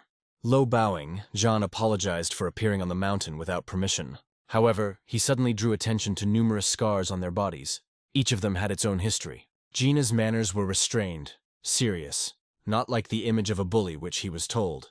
But the conversation had to go to the main thing, the incident that happened in the pavilion. Gin explained that everything happened because of an unfortunate misunderstanding that had fallen into battle with the master of the pavilion. However, he heard another. They say Jin attacked the first, even in a dishonest way. He demanded explanations. The battle just started under the roof of the pavilion. The enemy had to be prepared, but instead of defense he decided to talk to others. I perceived this safety as a manifestation of self-confidence. So he attacked the first, and there was nothing dishonorable. One thought. His gaze was overshadowed. Gina's words made sense, and he just didn't find what to answer. Jin continued calmly. If he offended his act, he is ready to repeat the duel again. He has taken the call, but with the condition. Now he will be an opponent of Gin himself. Hearing this, Jin bowed his head. He considered it a great honor and thanked Lon with all respect. Since there was no wooden sword with him, he asked for permission to fight the sword in the vagina. At this point, Il began to breathe out loudly, as if preparing for something important. His movements seemed incomprehensible. Strange positions, strange facial expressions, like a ritual. Hands were throwing in the air some weird gestures, as if he were trying to scare the wind. The breaths and exhalations alternated in a bizarre rhythm. It looked as strange as possible. Jean was just looking at him, as if wondering who was crazy with their company. But it seems that it was a form of quiet revenge, or just a way to dispel tension. Il solemnly turned to Gin as a younger brother, as if hint at seniority. But did he mean something deeper than just a family hierarchy had to guess? Returning to the audience, Il politely apologized for the delay and introduced himself. Although he named the name fictional, one was surprised. Did this weirdo heard something before? Il has repeatedly introduced, emphasizing that Jin is his younger brother. He stated with dignity that he would be an honor for him if the Jin has a match with the master of their sect. Once Il spoke, he immediately felt, a real master lies in the ordinary appearance. She and Ilya's views met, a short but eloquent exchange full of hidden meanings. But more attention should be paid to the battle, because it had already started just before them. Jin became an unusual battle rack, calm but focused, ready for the first blow. Jin is quiet, but he said that he was completely ready, both body and spirit. Damn, was it sure that it was in such a bizarre posture? Il also thought the same thing, slightly clenching his lips so as not to give a smile. Did the Jin decide to act dirty? This style was only surprising. But despite the funny movements, the aura broke out. He felt it immediately. Although Jin looked silly, it was a serious mistake. The eyes were determined, and every step spoke of concentration and peace. In this pose, Jin began to slowly but confidently approach the enemy. And suddenly, he disappeared from the place as if he had dissolved in the air. He did not attack, only kept in defense, cautiously exposing the sword. Jin appeared just in front of him, quickly, like a shadow without any warning. But the hell, he still began to stammer, as if a ballerina on stage. Il almost lost his self-control. A little more, and from his nose would go blood from restrained laughter. No one around could understand Gin's style. He was too mysterious and illogical. The representative of the sect of the Last Forces restrained laughter because he did not want to disgrace his older brother. In the meantime, it has changed tactics. Now he went on the offensive. But will he be able to touch this magician with bizarre but agile movements? The battle was gaining momentum, and the fun style suddenly stopped being a joke. Everything was serious. Every movement of Gina was accurate, sharp, without excess. Real martial art. He quickly understood. Now he has to evade the Last Forces, because the attacks fly one by one. Still, Vona managed to evade a stroke of a stick, though at the last moment. But from an unexpected blow to the elbow in the back, it was no longer possible to escape. Il was barely holding on. The tension in his body was boiling like a kettle on the border of an explosion. Jin stepped sideways and started dancing his weird gardens again. These meaningless movements looked especially absurd because of his absolutely serious face. He still could not understand it. Every step was a mystery. Another moment ago, he stood behind, and now he suddenly found himself just before Vona. However, the new attempt to attack again ended in failure. The Jin disappeared from the impact zone. With the speed and grace of the acrobat, he performed attacks, as if he were on stage for thousands of years. The swords crossed in a confused rhythm, but both clearly controlled each movement. These lightning, honed to the perfection of action, it was difficult not to notice. They were amazed. Il looked at all this with such a face, as if he was ready to kill someone now. It seemed to him that the battle was a sophisticated art, but something dark began to move inside. Jin added loud battle screams to the attacks, and Il shouted even louder, "Louder! Put it in!" The boys seemed to be about to break from the inside from the emotions that were rolled uncontrollably. Deep in the soul, everyone laughed as loudly as it allowed the imagination. But in reality, no one could make a sound, holding back laughing at pain. Il specifically tried to laugh Gina to break his focus. He still held down, but looking at these two fools which almost flashed from laughter, it became difficult for him.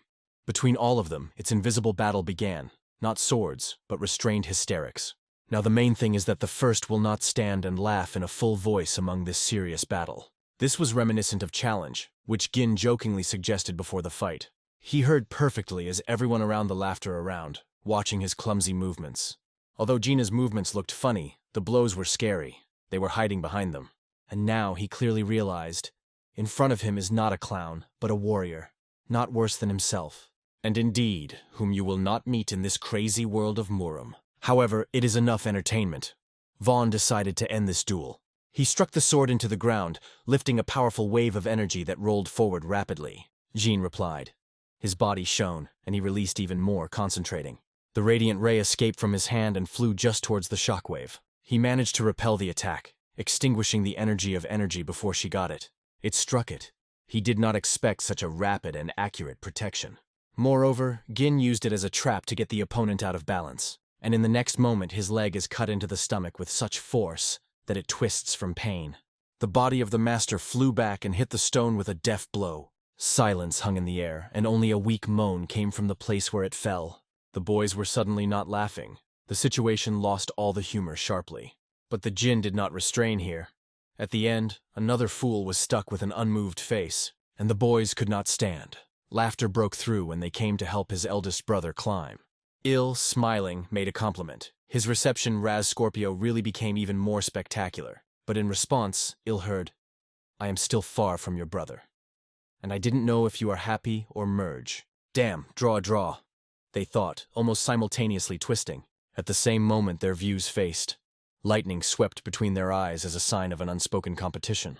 The man who watched them immediately realized, these two hide true strength, and they cannot be released. He came closer, introduced himself as a bomb, praising the battle with his brother. The technique was extremely sophisticated and impressive. "It's just lucky," Gin replied modestly, and sincerely wished his brother Bomb to recover as soon as possible. In fact, Bomb brought this conversation to the main thing, the official invitation to himself in the monastery. Gin did not deny. On the contrary, he looked interested, but first wanted to know his brother's opinion. Il cast a quick look at Gina, they say, decide himself, but still nodded. Silent consent. He is so kind to us. It will be bad to refuse, Il thought, choosing courtesy. So our heroes were in the Junin sect. A new stage of their journey has just started. They opened wide gates that led to the inner court, a space of rest and strength. At the entrance, they were greeted by a young student named Lim, a representative of a sect who performed the duties of the conductor. Before him, the brothers introduced in fictional names, continuing to hide their real persons. Lim explained that he would now accompany them instead of his older brother, who was seriously injured after recent events. He also told about a terrible misfortune. 3 elders recently died, and this was a big blow to the sect. The brothers exchanged views. They both knew that the tragedy was standing for these words. Yes, it's a matter for the hands of Ilya.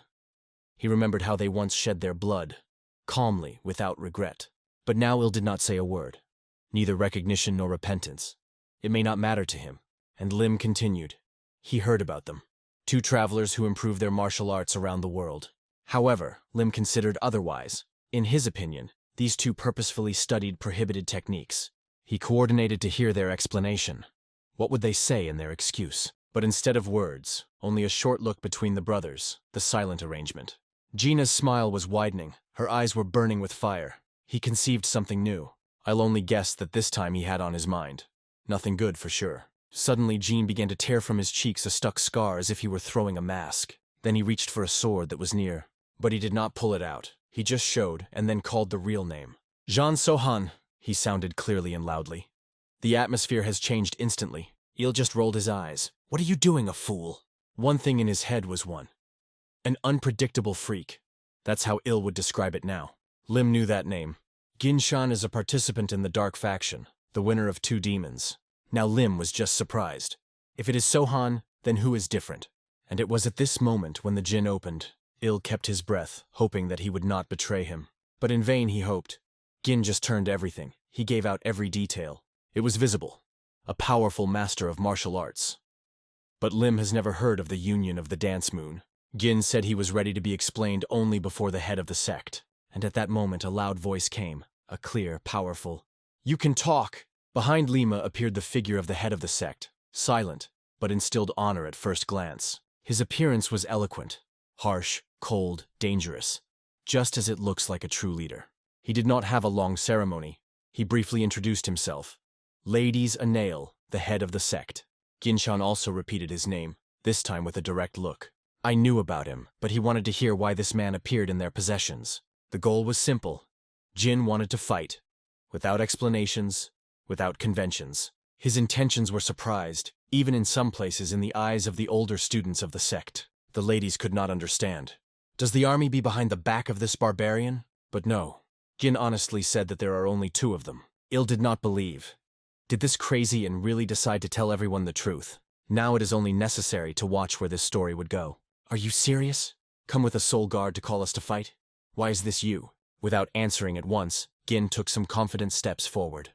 Judging from your point of view, you think, what is this barbarian from the unorthodox faction here? Then to the hell of the chat. I came to dispel the sadness. Let the blade say for me. And after that, let's talk, if there is strength. An intense silence reigned in the hall. All the views froze in anticipation. Suddenly the lady laughed, loudly with his soul, discharging the atmosphere. But the brothers did not laugh. They stood silently, waiting for the final decision. And the head nodded. He was struck by the direct language of Gin. In it the words of a man of action sounded. He ordered everyone but the elders to leave the hall immediately. The students silently bowed their heads and answered unanimously, "Yes, the master." The gate is closed. Only those who were supposed to remain in the hall. The atmosphere has become difficult. The ladies did not hide. Jin really cheered him. He was happy about this unexpected meeting. Going closer, he said, "Speak what you want. I'm ready to listen to you. But on one condition. No bullying over our sect." "We found the bodies of your elders," Gin said calmly. These words were really surprised by the lady. His eyes narrowed. Where does the hell come from? The dark fraction can know about their dead. Gin reminded him that the ladies himself knew. The elders died in battle with an unrestrained demon. "Why does he tell you where he leads?" the head asked himself mentally. Jin then added that this demon was injured by him before the fight with your elders. In addition to the elders, there was a Hubei clan. They all died at the hands of a demon. And so, the demon overcame them. Without help, he dispersed the whole group on his own. After that, we fought with him for 2 days. Both are exhausted, but no one could win. Then I summoned my people to surround him, and finally managed to inflict wounds. But when I was chasing after him, our elders and Hubei were gone, and they were the first. I listened carefully and suddenly asked, "Didn't you?" "Yes, I didn't," Gin confirmed. After that, the lady changed sharply. Cold anxiety appeared in his voice. He was waiting for the answer with a dark look that pierced to the bones. His energy thickened suffocatingly.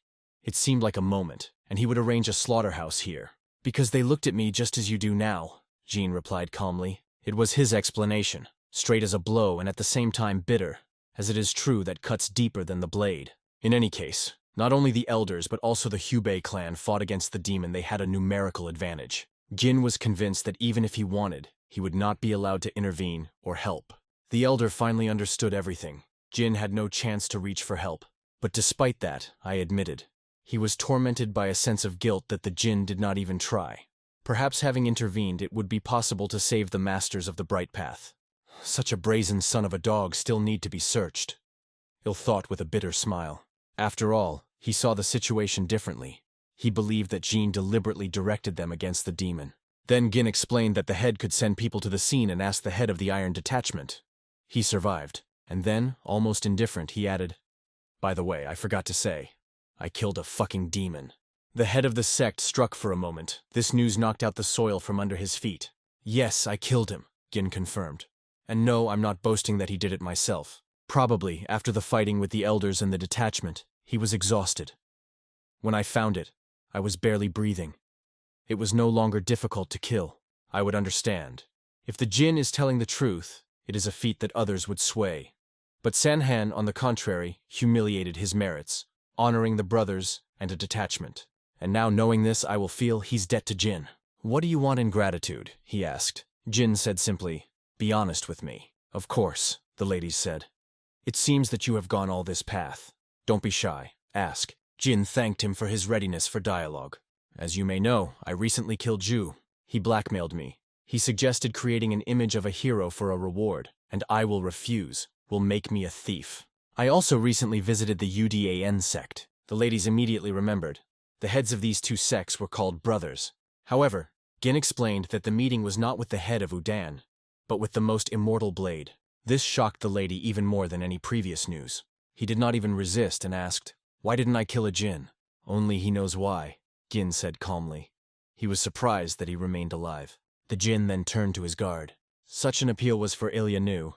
He was not accustomed to such respect. He was silent. Gin just looked at him, without pressure, but persistently. A few more seconds of silence, and finally, "Yes, my master Jin," said Il. It made Gina smile lightly, but without superficiality. Then he briefly told him, "They say he was one of the strongest warriors he met. The past name Ilya was buried, and now he officially became part of the alliance." Jin calculated everything in advance, skillfully, though Ilya thought it looked a little different. When Gin introduced Ilya as a member of the Alliance of the Dancing Month, it was most interested in the lady. "That's right," Gin confirmed. "Recently I control all the fractions of the Dark Path in Shanis. Chenyan, Hanchun, Sichuan, and Siwa have already been conquered. This is just the beginning. My goal is to combine the Dark Path into one alliance." Then he asked a direct question. "Have you heard about riots in these territories lately?" The lady shook his head slightly. "No rumors came. That's exactly what it should be. All in the alliance follow my rules. There will be order in the Dark Path." Lady listened carefully. Gina's words sounded confidently, carefully, without aggression. I do not promise that we will instantly become part of the bright path. But if the Junin sect accepts us without prejudice, and I will lead the dark path, then you, and the whole bright way, you can get rid of the demonic threat once and for all. It was a loud and bold statement. It was not expected to hear from the mouth of a dark path. And at that moment it became unclear. Is the Jin really belonging to the dark faction? However, the ladies answered firmly. He would not enter the alliance. But while both sides adhere to the martial arts path, there will be no war. He gave the word as the head of the sect, and this word was solid as a stone. In addition, he and his people officially congratulated Gina to form an alliance of the Dance Moon. For this Jin sincerely thanked them, with respect, without pride. The boys dine in the pavilion of 3 elders. On the table are a pair of appetizing dishes with a spicy aroma that fills the hall. A bearded man burns with anger. A veil, a look focused on a guy, squeezes on his neck from anger. All because Jean Shan humbled him in front of everyone, and that did not give him rest. He was especially angry that he was introduced as a guardian of bodies. But he is not one of those who will keep the bodies. Sohan tries to reduce the tension, they say. He is not the only fate. But is someone else? The beard nods. Yes, there is another one. But he is not close to him. If he is not a level to him, then he does not reach Gin. He is sure of it. Eyes are determined. He wants a duel. Let the fight decide who is stronger. But Gin is calm and confident that only more annoys the enemy. He squeezes the bottle in his hand with anger. Suddenly, a little girl runs to the table and asks if they are really a legendary duo. Hearing the confirmation, she smiles happily and says she has a question. She is interested in who is stronger, these two or a sect of Junin. The question paralyzes both. The boys do not understand why it is so important to a little girl. She explains her older brother studies in the sect, in the 3rd grade. It causes a smile to Jin. He replies that the sect is much stronger than their duo. A glowing smile appears on the girl's face, and in the eyes, pure happiness. The hero adds that they are convinced of this in their own experience. The girl thanks and runs happily. Her joy is so great that she seems to take off. But she should disappear, as the beard boils again. The face becomes red from the rage. If I was still a demon, I would cut the whole sect to the last, he grumbles, squeezing his fists. Even the brother of this girl. It seemed that the beard was exhausted. He did not understand what nonsense was already saying. Fatigue took the mountain. Gin poured him a drink and said calmly, his demon died today, on Mount Junin. Now he is Ilsingi, or Guangwol, does not matter. It is important that the monster inside him is dead. The Junin sect can be stronger than their duo, but still inferior to the alliance of the dancing month. The man thought silently. Then he took a glass and looked at him without saying a word. The atmosphere was noticeably softened. After a moment, both silently drank. Silent reconciliation. At that time, the young gentleman was informed that they found the person he needed. She is now in the Junin sect. He did not understand how such a person could be on the way of light. In addition, it became known that there was only one subordinate with him. The gentleman ordered him to be held immediately. But despite it, he was not planned to kill him. He was too important, even if the whole shadow walks under him. One of the men warned, it is not necessary to rely on its support, not the type. Their plan is to create a large, icy circle. After all, that guy is a peer of a young gentleman. It played them in their hand. At that age, it will be easier to understand. One bottle is enough, and they are already friends. At this time, Jane Sohan and Il returned to Chenan. They did not go up Hua's mountain because they knew they would end with a fight. Il was convinced that if the Sohan was not afraid, then there is another reason not to go there. The hero only sighed, but he is abnormal, he just let him be hit with someone. If we go, the war will begin. Udan, like water, Junan, like earth. Marapped Il, not believing in this beacon. But Jean Sohan was angry. He did not like such a brazen tone. Follow the tongue. The tension between them began to grow. The hero was ready to regard his words as betrayal. Suddenly, 3 strangers appear behind their backs, and everyone is looking for Gin Shan. The protagonist looked closely at the strangers.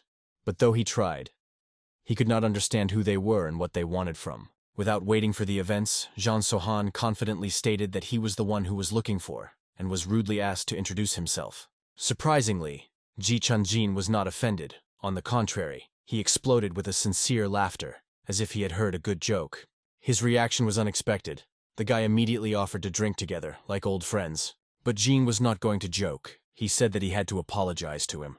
In response, JJ rapidly shortened the distance, approaching the hero almost close. He seemed to be about to repeat his request, but in a second, he was filled with loud laughter. It was just a joke. He did not think to get around. Il only shook his head, lately too crazy, and it is unclear where they get from. Hearing this, Jug Chenjin became angry and asked with a cold smile to scratch the brazabs. If you have enough strength, do what you want, Gin replied. There was no desire to drink with him at all. The guy immediately realized, this type is clearly not one who easily comes in contact, and if he does not understand the usual words, then the language of pain will probably perceive better. Then the stranger began to provoke. They say what to do with your assistant? It frankly annoyed Gina. Ju ordered the illness to get along with his people. They say a real conversation will be only with the owner. It angered Ilya. He was barely restraining, not to give his fists and not start a fight right now. But in a moment he turned around, went sideways, and threw the enemies into his back. Go here, meat! I will tear you! Ju looked after him, thinking that a real psych was not here. Ginshan immediately caught the accent. This guy from Hubi. And Ju clearly wanted him to understand it. But the Jin did not have that they turned out to be like that. The reality did not coincide with ideas. If the head of the Alliance Jin refused to drink with him, it means only one thing. He is ready that his face will soon become meaty. But Gina did not impress the enemy's self-confidence. Ju heard that he was beating with Wedge's locals, and it was intriguing. He wanted to see these blades in action.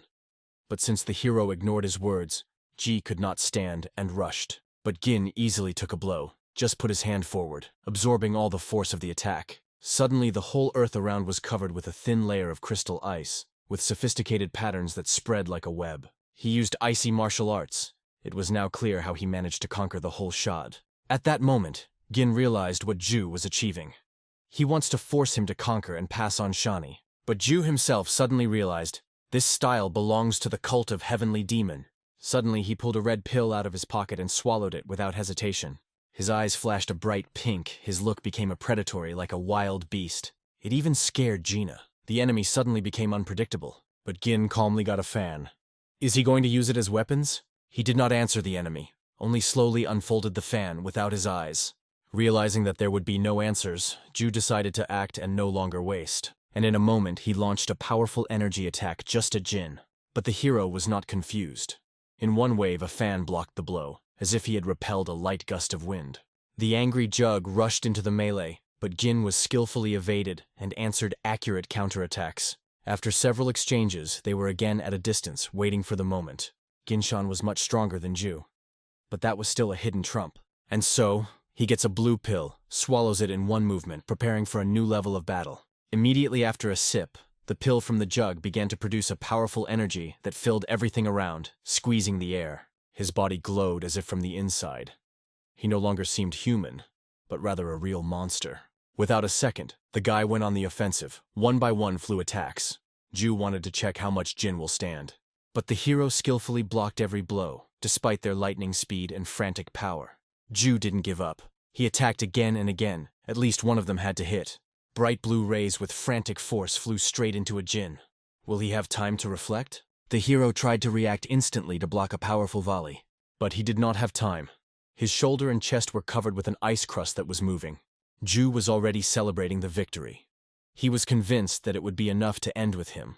But Gin gathered inner strength and with a crack crushed the ice that covered his body. The power of the enemy was astonishing. It is especially deep, explosive internal energy.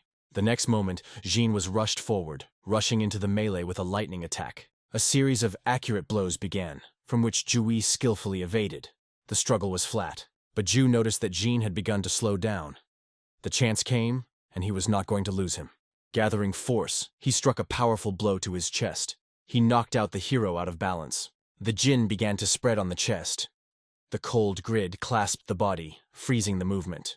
Ju has already accumulated energy for the final blow. He had to destroy the enemy once and for all. And so, his whole strength rushed forward. The powerful outbreak of the attack struck Jin, but he was not going to give up. Having straightened everything that remained, he set out the protection. The next moment, the explosion shook everything around. The dust rose into the sky. The battlefield was delayed by an impenetrable haze. Gina Shan's body was increasingly covered with ice, and the fan fell out of his hands, falling straight to the ground. Ju has confidently lifted his fan, is convinced that now the enemy is finally defenseless. Laughing, he believed in his victory. Shan seemed to be no longer able to do anything. But the battle has not been over. Suddenly Shan spit out something from his mouth just towards the enemy. It was a little pill that hit Jui straight into the throat. He began to graze and cough, and it was at this point that Jin destroyed the ice shell that stuck it and rushed forward. The blow was devastating. Ju flew a few meters ago like a doll without will. The Sohan was completely freed from the ice. He was following an opponent with a calm step. JJ panicked. His strength was scattered like sand, and he tried in vain to gather it. His body was no longer listened to, and magical energy melted just in his eyes. The pill that Shan spit out was the sphere of fading that blocks the flow of internal force. Now it became clear why the hero was silent all the time. He kept this area in his mouth. Jin was ready to show what a real lesson for self-confident fools was. The new blow was no less powerful. Ju flew again, falling further. In a moment he crashes into a tree, hardly holds on his feet, breathing is beaten. The Sohan grabs him for his hair, but Ju is desperately trying to hit his chest. But it just angered Gina. He squeezes his hair even more, bending his head down. And in the next moment, it beats him in the face, sharply, without regret. But this does not stop there. The blows will pour one after the other, distorting the enemy's face. Ju chokes, begs to stop. But his face is already covered with blood and resembles more meat porridge. A little time has passed. Ju was completely beaten, and Shan finally released him. But it was only a beginning. The next moment, the hero got his blades. The look is cold, the heart is without regret, and in a second, he plunged them directly into the enemy's feet. The scream of pain cut the air, JJ fun from blood loss. Sohan grabbed him by his foot and pulled him down, dragging on the ground. Meanwhile, Il continued the battle with his subordinates. All sides were exhausted, but the forces still remained. The battle was tough. Il and enemies, in the blood, with wounds, but with unwavering determination. Their duel suddenly interrupted the Sohan, which appeared, pulling the bloody body with sword in their legs. Even the enemies were seen. They could not believe their eyes, and Il just laughed. Sohan carelessly rejected the almost dead G sideways, and was in surprise to ask why others are still alive. Going closer to the enemy, he leaned over him, not looking. Without a shadow, he came to his hand. A characteristic crunch of the bone came. Then the Sohan took the sword from his leg and put it on his neck. The intention was clear: cut the throat. But the faithful subordinates were attacking the owner. But Shan was waiting for it. His blades were already ready for a lightning answer. And in a moment, both enemies were cut into pieces. They did not even have time to wave their weapons. Subsequently, Shan explained the illness that these abominants belonged to the cult of Heavenly Demon. It surprised Ilya. He was convinced that they used the techniques of the Bright Path. He carefully asked if he was still alive after everything they had done with. The Sohan replied with a smile. He left him alive intentionally, for a slow, painful punishment. He is a master because he has experienced the same and knows how to turn suffering into art. The time has passed. Ju was stuck in a dark room, arms and legs tightly tied. The body is exhausted. He was approached by a harsh mustache with a shrewd look and a difficult step. Ju looked at a stranger in confusion. He explained, "They are in Shan'an, and Gin Sohan brought him here." The man introduced himself. The leader of the detachment of the sect of the Heavenly Demon, which operates in the Union of Hubei. Ju thought that he was a traitor, but did not hear the answer, only the order. Mr. Jin ordered him to bring him personally. Tied, beaten, Ju couldn't even move. He had to pull it. The guy broke into a cry, begging not to pull him like a soulless load. Meanwhile, men have dinner in the dining room, gathering groups at different tables. Sohan introduces everyone to Il. It is not just a security guard, but a personal defender of the Alliance of the Dance Moon. From this day, everyone should obey him, so it is not discussed. And in a moment all present are bowing in the bow before Ila, greeting a new lord. Il replies with a smile. They say, "Glad to meet with such respectable people." Sohan asks everyone to sit down. They need to discuss an important business. It is at this point that the room comes to the room, dragging behind the bloody Jew. Sohan orders, to plant a mummy at the table and join yourself. Everyone is silent at the demolished guy, trying to understand who is in front of them. In a moment, Jew is already sitting opposite Shan, and Mustache takes up a place on the side. Without saying a word, the Sohan pours into a glass of liquid, cold and accurate. He says rigidly, "Drink." He wanted to drink together. The frightened Jew immediately changes the tone, begs to discuss everything peacefully, and promises that the cult will never encroach on Shan. Jew promised that the cult would not steal on Earth, the Alliance controlled, and in gratitude he offered 1 million nujag. It was a fee for a preserved life. All present are frozen. The amount is striking, but Ginshan drank further without saying a word. He did not even respond. As it should be expected, money is worthless for him. But Ju didn't stop.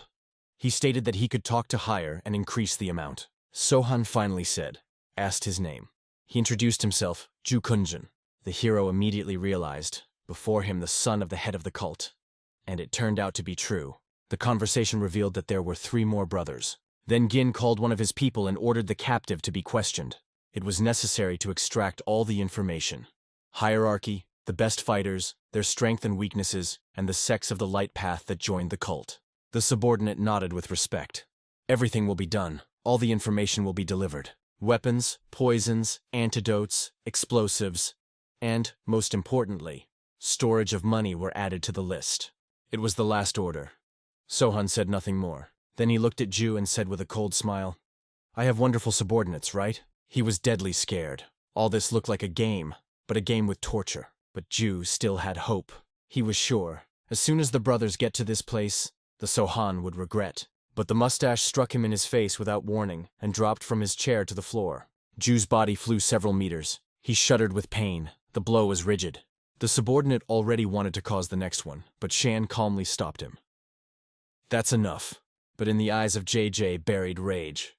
He boiled with hatred and wanted to reveal these vicious freaks.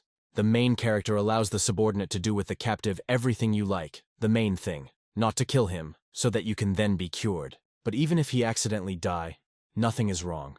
There are 3 more brothers in the cult. They can also be caught.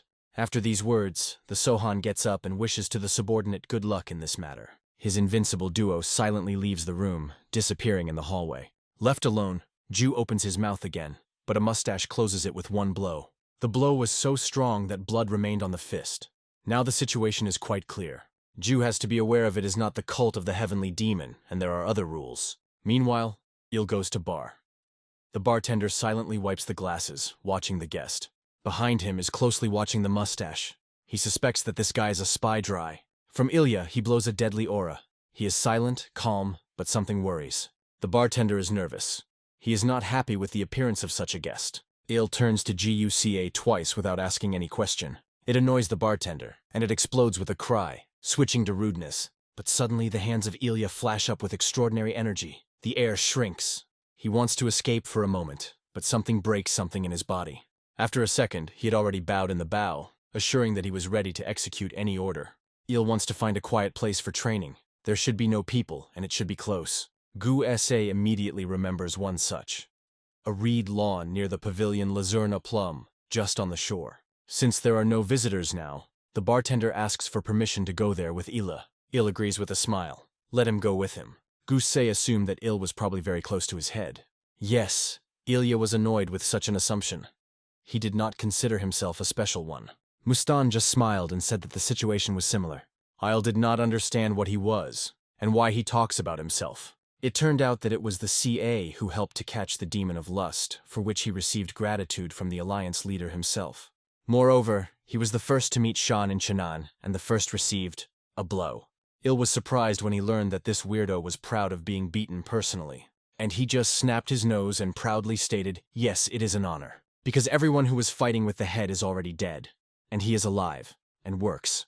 Suddenly the CA confesses that he envisors the illness. He can speak with Sohan daily. He does not shine anything himself, only tavern and jugs. Asks to pass the head of the head. Il is not sure that he generally remembers this boover, but agrees. Suddenly SA recalls that Shan ordered not to offend him. Shocked, he fades. His eyes are moistened, the cheeks turn red. He is sincerely moved. The hero remembers him. Il does not understand such a dramatic scene and looks somewhat tired. 3 men come to the tavern. Everyone is like a serious mission. They are silently sitting at the table and asking what you can drink here. Gu Sa sharply replies to them, as if they themselves do not see that it is a bar. He was not going to change the tone, because he is confident that he was in front of him. Men were alert. The tension was hanging in the air, and their views became cold.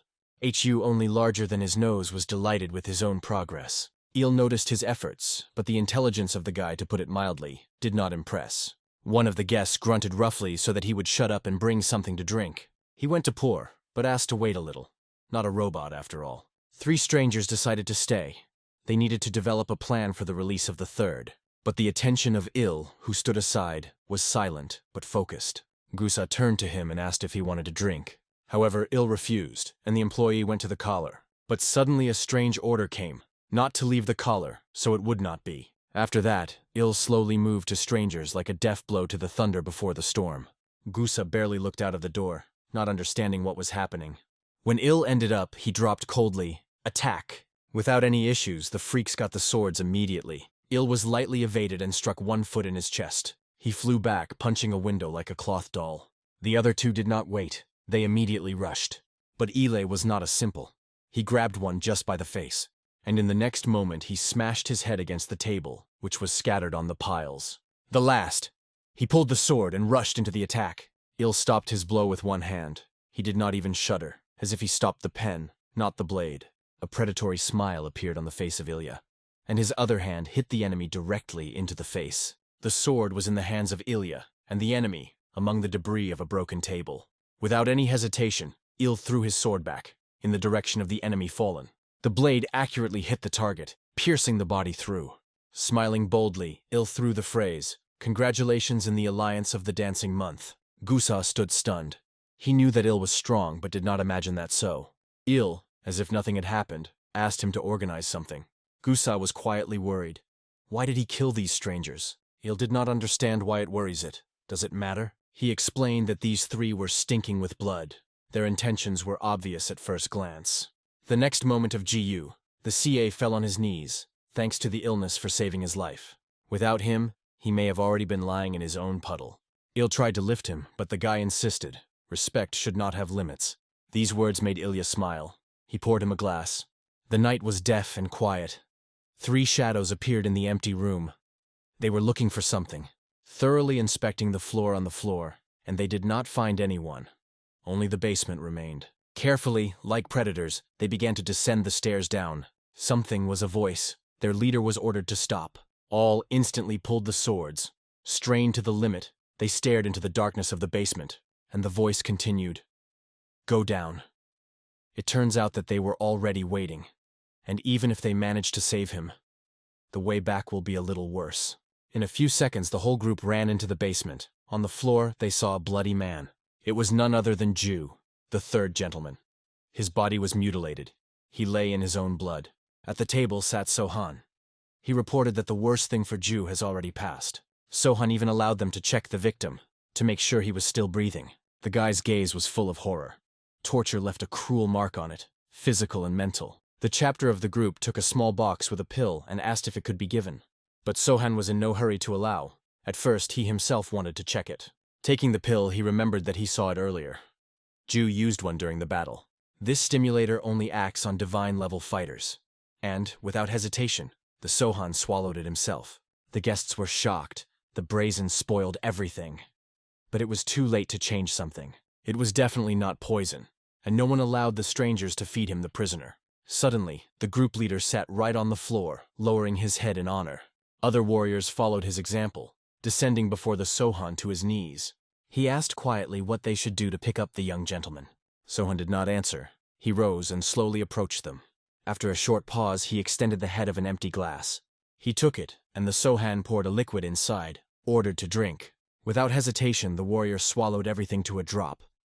It is impossible to deny. From the moment Ju showed weakness, their fate was resolved.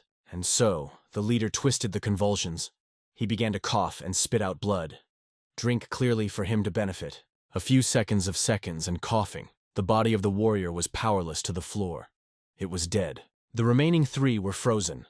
They were well aware that they were waiting for the same fate. But Sohan calmly, almost with a smile, greeted them in the ranks of the Alliance of the Dancing Month. Subsequently, the hero returned to his people with news. The other 3 soldiers ended in suicide. The soldiers reported that 10 enemies were caught, another seriously injured. It is unlikely to survive. Those who went to the Alliance are probably already dead. Sohan addressed everyone and said, "Who wants to die is now the best moment to do it." To his surprise, there was no one who dare. Although he expected several deaths, he ordered Kar to make a list of their names. Now these people belong to them. A prisoner should be given a poison that requires permanent antidote. Himself to keep the antidote with him. Headlim Sohan ordered the analysis of all the information they learned from Ju. He then asked Gon's head whether Zhuge's clan was still keeping money. The answer was affirmative. Sohan had the idea to use these funds to pressure on Janana. They have expensive battle pavilions. They need to tell them 3 million new jags and hint that the cult has already started acting. In addition, he ordered the sect of Udan food, tools, and a beach rose as gifts. As for Hubei Union, they decided not to get involved, just warn them of the threat of cult. Hua Mountain sect, hearing about the cult, will start acting, so you should not spend strength. Now the cult will start hunting for Sohan, and it becomes dangerous in Chenan. It threatens the peaceful population. Therefore, women, children, and older ones should be evacuated. They will be met by allies there. The idea came to everyone. On their faces ran cunning, satisfied smiles. Sohan was convinced that they would surely like the new place. It is safe and cozy. But in a moment, the room exploded with sincere laughter. These people were not afraid of even the cult. It was too late, and the hero suggested that all his soldiers drink together. Now that the prisoners also served him, this invitation also concerned them. Sohan ordered everyone to get up. The prisoners were much tensed without knowing what to expect. It has passed for a while, and everyone gathered in the dining room. The tables were broken from food and glasses, from alcohol. During the feast, Shan said that he grew up at the school where he was taught to dance. It sounded incredible, but it was true. From childhood, he combined dance and martial art. And if no one believes, let them put a rhythm. In a moment, everyone started knocking, creating a rhythm. Il looked at him with distrust, not understanding what everything was going to. Even the SA tried to help. Knocked the wand in weight, catching the pace. Sohan noted his efforts. And Gusa, ashamed, he shined with joy. From such praise, he began to reflect the rhythm even more actively, as if the wings grew. Then Shan looked at Ilya and invited him to join, either to dance or rhythm. Il refused, but Shan just smiled, and actually put him before the fact. In a moment, Il struck his fist on the table, so that Gusei had jumped with surprise. The blow was so strong that the plates flew into the air with a treat. Sohan called everyone to a common rhythm. The dining room was filled with noise, laughter, and unity. And so, without hesitation, the Sohan began to dance.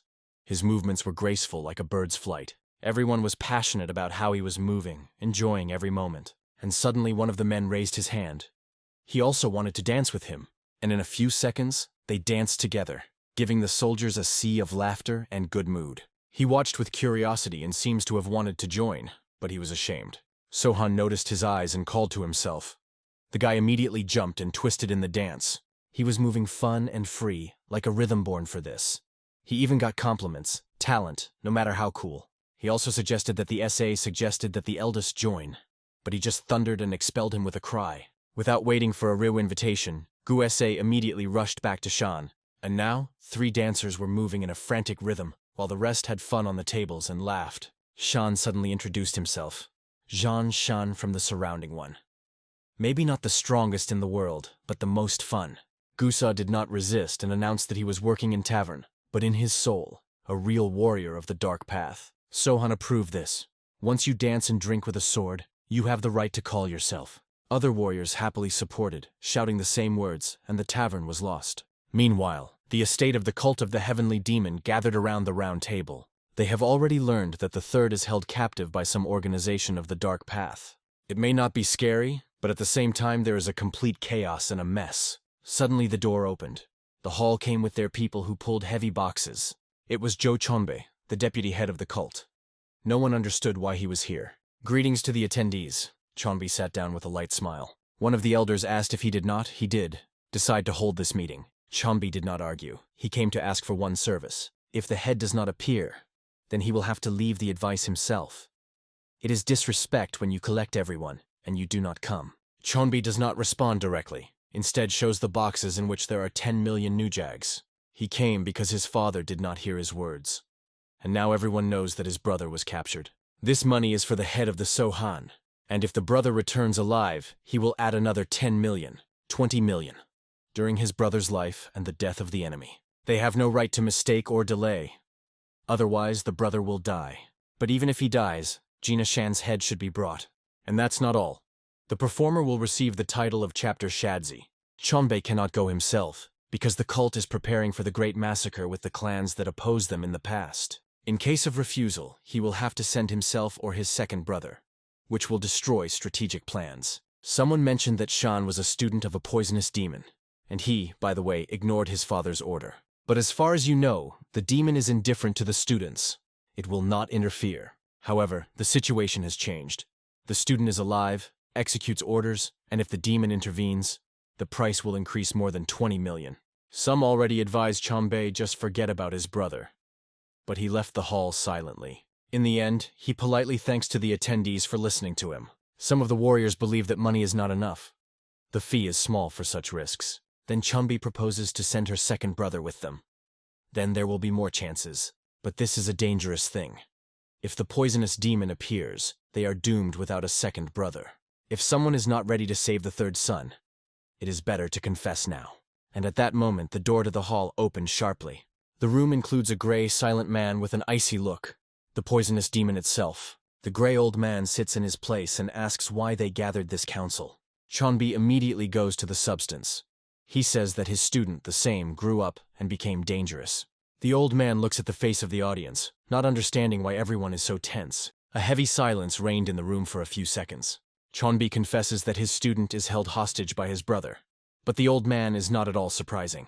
The young man explains that his brother was in Shanus until Shan was grabbed. It just causes laughter in the old man. He seizes. Should he ask his student for pardon? Chanbei in irritation asks to convey such disdain for his father when he arrives. But the poisonous demon is just waiting for the head.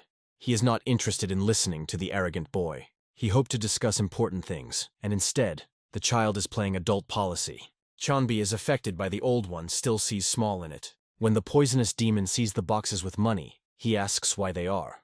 He explains, this is the price for his brother's liberation. The old man laughs. Does he think he can buy like them like cheap prostitutes? Chanbei denies feverishly he meant completely different. The old man quit. What if his subordinate suggested to kill the old man for the same money? The guy passionate about martial arts does not understand how the world is arranged. The poisonous demon again requires the presence of the father. And just at this moment comes the head of the cult of Heavenly Demon, Jangol. With a calm voice, he asks his son to leave the room. He goes obediently. The head turns to the old, strictly demanding explanations. Why did he speak to his son? The old man replies calmly. He wanted to order the murder of his student. The head suggests that the poison demon appeared for fear of his student. But the old man just smiles. If he was afraid, would not be demonic. Now the cult takes care of his student. Seeing a poisonous demon, the head begins to take the situation seriously. But the old man does not try to interfere with anything. And it is this indifference that annoys him most. The poisonous demon asks whether the fear that is read in their eyes will be discussed today. He looks at each of those present, as if they saw their souls through. Meanwhile, Chanbei discusses with his second son, Ju Chongham. He agrees to go to the task. The first brother also decided to fight to the end, and given the presence of a poisonous demon, probably an immortal divination also joined Shan'an. The situation is unpredictable, so the guy will go there, and Chanbei will persuade his father to allow destroying a poisonous demon. He is convinced that he will receive consent, but everyone is afraid of a poisonous demon. Does he not see how others are silent, fearing to speak? Chanbei is angry. When he asked for help, the warriors only turned his eyes. They do not care that they are not them. But the young man is not going to stop. He is full of determination. Meanwhile, in the Hua Mountain sect, in the Repentance Cave, a bearded man is dormant. Suddenly he is awakened by someone's voice. The door appears in the door. What does he need? The man rejoices. Maybe he was finally kicked out of the sect? But no, not this time. It is rumored that the cult of Heavenly Demon is about to attack Shan'an. Their sect also received an order, and now Borodin is appointed responsible for the execution of the order. He is not delighted. He chose him again, and it annoys it. The first brother threatened, "You will not go. You will sit here by the end of the year." But the man suits it. Suddenly, Chok remembered that his brother knew the head of the unorthodox faction of Chenyan. It turned out to be true, but anyone could not be told. The guy hinted that this man was the purpose of the cult. The news shocked the beard. But this is a master's order, so he has no choice. Without options, he is preparing to go down. Everyone was already waiting for him. When he was left alone, a quiet smile appeared on his face. This person is still alive. They gathered in this remote place to hold important negotiations, where every word could be decisive for the future fate, and the atmosphere of tension permeated the air. Jin, the main character, sat directly opposite Ju, not averting his gaze, as if testing his determination in this dangerous conversation. He asked calmly, but with a hidden challenge in his voice, whether his older brothers were stronger than himself. Joe answered without hesitation with just one word, but it sounded weighty and confident. Much. The next question was comparing their strength with the cult leader, and the answer was unequivocal. The father has no equal. Jin felt that they revered Baekmujin as a great warrior, and also said that he belonged to the orthodox faction. But Ju denied this, explaining that he is not attracted to either side, he is just too strong, and that is why they fear him. It was this answer that impressed the hero, and he understood why Ju was equally liked by both the light and the dark. Then Ju poured himself some wine and politely offered Jin to drink with him. He raised the cup and, gazing into the dark bottom through the clear drink, seemed lost in his own thoughts, watching his reflection. The pensiveness did not go unnoticed, and Jin asked Ju if she wanted to tell him something important. Jo replied that their power is so great that the whole world will bow before them. They will be able to cover it with a white glow, even without belonging to any side. After these words, he suddenly made Gina an offer to join them in order to become part of their power. But Jin raised the drink and proudly, even with a challenge in his voice, refused such an honor. Jo only sadly called it regret, and then they both drained their cups to the bottom together. But Ju did not stop and asked for permission to address the head of the alliance. Jin nodded in agreement and invited to speak openly. Jo quietly asked if he would be allowed to carry out his plan independently. And then Jin said that if this was his last wish, he was ready to meet him halfway. Jo stood up from the chair and sincerely thanked for such kindness. Jin, addressing his people standing at the entrance to the gazebo, ordered them to let him through without any obstacles. Finally, Ju, wishing to express gratitude, decided to give him something special. He approached the edge of the body of water and stood right on the shore, as if preparing for something magnificent. His body trembled as he began to concentrate his inner energy, gathering all the remaining strength. "Baekmujin, great and terrible," he said. "I want to demonstrate to you your own technique, which you use so easily and effortlessly. Only you are capable of accepting it and surviving afterward. But since my life is about to end, I want to show you the true face of the heavenly demon cult." He fell to his knees and whispered pleadingly, "Please, bless me." With these words, Ju began performing the forbidden technique of ice imprisonment. Everything around him instantly began to be covered with ice, turning the space into a cold prison. It was incredibly hard for him. His body was cracking from tension, but gritting his teeth, he continued through the pain to complete the technique. He did it only so that Sohan could see everything with his own eyes and understand how incredible this technique is, surpassing the limits of the usual. Jo called his demonstrative act a special gift that he wanted to give to Jin before his own end. His voice sounded cold when he said that before this power, everyone who dares to stand in the way will fall. And even he himself will witness this incredible spectacle before saying goodbye to life. Looking at all this, Jin wondered, could it be that Ju wanted to show him the real future he would have to face? Then he rose from his seat and admitted aloud that what he saw was truly impressive. All those present also felt strong emotions, as no one even suspected that such technology existed at all. Sohan called his people and ordered everyone to come closer. They answered in unison, "Yes, master," and in a moment were standing right behind him. Jin wanted to hear their opinion. He was curious how they would assess the challenge posed by Ju. It was obvious. This technique covered the body with ice, making the master completely invulnerable to any attack. Sam Ju wanted all of them to personally try to break through his ice armor. "If you want, try it yourselves," he explained, allowing them to attack. Sokan himself was the first to call out, drawing his sword, which gleamed in the light. He took a fighting stance, preparing to deliver a powerful strike. All the muscles tensed as he put colossal effort into the swing, and in a moment his sword passed through, cutting through the air and piercing the icy space. However, no harm was done. Only the ringing of steel echoed off the ice nearby. His hand trembled from the recoil, and at that moment he realized he could not hold the sword, so strong was the resistance. Then Jin nodded to the next one and ordered him to also try his strength. The other warriors understood the seriousness of the situation and did not allow themselves to be careless. Each of them put maximum strength and spirit into their strikes, trying at least to crack the icy shackles. But Ju remained standing firm and invulnerable, just as he was at the very beginning. "Don't worry, I won't succeed either," Jin tried to reassure them. He added that even if he sincerely tried to break this icy armor, the result would be zero. But no one said that he would act honestly, so he took out a small flask. The attendees exchanged surprised glances, suspecting that there might be poison there, and then a few thick purple drops fell on the ice-covered surface of Ju's body. Then Jin slowly reached for the sword hanging at his belt, and after that, he carried out a devastating attack with cold determination, bringing the blade down on his opponent. The ice standing before him like a wall suddenly covered with dense cracks that spread like a web, frightening with their relentlessness. For a moment, the frozen hand tore away from its own body, like a foreign fragment that no longer belonged to a living creature. In front of everyone, she fell onto the icy slabs. A dull echo sounded that made even the bravest shudder. Jin sharply turned back and briefly but authoritatively ordered his men to move forward. The elder advised his son that he should not touch members of non-orthodox factions, as they were not the main target. He only needed to take care of Jin Sohan, because his powers would still be needed during the upcoming attack on Shanxi. In response, the son objected. A poisonous demon cannot be released, otherwise it will definitely join its disciple. But the father looked sternly and asked, "Do you consider me a fool, son?" The boy bowed his head and whispered apologetically, "No, forgive me, father." The old man explained that the poisonous demon is not as simple as it seems, and everyone who has ever heard of it knows this well. He was not supposed to be here at all today, so if he showed up, he probably had an ace up his sleeve. Therefore, the father asked the son if he thinks that the demon came here unprepared. He remained silent, but from his facial expression it was clear. He understood everything. The old man added that it is not even a demon, but his twin brother, known as the Immortal Healer. These words stunned the boy because he could not understand why all this was necessary. The father understood well. His ease of movement always surpassed his brother's, so the demon himself could be nearby, as they always did. He strictly warned his son not to underestimate the elders and experienced masters. Then he asked where his brother had gone, whether he had set off to Channon. When he heard the confirmation, the old man ordered his son to follow him without delay. "It is easier to win a war when you have the advantage," he said.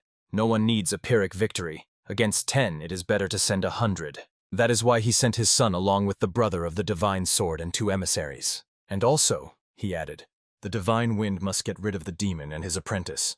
The son clearly understood his father's attitude towards this matter, but he still wanted to find out about the squad that supposedly set out to rescue Chujin. "There is no need for this," the father explained. "Their true mission is not to save, but to kill." At that moment, the son saw his father completely differently. He was ready to sacrifice even his own blood for influence in Shanxi. The next morning, everything changed, and the events unfolded in the same place. "Are you perhaps from the Hua Mountain sect?" the question sounded. The man, turning around, replied briefly, "Correct. What brought you to our lands?" "If I can, I am ready to help you," he added, looking intently at the strangers. The most striking thing was that it was the factions of the Dark Path that unexpectedly appeared here with help, which no one expected. The guest began to explain, saying that the enemy of my enemy is my ally, and also said that his 2 brothers would also come, but he arrived earlier to assess the situation. He was even made to swallow saliva by the fact that the gifts were sent only to Zhongnan and Wudang, and the first to come to help were the people from the MANHUA sect. Now he was ready to escort the unexpected guest to the alliance leader, Jin Sohan. At that moment, Jin stood over the petrified body of Ju, which had recently radiated power and cold, and now they were already standing next to him face to face. For several seconds, they just silently looked into each other's eyes, as if trying to recognize an old echo of the past. Jin immediately understood who was in front of him, but still wanted to hear an explanation of what he was doing among the Light Ones. In response, he asked, "And what did you forget among the Dark Ones?" A brief and sharp argument broke out, question after question, without any explanation. Jin shrugged and waved it off. "Who the hell knows?" In response, he bowed his head and sighed. "The same crap." "Trash, so you are still alive," exclaimed Jin with a strange smile. "This is my reply, idiot," he retorted without any hesitation. To outside listeners, this conversation sounded completely unusual, as they had never heard Jin speak in such a manner. Then Jin asked, "What about your last name?" He replied, "Everything is unchanged. You gave me the name Jin, and the school gave me the surname Seville." Sohan grunted. "Oh, I grew up, and I remember wiping your butt," to which he waved his hand. "Well, I was eating for 3. I was almost an adult. We were almost equal." The genie squinted and asked, "Are you even in your right mind, brother?" He was surprised. And why such a question? Not understanding what Sohan meant. "You were not 30 years old, and now I find out that you are fighting against the cult of the Heavenly Demon," Jin replied. "And you generally run in light clothes on quick errands," he added sharply. He irritably objected. "Idiot. You yourself said that the Hua Mountain sect is the strongest in Shanxi." Seville reminded him of the times when he danced among the petals of plum blossoms. The genie smiled. "Yes, that happened, but back then I didn't even know other sects." But Seville did not believe. "Lies. You were talking about the cult and Udan back then, and you even said that Udan is rubbish. And when we played, you always got the role of their master." Sohan himself was always a representative of the Hua Mountain sect, as they were considered the coolest. Moreover, he forced Sivolia to throw those petals to him again and then to gather them to repeat. "Don't you remember this?" said Seville. And at that moment, a vision appeared in Sohan's mind. a little boy who was always whining, who didn't want to do this. It was this picture that suddenly cheered Gina up, and he could not hold back his laughter. Both Ginas found these old memories incredibly funny, and their laughter sounded so sincere that even the cold atmosphere of the place began to dissipate. But Seville still could not understand one thing. He hoped to find Sohan in the sect. But why was he among the Dark Ones? Could it be that everything happened because of him, since he himself had to join them? Sohan explained that there was no choice. His master, who kidnapped him, did not belong to any sect at all, and he did not even know exactly where he was being held. The fact that he was kidnapped at one time came as a surprise discovery for Savolia. He admitted that they did not even suspect this difficult period of his life. But Sohan only sighed with relief and added that at least he was glad not to end up among those vile creatures from the cult. Exactly, agreed Savol, feeling the same relief. For it would truly be unfortunate if they had to become enemies and fight against each other. He even imagined how fun it would be if he himself joined the cult and asked Jin to imagine this scene. Sohan laughed. Shit, how fun! And even added that he could argue. The two of them would have torn everything apart there, and they would have been kicked out even faster. That's exactly what I meant, Sivol replied, recalling that he himself had almost been expelled several times, and before that was forced to sit in the Cave of Repentance. So they could talk non-stop, as if time had turned back, and this conversation could have lasted until the very evening. Sohan did not hide his joy. He was sincerely happy that Sivol was alive, and admitted that now he could die even with a peaceful soul. Why are you speaking as if you were an old man on his deathbed? Sivol was surprised. Jin replied seriously. You should return to your brothers. I will take care of the heavenly demon cult myself. I don't want you and your people to suffer. But Sivol jokingly handed him fried carnations, hinting that he was not going to retreat. After all, he saw in this a chance for himself, a chance that comes once in a lifetime. The sect does not allow leaving the monastery without permission, and ahead of them awaited a confrontation of colossal scale full of brutal battles. And most importantly, it was in this that he saw the opportunity to overcome his own barrier and grow stronger. After these words, Jin asked him to sit in the lotus position, preparing for a serious conversation. Then Sohan turned to the head of Go, who was standing nearby. He ordered him to take people and surround the coastal pavilion so that no outsider could get inside. And in a moment this order was carried out with impeccable precision. Sivol sat in the lotus position, and Jin, sitting down beside him, began to share. He consciously gave up swordsmanship techniques. Sivol admitted that he himself had been thinking about this question. And the art of MANHUA was so profound that he never saw its limits throughout his life. The more he studied, the more he realized his own ignorance.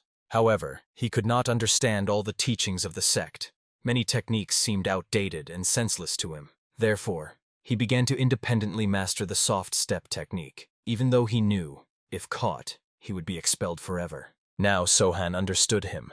This was why Sivol thought of giving up the techniques, because he wanted to discard the unnecessary and keep only what truly made sense. Then I will tell you, as a master of the dark path, screw it and do whatever you think is necessary, Sohan said frankly. They truly differed from others. They were not taught classical fencing techniques. They were taught to dance with a blade. But every day they strived with all their might to become better at their craft. If there were 100 moves in the dance, then in training they practiced 1,000, all to attract people's attention. Only later did they begin to study the real swordsmanship techniques, and then the dances seemed like just a farce. At least this was the opinion held by most Jianghu masters, but the boys could not fully agree with it. They asked themselves, can what demanded so much strength, sweat, and heart from them really be called a farce? Among all the movements that Sohan studied, the most useful proved to be the dance with the blade. He only added to him lethality, a bit of cunning, and inner energy. After all, any movement could become a technique if filled with the power of qi and the desire to win. It was precisely because of this that they were stronger than many warriors who stood against them. This was their advantage. So Sohan explained to Sivol, if he gets too fixated on how and what to do, it will only slow down his development. Feel like the technique is nonsense? Forget about it. And as for the sect, if they were truly that powerful, all the strongest warriors in the world would have to be their disciples. But in reality, this is not the case. You see, the problem is not in the theory. It is in your head, he said seriously. I stopped caring about all those techniques I was taught, added Sohan. And after these words, he slowly drew his swords. I only need them. With them I kill, parry, and block strikes. I simply allow the blades to possess me, he said with cold confidence. Sivol stood up and admitted, it seems I am beginning to understand what you are talking about. They looked into each other's eyes, and in that gaze, Understanding flashed. But it was then that Sivol noticed something strange. He saw traces behind Sohan's shoulders, as if from poison or some forbidden drugs, but could not understand what exactly. Sohan interrupted his thoughts. No, none of this. This is a long story, he added briefly. Then Sivol placed his hand on his shoulder and calmly said that he was in no hurry. He asked Sohan to extend his hand to check the condition. He even obeyed without thinking and gave him his palm. Sivol began to act, explaining that they were taught such checks in the sect, and asked Sohan not to move. His gaze deepened, and he saw the inner silhouette of Sohan's body. The energy he felt inside scared him. What is this damn thing? He couldn't help but exclaim in surprise. Inside there was true chaos, resembling a disease or a terrible poison. Or maybe you are still capable of accumulating internal energy, he said doubtfully. But none of these versions was correct. He could accumulate only a little energy, but that turned out to be enough. The next question was direct and sharp. Who did this to you? And the answer came without any hesitation. My masters. Sivol was stunned. Sohan had several masters, but why did they do this to him? Could they really have been like beasts? But everything is fine. What is it that bothers you so much? Jin replied calmly, as if nothing special had happened. In the spiritual world, each chi has its own color. For example, the divine art of the purple cloud shines with shades of tempering, and his eyes seemed gray, like a mixture of black and white that never found harmony. She resembled a soul that had been torn apart many times and then somehow pieced back together. His shirt looked like a quilt sewn from multicolored patches, and Sohan's answer was brief but confirmed the worst. Yes, exactly like that. This truth struck Sivolya even more than he could have expected. Sohan, as if nothing happened, asked him to continue further and tell everything he sees. Sivol focused. Your energy core is surrounded by a cloud of poison and antidote. They continuously try to destroy each other, but cannot. It is this vicious circle that prevents you from accumulating internal energy. Then he directly asked who his masters were. The answer was brief. The Mad Twins. Exactly. Who else? Sighed Sivol as if he had finally understood the inevitable. Then he added that he could heal him by using pure inner energy to remove the poison from his soul. Sohan remembered that the masters often told him about this method, but always emphasized, it is only theory. Sivol did not stop and began to continue the conversation, explaining the following. The essence of his words was that he could truly heal him and free him from these endless torments. But Sohan did not believe that Sivolya would have enough strength. This will not work, he said. If it were possible, the master healer would have cured me long ago. But Sivol did not give up, again overwhelming him with words. Supposedly, his masters are madmen from the dark path. If he trusts him, then he needs to find others, those who possess divine techniques. Take the master from the Strike sect and go to Shaolin. There will be 3 masters with 3 divine techniques, including me. He even started shouting at Sohan, demanding consent. And in a moment, Sohan finally agreed. But it all ended with a sharp slap on the head, a clear backhand. Sivolya was confused by such a reaction, but when he heard a dry, all right from him, he got another one. I'm offering help, and he turns his nose up. Sivol grumbled, rubbing the back of his head. The boys stood stunned under the gazebo, watching their strange quarrel. But the real shock for everyone was that at this time a representative of the Zhongnan sect visited the alliance leader. At these words, Sivol turned pale and almost blue. After all, not long ago he fought with the disciples of this very sect, leaving them many insults and defeats. But staying in one place for a long time was dangerous. It was necessary to move forward, and everyone understood this perfectly. It was then that Sohan came out to meet the arrivals, wearing a calm and confident expression. He was greeted by the elder of the sect, Lim Zhuchen, sincerely expressing hope that they had not arrived too late. Sohan responded, wishing the elder an easy journey and expressing gratitude for the timely assistance. There are not many of us, Lim said, but we are ready to lend you a shoulder. Each of your masters is worth hundreds of fighters, Sohan replied respectfully. After these words, they exchanged a brief but sincere smile, and soon Sohan touched on an important topic. By the way, a disciple of the MANHWA sect must apologize to you for his unacceptable behavior. He turned his head to Sivol and asked him not to delay. I greet you, Master Lim. I am Jin Sivol, he said with a bow. Lim clarified, Are you already a master or not yet? To which he heard the answer, No, I am still on the way.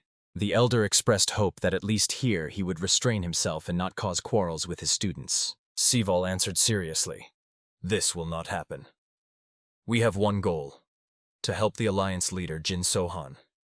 And then he was the one who announced that he would lead them further. Together with the sect leader Sohan, he moved forward without looking back. Sivol remained in place together with Lima's students. They missed him so much that it was felt almost physically, like a longing that stretches to death itself. And finally, Sivol decided to catch up with his comrades. He still needed to ask Sohan why he was specifically called the leader of the Alliance. He answered simply, "I want to create the Dancing Moon Alliance, which will stand beyond the light and dark path.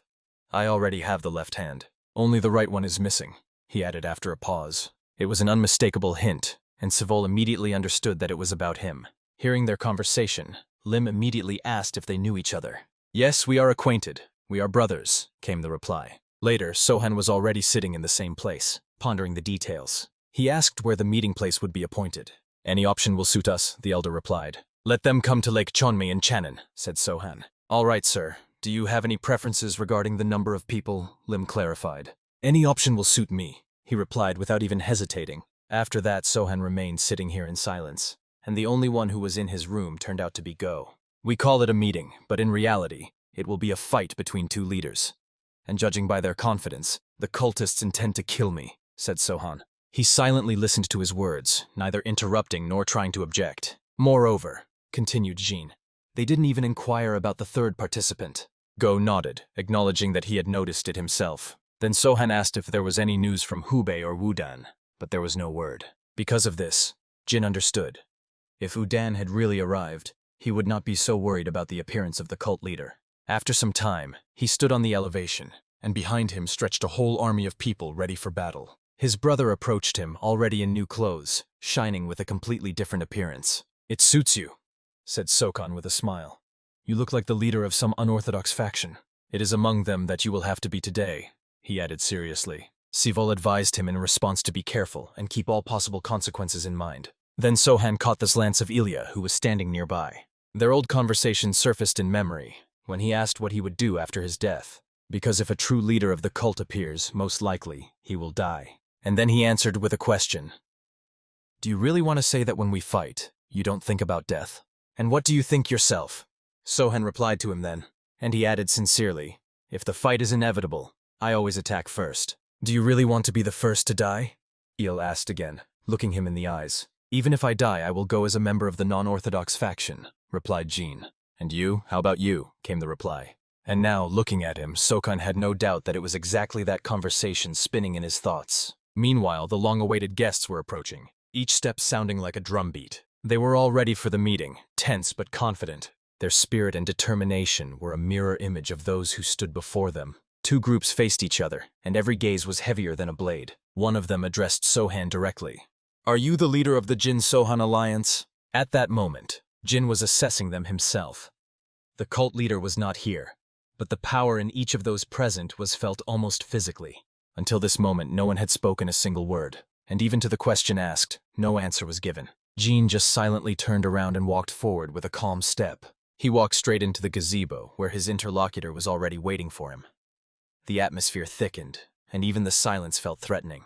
With a gesture, he invited him to sit down, as if it were not a duel, but an ordinary conversation. Sohan sat down at the table opposite, meeting him with a cold look. "I am Ju Jonbek, the deputy leader of the cult of the Heavenly Demon," he introduced himself in a calm voice. And almost immediately, without wasting time, he asked, "Where is my brother?" "He froze himself," Jin replied calmly. Then he pointed back to where the petrified body still stood, freezing himself and turned into a statue, he said quietly. Chonbek coldly and indifferently assumed that his brother simply could not handle his own technique. At this time, Jin carefully assessed him.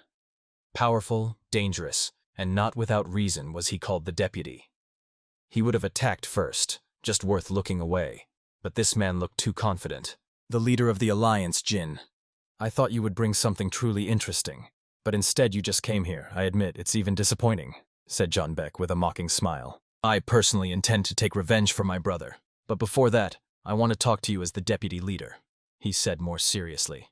"You will never defeat us with your forces. If we throw the entire army, the cult will crush you. Our resources are tens of times greater.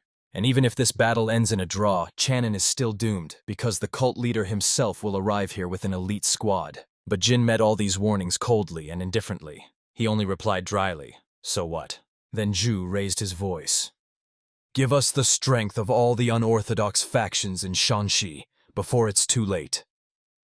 Then I will spare you and allow you to continue ruling this land. And you, little master, can chat," Sohan said mockingly. But not as foolish as your little brother.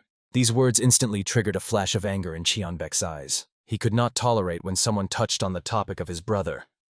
It was painful and dangerous for him. Sokan's next words sounded even more brazen.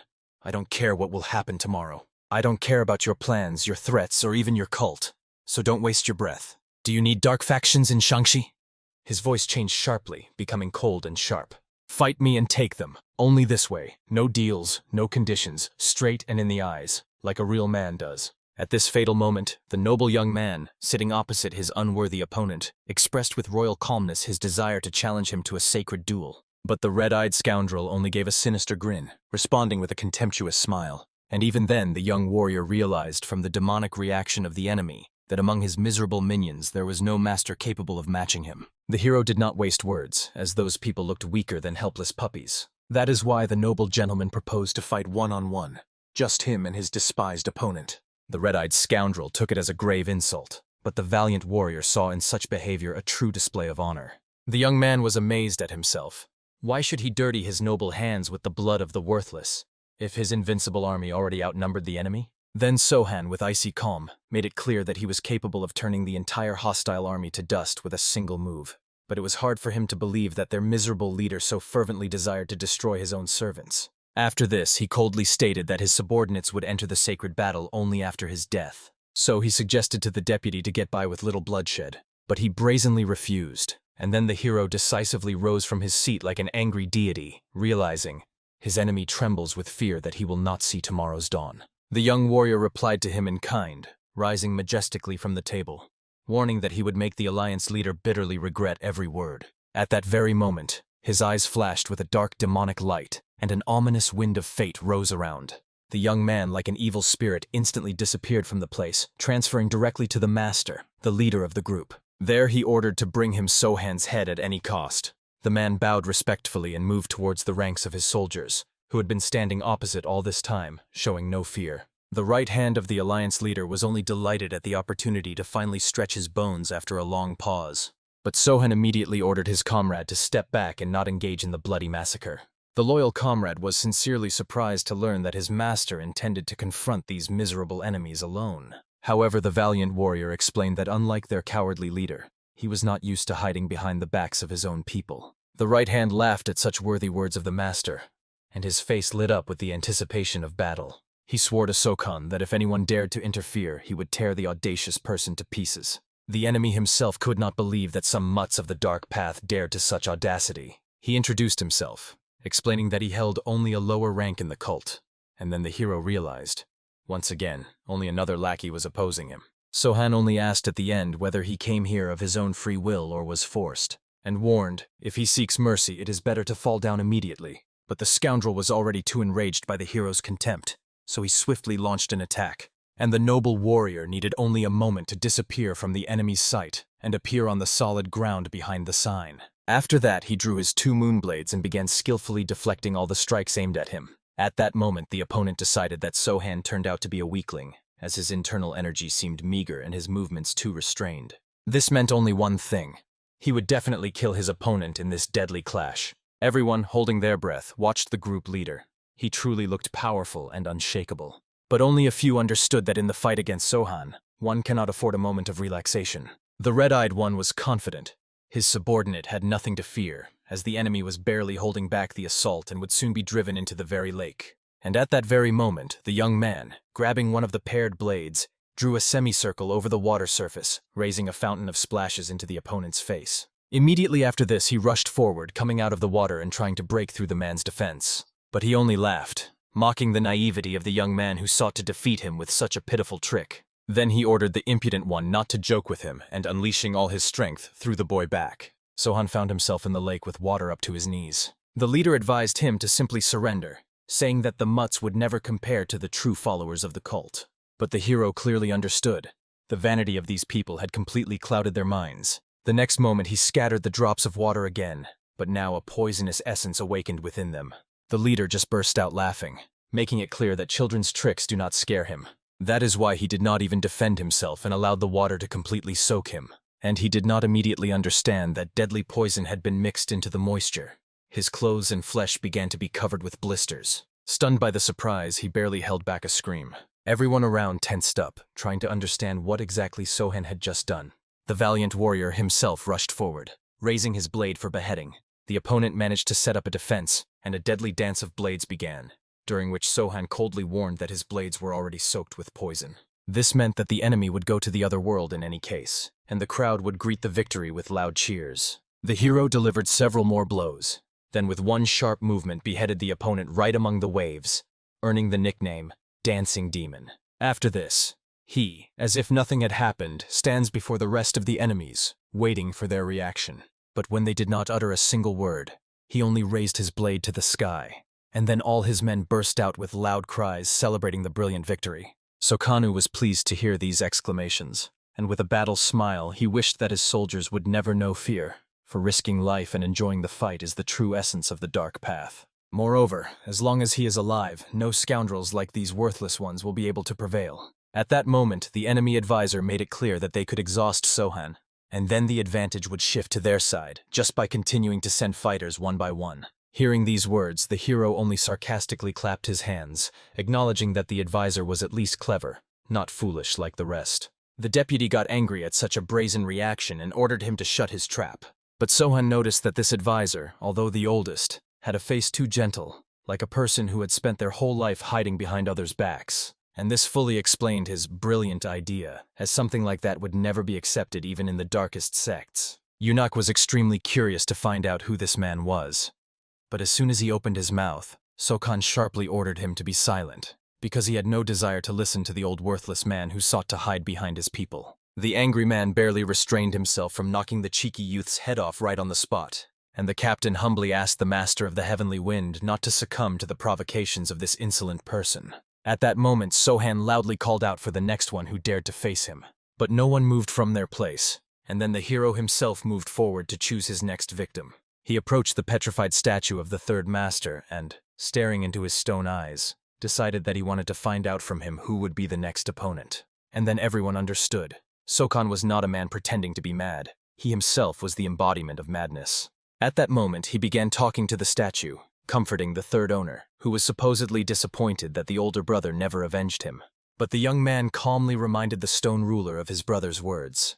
He is only a deputy, and a deputy should not dirty his own hands. The subordinates reacted differently. Some froze at such a strange sight, while others barely held back laughter, realizing that Sokan had entered his own element. The hero shifted his gaze to the deputy and explained that his little brother was making him wait too long. So he asked, "If the deputy is too scared to go out alone, let him send someone else quickly.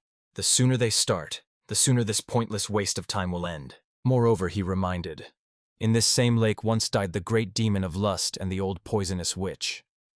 Out of respect for them, the deputy should have sent someone more worthy against him than that miserable leader."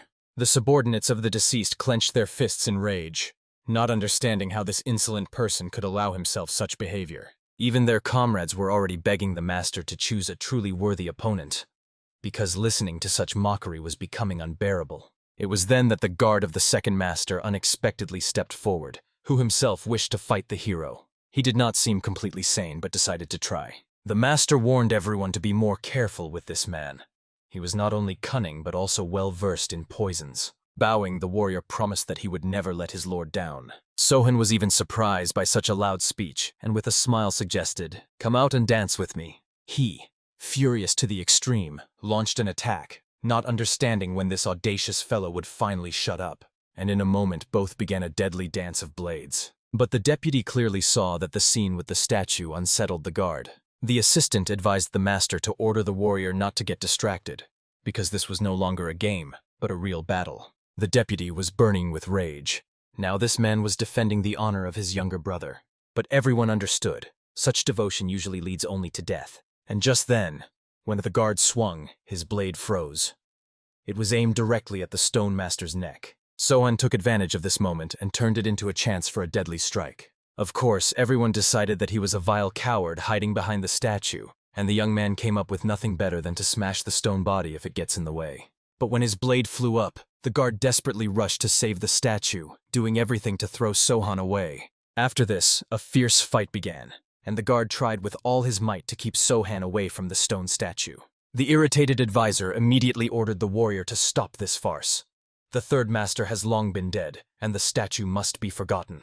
The alliance leader also acknowledged that it was right in this situation to destroy the obstacle and even allowed the young man to do it himself. Cold-bloodedly weighing his chances, the guard understood. If everything continued the same way, he was doomed to defeat, and began to hesitate whether to destroy the stone body himself. But his master fiercely reminded him that the statue symbolizes his brother, and ordered him to focus exclusively on killing Sohan. Having no right to disobey, the guard decided to fight according to the established rules. Sohan saw the inner struggle of his opponent, and even remarked in a friendly manner that such mental torment would only hasten his end. Immediately he lunged forward and struck with his deadly blades, forcing the enemy to barely dodge. Behind the enemy, where his equipment crashed, a powerful explosion erupted.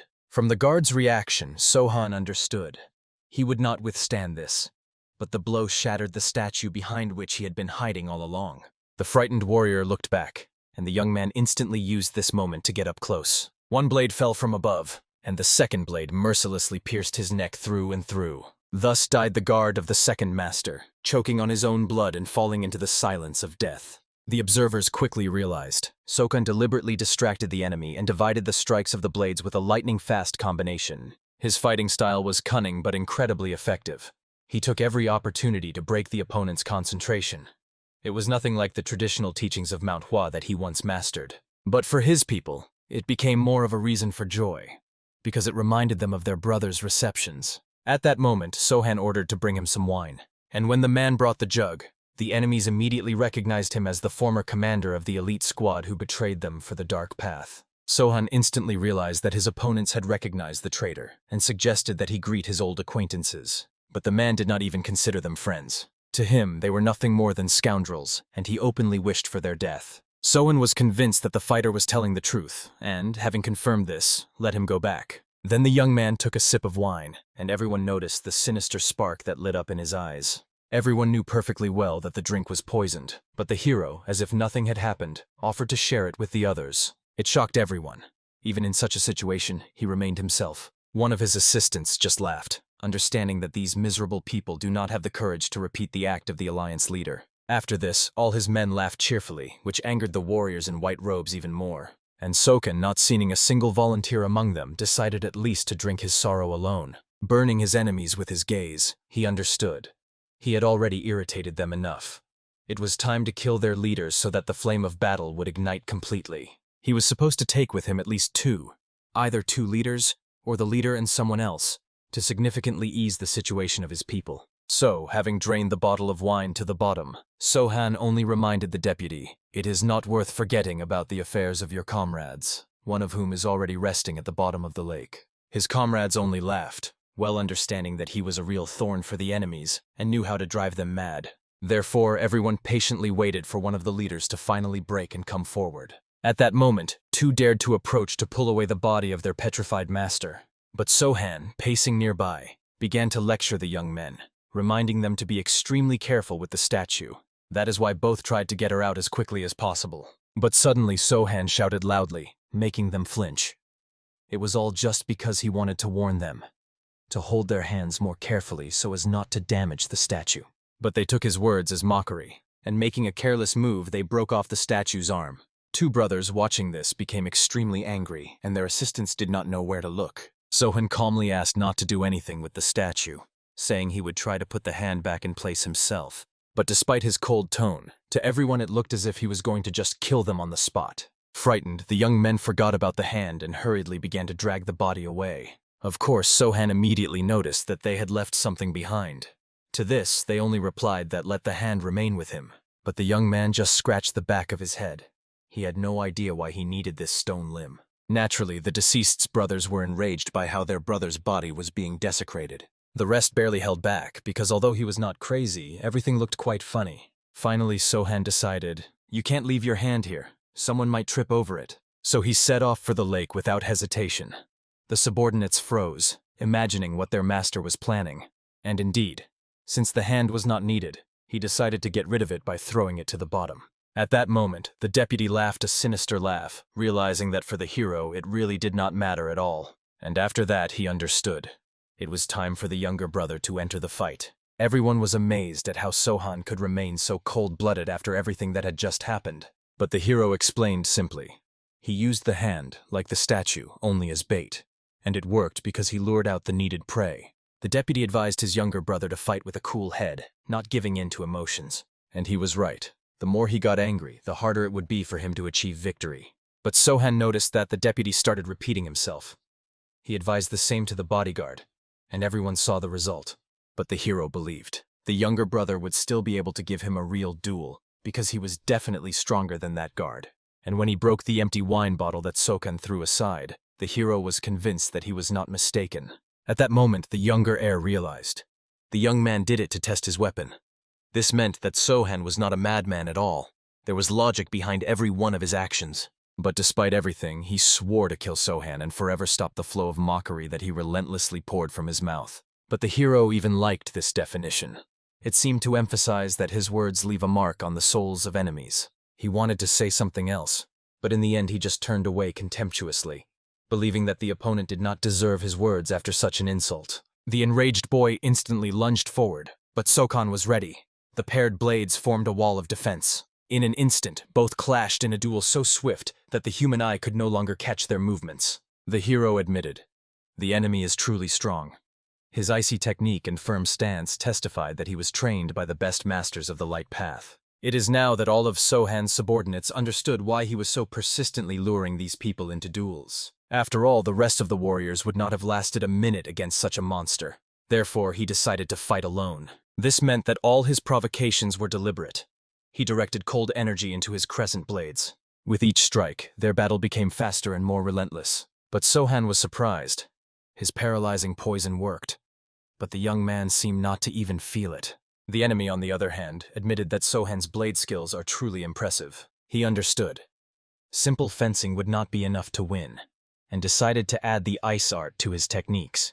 With bare hands, he created a wall of ice that thundered straight towards the opponent. Sohan did not dodge. He only twisted the blades, slicing and deflecting the icy avalanche. The enemy took advantage of this moment and closed the distance, unleashing icy equipment right in the hero's face. He managed to dodge, but the edges of his clothes were still covered in ice. He was one step away from an unpleasant end. Everyone who followed the match acknowledged, the boy's ice techniques are truly incredible. The alliance leader had to act immediately because the cold had already begun to slow his movements. And it was then that the enemy, having lost fear, approached and grabbed the hero right by the blade, freezing his hand. He honestly admitted that he was fascinated by Sohan's courage, but now it was over. The deputy thought the same. He was convinced that the young man would die any moment. But Sohan only smiled, looking straight into the eyes of the naive enemy, and at that moment spat in his face. His saliva was soaked with the strongest possible poison. Then he leaned over and asked if he liked the taste of the Dark Path drink. Only now did everyone understand. The wine the hero drank also contained a hidden poisonous secret, and the opponent caught up in the fight completely forgot. Sohan was a disciple of the poisonous demon. That was exactly why he paid with his own face. The hero calmly reminded. The third owner tasted the pill, the second drank the wine, and both fell from his poison. So he asked only one question. How will the first of the sons end his journey? And at that moment the boy realized. It was all over for him. The poison had already spread through his body, bringing inevitable death. So he only shouted, demanding that his older brother, despite everything, avenge them and see the matter through to the end. In the next moment, he lunged at the hero, grabbing his hands and unleashing all his strength to take Sohan with him. It was a technique of icy self-sacrifice. Everything around began to be covered with ice in an instant, and the first brother laughed wildly, promising the others that he would definitely finish their work. In a few moments, the young man's body was completely bound by ice, and he turned into a block of ice, just like his brother. But Sohan was still alive, as such a development of events was predictable for him. At that moment, the first owner could not believe his own eyes. The young man continued to speak, despite the deadly technique of the younger brother, desperately resisting. However, he could not allow the enemy to survive, so he immediately turned to his right hand. He was ordered to kill Sohan at the first opportunity. The elders were also ordered to prepare and move into battle. Then they all simultaneously moved straight to the epicenter. But suddenly a powerful explosion thundered, causing everyone to stop abruptly. It was Sohan's assistant who firmly declared, "They will only be able to reach the master over his dead body." The fighters rushed forward swiftly, their steps echoing like the beats of war drums. Their sole goal was to protect the leader of the alliance, even if it meant giving their own lives. Meanwhile, a bloody slaughter raged in this place, tearing the air with the clashing of blades. Sohan's body was already completely frozen, as if he himself had become part of the cold monolith. Only one crack ran down the center of his face, revealing the shadow of life within. In his consciousness, a single thought was beating: how cruelly the cold penetrates inside. And despite the pain, he hoped for only one thing: that his subordinates would stay alive. Is this really the end? The frost had already reached the very core of his existence. The pain tearing his body was unbearable and incredible. And even now he remembered. Worse things had happened in life. Death is just another trial, and it is bearable. At that very moment, he was able to speak in his own imagination with his masters, acknowledging, "This is probably his last minute. My poisonous teacher, it seems I can forgive you for all the suffering you caused me," he thought. "Dear immortal teacher, I am grateful to you." His voice echoed in the depths of the soul. Great Master Immortal Blade. He felt that thanks to these people he was able to touch the truths of this world. But unfortunately, this turned out to be insufficient to win. At that moment he remembered the teacher's words. "You are the embodiment of yin and yang." And it was these words that became the key he so desperately needed at that moment. If we believe Sivol's words, his core consisted of the energy of poison and antidote. He himself was fully aware of this. Then he suggested, maybe one should not fight the cold, but accept it, embrace it, and conquer it, uniting yin and yang into a single whole. Despite the pain, he began to act, undergoing a dangerous experiment. With all his might, he tried to catch that subtle balance he so lacked, the balance that was already trembling in his body. Amid the unrestrained flows of internal energy, he sought a point of balance. At that very moment, his eye opened wide, and two elements flared up in it. Two forces merged into one, giving birth to unprecedented power. His body was covered with thick, dark veins, as if nature itself was pouring new strength into him. This dirty energy burst through the veins, spreading throughout the entire body. Enduring was incredibly difficult, but he did not stop. He did what everyone considered impossible. But despite everything, his body remained bound by icy chains. And yet, in a moment he felt, the situation is changing, becoming easier. Inside him grew a new rhythm, the harmony he had been searching for so long. The ice shield began to crack, gradually losing its strength. The first cracks ran across his shell. With each breath, they became deeper and wider. And now he had enough strength to rise from his knees. "Let's go," he whispered, feeling the power filling him. Inside, he had already become invincible. And if inside you are invincible, then your body on the outside becomes a reflection of this truth. The ice that bound him began to crumble into fragments. His eyes flashed with yellow light, as if the flame of life burst out of the darkness. And in an instant, his entire shell exploded, scattering into huge pieces. All his friends immediately noticed this change. Before them stood their leader, a brave figure, no longer bound by any chains. Their hearts were filled with joy, for they saw their leader unbroken once again. And the enemy looked at him with surprise, not understanding how he managed to break free from the icy captivity. Sohan responded to him only with a confident look, full of strength. But it was hard not to notice the battlefield covered with the bodies of the dead. "You all did wonderfully," said Sohan, acknowledging the courage of his people. And he even joked, saying, "It seems they managed well without him." With these words, he only raised the fighting spirit of his soldiers. The enemy could not understand how Sohan managed to break free. But he was sure, now he must be incredibly exhausted. Therefore, he placed all his hope on the left emissary. At that very moment, he was secretly preparing a treacherous strike. But he was not able to finish the attack so quickly. Sohan immediately felt his movement, and a moment later 2 more appeared behind the emissary. They firmly grabbed him by the shoulders with their hands, not letting him break free. And just as he managed to turn his head, at that very moment his life ended. His body was no longer whole. It was torn into 2 pieces, and he fell to the ground as a soulless semblance. This was the appearance of the Mad Twins. Their hands at this moment seemed almost identical. Both were heavily splattered with blood as they tore him apart with their bare hands. Until the last moment, no one expected the Mad Twins to intervene in the fight. Sohan folded his hands in a respectful greeting and called them his teachers. For everyone present, it was a real shock to find out that these monsters are their mentors. "No need," they replied. "What manners in the middle of a battle?" By doing so, they reminded everyone, now is not the time to freeze in amazement. First of all, it is necessary to deal with the enemy. And it was then that the air began to shimmer with an ominous green glow. It was the color of dark energy. Too many fallen warriors were already lying in this place. It was almost impossible to control anything when such a powerful, all-encompassing aura was pressing down on you. Everyone understood. Its source was the one who stood on the other side of the battlefield. It quickly became clear that it was poison, and the only way out was to retreat. His power made the very space tremble. Everything around trembled from the waves of the insane poisonous fog that he spread. The leader of the enemies realized his people would not withstand the demon's poison. And so he without hesitation ordered loudly and sharply, "Retreat immediately!" The warriors, turning around, rushed to flee like frightened dogs. They deserved only one label: cowards. And Sohan calmly warned his people, "There is no need to worry about the poison."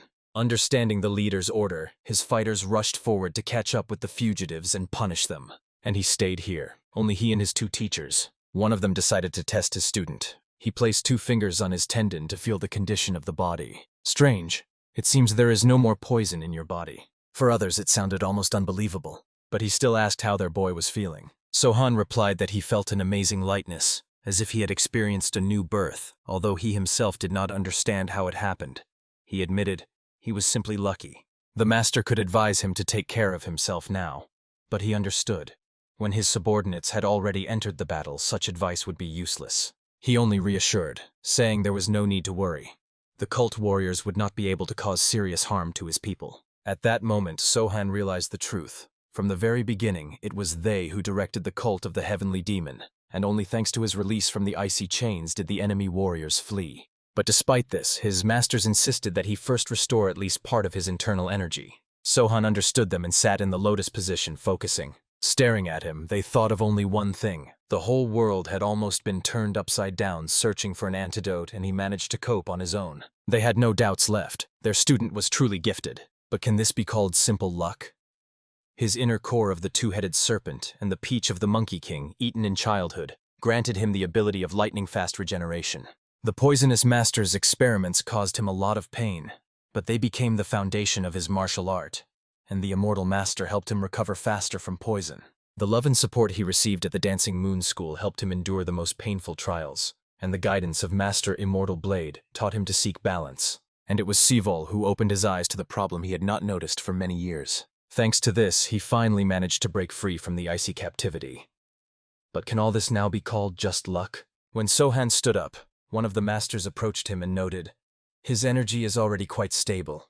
Then he looked at his body and could not contain his amazement. All the scars that once covered him disappeared without a trace. He sincerely congratulated the student because he understood that he had achieved a true metamorphosis. Probably, along with the poison, all his injuries also disappeared. Another master sighed and called him a fine fellow. After all, he survived despite everything, even after battles with the Sword Demon and the Wind Demon. Hearing about demons, Sokan asked to explain in more detail what kind of creatures they were. In the cult, they are called the Heavenly Sword and the Heavenly Wind.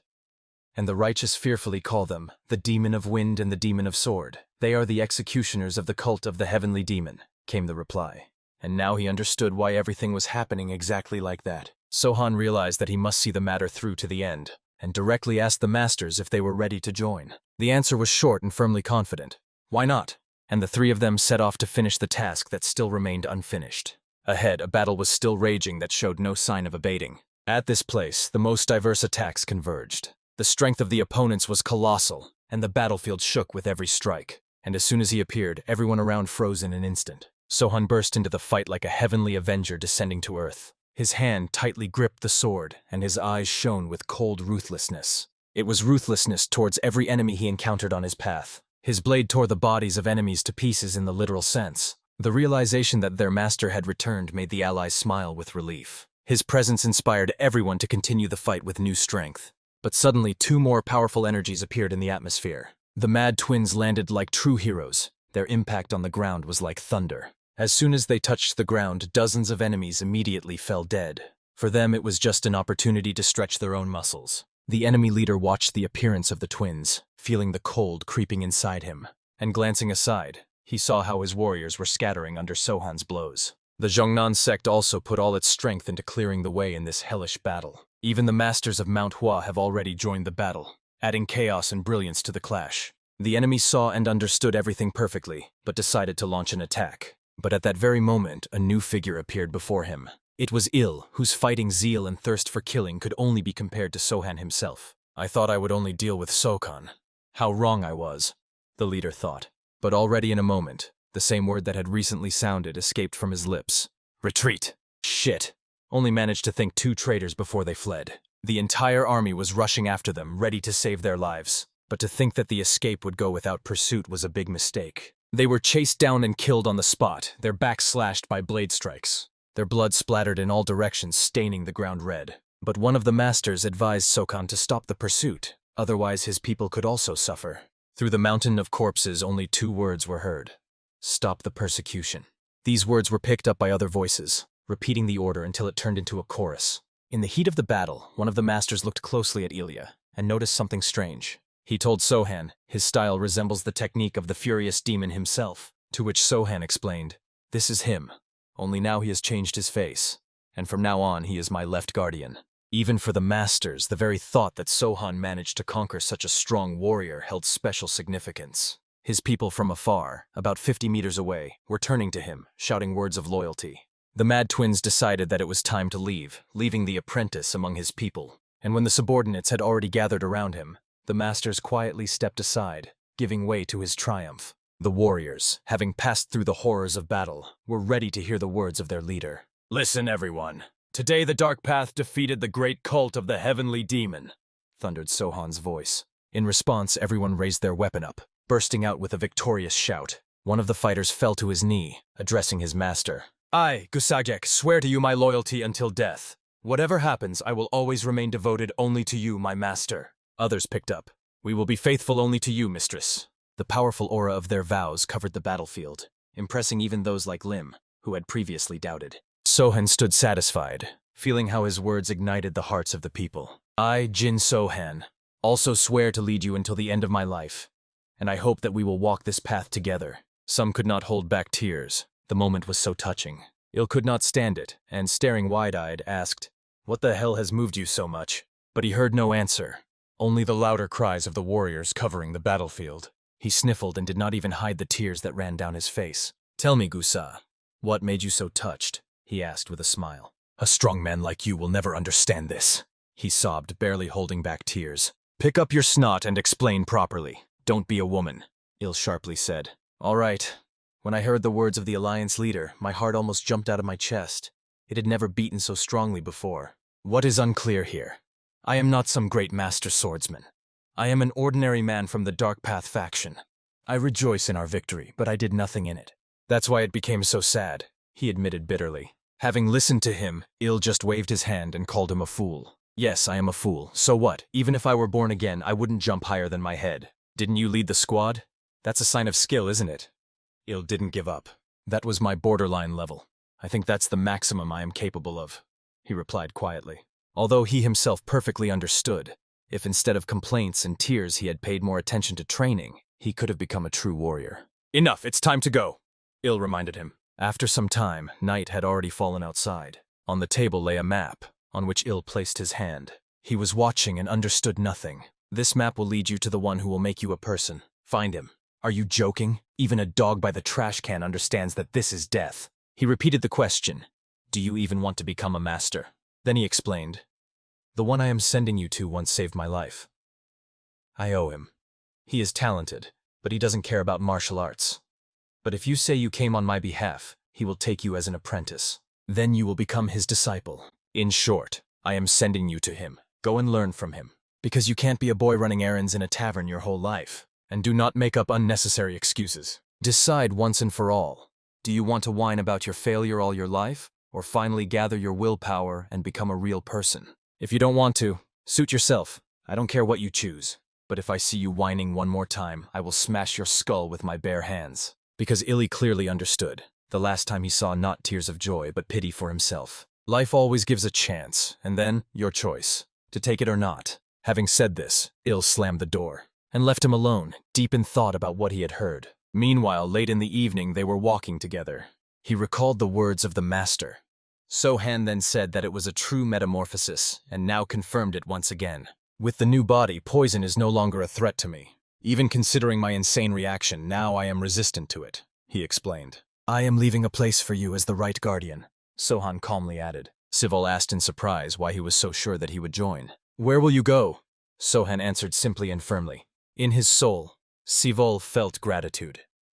Thanks to Sokan, he understood a lot, including that the cult of the heavenly demon is only growing stronger, and their techniques are true madness. Sohan silently agreed with every word he said, and also added that one needs to be more careful oneself. "The doors of my faction are always open for you."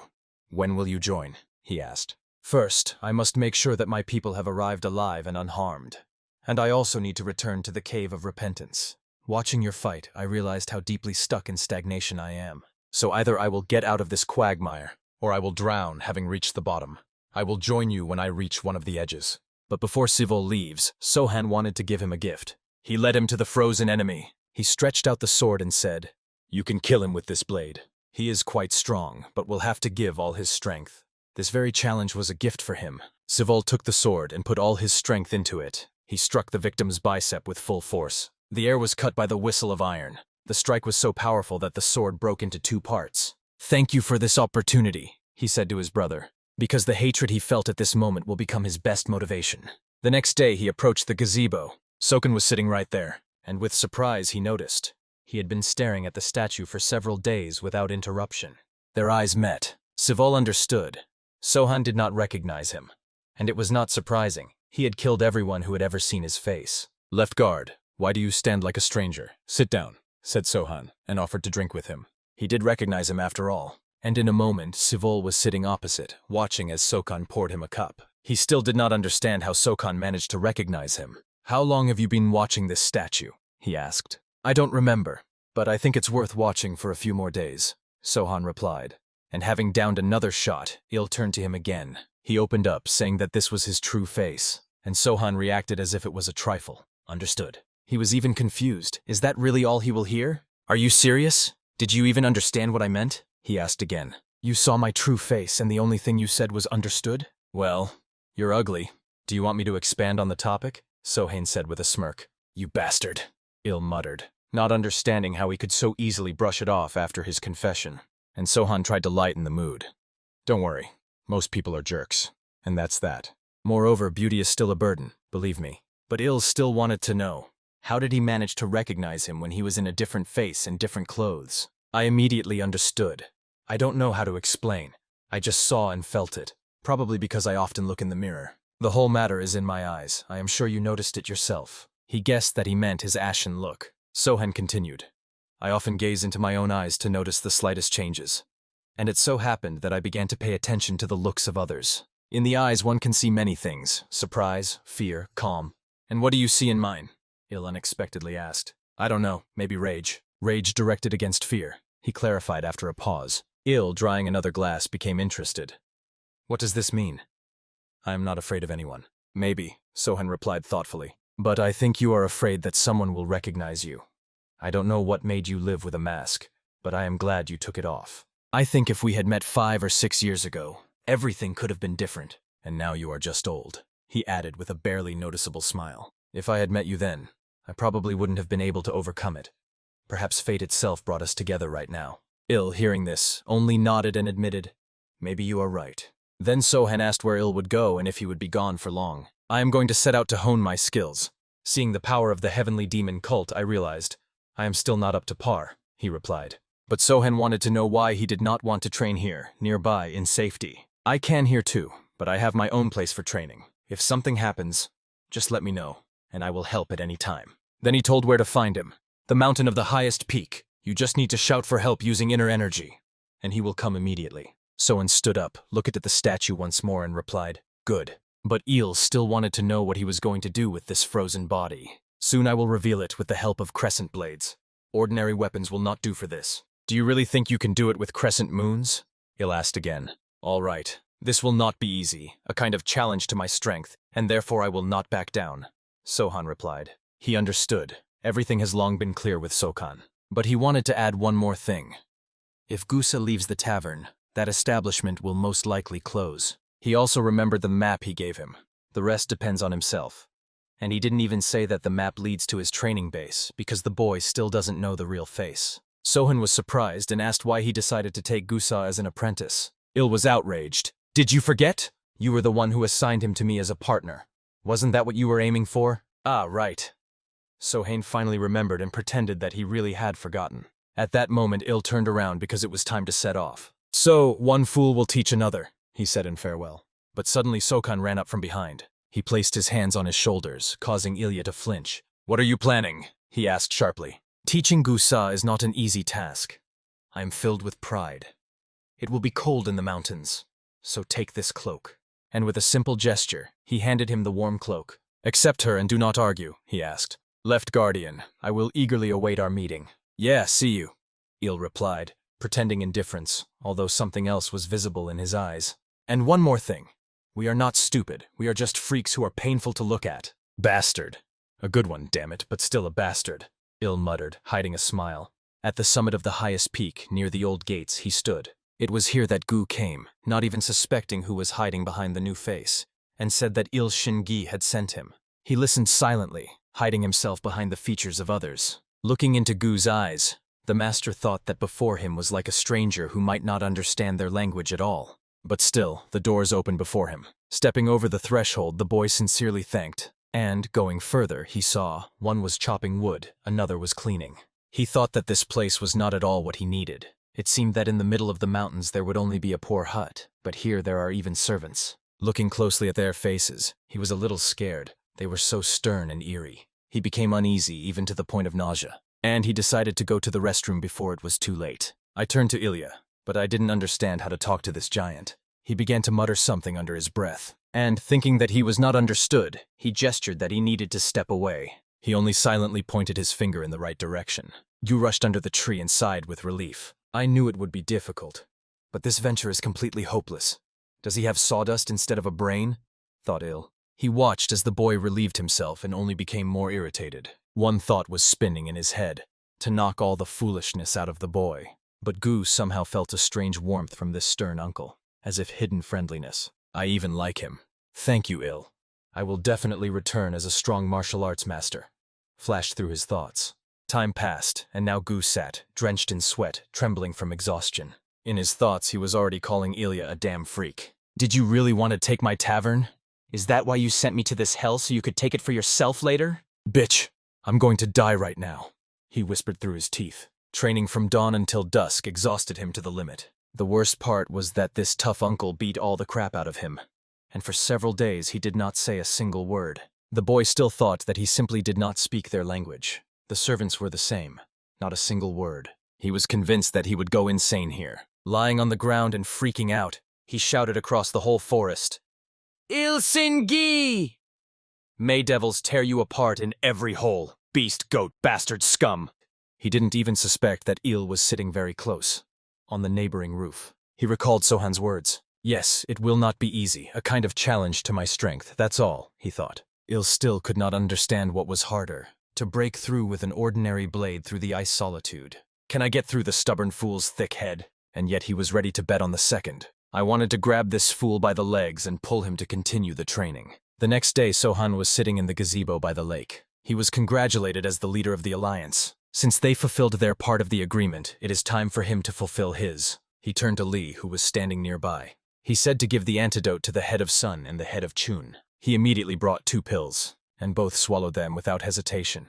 Then they looked at each other. Sohan wanted to find out a little more because he heard that they brought a lot of forces. His question was addressed to Chief Chun. "Is this the Gansu faction?" He responded affirmatively and admitted that he brought the faction leaders to Hans. Sohan called it a good job and then addressed Sun, noting that he had read all their reports on the side effects of the Juge clan.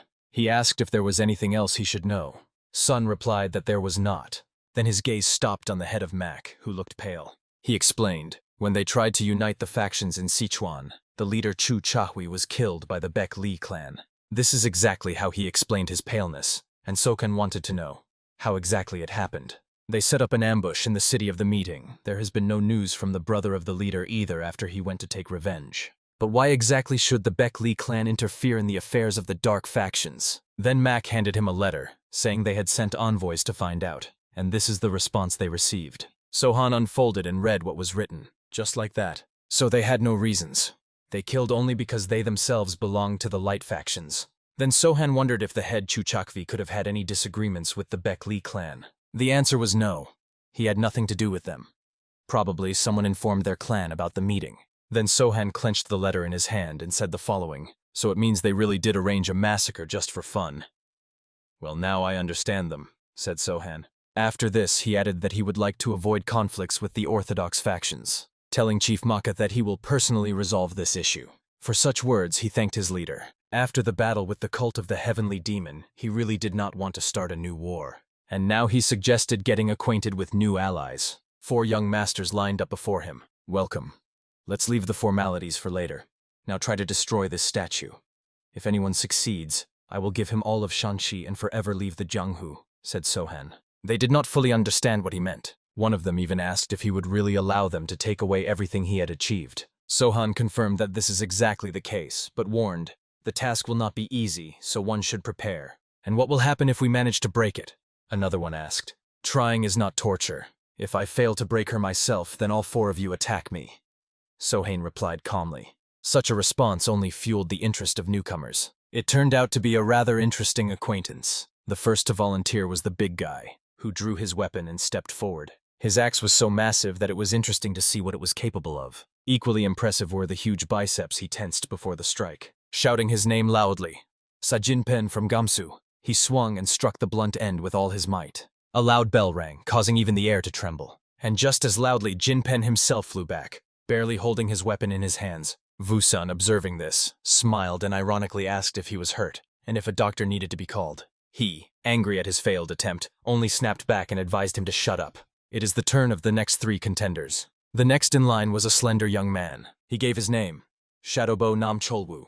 It was quite interesting to watch the master archer among the contenders, especially considering that the tip of his arrow was no smaller than a real blade. Nam Cholv pulled the bowstring so tight that it creaked and released the arrow. She flew with a piercing whistle straight into the target. The shot was extremely precise and hit the statue's head directly, but only minor scratches remained on it. Soken addressed the archer, noting that he had seen him compete in archery skills with the leader of the Broken Soul sect. Great, but now he wanted to see the next one.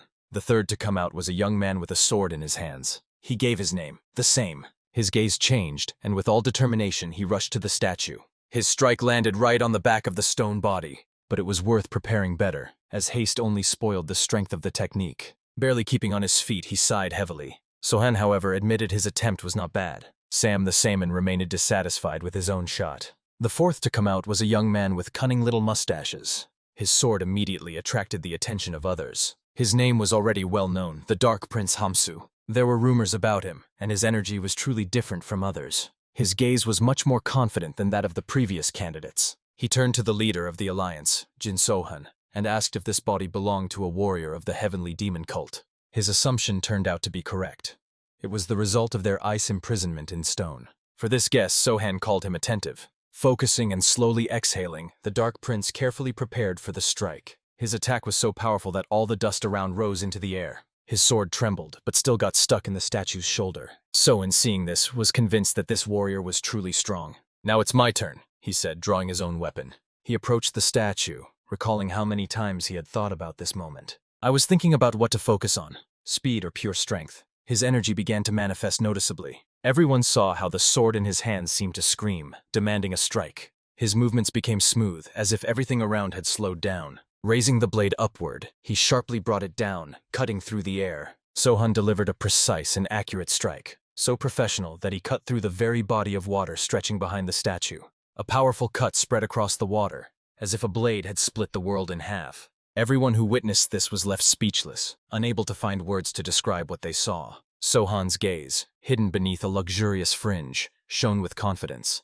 For him, it was already a victory, even without confirmation of the result. And the ray that cut into the body of water left a trail for several kilometers ahead, as if nature itself shuddered. The dark swordsman whispered to himself in amazement.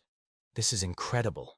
The big guy impatiently asked what he meant. The statue still stood intact outside, but his hasty conclusion fell apart at that very moment. A thin fracture line slowly appeared on the stone head, and in a moment the huge statue split into 2 equal parts, falling with a dull crash. Everyone around just swallowed the lump in their throat, understanding the scale of what they had seen, and at the same time realized, the leader of the alliance is truly on another level. Meanwhile, high on the mountain of the highest peak, Il stood with a giant stone above his head. He carefully placed it right in front of Gu, making him tremble with fear. His gaze was cold as steel, and not a single word escaped his lips. Gu only stared at the stone with a blue forehead from tension and horror. The man behind voiced the demand.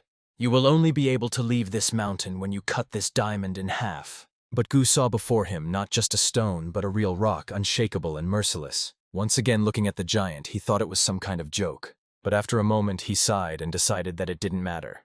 He would try. realized that this burden was for a long time, and there was no way back. In the cold eyes of the man, he felt a real challenge, not knowing that Il was actually standing before him. For him, he was only the master, so he called him that. The master silently pointed with his finger to the side. The scarred man translated the meaning of this gesture to him. He must run. Although Hu was already tired of endless running, he was about to object, but the master's gaze left no choice. That same night, after exhausting runs, he returned to the stone again. Standing nearby, he tried to concentrate, control his breath, and gather all his willpower into a fist. He swung with all his might and delivered a blow, putting everything he had into it. But all his efforts ended only with the trembling of the sword and the chattering of teeth from tension. The reflections on the stone shone as if it were carved from pure diamond. He thought that in this situation, the only thing that would help was to thoroughly curse this rock. And after a few introductory words, he began hitting the stone again and again. His hands burned painfully, his muscles trembled, but he was not going to retreat. Gritting his teeth, he continued to vigorously attack this immovable wall. Every approach was with the same thought. I will break you no matter what. On the neighboring roof stood his master, watching the apprentice's attempts for a long time. And every time I was amazed. What on earth this stubborn fool is thinking? Meanwhile, a rowboat was quietly floating on the calm lake in which Sohan was sitting. Behind him stood the head of Go silently, watching the master attentively. Sohan hesitated, whether Chakvi could tell strangers about the planned meeting himself. After all, he was definitely not a fool, and the Baek-Lee clan hardly acted like an ordinary spy organization. I did not understand what Sohan was getting at, and asked him about it directly. The response sounded cold. There are only two versions.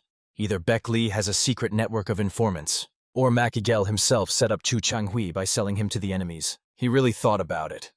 It made little sense, because Sichuan was the territory of the hedgehog. But Sohan clarified again that this is only an assumption, not confirmed by facts. So first you need to find the mole, and only then act against the Baek-Lee clan. Next, he presented his idea, to send letters to the orthodox factions of Sichuan and to the Baek-Lee clan. Each envelope will be marked with a special scent that will be revealed upon opening and will expose the spy. Sohan also expressed hope that those with whom he drank and shared a dance would not betray him. After all, he did not want to kill people he considered his comrades. Meanwhile, something was happening in the Baek-Lee clan. Near the gates, behind the backs of warriors lined up in even rows, a cry rang out. "Let me go!" Several servants dragged the man by the collar like a useless burden, and next to them they threw several more of the same, mercilessly dropping them on the floor. Before them, swords fell with a dull clang, and the order sounded cold and harsh. "Raise your weapons." Among the prisoners, Chu Chakvi's younger brother raised his head and asked, "What are you planning?" But in response, I only heard a cold order to shut up. A stage appeared before everyone on the second floor, where a majestic figure stepped out onto the balcony. Step by step, a man with a terrible aura that pressed on everyone's chest was approaching. He was immediately greeted as the true leader of the clan. Chu turned pale, realizing that before him was not an ordinary warrior, but the very leader Baek-Lee. And if he is a leader, then he deserved the title of the Invincible Royal Fist. He slowly sat down in the luxurious armchair as if in a throne, and he turned directly to Hyun Baek-Lee, muttering his name. Kyun immediately went out to the center of the hall. The leader gave him a brief order, to fight the prisoner, and if he wins, to kill him. As Chu raised the sword, one thought pulsed in his head. Could this really be a fight to the death? They met in the center, standing opposite each other. Kyun was unarmed, relying only on the strength of his fists. In his opponent's hands, the blade gleamed, but it did not give him an advantage. The leader perfectly understood that Hyun was ready. Otherwise, he would not have given him such a challenge. This was confirmed in an instant. The enemy's body twisted from the blow. One precise fist to the liver, and the opponent staggered, barely holding on. The attempt to counterattack ended in failure. Kyun grabbed the sword with a bare hand, like iron tongs. His gaze coldly pierced the enemy to the very bones. And now he had two weapons, a taken sword and his own fist. But the blade turned out to be unnecessary. It simply pierced the enemy's body with strikes. Each of his fists knocked out the stupidity and life from the prisoner, and in a moment he fell to the ground, dead. Kyun only disdainfully remarked that his opponent moved slower than a snail. Then he bowed, asking forgiveness from his leader. At that moment, one of the close associates approached the leader, holding a message. He reported about a new meeting that was to take place in Guyana between orthodox clans. Among the participants are the head of the dark faction Guanyana Mak Igul and the leader of the Dancing Moon Alliance Jin Sohan. According to rumors, Mak has already pledged allegiance to Sohan, and this meeting will only be a formality to confirm his loyalty. The leader immediately understood that this meeting was more like a demonstration ceremony than real negotiations. He only ordered to keep watch over everything, without interfering unnecessarily. The old man could not hold back and wanted to ask why the leader was doing nothing, since everything was happening almost under their noses. The leader explained that Sohan, upon hearing about the recent ambush, deliberately decided to immediately hold another meeting. He swore that it was a provocation, and although Sokan is far from a fool, he does not intend to play by his rules. But suddenly warriors entered the hall. The old man asked them what brought them here. They handed over the report and began reading it aloud. It was reported that Sohan's subordinate Lim Ha-sung is preparing to meet with the Great Master of Goodwill, while another ally, the Blade of the Northern Wolves, is negotiating with the factions of the Raging Waters and the Fire Dragons. Data also arrived that the faction leader Chananya Go Sagek went to Dezhou to meet with local sects, and the leader of the Broken Souls sect plans to meet with the head of the Hao sect in Nanchun. The leader grabbed them, sharply throwing, "Enough." Everyone immediately fell silent, realizing that he got angry. The old man quietly muttered whether Sokan was not mocking them all. And at that moment, the cult leader boiled over, clenching his fists and thinking only one thing. "Jin Sohan, you damned scoundrel, do you really desire your own death so much?" In the evening, Hu was still running around in the same way. His legs were so exhausted that they trembled from fatigue, and only upon running up to the gate did he fall to the ground, exhausted. His hands were trembling, and his jaws were clenched painfully. Then the man with this terrible scar on his face, standing by the fence, asked coldly, "Is that all you are capable of? Do you have no fire in you?" The master had been gone for several days, and it was this gloomy guard with a mutilated face who was watching over Hu. He was furious that they spoke to him as if to a dog, but he restrained himself because the other was older, though he was frightening in appearance. Finally, he asked again what he meant by the words about the absence of fire. The scarred answered simply, "You have no goal. You are not obsessed with training. You do not strive for strength. That is why you are lying on the ground now. And anyway, why did you come here if you don't need any of this?" Gu awkwardly admitted that he had never even thought about it before. Then I heard coldly, "You are hopeless, and I do not understand why the master took you as an apprentice." Gu stood up, admitting that he himself did not understand this either. He sat down on the ground again, and next to him stood the scarred man, staring motionlessly upward. Together they silently watched the night sky studded with stars. It was then that Hu, hesitating, asked whether he could ever become strong. And I heard the answer, "Not now. Your goal right now is only to eat and sleep. With such a mindset you won't get far. And how can you become stronger at all if you don't even know yourself why you need it?" With a frightened look, Hu watched the scarred man, carefully catching every word he said. He really began to think about the reason for which he seeks power. But only memories from the tavern surfaced in his mind, and it was now that he clearly understood for the first time why he needed this. "I want to become stronger to protect the leader of the alliance, Ilsingi, and the head of Go Sagek. They have saved my life more than once, and I want to repay them in the same way. I am sure they will be happy and surprised if the fool Gusa can become truly strong." Having heard these words, the scarred man saw in him for the first time a devotion that broke through weakness. He realized that Gu was not as hopeless as he seemed at the beginning. "All right, Gusa, I will help you achieve your goal." At that moment, the boy did not know whether he should be happy or afraid of what awaited ahead. After some time, the head Mac stood before Sohan, waiting for his words. The alliance leader addressed him without any ceremony. He reported that the letters he sent were marked with a special smell. Mac noticeably became nervous and immediately asked two questions. "What does this mean and for what purpose?" Sohan answered directly that he suspected him specifically. He found it strange that the Baek Lee clan learned about the meeting and set up an ambush, and even arranged it so that no witnesses remained. After all, Mac was the only one who knew anything about this meeting. Having heard this, Max admitted that the suspicion sounded logical. Sohan added that it might already be too late, but still asked if Mac thought this would go unnoticed. And he directly asked if he has personal matters with the Baek Lee clan. Then Mac fell to his knees, begging the alliance leader to believe that this was some kind of misunderstanding. He explained that the mission in Sichuan was difficult, but he was not Baek Lee's mole and did not open that letter. Sohan replied that if it is true, then none of his subordinates will have the smell. Mac assured that this was the case and swore that he was not a spy, but admitted that he had personal scores to settle with the Baek Lee clan. After this, Sohan ordered him to raise his head and look him straight in the eyes. Mac, with a frightened face, looked up and repeated that he was telling the truth. Sokan's blue eyes pierced him through, making him shudder. For a few seconds, they silently looked into each other's eyes, as if weighing fate. Finally, Sohan asked which specific accounts link Maka with Baek Lee. He honestly admitted that the matter was about a woman. According to him, the leader of the Baek Lee clan was extremely dishonest. This was enough for Sokan to agree to give him a chance for revenge. He stated that Mak is obliged to repay not only for his wife, but also for Chu Chokvi. For Mak, it was a shock, but an even bigger shock awaited ahead. Sohan approached him and grabbed him by the neck, lifting him off the ground. He ordered him to gather all his men and destroy the Baekli clan. Squeezing his throat tighter and tighter, he forced Mak to open his mouth. Then he took out a pill and held it right by his lips. With one move, Sokan threw it down his throat. And he coldly thanked Mak, because thanks to him he understood one thing. There are always people who will take advantage of your kindness, even if you treat them sincerely. And now, after what was said, Sokan forced Mak to swallow the pill. He swung his right hand, pulling it back. And from such a slap, the earth trembled. The poppy fell on its back and hit the ground with a dull thud. Then, crawling humbly, he began to crawl back to Sohan. The leader said coldly that he would personally take a small squad and set out with him, to make sure that he correctly understood the order and will carry it out. So he ordered to prepare, as they will perform soon. Mak, remaining on his knees, only helplessly repeated, "Yes, leader." Leaving Maka, Sohan went to where they were already waiting for him. He was greeted by fighters and beautiful women standing beside them. He greeted warmly, observing all manners. And I was truly incredibly happy to see them all in front of me. I sincerely hoped that everything was fine with them.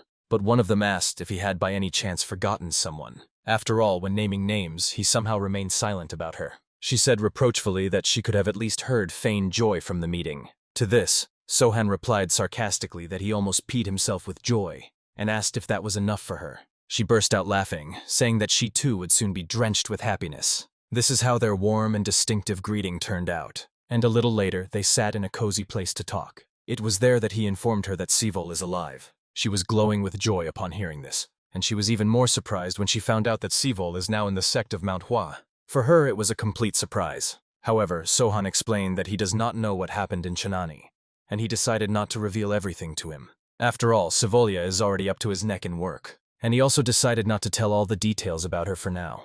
For this, she thanked him once again. Then Sohan shifted his gaze to the other two, Hyun and Jugtan, and asked if they knew that the leader of their clan was already dead. With bitterness, they admitted that they knew about the death of their leader. Sohan said that others may not understand the true reason for Jugepei's death, but they know everything, because it was Hyun who came to him. He only silently agreed with his words. The leader continued. The Jug clan has fallen, and now all the side branches are fighting for power.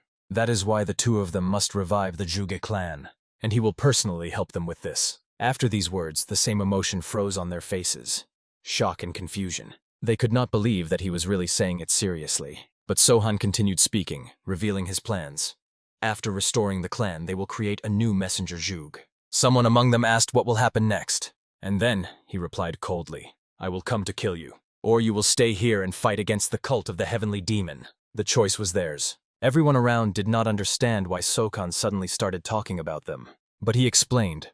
After all, he has already killed the second and third sons of the heavenly demon, so it is quite logical to expect that he will soon come to repay the debt. The situation suddenly turned from unclear to shocking.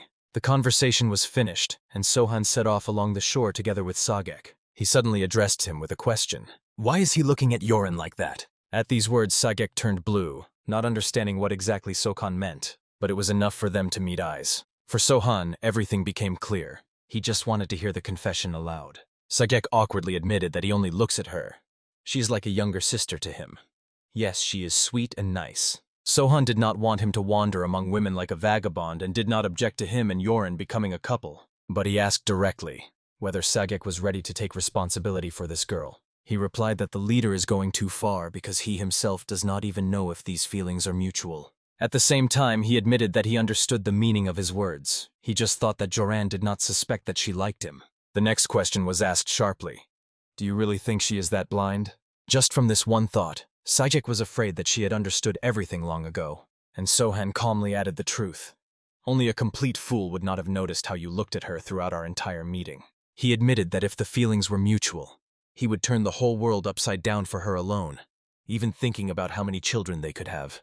And then I realized that the conversation was getting out of control, and I started saying unnecessary things, suggesting to change the subject quickly. Sohan immediately got down to business. He wanted to create the Dancing Moon Alliance, an alliance that was meant to become something like the entire Murim. Sajek ironically remarked that it sounds so easy, as if he is going to open a tavern or something like that.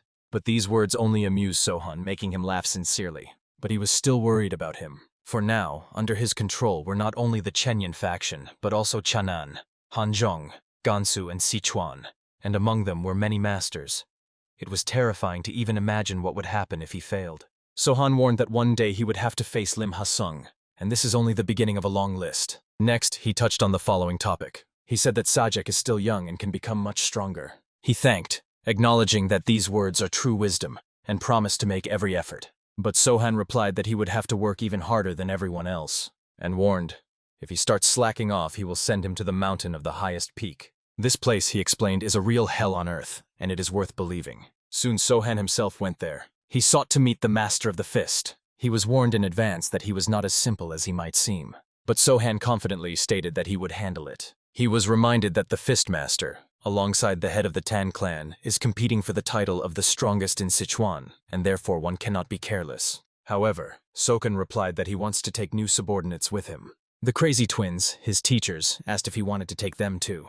He admitted that he doubted the loyalty of the new people, and this was an opportunity to test their loyalty and his own resilience. The Beckley clan itself interested him little, and he would fight the Fistmaster only if the latter met him himself. Hearing this, the twins simultaneously declared, "Then we will go with you." But Sohan refused. He wanted them to rest here more because the cult could attack at any moment. He asked them to look after his people during his absence. They agreed but ordered him to leave the blades and the fan to check their condition. And only after careful inquiries about his well-being did they become convinced that he was fine. They saw him off with a smile as he closed the door behind him. And then they said to each other, "Their little bird challenged the eagles. He is either incredibly strong or terribly foolish." But still they believed that everything would be fine with him, because he had never let them down before. A squad of fighters led by a young long-haired youth advances through a forest glade. The commander's feet stop, choosing a suitable place for an overnight stay. The handsome leader gives the order to immediately set up camp at this location. The warriors unanimously agree, shouting back a short and clear Ipan. A bonfire flares up in the glade, sending bright sparks into the night sky through the tree crowns. The long-haired youth settles comfortably by the bright fire. The tired fighters sit around the campfire resting after a hard march. The youth addresses a burly man named Haruyu. The strong warrior with harsh short hair and a huge scar on his face stands up and respectfully calls the youth the leader of the alliance. Hearing the leader's words about suspicious silence, Haruyu suggests entertaining the squad with some interesting story. The supreme commander of the alliance gives his consent, and Haruyu gratefully bows in response. The orator steps into the middle of the camp, finding himself before the circle of all present warriors. Haruyu thoughtfully looks around at the subordinates in tongues of flame. On one side of the campfire, the first group of fighters sits focused. On the other side of the fire, the rest of the concerned warriors have gathered. A man loudly remarks that the facial expressions of all present seem extremely interesting to him. The wary and stern gazes of the fighters instantly focus on Haruyu. The alliance leader calmly asks him to continue. Haruyu points to the exhausted head of the Mac faction, explaining his fatigue by the fact that only the unorthodox faction of Guanyuan was sent on the mission. Close-up on Eagle's face. Looking at the leader of the Mac faction, Haruyu directly says that he probably strongly desires the death of the Alliance Commander-in-Chief. Eagle looks fiercely from under his brows, mentally calling the speaker a crazy bastard. Haruyu shifts his gaze to the sullen man with a sword and adds that the Dark Prince Tang Qianyu is now also barely restraining his anger.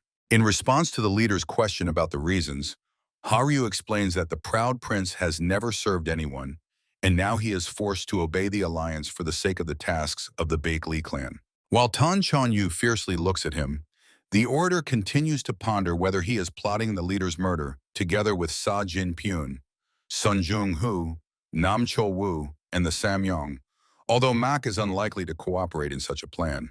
The Dark Prince's face sharply changes upon hearing words that the other faction heads will also refuse to work with him. The warriors become alert, listening to Haryu's analysis of the Samyong's and Sajin Pyun's hidden thoughts, as well as the probable loyalty of Nam Cho Wu.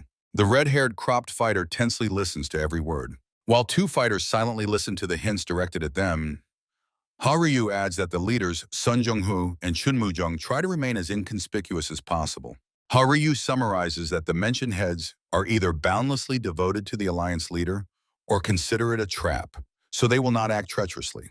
Haryu tells the alliance leader how Tan Chanyu convinced Ma Kigyo of the power of the King of Fist. Haryu adds, Tan Chanyu is unlikely to know about the alliance's poison that restrains Ma Kigyo. The faces of the two mentioned martial arts masters appear on the screen. Reporting before the circle of warriors, Haryu notes that everyone is immersed in their own thoughts, so all remain silent.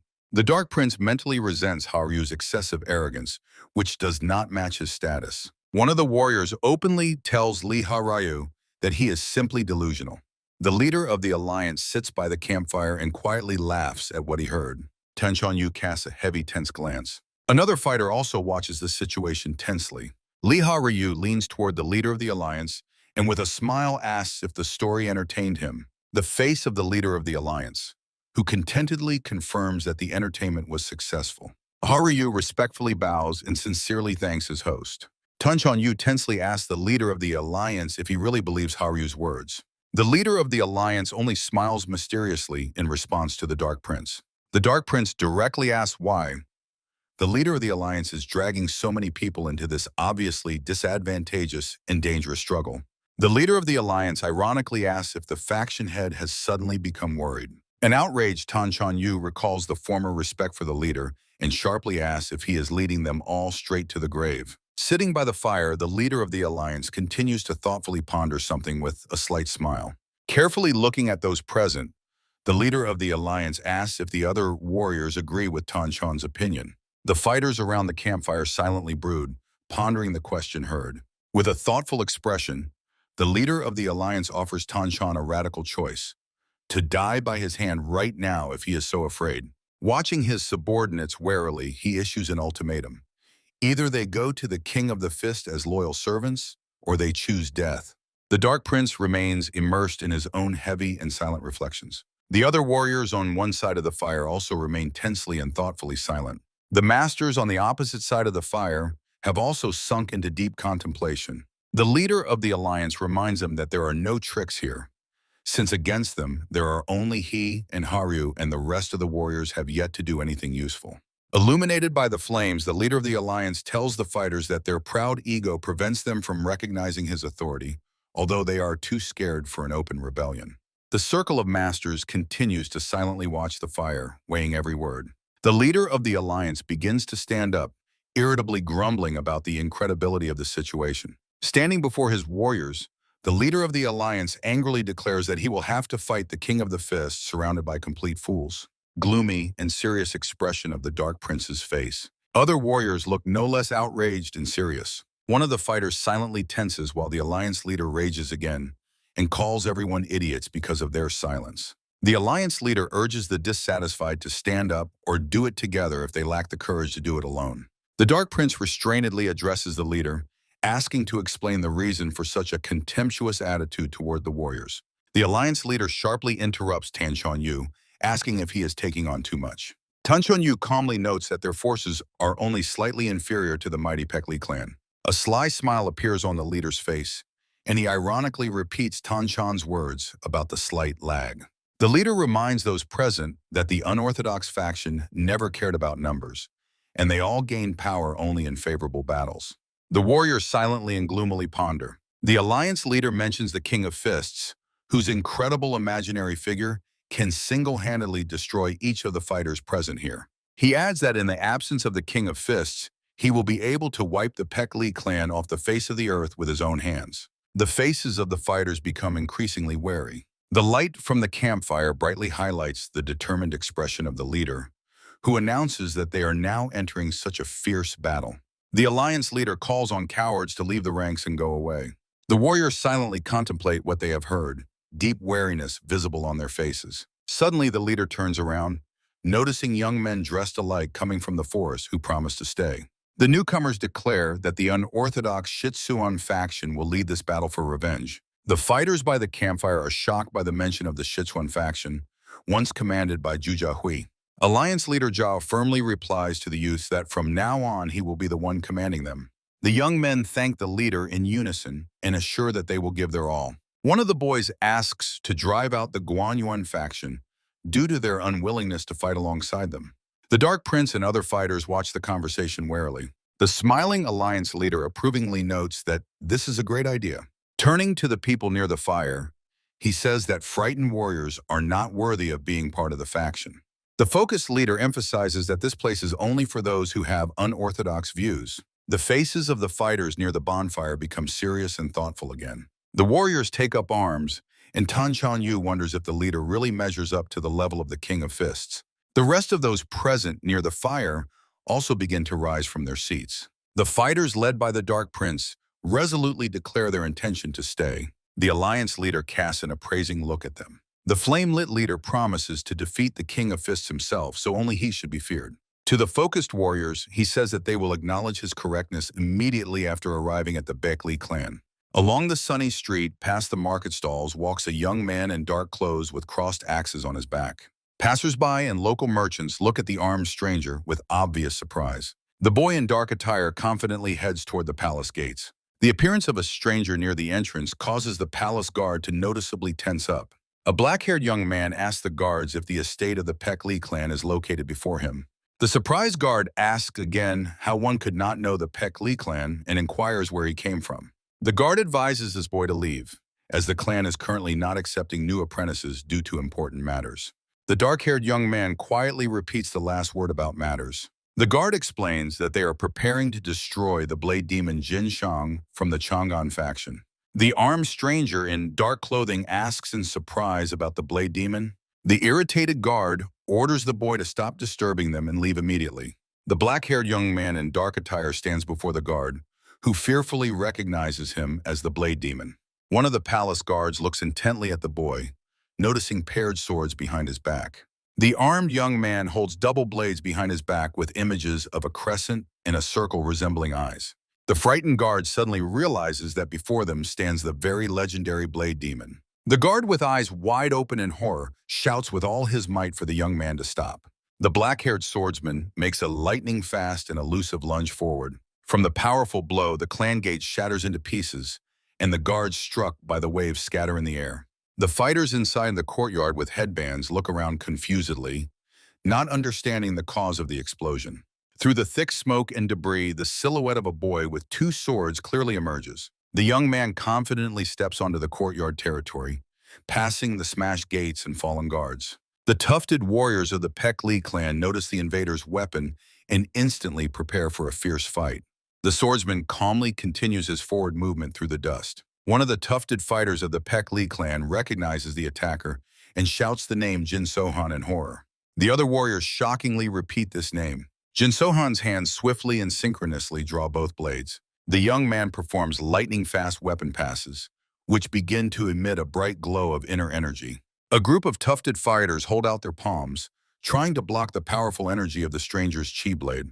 From the ultra-fast swings of Jin Sohan's weapon, only white-pink light streaks remain in the air. After devastating sword strikes, severed limbs and splashes of blood fly into the air. Several surviving warriors of the Baek clan froze at the sight of the blood-stained courtyard, covered with the bodies of their comrades. One of the fighters feverishly strikes a gutter, raising the alarm about the hostile invasion. Jin Sohan stands motionless in the blood-soaked stranger's courtyard. The boy gazes at the Baek courtyard, mentally comparing it to the Jaegul clan and noting the wealth of these orthodox degenerates. Dozens of uniformly dressed fighters with headbands surround the area and, crouching, run towards Jin Sohan. Jin Sohan's gaze becomes intensely focused and cold. The swordsman instantly assumes a combat stance. The youth makes a sharp, lightning-fast lunge towards the crowd of enemies. Leaping into the air, Jin Sohan mercilessly tears through the Baek clan defenders to the right and left.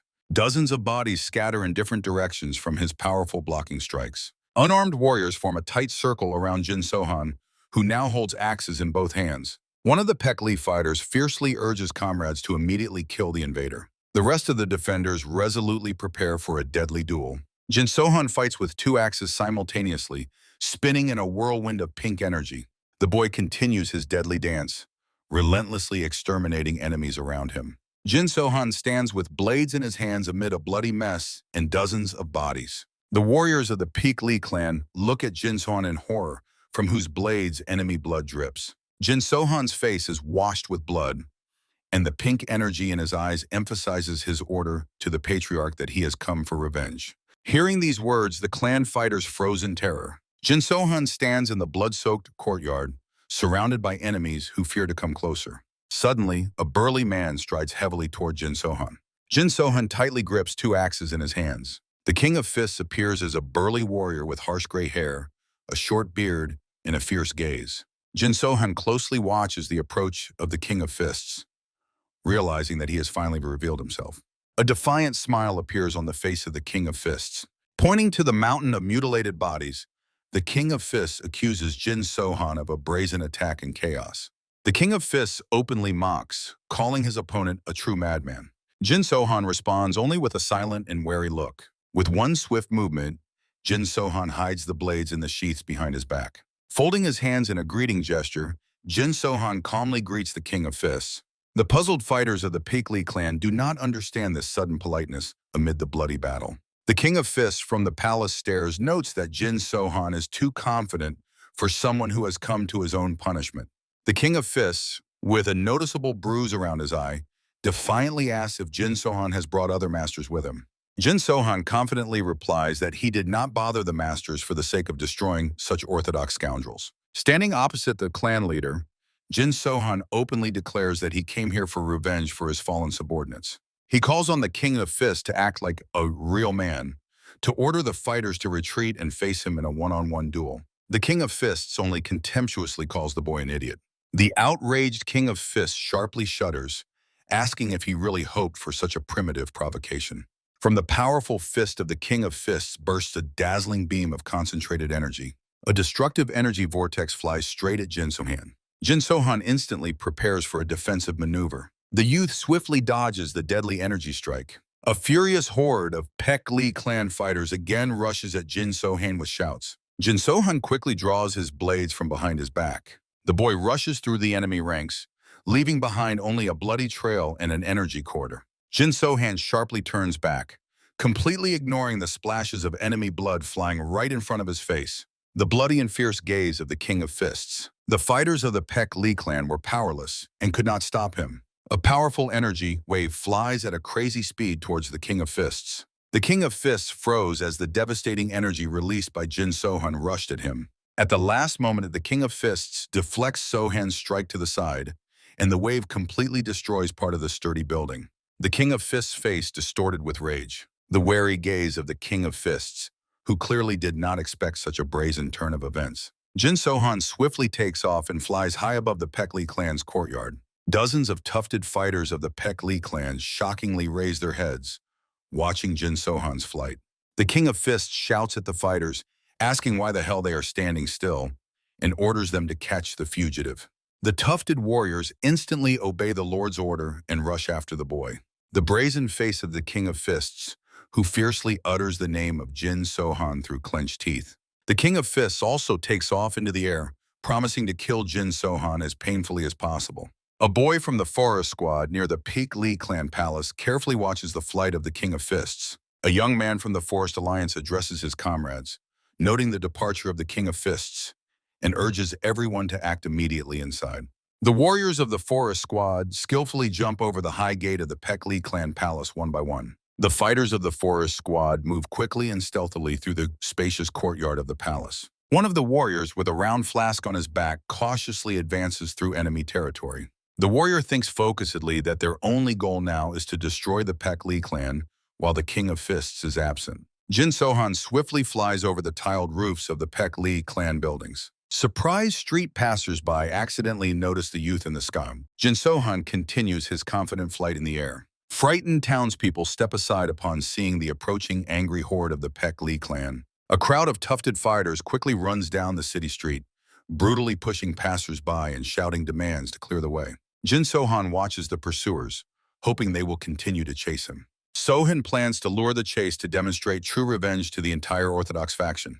An ordinary commercial street of a large city where usual everyday life continues. In a cozy cafe, the senior warriors of the Alliance leader calmly drink hot coffee. In another street cafe, the subordinates of the Alliance leader peacefully have lunch and eat noodles. A subordinate of the Alliance leader, disguised as an ordinary trader, is pushing a huge wooden cart down the street.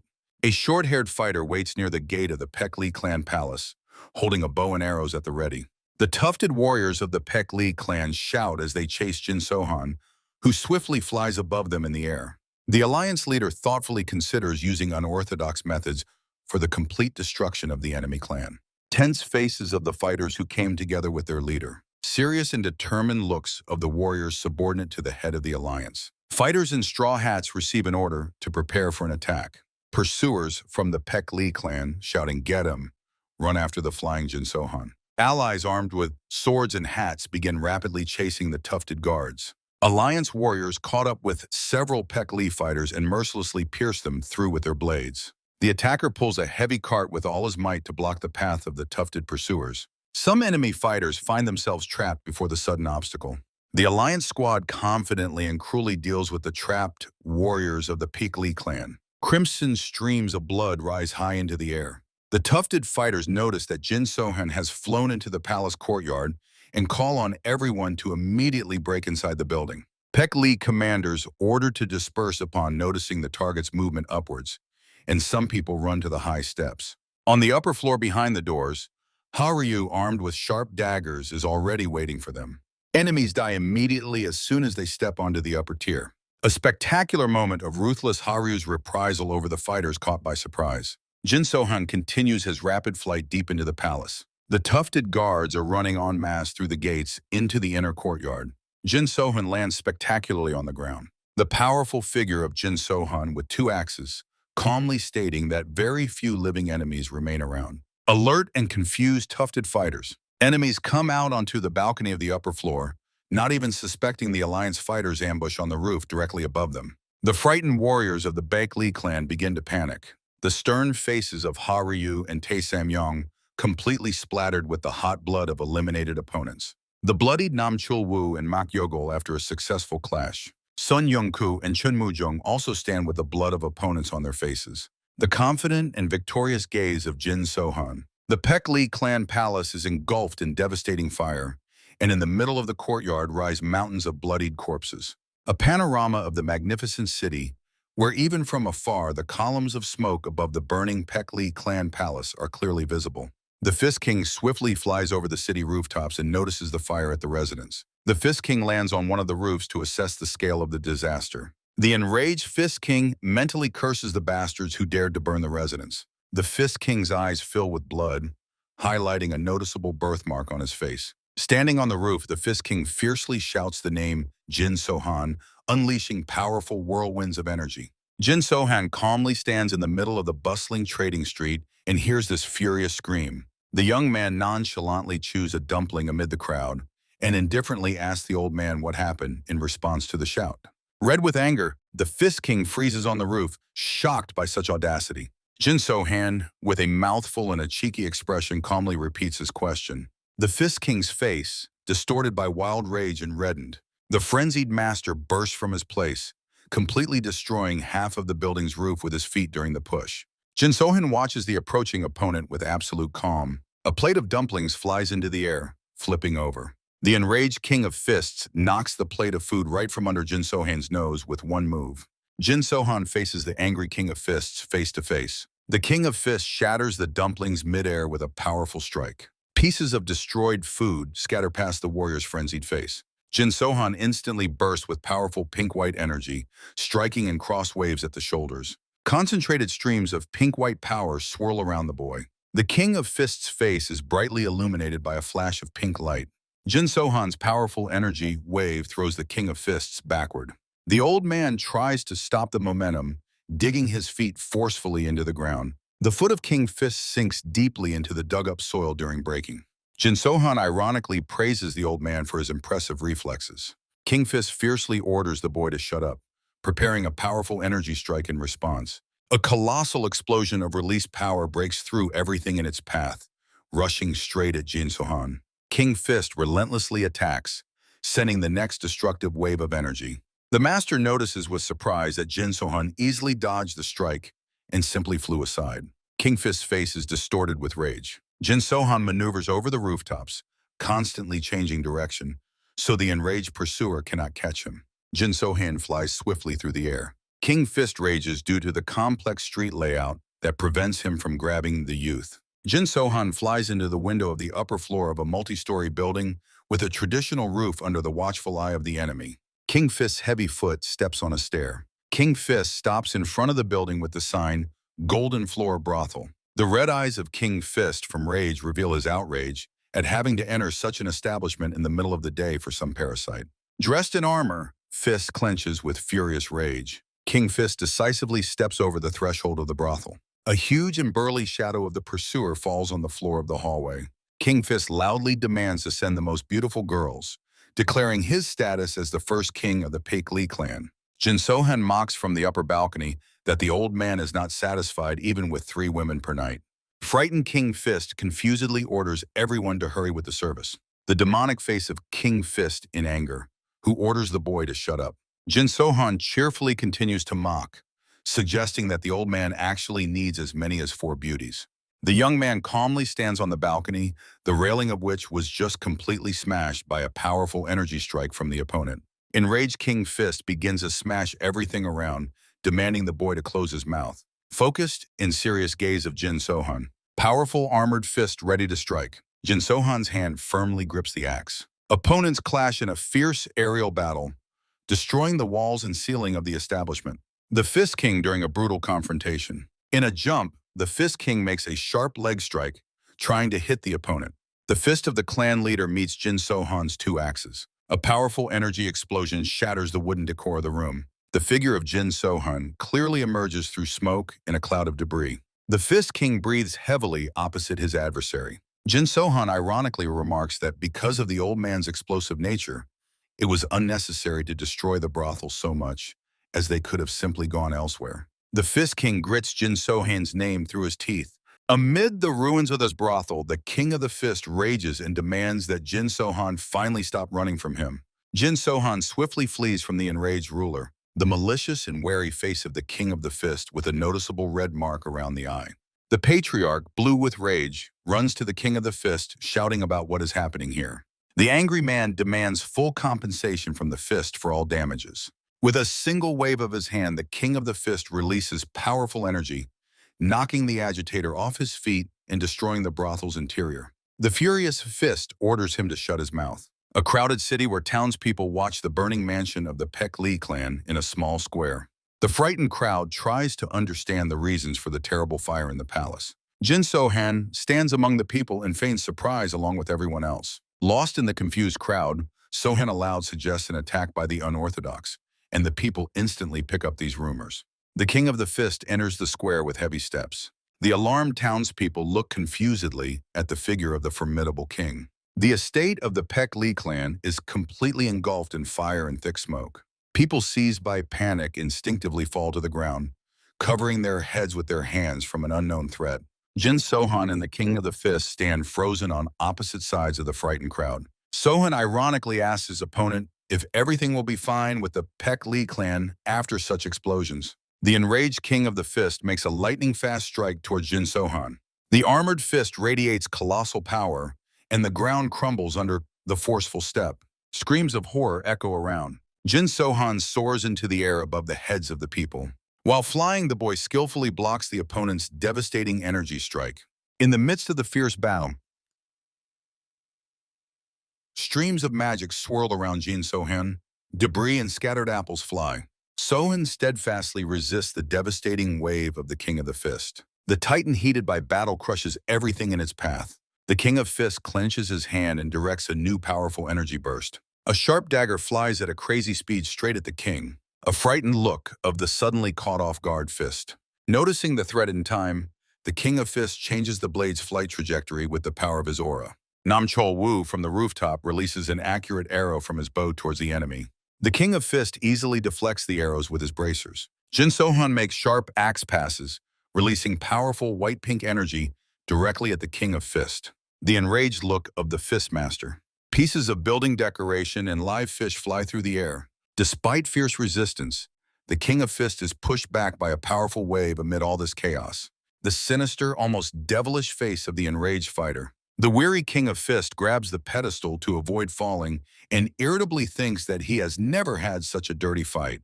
Fish and mud are scattered under the fighter's feet.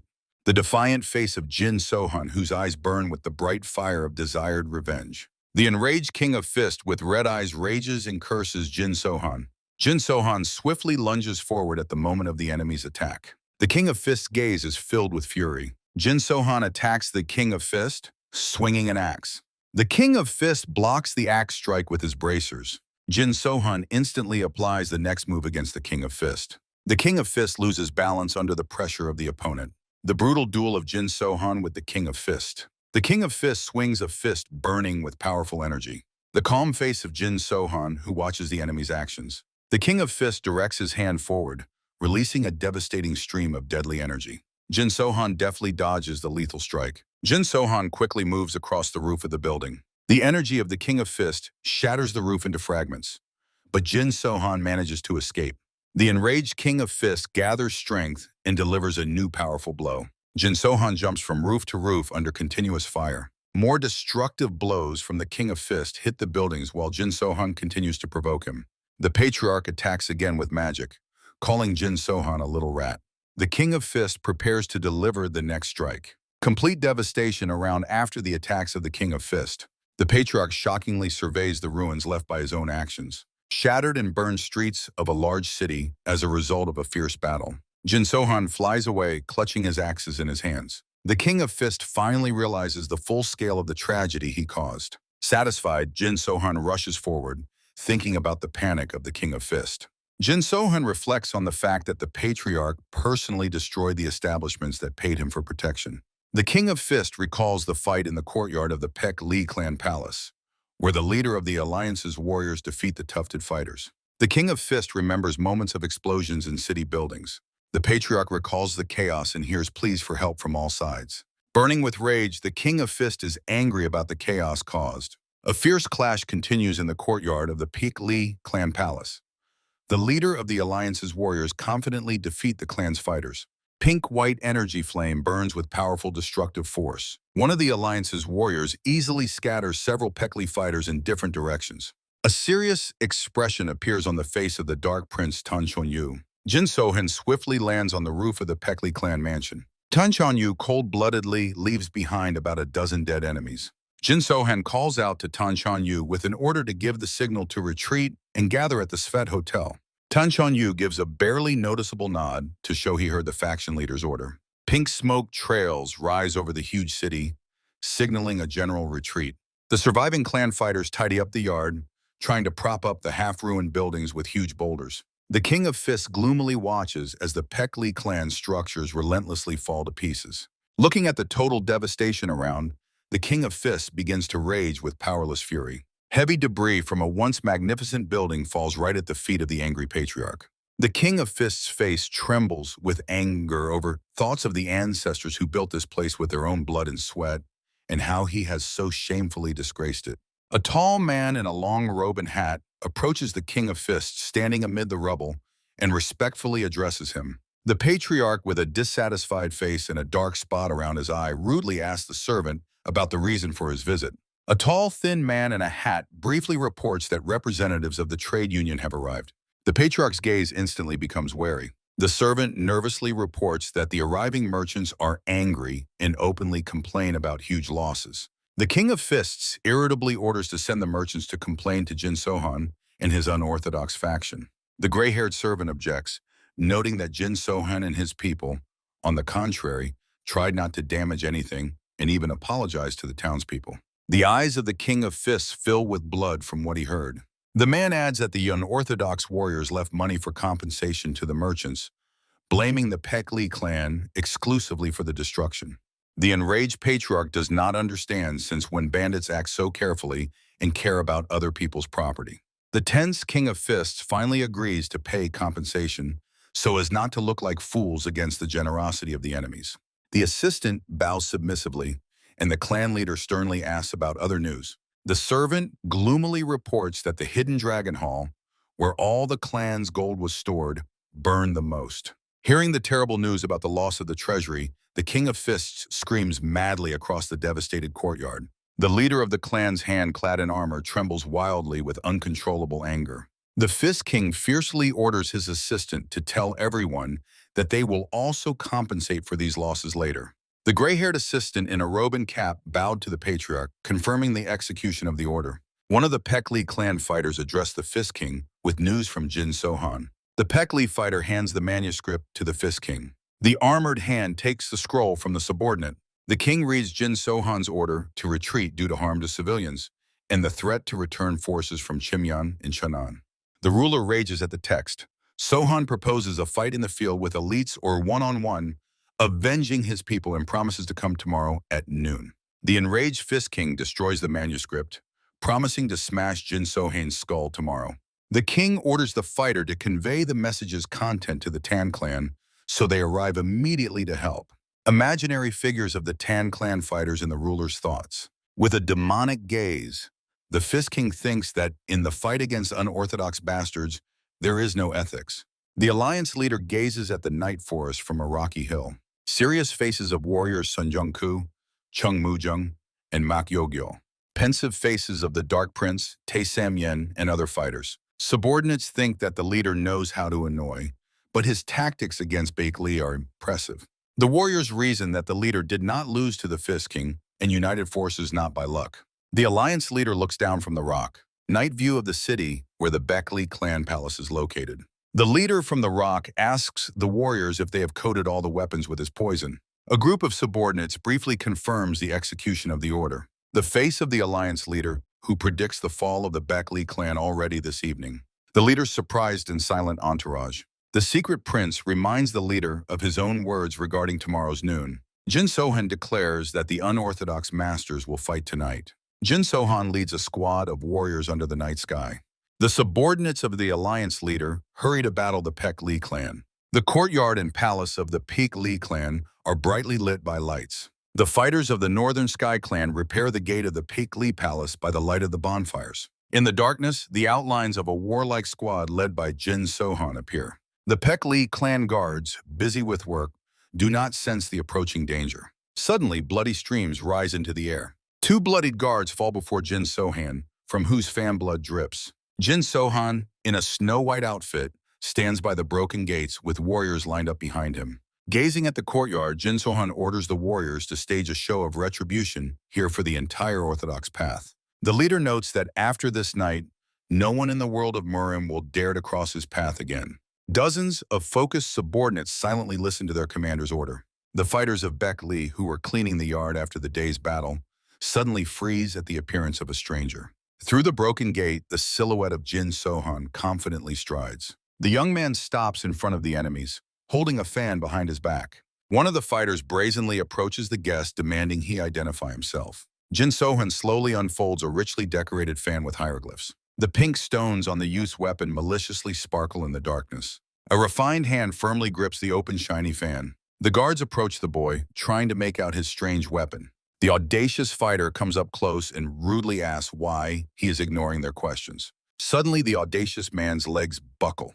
A fighter falls dead, face down before the shocked comrades. The frightened gaze of one of the guards trying to understand the reason for the friend's instant death. Another clan defender retreats backward in horror. In a moment, dozens of Baek Lee warriors are already lying unconscious on the ground under the night sky. Jin Sohan calmly steps over the bodies and heads toward the stairs of the main palace. Only fallen enemies remain behind him on the ground. The personal squad of the alliance leader carefully watches every move of their ruler. Mak Yogo, the Samyeon, Chun Mu-jung, and Nam Chol-woo stand shoulder to shoulder, waiting for the final order. The door leading to another inner courtyard of the Baek Lee clan, the figure of Jin Sohan suddenly appearing in the doorway. The Baek Lee clan fighters became alert upon noticing Jin Sohan's approach. A long, thick shadow from the figure of the alliance leader fell heavily on the courtyard ground. Frightened young men with headbands and topknots anxiously inquire who is before them. One of the scared fighters of the Baek Lee clan shouted and pointed at the alliance leader, recognizing Jin Sohan. Shocked warriors of the Baek Lee clan confusedly ask each other again, repeating the hard name. Armed fighters from the alliance leader's squad swiftly fly over the gate and land inside the courtyard. Jin Sohan stands motionless at the gate and watches as his subordinates fill the enemy clan's territory. Haryu, with burning eyes, rushes into the fight, shouting that the enemies have no right to desecrate the leader's name with their dirty mouths. Militantly minded, but completely unarmed fighters of the Baek Lee clan desperately throw themselves into the attack. In the whirl of fierce battle, Jin Sohan in white clothes calmly observes the chaos around. A frame of a bloody and brutal clash between fierce enemies. Clean footprints on the blood-stained courtyard surface. Jin Sohan indifferently stops, leaving behind streams of enemy blood. A candlelit prayer room where special white gloves with circles lie on a holder. King of the Fist sits in the lotus position before the shrine and meditates deeply. King of the Fist notices that despite the burned buildings, only the doors were broken in the sanctuary. Meditating before the relic, he wonders why the uninvited guest left without disturbing the ancestors' plaques. The wary ruler assumes that the visitor might have had his own moral principles. The face of the King of the Fist distorts with rage at the thought that it was just a brazen, unorthodox scoundrel. The patriarch in the lotus position hears alarming news about an enemy infiltration that must be urgently stopped. Sacred gloves in the dim, flickering light of candles. King of the Fist decisively breaks his meditation and rises to his feet. Seized by anger, King of the Fist realizes that this is another cunning trick of Jin Sohan, who promised to resolve everything tomorrow. The leader's hands hurriedly removing his usual armor. Heavy armor falls with a clatter right at his feet. King of the Fist respectfully touches the white gloves with his fingers. The warlord replaces the old armor on his hands with sacred white gloves with knuckles. Two tightly clenched fists of the King of Fists in special combat gloves. The enraged King of Fists seeks revenge. He understands that this is the perfect chance to end Jin Sohan once and for all. The King of Fists cautiously opens the door slightly to assess the situation in the courtyard. The furious face of the King of Fists as he approaches closer to the door. In the middle of the Pekli clan courtyard stands Jin Sohan in blood-stained white clothes, and opposite him, a squad of his warriors. The King of Fists steps onto the palace stairs and gazes at the courtyard, which is strewn with the bodies of his subordinates. Bloodied corpses of Pekli clan fighters lie on the ground. The enraged King of Fists realizes that Jin Sohan lied about an honest one-on-one duel, and once again is convinced of the treachery of unorthodox degenerates. The figure of Jin Sohan with axes in his hands, whose clothing is completely stained with enemy blood. The silhouette of Jin Sohan is ominously reflected in a pool of blood. Sensing the presence of the King of Fists, Jin Sohan slowly turns his blood-stained face over his shoulder.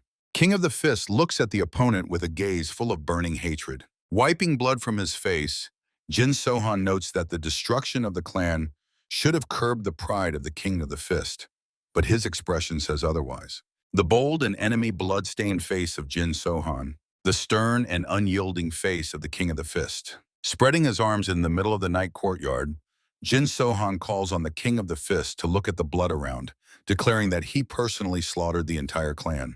Jin Sohan slyly asked the enemy where he was hiding and what he was doing while his subordinates were mercilessly exterminated. The thoughtful and focused face of the King of the Fist. The King of the Fist slowly raises his hand in a white glove. A powerful, deadly energy begins to concentrate around the ruler's fist. The King of the Fist directs a powerful stream of destructive energy towards Jin Sohan. Jin Sohan instantly generates a protective aura in his hand. Jin Sohan successfully blocks the opponent's devastating energy strike. The warriors of Jin Sohan barely stay on their feet from the powerful blast wave. The King of Fists swiftly moves into close attack. Jin Sohan makes circular swings with his weapon, defending against a series of strikes. The King of Fists relentlessly releases the next wave of deadly energy. The two leaders clash in a fierce confrontation, colliding their energy fields directly in their hands. Jin Sohan's hand grips the King of Fists' glove with a death grip. The silhouette of the mighty King of Fists visually enlarges, and sparks fly around him from the tension. The King of Fists' wrist begins to swell, becoming several times larger than Jin Sohan's hand. Jin Sohan, with his last strength, restrains the giant hand of the King of Fists. The opponent's eyes blaze with fury. He boldly asks Sohan if he really dared to measure internal energy with him. Jin Sohan's face remains calm, but his gaze is already filled with pink power. The enemies tense and stare at each other, while the King of Fists considers how much longer this audacious youth will hold out.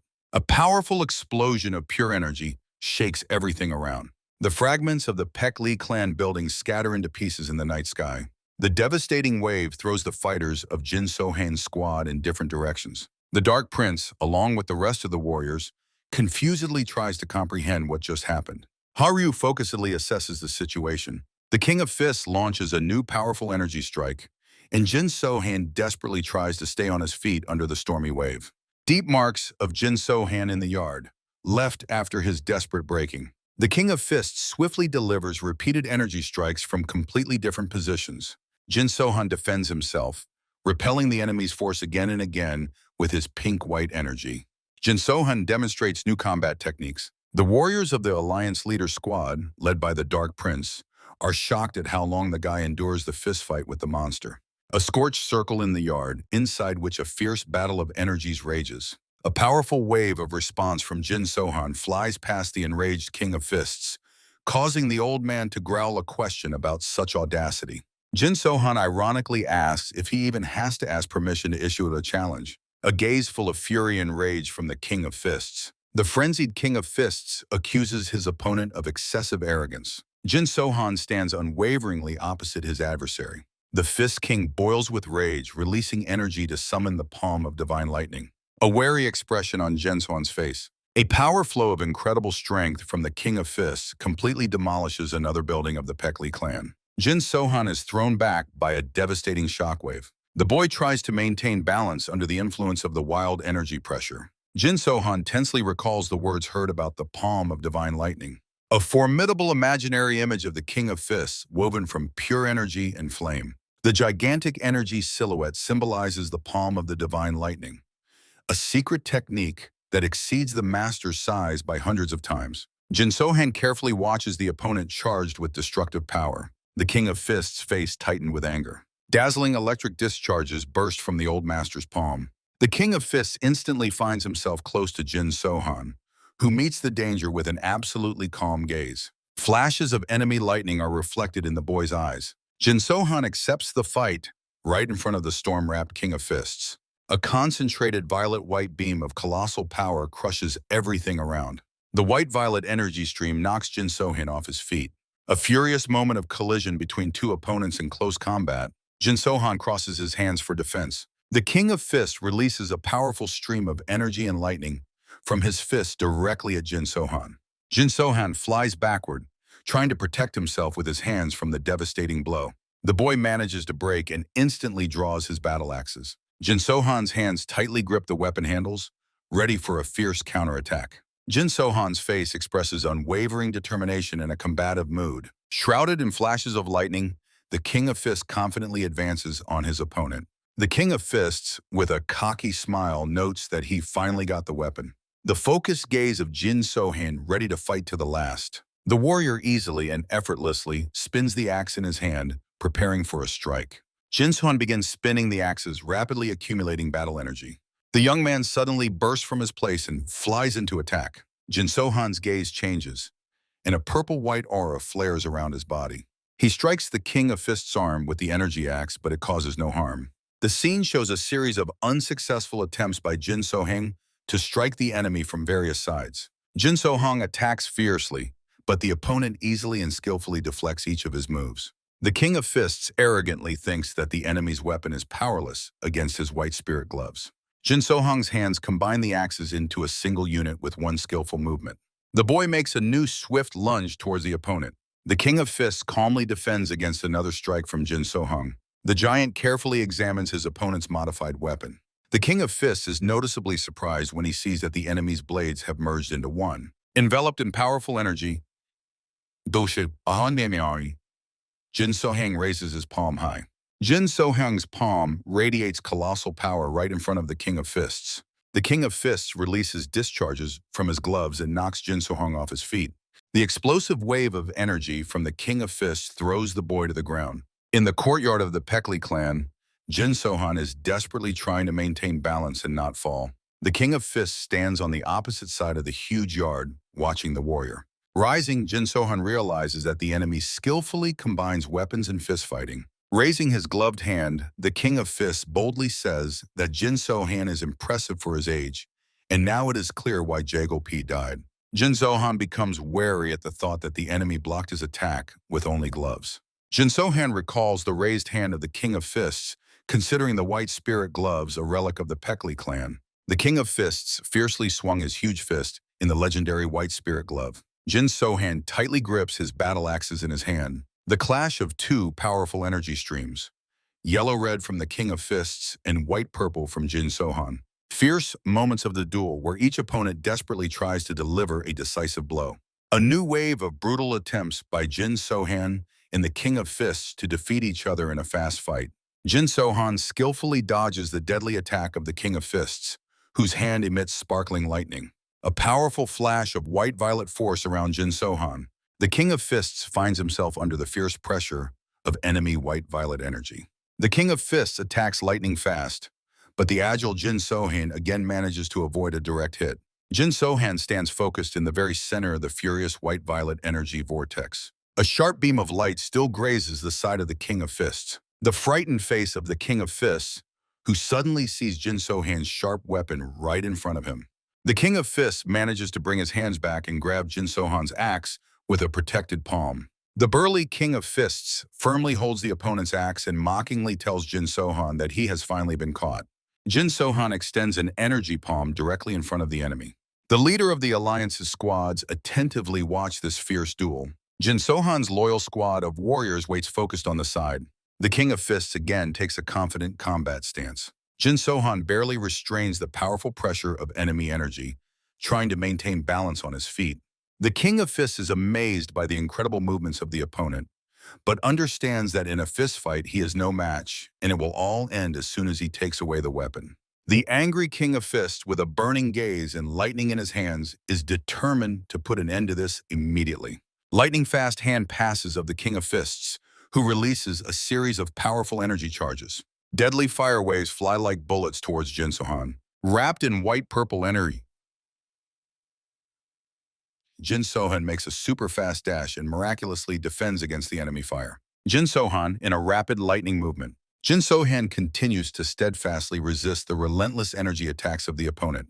The mighty King of Fists continues to pressure the enemy with his strength. Sparks and lightning pour from the white spirit glove. The King of Fists' hand, wrapped in electric discharges, reaches for Jin Sohan's weapon, trying to snatch it from his hands. The tense face of Jin Sohan, who is preparing for the inevitable clash. King of Fists approached closely, and his glove already sparkles with lightning near Jin's axe. The face of the King of Fists gets closer and closer. Jin Sohan is in the heat of a fierce duel. The King of Fists, with a defiant smile, tells Sohan that it's all over for him. Jin Sohan's hand rapidly spins the axe. A sudden flash of a powerful bio-violet energy beam. Jin Sohan delivers a lightning strike with the axe, and the wounded King of Fists bleeds profusely. The stunned King of Fists watches in horror as his own blood splatters around. Jin Sohan's hand tightly grips the axe handle against the backdrop of bloody splashes in the air. Jin Sohan's cold-blooded gaze through drops of enemy blood. Jin Sohan wounds the King of Fists again. The face of the King of Fists distorts with irritation. The wounded ruler fiercely tries to reach the opponent. The huge fist of the King of Fists flashes with powerful lightning. Jin Sohan swiftly maneuvers among the enemy's lightning attacks. The warrior flies aside, dodging another attack. Jin Sohan's gaze changes, and he swings the axe for a counterstrike. The King of Fists shudders from the next precise axe wound. Giving all his strength to the blow, Jin Sohan quickly bounces back. From the deep wound on the ruler's abdomen, blood begins to bubble intensely. The enemy suddenly feels sick due to the poison on Jin Sohan's axe blades. Even weakening, the king releases energy, waves a mom, which the opponent skillfully dodges. A destructive wave of energy tears the ground behind the boy. The ruler realizes that the demon poison toxin is rapidly spreading through his body. The King of Fists smiles sadly, realizing that he has almost no time left. With his last strength, he relentlessly strikes with powerful discharges. The obsessed king decides to end this prolonged fight with one decisive attack. Covered in thunderous glow, the giant destroys everything in his path, breaking through to Jin Sohan. The young man understands that before him is a true master. Instead of trying to heal from the poison, he bets everything on the final blow. The enemy barely stands on his feet, but accumulates all his power for the last assault. A furious whirlwind of twisted storm energy bursts from his hands toward the boy. The face of the King of Fists burns with rage as he shouts Jin Sohan's name with all his might. The ruler, wrapped in lightning, rushes into his final sprint. Jin Sohan remains motionless and calmly waits for the attacker. The boy confidently plants his axe into the ground at his feet. Wrapped in a white-purple glow, the young man takes a strong fighting stance. Jin Sohan concentrates all available inner strength into his own fist. The King of Fists directs a huge hand forward with a destructive charge of thunder. The white-purple energy of Jin Sohan clashes with the opponent's thunder fist. Jin Sohan's gaze becomes deadly in the moment of this decisive clash. A panorama of the crowd against the backdrop of an apparently calm night city. A night cityscape where bright light flashes in the area of the Paek Lee clan palace. Suddenly, the Paek Lee clan palace shakes from a powerful explosion, and debris of structures scatter in all directions. The night city trembles from the destructive blast wave. The empty night courtyard of the Pek Lee clan palace, completely covered with debris after the explosion. Warriors stunned, thrown back by the powerful blast wave. Alliance leaders and their subordinates are shocked, as they did not believe that a simple clash of fists could cause such a colossal explosion. Jin Sohan barely stands on his feet. His clothing is mangled, and he himself is covered in blood and exhausted. Jin Sohan marvels at the resilience of the King of Fists, who managed to put so much power into the final blow despite the effect of the poison and a severe abdominal wound. The figure of Jin Sohan stands in the middle of the ruined courtyard directly opposite the wounded opponent. The exhausted King of Fists bleeds profusely, sitting on a pile of construction debris in the Pek Lee clan courtyard. The wounded King of Fists spits blood and realizes his own defeat with horror. Jin Sohan slowly approaches the dying opponent.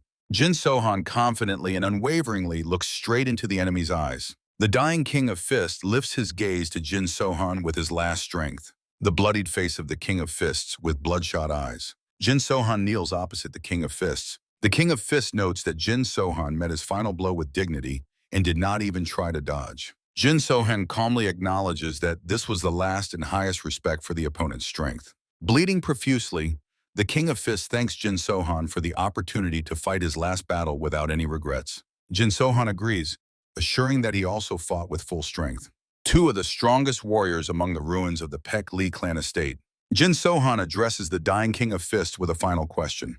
The King of Fists barely nods, preparing to listen. Jin Sohan tries to find out the name of the spy in his ranks. The King of Fists denies the presence of a traitor, explaining that he just accidentally learned about Jin Sohan's troop gathering and preparation. She adds that he initially planned to annihilate the unorthodox Sichuan forces and then head to Shanxi for Jagolpi's bloody revenge. The exhausted King of Fists summarizes that their fatal encounter in this battle was inevitable anyway.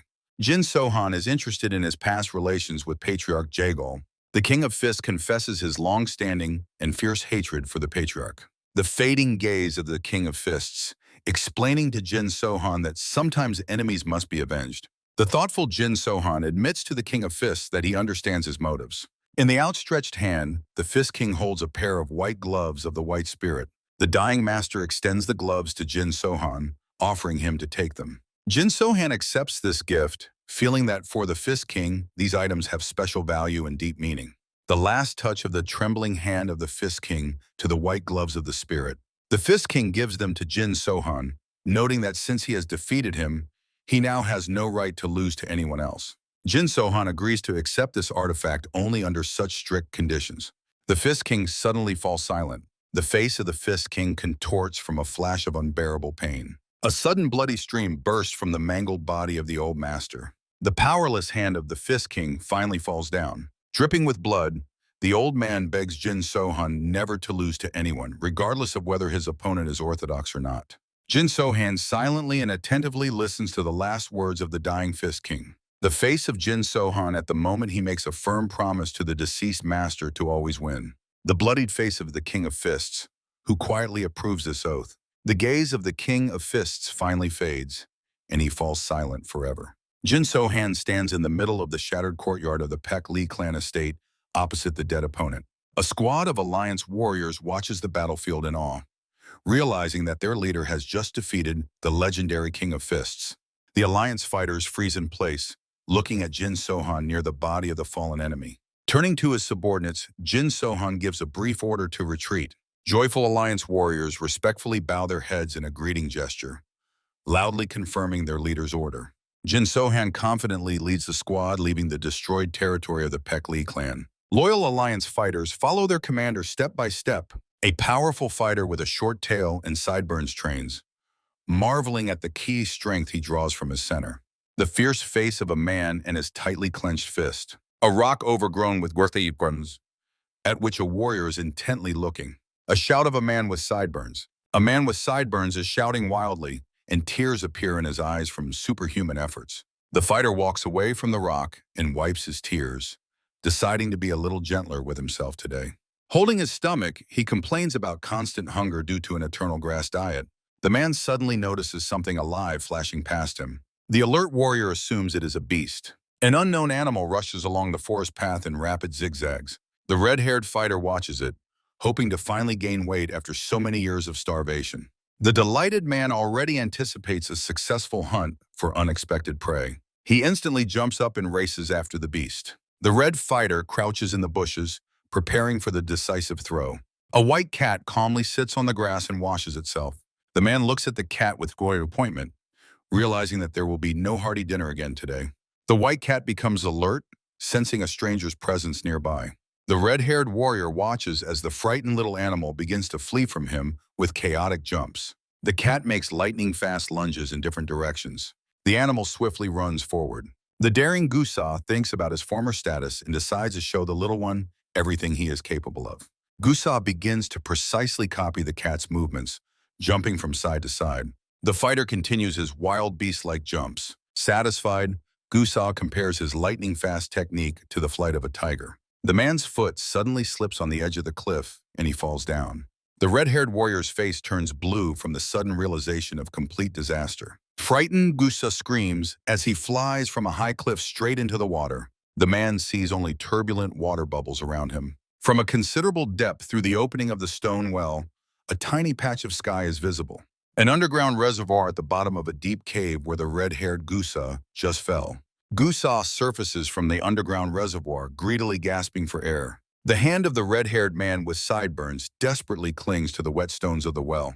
Having climbed onto a rocky ledge, the redhead leaves a dark, wet trail behind him. Gusa breathes heavily on the stone plateau, aloud noting that he has already mentally said goodbye to life. Nearby stands a gray-haired stranger in white clothing with a stick in his hand, silently watching him. Lying on the stones, Gusa surprisingly raises his head at the strange old man. The noble face of the gray-haired man is adorned with short mustache and beard, and a cat meows on his shoulder. The frightened redhead wonders if he has met some secret expert here. A gray-haired man breaks the silence, asking the guest who he is and how he fell from the sky. Hearing the ancient language, the tense Gusa is finally convinced that before him is a great master hermit. Stammering from cold and fear, the wet red-haired man gives his name. The elder with a cat on his shoulder notes that this is a fateful meeting among the rocks. Stunned Gusa immediately recalls the storyteller's legends about similar fateful omens. The faces of the venerable gray master and the noble red-haired warrior come into close-up opposite each other. The elder inquires whether his accidental guest belongs to the world of martial arts. Gusa confirms this and immediately asks for directions to leave the dungeon as soon as possible. The old man points to a tiny well opening high above, advising to return the same way. The boy lifts his head, looking confusedly at the distant, unreachable point of light. He asks again if the only exit is really located so high. The gray-haired man smiles, hinting at his weak lightness techniques, and asks the reason for the hurry. Gusa recalls the teacher from Manhwa, but the elder says he knows about him. The disciple complains that the master will consider him a runaway if he is not found on the spot. The redhead fears disappointing his formidable mentor. The old man's face changes. It turns out that under this mask hides the master from the mountain himself, angered by the student's lies, who always look for an excuse to run away. Having regained calm, the elder offers the boy to learn martial arts from him, so that he can later escape on his own. Gusa politely inquires who would win in a duel between this elder and his teacher from the mountain. The gray-haired man's face instantly hardens with indignation. Without waiting for a reaction, the disciple persistently repeats his question while the old man continues to remain angrily silent. Gusa begins to openly get irritated by such mysterious silence. Barely restraining his rage, the reddened elder snaps that the question of victory or defeat has no significance at all. Gusa, with a serious expression, assures that for him this is truly an important matter. The gray-haired man carefully looks into Gusa's eyes, mentally scolding him, but aloud orders him to move forward. Gusa agrees with his interlocutor. The tense face of the gray-haired man, who barely restrains his anger. The gray-haired man clenches a stick tightly in his hand in fury, considering Gusa a miserable scoundrel. Gusa looks at the high-placed opening outside and asks the gray-haired man about the way to the exit. The gray-haired man's face reddens with indignation. The fierce look in the boy's insolent behavior evoke in him a single desire: to kill him. The angry gray-haired man with reddened eyes realizes that Gusa is a much more cruel and dangerous enemy than Jin Sohan. A majestic multi-story building with a traditional roof under the bright sun, the Sichuan school of the Tang clan. In the hall on the dais sits the luxuriously dressed Tang Yuan, the head of the school nicknamed the Poisonous Dragon. He is informed that Jin Sohan cannot be released.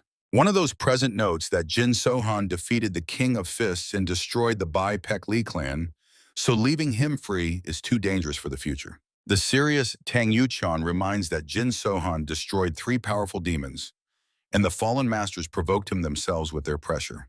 Tang Yuchan adds that the Huashan and Zhongnan sects supported Sohan in the battle with the cult, and they would never help a villain. Tang Yun thoughtfully nods, agreeing with this weighty argument. Tan Yuchan continues, emphasizing that Sohan destroyed the successors of the cult of the White Heavenly Demon and became their foremost enemy. The elder openly calls on the Tan Clan Council to form an official alliance with Jin Sohan. One of the present masters exclaims indignantly that this is a terrible idea. Another notes that this alliance will instantly stabilize Shanxi and Sichuan, allowing the demonic forces in Hubei and southern Yangtze to be defeated. Tan Yuchan asks the council whether it is worth making an enemy of such a powerful figure at all. A heavy silence hangs over the meeting hall.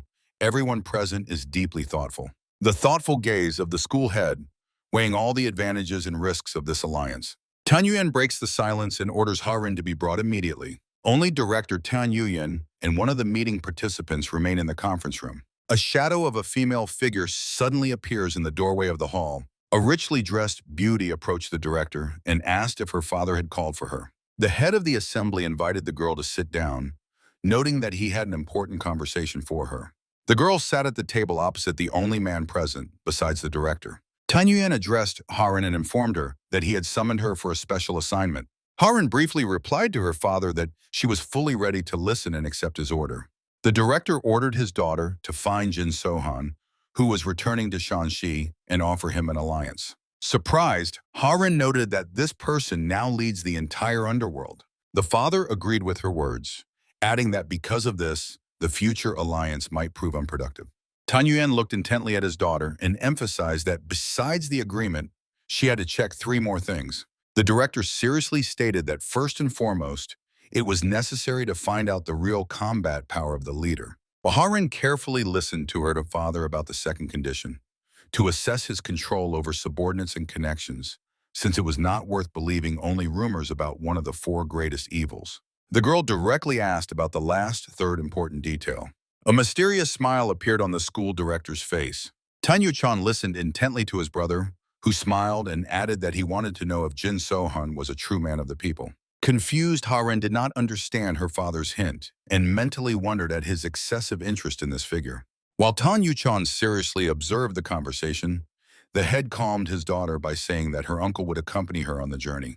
Harin promised to prepare immediately for the mission and left the room. Behind the doors of the meeting hall, only the director and Tan Yuchan finally remained. The brother turned to the leader and asked about his true hidden plans. Tan Yuchan noted that he could have met the leader alone and inquired whether the father was angry at his daughter for her indifference to the sons of the noble clans Nangong and Dugu. The warrior asked if he secretly dreamed of marriage proposals for Harin, but the director replied that he only told the clans what they wanted to hear. Tan Yuchan continued questioning his brother, trying to understand the real reason for the girl's meeting with Jin Sohan. Pensive Tan Yuan admitted that he himself had little hope for this alliance, and now everything depends solely on his daughter. The father seriously explained that he seeks Harin's development because the appearance of such a powerful rival among the new generation will force her to become much stronger. Tan Yuchan silently and intently pondered the words he had heard from his brother. The majestic school building towered under the clear and bright sunny sky. In her chambers, Harin independently packed clothes and belongings, preparing for a long journey. The young beauty complemented her look with precious jewelry and pinned her hair with an elegant hairpin. Harin puts on silver earrings in her ears, resembling sharp, icy icicles. On the shelves, various cold weapons are arranged in dense rows. The girl confidently spins a 3-bladed boomerang with sharp edges in her hand. She calmly continues her preparations, ignoring the bustle around her. Harin hides daggers in the numerous pockets of special gear on her legs. A male voice is heard behind the door with a message about the delivery of important documents. The beauty allows the visitor to enter her chambers. 4 multicolored scrolls, tightly tied with cords, appear on the table.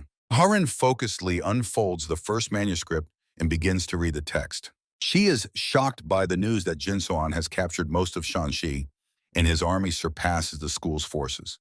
The girl's hand reaches for the next scroll. Haran examines the drawing depicting Jin Sohan with axes in his hands and burning eyes. On this parchment, the warrior looks like a true fierce devil. The frightened girl thinks that for an expert of the dark path, such a terrifying appearance is quite natural. The gaze of the real Jin Sohan is actually open and confident. A huge army of the alliance leader led by Jin Sohan confidently advances through northern Sichuan. The commander notices only exhausted peasants around, who are nothing but skin and bones. Weakened and upset vegetable traders pass by. Among the feeble locals, Sohan sees only old people and small children. The man watches as a child arranges his meager goods on the stall. Jin Sohan asks the young trader about the availability of ice candies. The skinny teenager replies kindly that there are almost no ice candies left, but there are still plenty of regular ones. The boy suddenly turns pale with fear, taking a closer look at the night visitor. In front of his modest stall, a numerous squad of armed warriors lined up. Sohan calmly inquires about the price of the sweets. The frightened teenager froze behind his wooden counter. Stammering, the little boy counts the price of candies and lanyards and adds that the icy ones cost 5 apiece. The commander agrees and wonders why such a child works here all alone. The orphan explains that his grandmother went to trade in another place and left him in charge. The boy with sad eyes tries to add something but suddenly stops. The boy begins to wring his hands from nervousness. Attentive Jin Sohan notices that something is wrong with the child. Jin Sohan, at the head of his squad, tells the boy that he wants to buy all his goods. Extreme surprise appears on the teenager's face at what he heard. Jin Sohan explains to the surprised little boy that he has to feed many people, so he will take everything. The confused young man tries to calculate the cost, but Jin Sohan stops him and says not to worry about the calculations. Standing in front of the boy, Jin Sohan calls Haryu and he immediately responds. In response to the commander's question about the price of the sweets, Haryu estimates that everything costs about 5 silver coins. The frightened teenager exclaims that it is too expensive for such goods. Jin Sohan sincerely wonders at the boy's objections, considering the name price quite fair. The worried little boy begs to take only 1 coin, because his grandmother will be shocked by 5. Pensive Jin Sohan listens to the boy and asks for permission to first taste 1 lollipop. Tasting the candy, Jin Sohan declares that after such a delicacy, he definitely will not limit himself to 1 and will surely pay 5 silver coins. Jin Sohan orders Haryu to immediately settle the payment with the boy. The shocked teenager confusedly holds a cloth bag filled to the brim with silver in his hands. Holding the sweets, Jin Sohan returns to his stern warriors and allows them to distribute the treats. Serious fighters instantly lose their composure and, like children, rush to the counter for candies. A stunned young man watches as grown fierce men rejoice over sweets. Jin Sohan inquires about the boy's name, and he introduces himself as Wu Men. Jin Sohan thoughtfully repeats the little boy's name aloud. The man directly asks the teenager who exactly takes away his earned money. Wu Zhaman looks at the leader of the warriors with a gaze full of wonder. Nervously, the boy admits that every month he gives 5 buckets of rice to the Northern Heavenly Cult. Jin Sohan grimly echoes the name of the Northern Heavenly Cult. With childlike innocence, Wu Zhaman wonders if these warriors came to destroy the cult. Jin Sohan calmly asks the boy why he came to such a conclusion. Stammering, the teenager explains that giving rice is hard, but the worst part is that the cult took young people from the village and none have returned. Alerted, Jin Sohan anxiously asks if really no one has returned from there yet. The teenager anxiously confirms to Jin Sohan that none of those taken have returned. Jin Sohan reassures the boy, promising to investigate everything and personally punish the offenders. A sincere surprise appears on the young man's face. The boy suddenly steps out from behind the counter and falls to his knees right in front of Jin Sohan. Stunned, Jin Sohan did not expect such an emotional reaction from the teenager at all. Begging for help, the boy asks to be told the name of the savior and promises to repay the debt when he grows up. The man crouches down, looking the boy straight in the eyes. Jin Sohan orders the boy to stand up and wonders what debt he means, since he has done nothing yet. Wu Zhaman notes that Jin Sohan and his companions appear as majestic and powerful warriors in the child's eyes. The leader assures that he and his friends will definitely deal with this problem and restore order. Jin Sohan gently asks if the boy has anyone else besides his grandmother. The young man quietly confirms with a sad look that the old woman is his entire family. The heavy palm of the warrior compassionately rests on the head of the orphan. Jin Sohan gently strokes the boy's hair and says that now he must become a true support for his grandmother. He urges the boy to live with dignity, and if someday in the future he is left alone, let him seek Jin Sohan from Cheonan. The teenager looks at him with an excited, very attentive gaze. Tears well up in the young man's eyes. Overwhelmed with gratitude, the boy bows again to the feet of the warrior. The man silently watches the orphan. Jin Sohan strictly but warmly orders the boy to stand up. Turning to his people, the leader asks if everyone has had lunch and receives an affirmative answer. The commander gives the order to move on. The Alliance warriors synchronously and clearly confirm their leader's order. The little merchant shouts after the departing squad, promising to definitely find them. Marching ahead of his subordinates, Jin Sohan hears this exclamation and quietly says that he will wait for this meeting. The squad passes by neat, tidy buildings under a bright, sunny sky. Jin Sohan calls Mak Yogyol to himself. The fighter immediately approaches at the call, and the leader asks him to tell more about the Northern Heavenly Cult. Mak Yogyol explains that it was formerly a branched Taoist sect of the rice grain cult, of which only this wing remains in the An region. Jin Sohan clarifies if it is about the famous cult of the 5 bowls of rice from the 3 kingdoms period, and the warrior confirms his guess. Mak Yogyol talks about the decline of the rice cult's power and the rapid development and influence of the Northern Sky cult in Sichuan. Jin Sohan clarifies details about the sect's connections with the martial world, but Mak Yogyol denies any direct relation. An imaginary image arises of the head of the rice grain cult with distinct demonic facial features. Mak Yogyol describes the cult's leadership elite and the 5 ruling stars who possess a high level of martial arts and spells. Jin Sohan asks Mak Yogyol if he has personally encountered these magicians. Tense, Mak Yogyol admits that the locals are panic-stricken, afraid of the leader, and his own people were frightened by rumors about the talisman's mystical power. Jin Sohan guesses about the fear of the warriors before the ruler, and Mak Yogyol responds to this with heavy silence. The leader of the alliance continues to question his informant about any other details of the sect's activities. Mak Yogyol reports on the absolute power of the leader and the sectarians' belief in healing through confession and religious dogmas. Jin Sohan carefully listens to the comrade's conclusion that such cult logic only brazenly deceives ordinary people. The main character suddenly announces his decision to immediately go for a personal meeting with the leader of the 5 rice grains. The subordinate warriors froze in place from deep surprise at such a sudden decision of their leader. Jin Sohan feigns complaining about pain all over his body after a tough fight with the King of Fists and jokes about treatment from this freak. Mak Yogyol and the Samyeon exchange shocked glances at the words heard.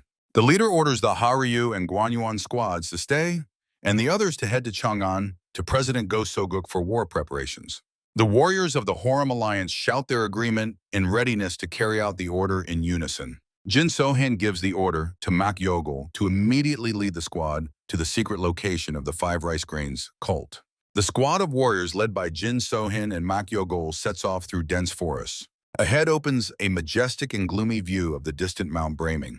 Haryu catches up with the leader and politely asks permission to ask one important question. Jin Sohan continues to walk forward, nodding his head to allow Haryu to express his opinion.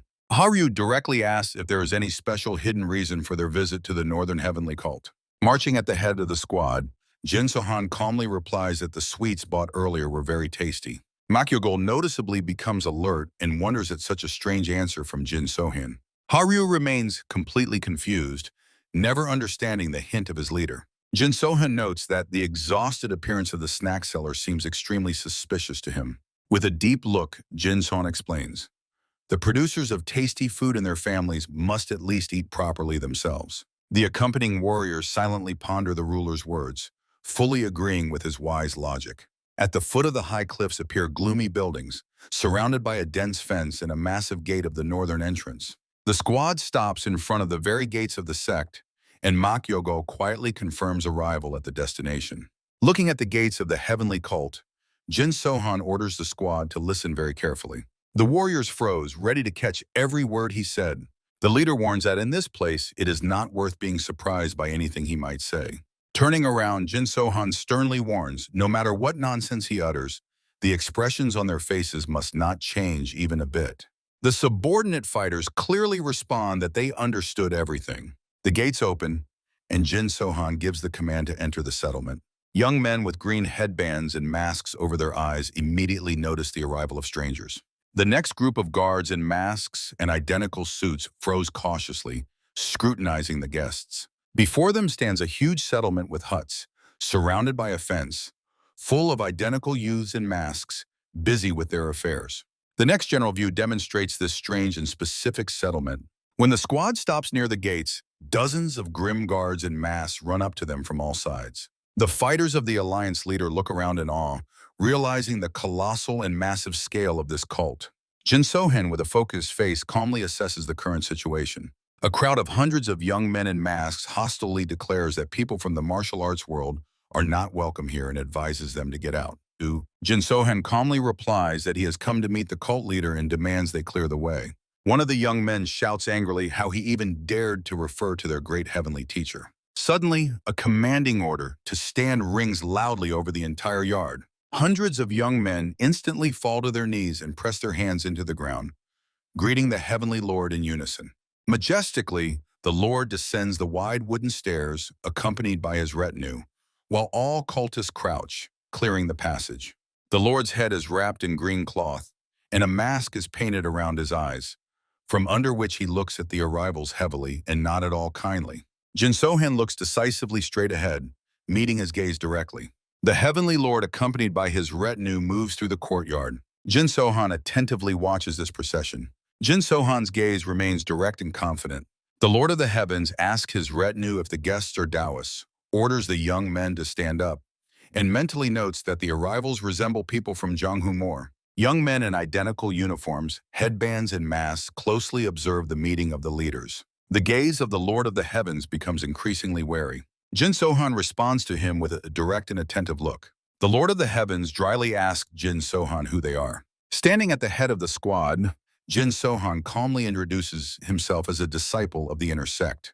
The warriors of the squad are speechless with amazement, while Makyogol feverishly wonders why Sohan is babbling this, since he only briefly told him about the Northern Sky Master sect. The Lord of the Heavens is genuinely surprised, as he considers himself the sole leader of the Northern Sky sect. Jin Sohan directly asks his interlocutor if he is the one who created the current doctrines of their sect. Standing before his retinue, the Lord of the Heavens denies this, noting that the doctrines were created by Zhang Lin, Zhang Hun, and Zhang Lu.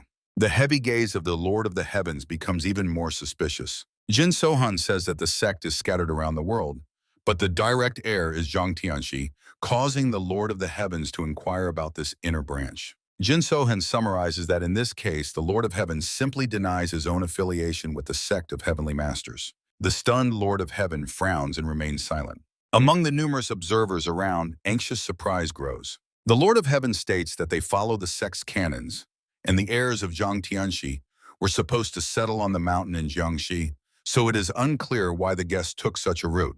Jin Sohan explains that due to the complex terrain, Sichuan is sparsely populated, while Jiangxi province is much flatter and the land there is more fertile. He adds that it is precisely for this reason Zhang Tianxi chose Jiangxi, where there are now over 1 million followers. Hearing about the 1 million followers, the Lord of Heaven shockingly widens his eyes. The servants of the Lord of Heaven also froze in silent amazement at the staggering number heard. The Alliance warriors inside tremble with fear because of such a brazen lie, but outwardly maintain iron self-control. Jin Sohan confidently continues his fabrication, noting that the sect's financial capabilities allowed them to open branches in other regions, which is why he was dispatched to Sichuan. Noticing the Lord of Heaven's hesitation, Jin Sohan firmly adds that the conversation outside will harm his image and suggests going inside. Then Jin Sohan briefly orders his people to stay in place. He adds that only a guard will go inside with him, and Haryu immediately agrees. Jin Sohan insistently demands that the Lord of the Heavens continue the conversation indoors. The Lord of the Heavens looks at their backs with displeasure, considering the guests too audacious, while Jin Sohan quietly tells Haryu that the place is quite large. The Lord of the Heavens looks at the guest warily and appraisingly. The cult leader examines the fighters of the Alliance leader, pondering the mysterious inner sect. Watching Jin Sohan and his companions, he still cannot recover from his amazement. Despite doubts, the ruler calms himself with the thought that only 2 will enter, so no major problems will arise. Ordering the guards to follow him, the leader moves forward to approving nods from subordinates. In the sect's inner hall, the guard takes places on the podium, and the Lord of the Heavens sits at the table opposite Jin Sohan, while Haryu waits a little further away. The master notes that even given the commonality of their doctrines, the sudden intervention of representatives of the inner sect raises too many questions. Folding his hands, Jin Sohan calmly acknowledges the autonomy of the masters, but only as long as the sect of 5 rice grains does not betray the commandment and leads the believers on the righteous path. The tense ruler sharply demands direct explanations. The young man frankly tells that on the way here he saw only exhausted peasants, traders, and abandoned children and elderly.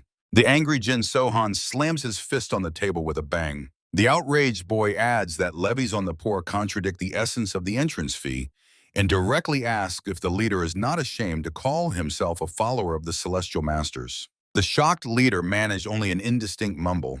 Trying to regain control, the leader decides first to clarify Jin Sohan's status in the internal hierarchy.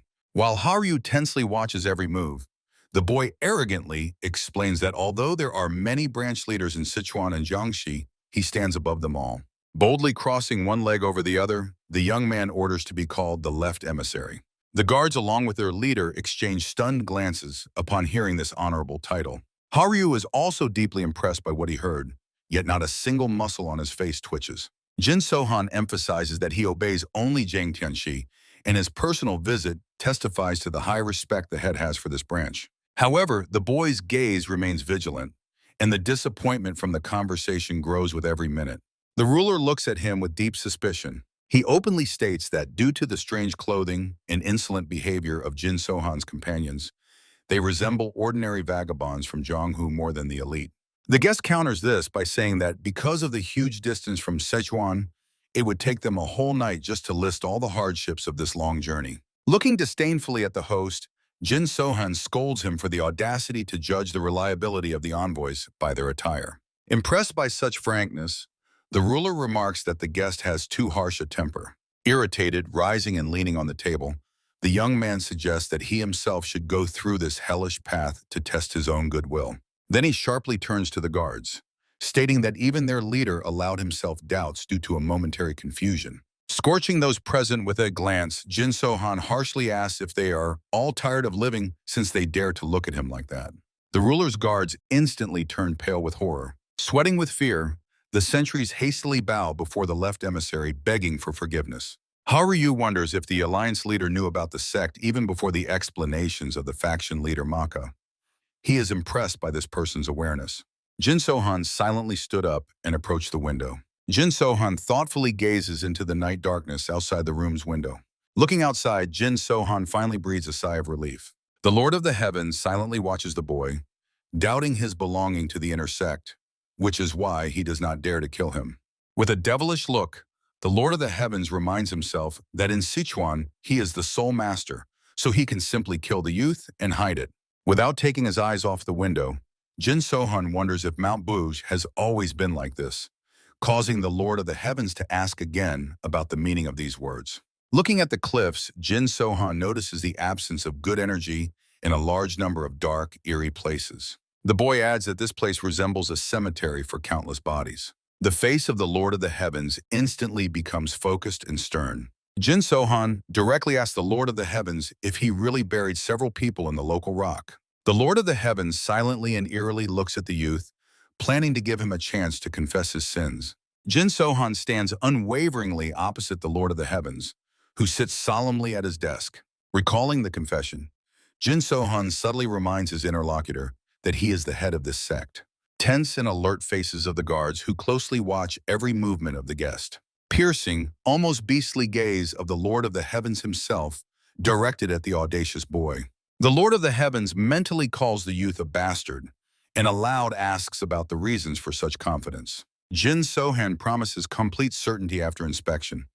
If hidden sins are found, the Lord of the Heavens will be punished. The enraged Lord of the Heavens considers the cleansing by death of the rebels his rightful deed, not a sin. The heavy and embittered face of the Lord of the Heavens, who has just finally decided to destroy Jin Sohan.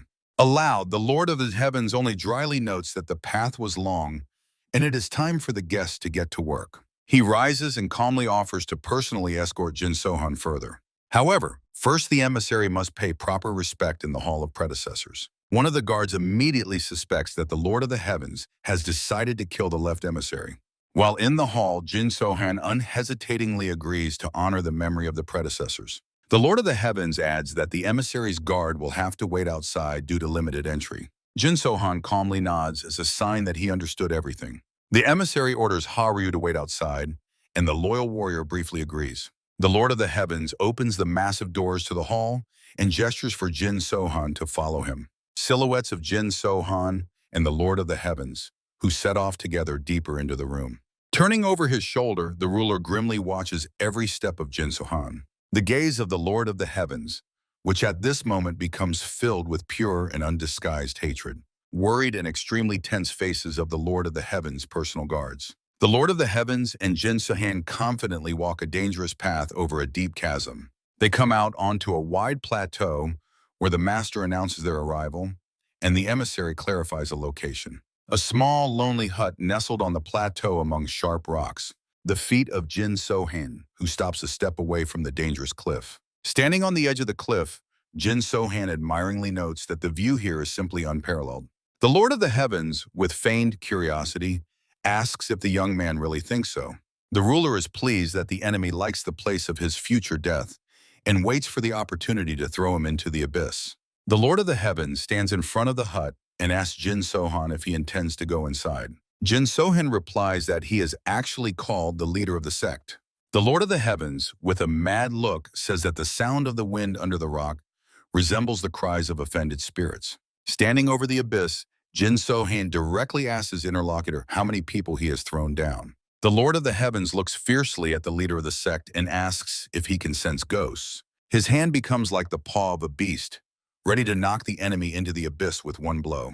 The Lord of the Heavens is enveloped in orange energy, and he ominously promises to tell something.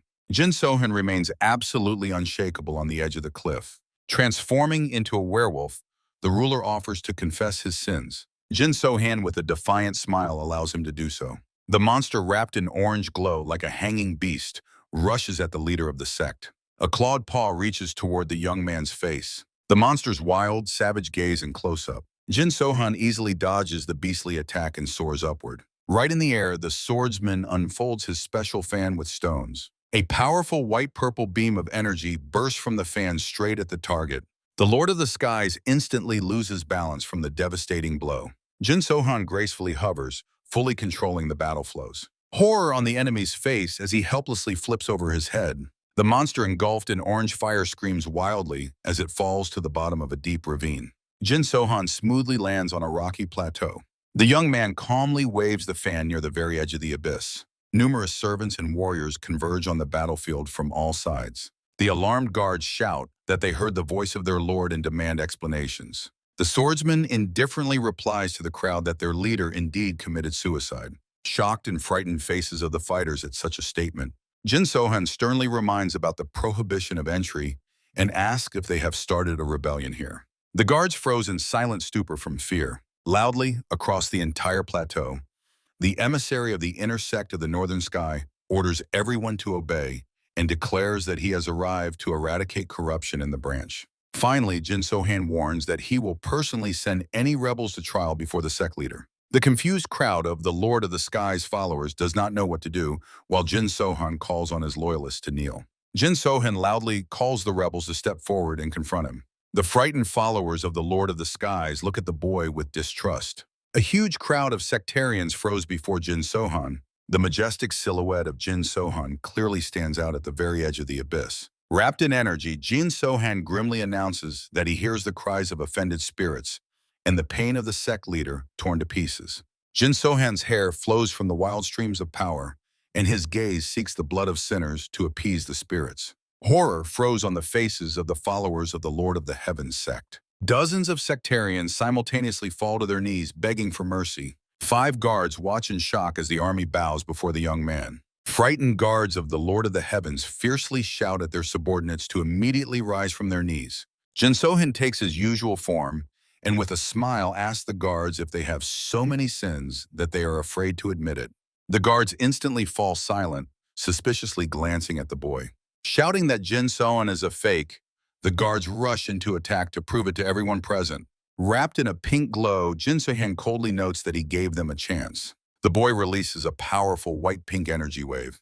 The deadly white-pink wave pierces through one of the attackers. Jin Sohan instantly launches the next energy strike. The destructive white-pink energy covers the remaining enemies. The death wave hits two more guardians of the skeleton. Jin Sohan clamps the chest of the third rebel in his fist. The youth mercilessly throws the guardian into the dark abyss.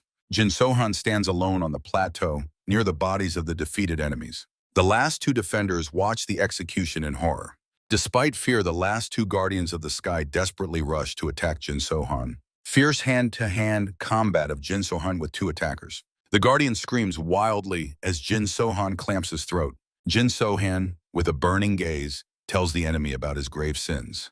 The guardian suffocates in Jin Sohan's strong grip, spitting blood. The fifth guardian of the Lord of the Heavens froze in wild horror. Jin Sohan stands on the plateau holding a fan in his hand. The last guardian of the Heavenly Lord trembles and begs Sohan for mercy. The deadly expression on the guardian's face, realizing his end. Sohan sharply swings the fan, and the bloodied warrior flies aside, spraying streams of blood. Jin Sohan sternly remarks that he was told to confess sins, not beg for life. The servants of the Heavenly Lord, sweating from fear, froze in place. Kneeling, the frightened servants look at Jin Sohan in bright clothes. Sohan calls on everyone who wants to complain about the leader's death to stand up. He will personally lead them to the edge of the abyss.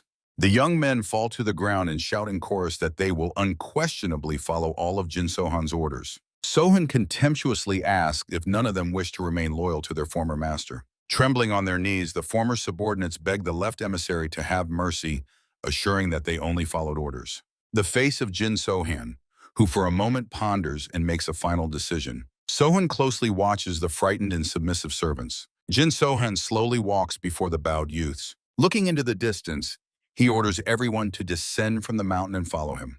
The former servants of the Lord submissively accept the order. On a large wooden podium, the Alliance warriors lined up led by Sohan, and below hundreds of former servants gathered. Jin Sohan addresses the audience from the platform as followers of the Northern Skymaster sect and announces his name. Haru thoughtfully wonders why the Alliance leader named himself and what exactly he is going to declare. Sohan continues the speech, mentioning that some call him the left emissary, some the leader of the Alliance, or simply an evil man. The frightened youths catch every word he says. Jin Sohan firmly states that he embodies all of the above. He adds that he is also part of this unparalleled duo. Tense faces of the former subordinates of the ruler awaiting the verdict. Alliance warriors are shocked and tense from what they heard. Sohan loudly proclaims from the podium that regardless of titles, they simply must unquestionably obey him. He explains that after the murder of the sect leader by the demonic cult of the White Sky, he, as the strongest, will lead them to war. Sohan declares himself the leader of the cult of the brilliant men, who will lead the world out of darkness, and shortens the name to the Min cult. Hundreds of former servants froze in deep amazement. The leader's Alliance warriors remain serious and focused. Jin Sohan from the podium asks those present if they are ready to become his followers. The former servants of the Lord of the Heavens unanimously agree to accept his will. The Alliance leader explains simple doctrines. First and foremost, it is necessary to destroy evil in the person of the leader of the demonic cult of the White Sky and return the seized wealth to the poor. The young men attentively listen to Sohan, who announces the second rule: all sick and wounded must receive medical assistance. The warriors absorb every word of the leader while he voices the third condition. Instead of round-the-clock prayers, everyone must focus on their work and duties. On the faces of the former servants of the Lord of the Heavens appear sincere surprise and admiration. The attendees listen to the head of the Alliance with open mouths as he announces the fourth rule about the strict prohibition of killings and oppression of the weak. The servants hold their breath, and Jin Sohan adds the final instruction. Drinking alcohol is allowed, but only in moderation. Jin Sohan sternly asks from the podium whether everyone present clearly understood his words. The former followers of the Heavenly Lord shout in unison that they fully agree with the leader. Jin Sohan gives the order to immediately go and spread the teachings of the Min cult throughout the world. Inspired warriors joyfully raise their hands up, shouting words of respect and chanting the name of the cult. Jin Sohan stands majestically on the podium, surveying the crowd. On the faces of Haru and Maka Yogol freezes a deep surprise from what they heard. Jin Sohan calmly walks the evening streets of the city past bright market stalls. While walking, he mentally rejoices that now this important problem is finally solved. The leader's face becomes focused. The demonic cult of the White Sky still troubles him, and the Alliance needs people capable of independently dealing with enemies without involving the head. Suddenly, Sohan notices a coffee shop with enhanced armed security, which immediately draws his attention. Passing by the guards, he notes the high level of martial arts of these fighters. The boy tries to figure out to which famous clan or sect these armed people belong. Inside the establishment, a man in dark clothes drinks coffee, whose powerful energy instantly impresses Sohan. The stranger in dark clothes also casts a vigilant glance toward Jin Sohan. The main character looks at the mysterious man with interest in response. Sohan lowers his gaze to the unusual weapon held by one of the guards near the entrance. The guard blocks the way with a sword and roughly orders the boy to go his own way and not to stare. At the table opposite, the man sits a luxuriously dressed beauty with a drink, and Sohan wonders why this pair has so strongly caught his attention. The charming stranger thoughtfully takes a sip, ignoring the bustle around her. Jin Sohan examines the hall, wondering if the security mistook his interest for ordinary staring at a beautiful woman. However, the attentive beauty also notices the presence of the Alliance leader and looks directly at him. The guard demands immediately to leave for the second time, to which Sohan calmly nods and agrees to leave this place. A charming girl gets up from behind the table and asks Jin Sohan to stop. The boy's interested face. The situation seems quite intriguing to him. The young man looks at the stranger's jewelry, realizing that these are actually poisonous needles. Examining her expensive outfit, Jin Sohan hears the hidden sound of a weapon under the heavy fabric. Jin Sohan's evaluating gaze, pondering why the girl needs such a serious arsenal. The beauty folds her hands in greeting and apologizes for the rude behavior of her subordinates. Jin Sohan directly asks the girl if she belongs to the famous Sichuan Tang clan. She confirms this, and the young man mentally wonders that a Tang representative knows him as the leader of the Alliance. A man in dark clothes calls Jin Sohan to their table, where there is a free seat. The main character calmly accepts the stranger's offer to join the meal. Jin Sohan enters the cafe accompanied by the beautiful girl and her companion. The mysterious beauty secretly watches every move of the guest. Recalling the portrait of Jin Sohan drawn in the manuscript, the girl wonders who could have captured his image so accurately. In the hall of a small cafe, a stranger in dark clothes, a young beauty, and the invited Jin Sohan sit at a table. Jin Sohan wonders if this young man really defeated the great demoness, the demon of love, and the berserker. The stranger is surprised by Jin Sohan's youth, who managed to kill the patriarch Jigol and the king of Fist. The boy in dark clothes introduces himself to Jin Sohan as Tan Yu-chan from the Tan clan. The charming girl next to him calls herself Tan Ha-ryan, the heir of the Tan clan. The leader of the Jin Sohan alliance asks the new acquaintances if they arrived here because of the Baek-lee clan. The young beauty denies and replies that the Baek-lee clan is not the reason for their visit. Tan Yu-cheon thoughtfully notes to himself that Ha-ryan's beauty does not bother Jin Sohan at all. Tan Yu-cheon takes a large bottle and offers the alliance leader to drink with them. Jin Sohan remarks that no one in their right mind would drink with members of the Tan clan, known for their poisons. Tan Yu-cheon recalls with a smile that the disciple of the poison demon is too modest, as their toxins will not affect him. Jin Sohan objects, as it was the mentor who warned him about the incredible skill of the Tan clan. Tan Yu-cheon looks at the bottle in his hands and calls it an honor, suggesting to postpone drinking for next time. Jin Sohan unexpectedly agrees to have a drink. An interested look appears on Tan Yu-cheon's face. Yu-cheon takes the bottle and slowly fills Jin Sohan's glass. Jin Sohan looks at the drink and suggests to those present to get straight to business. Ha-ryan conveys the words of the patriarch, who ordered to offer the alliance leader an official union. Jin Sohan deeply contemplates the proposal he has heard. The young man thanks for the offer, but expresses doubt that this union will be anything more than just words. Polite Ha-ryan asks the interlocutor to explain in more detail the reason for such doubts. Jin Sohan raises his glass, reminding that the sphere of interest of the Tan clan is limited only to Sichuan. Considering the drink, the alliance leader adds that without Baek-lee, Sichuan is safe, so he cannot help the powerful Tang clan. Jin Sohan watches this guest closely and concludes that for their clan, such a deal will only be a futile loss. While the leader sips the drink, Ha-ryan thoughtfully observes every one of his movements. Returning the glass to the table, Jin Sohan reminds about the upcoming battle with the Cult of White Heavens and other enemies who seek his death. A look of sincere admiration appears on Ha-ryan's beautiful face. Jin Sohan sums up that he will listen to their arguments if there are hidden reasons why he might be useful to the Tang clan. Tang Yuqian realizes that Sohan is not only a martial arts genius, but also a cunning leader who made them lay all their cards on the table. Haryun recalls the help that the alliance leader has already received from the Junnan sect and Manhwa. Jin Sohan confirms the presence of a brother in the Manhwa sect, adding that he financially supported Junnan due to similar values in the fight against the cult of White Heavens. Haryun clarifies this fact about the brother, and Tang Yuqian notes that she is the one leading all the questioning. Tang Yuqian mentally notes that Haryun has never before communicated so actively with young masters from other clans.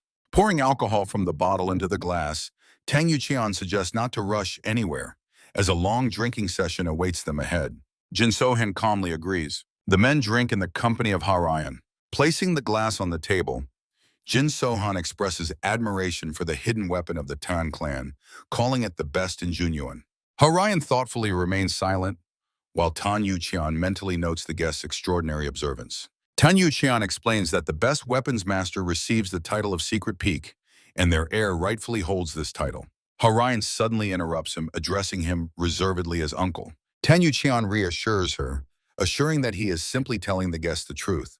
Jin Sohan smiles and asks the girl if she is really the best in mastering this weapon. With a meticulous expression, Haryun denies this, explaining her title is only by heir status and mentioning stronger experts. Jin Sohan shows interest in the presence of other masters and directly asks Haryun if she is indeed the Secret Peak. Haryun blushes and mumbles something indistinct, causing the boy to smile sincerely. Tan Yuqian watches the niece in surprise, having never seen her so excited and embarrassed before. Rising from the table, Tan Yuqian wishes them a pleasant conversation and goes out to freshen up after the alcohol, to which Haryun nods. The young people remain alone at the table in the establishment. Tan Yuqian slowly heads to the exit onto the street. The man cautiously looks back, watching his niece and her interlocutor. Jin Sohan and Haryun look at each other, prompting Tan Yuqian to think about how wonderfully they look together. Satisfied, Tan Yuqian strolls through the night city, reflecting on the charms of youth. The man suddenly turns from the noisy central street into a dark and inconspicuous alley. Tan Yuqian sharply pushes off the ground and swiftly soars upward. A powerful lightning-fast movement cuts through the night sky. Illuminated by the moon, the elder of the Tan clan lands on the roof of a building, planning to discreetly assess the strength of Jin Sohan's subordinates. Tan Yuqian carefully peers into the darkness. He notices Haru, who is vigorously chewing food, and instantly identifies him as a fighter of Jin Sohan by the level of chi energy. Observing the satisfied Haru, who casually cracks sweets with saliva on his lips, the elder recognizes in him an expert in unorthodox martial arts. Tan Yuqian shifts his keen gaze to the rest of the entourage. The warriors of the alliance leader rest in the night courtyard. Tan Yuqian's gaze encompasses the other subordinates of Jin Sohan. The fighters of the alliance leader sit at tables and converse, while Tan Yuqian realizes that they all serve Jin Sohan. Reflections about Jin Sohan's subordinates being truly unorthodox are reflected on Tan Yuqian's face. Watching the guards, Tan Yuqian notices their roughness, which at the same time combines with inner freedom and good manners. He recalls the face of the school director and his promise to show how wonderful Jin Sohan really is. Satisfied, Tan Yuqian is impressed by what he has seen. Haryun asks Jin Sohan if he remembers the boy from the sweet stall. Jin Sohan clarifies if the girl means Wujumen. Haryun confirms this and wonders that he remembers the name of the little one who took them for enemies and told nothing about Jin Sohan. She recalls how the candy seller was frantically shouting at them that he knew nothing. The girl gladly adds that the brave boy plans to become a subordinate of Jin Sohan when he grows up. Holding a bottle, Jin Sohan tells Haryun that he actually thought she promised to shelter the boy. Satisfied, Jin Sohan thinks deeply. The man pours a drink from the bottle into a glass. Haryun's inspired face becomes thoughtful. Jin Sohan and Haryun talk at a cafe table, savoring their drinks. Haryun politely asks why the alliance leader burned the Northern Heavenly Cult. Jin Sohan replies that he destroyed them because of sweets. Haryun listens attentively to Jin Sohan. Jin Sohan recalls the boy Wu Jae-men, whose exhausted appearance indicated hunger, while his grandmother ate even less. In his imagination appear powerless peasants and merchants who gave the cult their last 5 buckets of rice and starved. Jin Sohan says that it was because of this robbery that he killed the cult leader and burned their lair. Haryun, with a thoughtful face, replies that he understands his motives. The alliance leader notes that now he has a counter question. Jin Sohan wonders why the Tang school left the Northern Heavenly Cult alone. Haryun does not know how to answer this. Jin Sohan recalls the words of the sword sage Wudan about the different meaning of killing Juj P by the two of them. Jin Sohan adds that he respects the sage, but does not understand why to learn martial arts if you forgive scoundrels. Harayan looks at Jin Sohan with admiration. The alliance leader firmly states that since then his principles have not changed at all. Jin Sohan seriously explains that he will kill scoundrels despite their titles, and asks if the Tang school will reconsider the alliance now. Harayan looks very thoughtful and attentive. Continuing the conversation at the table, Jin Sohan notes that formal alliances do not matter to him. The man adds that he would like to see more enthusiasm from the Tan school in Sichuan. Harayan clarifies whether it is about genuine enthusiasm. Jin Sohan advises the Tan clan to better understand the needs of the people in Sichuan, regardless of signing agreements. Harayan looks at him with an attentive and inspired gaze. With a playful look, Jin Sohan suggests fighting together if the opportunity arises. The girl listens silently and attentively to the leader. Harayan folds his hands in a greeting gesture and humbly agrees. Under the night sky and the moonlight stands a lit multi-story building with a traditional roof. Uncle Tan Yuqian returns to the cafe and asks his niece where Jin Sohan is now. Harayan replies that the leader invited them to dinner tomorrow at the nearest hotel. Satisfied, Tan Yuqian supports the idea of dinner and is interested in the decision regarding the alliance. Harayan explains that for Jin, unity of ideals is more important than formalities, and asks his uncle to have a serious talk with him tomorrow. Tan Yuqian sits at the table and replies to his niece that he understood her, and the girl asks if he has seen Jin Sohan's subordinates. The elder notes that these people differ from the usual dark path, recalling his brother's words about the fallacy of first impressions. The charming Harayan nods and tells her uncle that she fully agrees with his thoughts. A majestic multi-story building towers under the cloudless night sky. Jin Sohan sits in the lotus position in the middle of a room illuminated by moonlight and meditates deeply. Through meditation, the leader hears a subordinate outside the door asking if the alliance leader called him. Without opening his eyes, Jin Sohan orders to tell Makago to be the first to depart for Guangyuan tomorrow. Leave the wounded there, and with renewed strength proceed to Chang'an. Guard Haru listens to the orders from behind the door and clearly replies that he understood everything. The commander adds that tomorrow he plans to visit the Sichuan Tang School Hotel and orders Harayu to accompany him. The warrior obediently nods. While Jin Sohan continues to meditate, Harayu again asks through the door if they are going to fight the Tang School. The leader calmly denies and explains that these will be only negotiations regarding the future alliance. The guard clarifies whether it is specifically about the alliance with Sichuan and receives an affirmative answer. Harayu respectfully bows his head in a greeting gesture, promising to unconditionally follow all the orders of his leader. The main character once again immerses himself in deep meditation. Haryun thinks that after Shanxi, the cult of the White Heavenly Demon may strike Sichuan, so a joint alliance is the only salvation for the Tang School. The girl confidently declares the readiness of the Shanxi martial arts masters to work together with the leader. Jin Sohan assures that if the Tang School is supported in the future, all their enemies will automatically become his own enemies. The face of the young Haryun fills with inspiration and determination. The man continues to focus on training his inner spirit. Soon Jin Sohan confidently walks to the hotel for the scheduled meeting. During the dinner gathering, Haryun thoughtfully asks the alliance leader if he managed to rest well last night. The fighter briefly confirms that everything is fine. Tang Yuqian admits that he heard about yesterday's meeting and eagerly awaits the start of fruitful cooperation between their clans. Just as Jin Sohan agrees with his words, a brazen voice from the side asks if these respectable people are from the Tan School. All three instantly become alert due to such an unexpected and rude intrusion into their private conversation. Before them appears an unfamiliar young man in blue clothes holding a fan, who, accompanied by two fighters, cheerfully greets the company.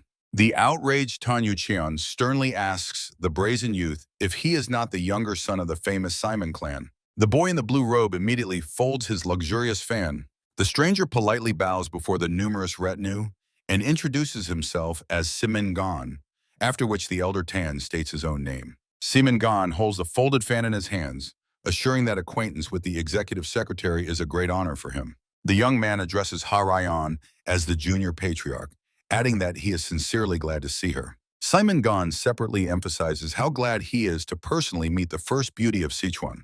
The wary Harayan and displeased Yu Chan ask Simon Gan to talk later, as they are currently occupied with an important guest. Simon Gon, with a feigned, sweet voice, apologizes for his unexpected appearance. The cunning eyes of Simon Gon, who is plotting something evil, brazenly looking around in all directions, Simon Gon declares that he does not see any important guest here at all. Tanyuchan and Harayan barely contain their furious anger at such impudent words. Jin Sohan silently watches the brazen, uninvited guest, mentally mocking his foolish behavior. Jin Sohan watches the unexpected guest slowly sliding the chair away from the table. Jin Sohan offers Simon Gon and all present to sit down before starting the conversation. Looking at Jin Sohan, Simon Gon notes his quick thinking and agrees aloud to sit down. Tanyuchan, his niece, Jin Sohan, and Simon Gon take their places around the round table in the spacious hall. Simon Gon calls their meeting fate and loudly announces that he treats everyone with this dish. The brazen Simon Gon looks indulgently at Jin Sohan, calling him an important guest, and promises to treat him as well. Jin Sohan examines the uninvited guest and realizes he does not feel hatred towards him, since Simon Gon's pettiness very much reminds him of Gusa. Jin Sohan informs Simon Gon that today he himself treats the people of the Tan clan and promises to treat him well. The impudent Simon Gon accepts Jin Sohan's offer and immediately asks his name. The leader of the alliance calmly names himself, causing the uninvited guest to freeze in confusion. Shock is reflected on the frightened face of Simon Gon as he mentally repeats the name of the alliance leader, Jin Sohan. Realizing who stands before him, Simon Gon sharply recoils in fear and crashes a chair to the ground. Simon Gon waves a folded fan toward Jin Sohan and throws a tantrum because he associated the great demons with the Tan clan. Jin Sohan watches Simon Gon's tantrum with a condescending smile, finding him quite an amusing character. Tan Yuchan sternly reminds Simon Gon of the status of their important guest in the discussion of the secrets of the White Heavens demonic cult. Looking intently at the boy, Tan Yuchan hints that due to connections with the Bat clan, this conversation might be uncomfortable for Simon Gon, so it's better for them to talk later. Frightened, Simon Gon indignantly asks Tan Yuchan why on earth the Tan clan is even discussing the White Heavens cult with a great demon. Jin Sohan addresses the youth and explains that if he really were one of the 4 great demons, he would have killed him right here. Simon Gon's face contorts with a deadly error in panic-stricken fear. Simon Gon feverishly looks around at Harayan, hoping to find some support from her. The charming Harayan, in response to his pleading look, only responds with indifferent silence. Simon Gon blushes with rage and instantly decides to change his tactics. Simon Gon suddenly makes a sharp lunge towards Jin Sohan. Simon Gon pokes with his fan almost in Jin Sohan's face, shouting indignantly about his audacious manner of communication. Hearing the stern voice of Tan Yuchan, Simon Gon instantly freezes in place. Tan Yuchan directly asks Simon Gon if he really despises the Tan clan, but the boy hastily denies it. Enraged, Tan Yuchan sharply asks if Simon Gon considers him a senseless old fool. Frightened, Simon Gon begins to justify himself, assuring that it is not like that at all. Red with shame and fear, Simon Gon stands by the round table with his fan, muttering apologies and preparing to leave. Simon Gon leaves, casting one last look full of fierce hatred towards Jin Sohan. Jin Sohan confidently looks towards Simon Gon. Audacious, Simon Gon calls to his retinue that they are leaving. Jin Sohan calmly watches as Simon Gon and his followers leave the hall. Internally smiling, Jin Sohan mentally compares Simon Gon to a small child. Harayan barely restrains a smile and Tan Yuchan asks Jin Sohan if he knows about the Simon clan. The alliance leader replies that he has heard of them and assumes that the clan will soon become active again. Tan Yuchan asks the leader not to kill them, explaining that the Simon clan raised many Murim leaders. Jin Sohan responds that he will make a decision after seeing their behavior. Jin Sohan calls Li Haryu, who is sitting at a neighboring table. Haryu approaches, and Tan Yuchan recognizes him as the same man who was just eating sweets. The leader orders Haryu to find Mr. Simon nearby, invite him for tea, and escort him to the music pavilion. Armed with a sword, Haryu hurries to the door to immediately carry out his leader's order. Jin Sohan suggests to those present to start the meal. Tan Yuchan and Harayan gladly accept Jin Sohan's offer. The table is laden with festive dishes of fish, chicken, shrimp, and dumplings. Satisfied face of Jin Sohan. Tan Yuchan and Harayan eat with appetite. Interested glances of Harayan and Jin Sohan. Tan Yuchan carefully observes every movement of those present. A glass with a hot drink, from which light steam rises. Harayan slowly savors the drink. The company at the round table finishes the tea drinking. Harayan notices to Jin Sohan that the subordinate left long ago, and Mr. Simon seems to simply ignore the order. Tanyuchian, Harayan, and Jin Sohan sit in tense anticipation. Irritated Simon Gon loudly asks Jin Sohan about the purpose of the summons, and Haruyu stands behind. Simon Gon freezes before the table awaiting an answer. Distrustful look of Simon Gon, Jin Sohan looks inquisitively at the guest, thinking that he still decided to return. Simon Gon stands by the table and watches Harayan intently. Jin Sohan thinks with a smirk that Simon was brought back here only for a new meeting with Tang Harayan. Jin Sohan asks Tang Yu Chong about the possibility of Simon Gon's joining, and Tang Yu agrees. Jin Sohan and Simon Gon simultaneously thank Tang Yu Chong. Alert Simon Gon sits at the table with a dissatisfied look. Jin Sohan carefully observes every movement of Simon Gon. Angry, Simon Gon boldly demands an explanation for why Jin Sohan called him here. The alliance leader notes that he is glad to see a representative of the clan and calls to fight together against the demonic cult of the White Heavens. Jin Sohan adds that he simply could not leave such a glorious clan aside from the great challenge. Simon Gon boldly replies that it is quite natural. Jin Sohan wants to clarify something, and Simon Gon confidently allows him to ask about anything. Jin Sohan recalls Mr. Tan's words about the strong friendship between Grandmaster Baek Mujin and the predecessor of the Simyeon clan. Against the backdrop of imagined images of the masters, Jin Sohan inquires about the fate of that clan and their possible connections with the demonic cult of the White Heavens. Simyeon Gon guarantees that the Baek clan from the Snowy Mountains has no relation to the demonic cult. Jin Sohan asks again about this mountain clan, and Simyeon Gon confirms that this is indeed the lineage of the Grand Master. Simyeon Gon describes the unique and complex martial arts of the Baek clan, which have faded over generations, and asks Jin Sohan about the reasons for this.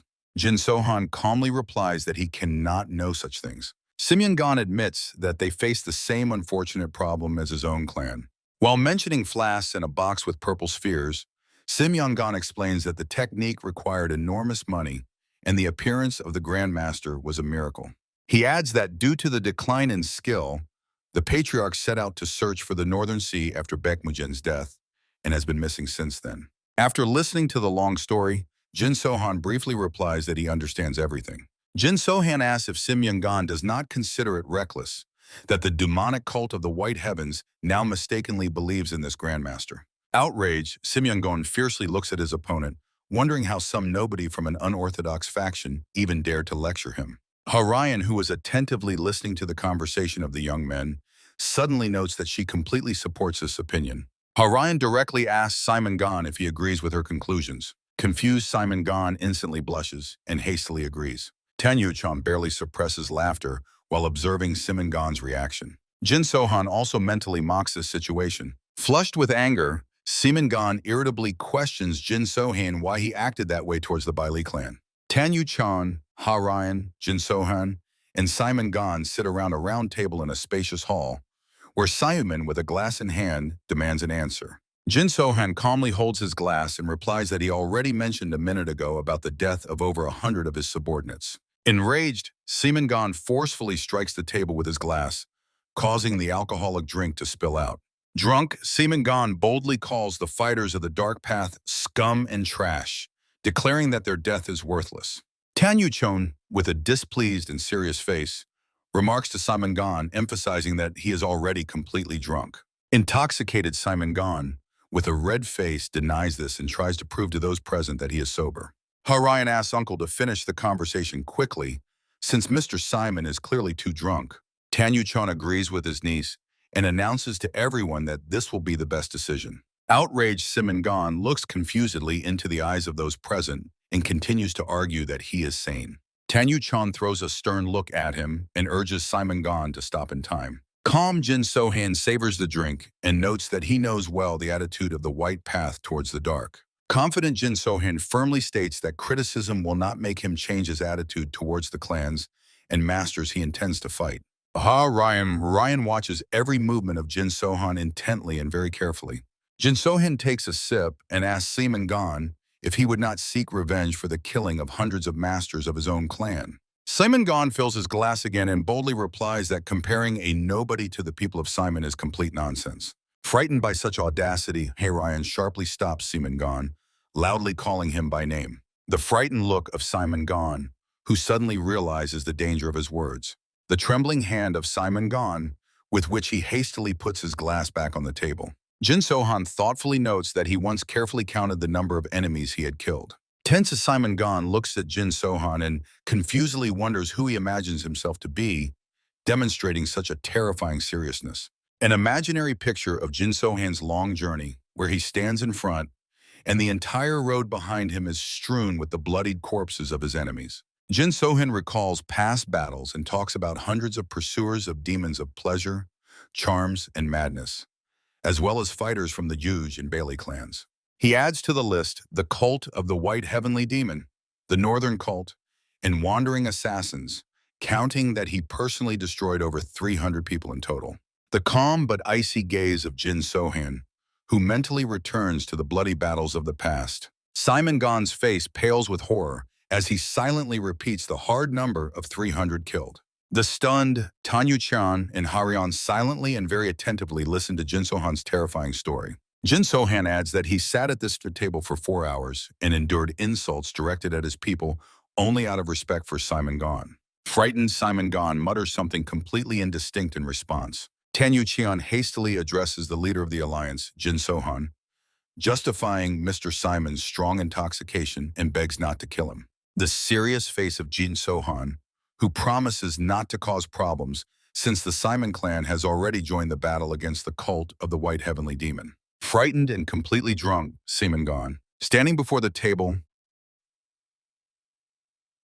Jin So-han addresses Simon Gon in front of everyone present. The alliance leader promises to forget the offenses and return to Shanxi if Simon Gon acts honorably together with the traditional clans in the upcoming battle. Jin So-han warns that he will personally visit the Simon clan if all the young man's bold words turn out to be empty clanging of weapons. Jin So-han's bold gaze, sternly asking if Simon Gon understood everything. Sweaty and terrified face of Simon Gon. Everyone present silently watches Simon Gon, who obediently agrees. Satisfied, Jin So-han suggests solidifying the hierarchy after a shared drink and directly declares himself his new commander. Terrified to death, Simon Gon obediently nods at the leader's words. Joyful and completely satisfied with the result, Jin So-han announces to everyone present at the table about his immediate departure. Charming Haryan clarifies if he is really returning to Shanxi right now. Jin So-han briefly confirms his intentions. Tan Yu-chan assures that the Tan clan will contact him soon. Confident, Jin So-han accepts these words. Jin So-han and Hairu decisively leave the room, leaving the embarrassed company behind. Haryan's silent and thoughtful gaze follows the man. Jin So-han notes to Hairu that the night turned out wonderful, as now he has a reliable ally and a new younger brother. Haryan looks after him, thinking that this warrior is a true man. Night view of a small settlement in Sichuan a few days after the fateful meeting. A multi-story hotel called Light Steps. On the wooden table in the room lies a folded fan and the legendary gloves of the White Spirit. Jin So-han calmly rests on the bed. Suddenly, the warrior hears a suspicious and unpleasant rustle above the ceiling. Dozens of sharp needles swiftly fly through the pierced ceiling straight into the bed. Sharp blades mercilessly stab into the already empty bed. Jin So-han instantly takes a combat stance with a fan in his hands. The swordsman looks with an icy gaze at the bed mutilated by knives. Unknown armed assassins in black suits and masks treacherously attack Jin So-han. Jin So-han crouches to the floor, and near his neck freezes the long sword of the opponent, threatening the life of the alliance leader. With a lightning-fast move, Jin So-han avoids the enemy's blade. He decisively grabs the hand of the unknown warrior in black attire. A moment of fierce struggle between Jin So-han and the sword-armed attacker. Jin So-han twists the enemy's arm with his own weapon. The attacker's head flies down, cut off by Jin So-han with his own blade. Other enemies simultaneously launch an attack on Jin So-han. The alliance leader instantly knocks the attackers off their feet with a powerful energy wave. The devastating energy stream completely destroys the enemies. Jin So-han manages to deftly avoid another attack. Jin So-han freezes with a fan in hand and a sword nearby. He directs a powerful wave of pure energy straight into the hole in the ceiling. Jin So-han stands in the middle of the room among the bloodied bodies of enemies. Holding the fan, Jin So-han with the other hand lifts a wounded attacker. He makes a sharp motion with his hand, leaving a bloody circle in the air. Through the hole in the ceiling, the next enemy falls down. The wounded bandit falls into the room along with debris from the destroyed ceiling. The next attacker is pierced by hundreds of deadly needles. The bloodied enemy falls, struck by hundreds of needles. Focused and penetrating gaze of Jin So-han. In the hotel room among defeated enemies, Jin So-hain puts on a long white robe. He calmly adjusts his hair. Serious and absolutely calm Jin So-hain puts on the white spirit gloves given to him by the King of Fists himself. Jin So-hain stands on the balcony of a multi-story hotel under the night sky. One of the attackers lies on the ground near the building, killed by dozens of poisonous needles. Jumping from the balcony to the ground, Jin So-hain instantly finds himself surrounded by enemies. Dozens of armed attackers in black clothes and balaclavas came to destroy Jin So-hain. The young man remains in a ring of enemies near the hotel. Jin So-hain sternly asks the attackers who they are. Suddenly, a deadly knife flies at the boy at a furious speed. Jin So-hain cold-bloodedly catches the blade with his hand in the glove of the white spirit. The boy cautiously examines the weapon, noticing the letter attached to it. The caught knife now lies calmly at Jin So-hain's feet. The letter from the secret sky speaks of an advance of 7 million lian, the same reward for success, and a cancellation penalty 3 times greater, 21 million. Jin So-hain thoughtfully considers that to save his life, he will have to pay a huge sum. Surrounded by hundreds of enemies, the boy in white clothing declares that he is ready for negotiations. Jin So-hain confidently stands opposite the enemy army, the attackers part, and through the living quarter comes an old gray-haired man with long sideburns and a beard. The gray old man's face is stern. He warns Jin So-hain about the iron laws of the hidden skies and the absolute honesty of the conditions. The old man adds that after paying the cancellation fee, the hidden skies will even protect the boy from the cult of the white heavenly demon. Jin So-hain becomes wary, considering the offer of protection from the cult of the white heavenly demon rather strange. The stranger's eyes flash as he puts forward a new condition. Instead of protection, Jin So-hain must take his medicine and endure blows to the ligaments and pathways. The boy calmly replies that he fully understood everything. Jin So-hain demonstratively tears the message and says that he will now make a counter-offer to the old man himself. The boy boldly suggests that everyone present kneel down, and then he might consider negotiations. The old man's face turns red with rage, and he fiercely hisses that the hidden heavens give no one a second chance. The squad leader gives the order to eliminate, and the warriors madly rush into the attack. Dozens of armed fighters close in on Jin So-hain in a tight circle. The boy swiftly dodges the first blows of the enemy's weapons. With the help of a powerful bio-violet energy beam, Jin So-hain instantly destroys the enemy. The youth continues to confidently hold his position against the attackers. With gloved hands, gifted by the King of Fist, Jin So-hain barehandedly intercepts the swords of the opponents. The masked attacker freezes in complete shock at what he sees. Jin So-hain barehandedly intercepts the enemy's sharp blade. The boy instantly deals with the enemies using their own seized weapons. The main hero fights fiercely against numerous attackers. Jin So-hain restrains a simultaneous powerful strike of several enemies' swords. Jin So-hain's powerful energy wave literally incinerates the next opponent. The alliance leader makes a lightning-fast strike, mercilessly hitting the enemies around him. The young warrior fights focused in the very center of the bloody clash. A close-up of the bloodied and mutilated face of one of the adversaries. Streams of bright blood rapidly flow down the jagged, sharp blade. The enemy bends in pain, having received a serious wound. Jin So-hain stands unshaken, surrounded by a tight ring of enemies. The hero holds the seized blades ready in both hands. The faces of the attackers are distorted by wild horror from such an unexpected and brutal retaliation. Jin So-hain virtuously slashes enemies with 2 trophy swords. The youth towers amidst a battlefield littered with corpses. Around Jin So-hain, heavy crimson drops scatter in slow motion. The surviving fighters tremble with fear, looking at the youth. The frightened squad commander hysterically orders his men to attack immediately. One of the men falls dead from a precise lethal strike. The white spirit's gloves flare brightly, releasing a devastating wave of energy. Behind the terrified crowd, another mutilated body remains lying. Jin So-hain boldly asks the opponents why they suddenly stopped their advance. The warrior waits for a response among the wounded enemies, but only a deathly silence reigns around. A blood-stained sword with a clang falls right at the youth's feet. Jin So-hain, wearing only artifact gloves, mocks the attackers and challenges them to attack all at once. Frightened men watch the boy's every move warily. Killers in black masks raise their weapons again and begin to slowly tighten the encirclement. The hero's hand confidently draws his legendary axes from under his cloak. Jin So-hain calmly recalls the legend of the once mighty mercenary clan called the Hidden Heavens. The enemies froze at his words about rumors that the killers begged to cancel the order at any cost. Dozens of hired assassins rapidly approached Jin Sohan. A powerful cross-shaped explosion of white-pink energy tears through space. A white-pink beam from Jin Sohan's paired weapon pierces through dozens of bloodied bandits. As the enemies fall, Jin Sohan notes that the hidden heavens doom their people to death when he refused to pay for life. The warrior fights fiercely amid splashes of enemy blood.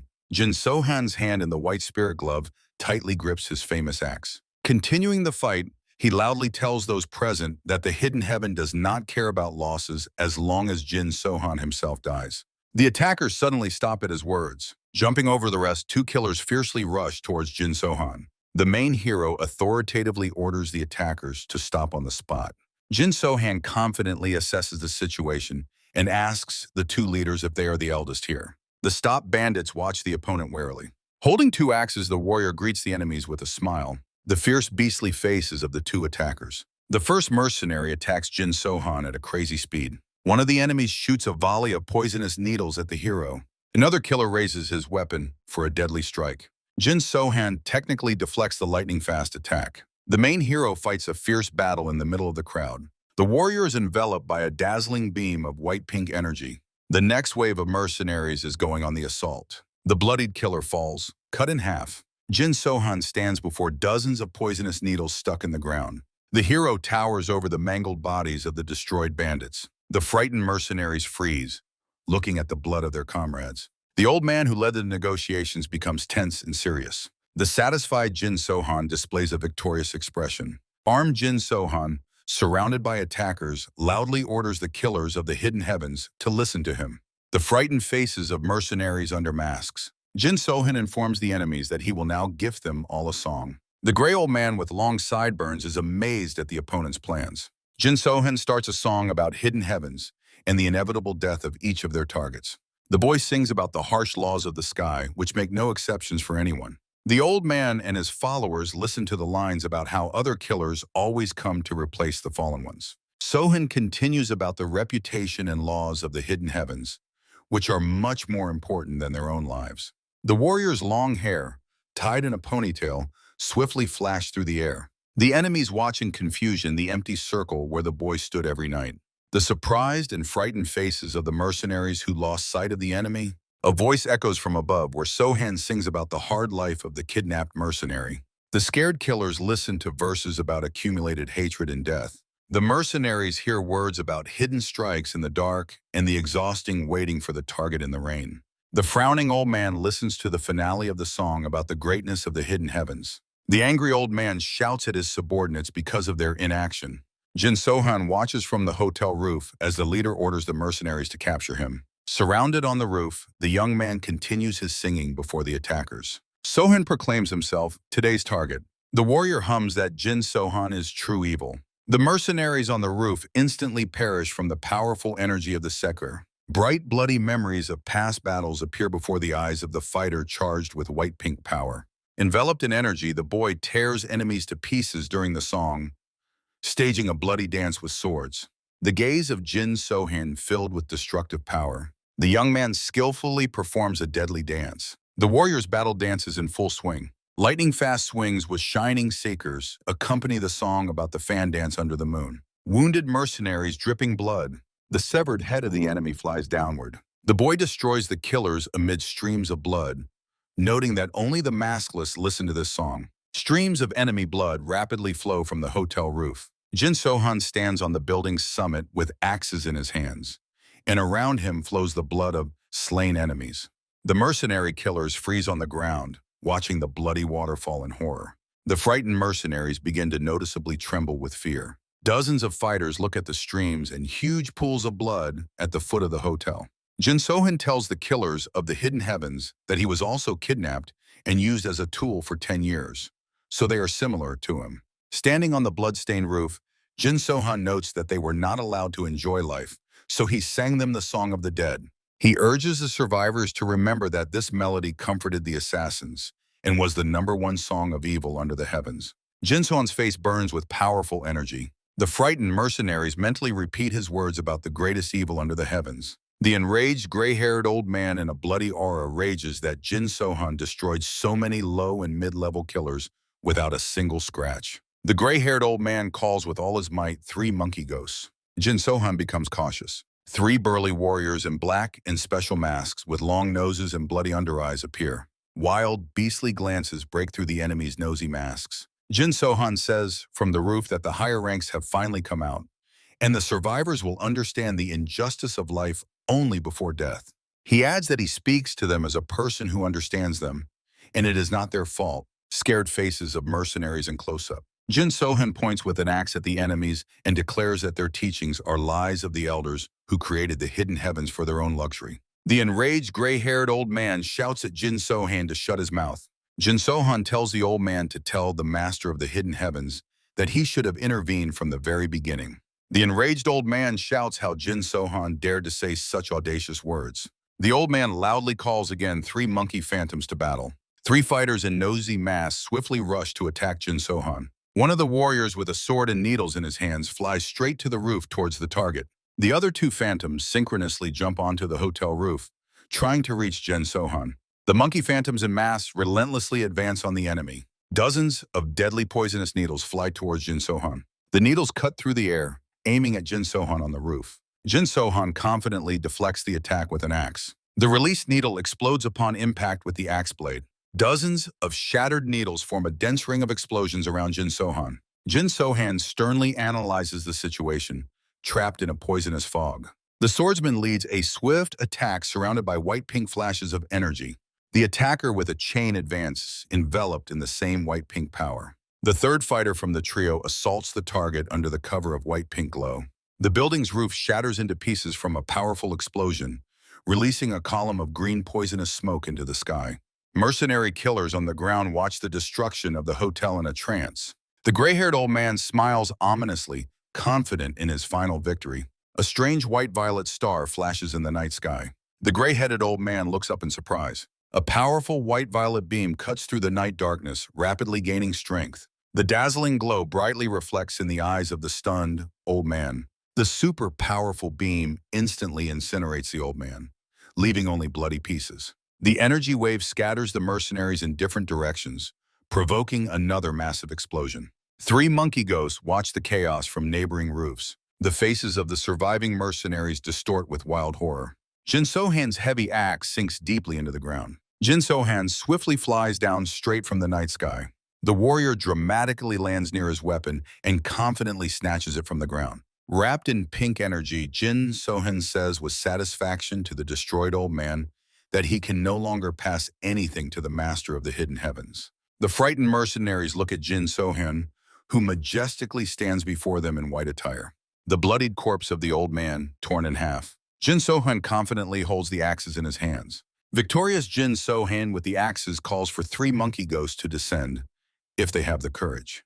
3 fighters in nosy masks silently freeze under his gaze. Jin Sohan stands with the axes in the middle of the blood-soaked courtyard. Dozens of hired killers tensely watch every move of Jin Sohan. Frightened mercenaries hesitate and do not know how to act next. Jin Sohan slowly walks past rows of hired killers, gripping his axes. One of the mercenaries dares a treacherous attack from behind as Jin Sohan passes by him.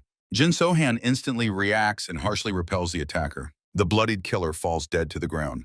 The severed head of the mercenary rolls aside. Jin Sohan triumphantly raises the axe above the beheaded enemy's body, demonstrating strength. Horror on the faces of the other mercenaries. Jin Sohan coldly remarks that for those who did not understand, this was a vivid example. He calmly continues his path through the crowd of terrified killers. Jin Sohan confidently strides forward, firmly holding the axes. Surrounded by enemies in the middle of the courtyard, he loudly announces that he will start counting to 3.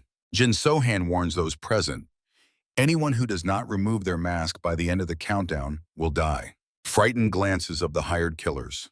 The killers nervously exchange looks at the sound of the first beat of the countdown.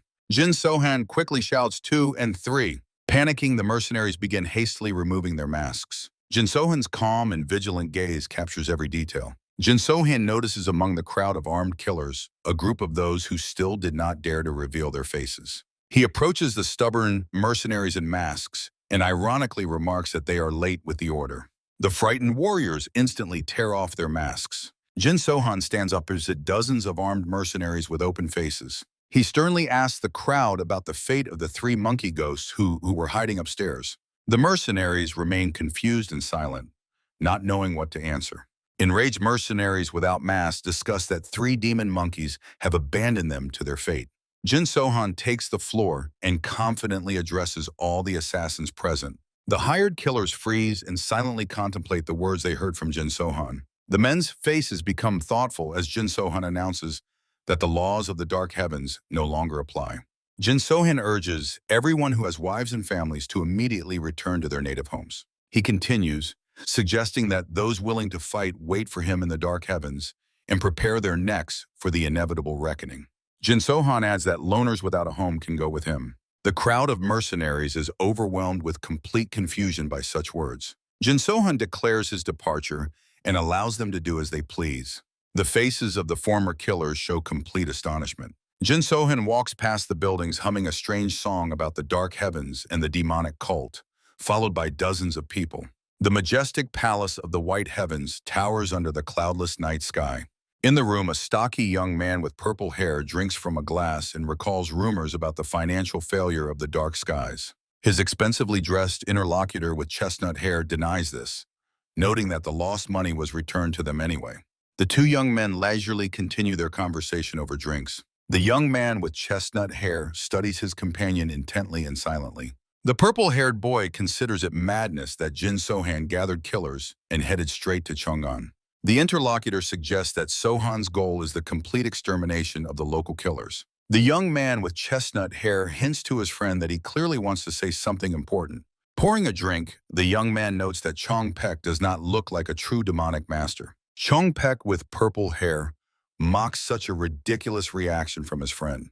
The young man with chestnut curls directly asks about the essence of these accusations. Chong Pek points a finger at his companion and scolds the elders for having no one among them worthy of the title Heavenly Demon. At the table, the boy with chestnut hair finally understands the logic of his father's strange proposal. He considers the idea of choosing a leader through duels pointless for their faction. The boy silently weighs what he has heard. Lowering the glass onto the table, John Beck expresses disappointment with his friend's father and recalls the greed of the poisonous demon. Before the boy's eyes appears a majestic imaginary image of the mighty heavenly demon. John Beck calls the elders greedy parasites who care only about their own profit and power. The dissatisfied young man with chestnut hair urges his friend to finally get down to business. The boy with purple hair notes that the heavenly demon rules thousands and does not care about family or friends. An imaginary description of the heavenly demon in the form of a youth. A scene with thousands of fighters bowed before the leader. If he is the pinnacle of mastery, then he is no longer human. The purple-haired youth sternly tells his companion that for this status, he will have to renounce emotions. John Beck's eyes flare with an ominous red fire. The night dark blue sky with a young moon. Luxurious large estate, illuminated by lanterns, with warm pools near the high-rise buildings. Twins and a young man are resting in the bath. One of the elders starts talking about the most powerful person of the present time. The youngest among the men in the water is Jin Sohan. The elder notes that he knows about Sohan reading the biography of Simon Guk and hopes that it is interesting. Jin Sohan explains that he was looking there for facts about Baek Mujin, who is worshipped by the demonic cult of the White Sky. The twin assures that compared to the past, he has become humble and is not nearly as strong as Baek Mujin. Jin Sohan wonders if he really possessed such incredible power. The interlocutor says that Baek Mujin would have defeated the entire Jianghu even if he had been ambushed. Jin Sohan deeply contemplates what he has heard. Standing in the water, Jin Sohan asks the brothers what they think about the immortal sword. One of the twins replies that he is already old and his former glory is in the past. The elder suggests that the holy sword of the Tako clan or the Emperor's sword are now closer to the title of the strongest master. Jin Sohan mentally analyzes the names of the holy sword and the Emperor's sword. One of the brothers directly asks the young man if he is ready to compete with the strongest fighters in the world. Jin Sohan emphasizes that his primary task is to engage in battle with the demonic cult of the White Heavens. The serious twin advises thorough preparation, as the cult leader may next send the elite into battle. The thoughtful face of Jin Sohan. The gray-haired man majestically sits on the throne in the middle of the endless palace. Standing at the foot of the stairs, Cho Chon-pek informs Jin Sohan about today's visit of the Patriarch of the Heavenly Sword. The throne ruler nods approvingly, recalling an old friendship, and inquires about the purpose of the guest's visit despite all his busyness. Cho Chon-pek shares the assumption that the Patriarch plans to permanently leave the assembly on the 9th month and 9th day. Displeasure appears on the face of the gray-haired ruler, and he sharply asks again about the Patriarch's intention to leave. Cho Chon-pek briefly confirms his words. Frowning, the gray-haired ruler tries to finally be sure of what he heard. The agitated Cho Chon-pek advises the ruler to personally inquire the guest about all the details during the upcoming meeting. The gray-haired ruler sinks into deep contemplation. Cho Chon-pek stands silently with an extremely serious expression. The purple-haired young man reflects on the limits of the white heavenly demon cult and the futility of absorbing foreign ki outside their clan. Cho Chon-pek responds to him with a heavy, stern look. The young man adds that after the deaths of Jongmu and Jongjin, Baek could take their ki to avoid disgrace in battle with the worthless dark path. The youth continues. Only Baek and the cult leader remain alive, and if Baek's father had not lost his mind, Baek himself would already be dead. The gloomy Cho Chon-pek objects, assuring that his father did nothing wrong. Sitting at the table, the purple-haired man notes that peaceful times have softened the leader. So now it is Cho Chon-pek who must act decisively in this chaos. Looking intently at his interlocutor, the young man asks whether Baek will follow his father's footsteps or choose the true path of the heavenly demon. On the throne, Cho Chon-pek's father appears again, piercing the space with a heavy and attentive gaze. Cho Chon-pek's face expresses wariness and stubbornness. The gray-haired ruler from the height of his throne sternly addresses his son. Cho Chon-pek thoughtfully freezes before his lord. The father looks at the boy in shock and quietly repeats the word, son, again. Cho Chon-pek becomes embarrassed under this watchful supervision. The frightened and confused young man suddenly realizes the leader's hidden intent and hastily declares his readiness to obey his will. The ruler explains that the thirst for power, intrigues, and war are human weaknesses, while the demonic path is the ability to control these instincts. Cho Chon-pek is very nervous about a possible mistake, while his father's face remains completely confident. Rising from the throne, the cult leader asserts that he is capable of restraining any human vices. Standing before the stairs, Cho Chon-pek notes that only strict force can tame human desires. The father seriously asks what is the best skill of his son that helps him in such situations. Cho Chon-pek confidently answers that it is the complete unification of body, mind, and cold chi. Cho Chon-pek's father descends the stairs, asking his son about mastering the unification of cold chi and the union of body and mind. Cho Chon-pek firmly responds to his father. The father smiles approvingly, approving his son's successes. Armed with a sword, the father offers his son to test his current combat skills. The father urges his son to go on the attack. Filled with powerful energy, Cho Chon-pek swiftly moves into offense. Cho Chon-pek attacks his father with his sword. The father stops the sword blade bare-handed using an energy-charged palm. Holding back his son's strike, the father notes his recent diligent training. Cho Chon-pek makes another sharp sword thrust. The father's frosty demonic gaze. The palace trembles, and Cho Chon-pek and his father find themselves at the epicenter of a gigantic energy wave. Enraged, Cho Chon-pek realizes the power of the father's White Knight's thread and acknowledges his own former arrogance. The father urges the son to become a heavenly demon. The father's heavy palm, charged with energy, rests on the son's head. The father, with a demonic expression on his face, holds his hand on Cho Chon-pek's head, whispering that it will all be over soon. Both men are enveloped in a dense blood-red energy. The father's face rapidly distorts, acquiring terrible demonic features. A terrifying, bloodthirsty demon lets out a wild scream. Cho Chon-pek lies helplessly on the floor, mutilated inside and out. His face is also twisted into a demonic grimace. The father, wrapped in remnants of heterogeneous energies, exhales with relief. Cho Chon-pek's mutilated face with a completely sightless gaze. The father's face becomes human again, and even younger. Only his eyes glow red. The father leaves his unconscious son on the floor and walks away coldly. The father's figure is clearly outlined in the doorway of the room.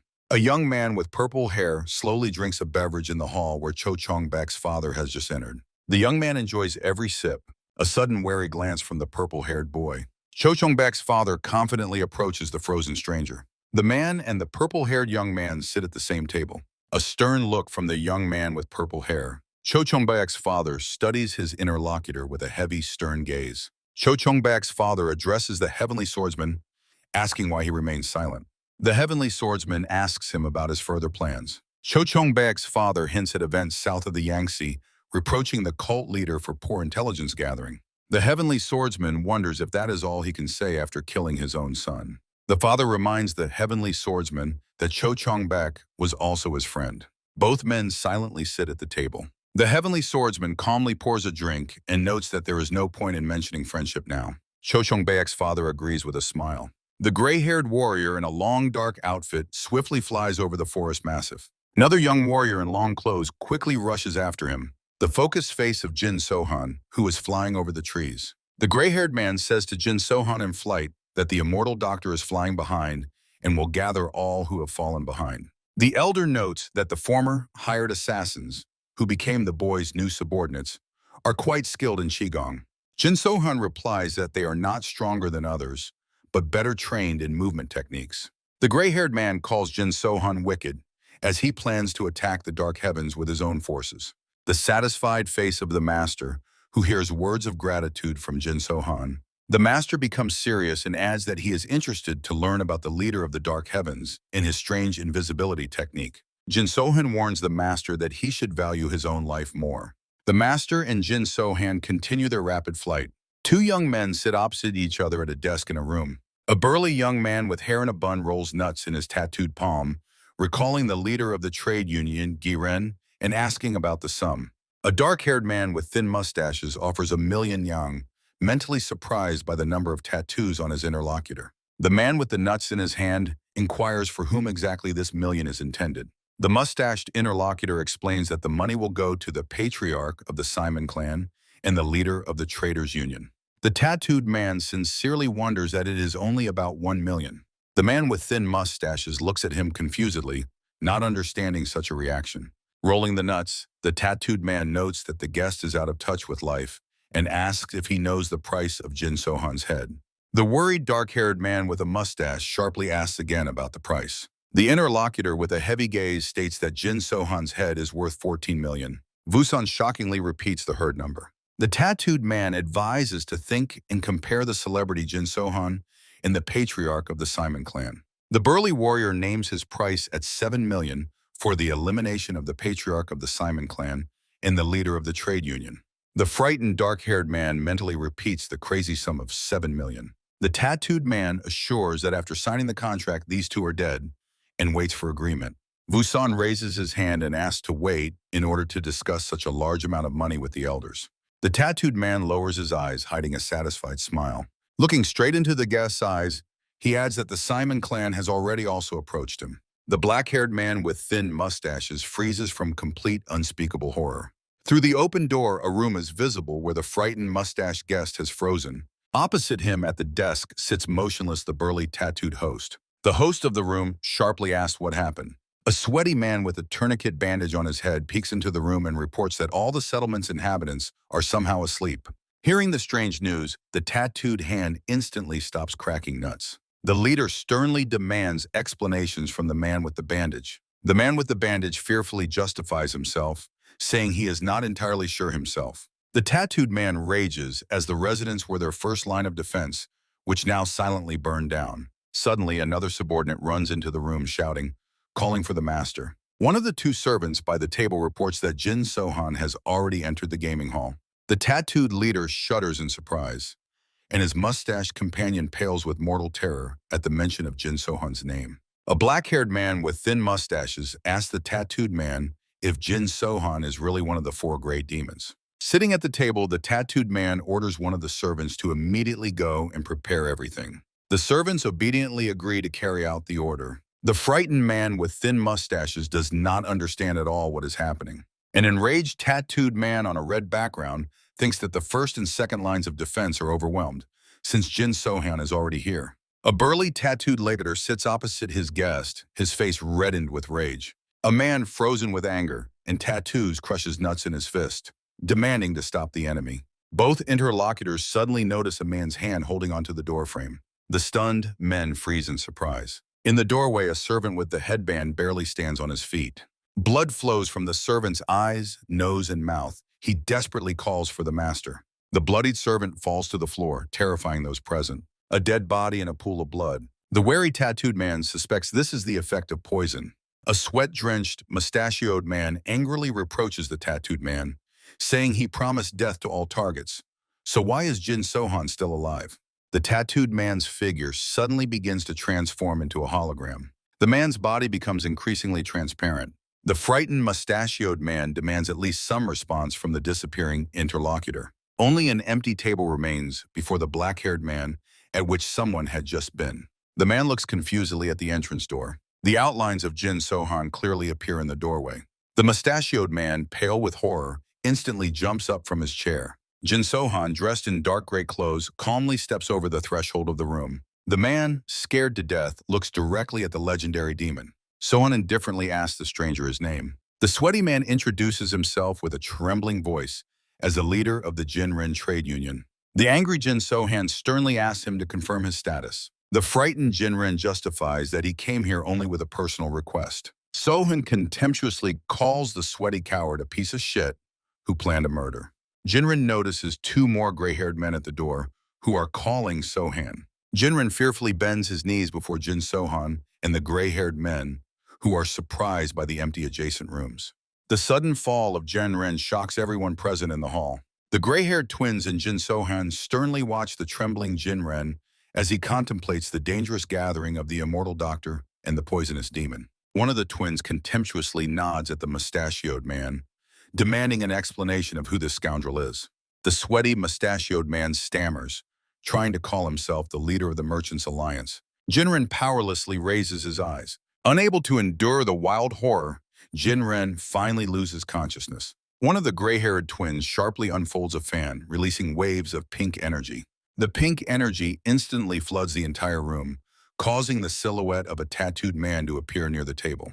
The semi-transparent invader anxiously notes that the air around is saturated with deadly poison. Jin Seohan stands with his back to the table, but clearly senses the presence of a stranger. Jin Seohan's gaze becomes intensely focused. In the next moment, Jin Sohan makes a lightning-fast leap toward the invisible enemy. The tattooed man freezes in fear from the surprise. Jin Seohan delivers a powerful kick directly to the invisible spy. The opponent crashes to the floor from the received blow. An explosive wave of pure energy forces the enemy's camouflage to completely dissipate. The fallen tattooed stranger lies helplessly on the boards. The faces of the gray-haired twins become stern and tense. Jin Seohan roughly grabs the already visible enemy with a broken cheek by the hair. The next brutal punch to the face causes blood to scatter everywhere. The bloodied tattooed man hangs helplessly in Jin Sohan's strong hand. Jin Sohan strictly demands to open the secret path to the master of the dark heavens. The spy with a broken nose shockingly thinks about how this Jin Sohan managed to find out everything. A huge illuminated hall strongly resembling the Colosseum. Jin Sohan and two respectable gray-haired twins step over the threshold of the room. The attentive and focused gaze of Jin Sohan with the twins go out to the middle of the arena of the strange hall, where, according to the young man, assassins might train. Rough stone walls of the gloomy room, illuminated by the bright fire of torches. The heroes stop together in the very center of the hall. A semi-transparent, demonic face with tattoos appears in the air and sternly demands the guests to identify themselves. The strange tattooed face hangs right above Jin Sohan and his companions. Jin Sohan puts his hand on the axe and confidently names himself as the one who hunts mercenary killers. The creature laughs ominously, noting that this very recklessness will shorten the boy's life. A crowd of hundreds of semi-transparent shadows begins to rapidly surround Jin Sohan and his elderly companions. The demonic visage points a finger at the enemies and commands his ghostly allies to attack immediately. Jin Sohan, together with his teachers, instantly takes battle positions. The sharp tips of enemy blades threaten the heroes' lives from all sides. The boy swiftly dodges the phantom blades, which are capable of causing quite real injuries. Wrapped in a violet glow, Jin Sohan fiercely repels the first wave of attackers with his axe. A powerful flash of white-violet energy reliably blocks the enemy's weapons. One of the twins skillfully defends against invisible strikes using a battle fan. White-blue energy streams burst from the slender fan. The other brother, surrounded by a green aura, deflects blades with extended nails and palms. The elder releases dense and destructive beams of emerald power. A close-up of the master's hand emitting concentrated battle magic. Fountains of fresh blood begin to splash in a circle across the entire arena territory. Real blood suddenly gushes from semi-visible circles that resemble eyes in shape. Mystical signs above the battlefield literally explode with red streams. Jin Sohan and the brave twin brothers continue the hard fight against the invisible army. Fallen opponents finally lose transparency and manifest in the physical world. Mangled bodies of eliminated assassins densely cover the ground beneath the heroes' feet. Bloodied attackers now look like ordinary dead mercenaries. The next numerous wave of semi-visible killers rapidly advances on the exhausted defenders. A semi-transparent demonic face with blue hieroglyphs orders the killers to retreat. Legs of the semi-transparent killers suddenly stop their step. A tattooed head warns the wounded Darren about the arrival of troublesome guests. The tattooed face gives the command to start dispersal. From the stone openings in the walls, cannon barrels protrude. The weapon releases poisonous green streams. Jin Sohan and the masters instantly recognize vampire acid. One of the twins defends himself from dangerous splashes with his fan. The warrior with the fan flies higher, ending up in the very center of the poisonous cloud. Maneuvering above, the master twists the green streams with the fan, gathering them into a solid beam. A deadly cluster of collected acid. The twin tames the chemical, shielding himself with white-blue energy. The directed beam of poison flies back towards the semi-visible enemies. A green explosion at the attacker's gathering point. The acid-burned assassins blacken, and green liquid flows from their eyes and mouths. The terrible agony of one of the toxin-stricken assassins. Another attacker whose body is being eaten alive by vampire poison. Wrapped in white-violet glow, Jin Sohan swiftly decapitates poisoned enemies. The silhouette of Jin Sohan in the heat of a brutal battle. One of the brothers destroys semi-visible opponents with a bare hand burning with green energy. A bloody black mess underfoot. The demonic leader watches the collapse of his army in the arena. Jin Sohan and the mentor stand amid hundreds of mutilated bodies. The second twin brother coldly observes the pile of destroyed enemies. Jin Sohan notes to the teachers that this darkness works to their advantage. The twins react to his words. One agrees, and the other considers such conditions too restrictive. An enraged demon hisses at the heroes, outraged by their audacity. A silent but eloquent look from Jin Sohan to his mentor. The teacher instantly understands the student's plan without a single word. Both warriors simultaneously release colossal streams of energy. Powerful green, yellow, and white-violet beams merge, flying in one direction. A powerful explosion high on the wall of a strange building, right where the semi-transparent face was. Shards fly in all directions. A huge hole formed in the stone wall of the structure from the devastating energy strike. The pierced wall is smoking heavily. Jin Sohan watches the aftermath of the explosion attentively and focused. Jin Sohan asks the master if the tattooed head survived such a powerful blow. The teacher coldly notes that even if the enemy is still alive, he will soon die anyway. Jin Sohan holds his axes and asks the Lord of Hidden Heavens if he is still breathing. The boy adds that their wise doctor will easily heal non-lethal wounds and promises to ask for him. Jin Sohan whispers to the teacher if he said everything correctly, to which he advises him to just calm down. In the dark arena amid silence stand Jin Sohan and his teachers, the twin brothers. A man with blue hieroglyphs on his neck looks at the arena and thinks that these scoundrels talk too much. A semi-transparent, tattooed man with long claws attacks the heroes with rapidly spinning energy rings. The hands of the semi-transparent enemy crave bloody revenge. A powerful wave of black and red energy weapons swiftly pours onto the center of the arena, where the defenders stand frozen. The twin brothers remain completely calm and only silently observe the enemy attack. Jin Sohan skillfully defends himself from dangerous projectiles with his famous axes. Spinning the weapon, the boy blocks the burning debris. One of the teachers, charged with magical green power, decisively rushes to help his student. The energy hands of the twin become his main weapon in this fierce battle. The teacher creates a powerful green-yellow stream of colossal power around himself. Jin Sohan continues to spin the axes lightning fast, deflecting continuous fiery projectiles. His mentor accumulates yellow-orange fire clusters in his palms and shoots them, filling the space with greenery. Belligerent teacher with burning green eyes ready to incinerate the enemy. A swift wave of pure energy instantly destroys all the enemy's fiery projectiles. A frenzied, tattooed face emerges in the bright light of the master's attack. A powerful explosion roars, caused by the release of the teacher's power. A semi-transparent, tattooed creature falls face down to the ground under the influence of the green wave. The enemy desperately clutches his throat as blood streams from his eyes, nose, and mouth. The blood splatter on face of the creature helplessly chokes and powerful energy flows. The master stands in a cloud of greenish smoke, sternly watching the fallen opponent. Enveloped in magical glow, the teacher declares that an ordinary killer had no right to touch his student. A dead tattooed man lies on the arena, drenched in green energy.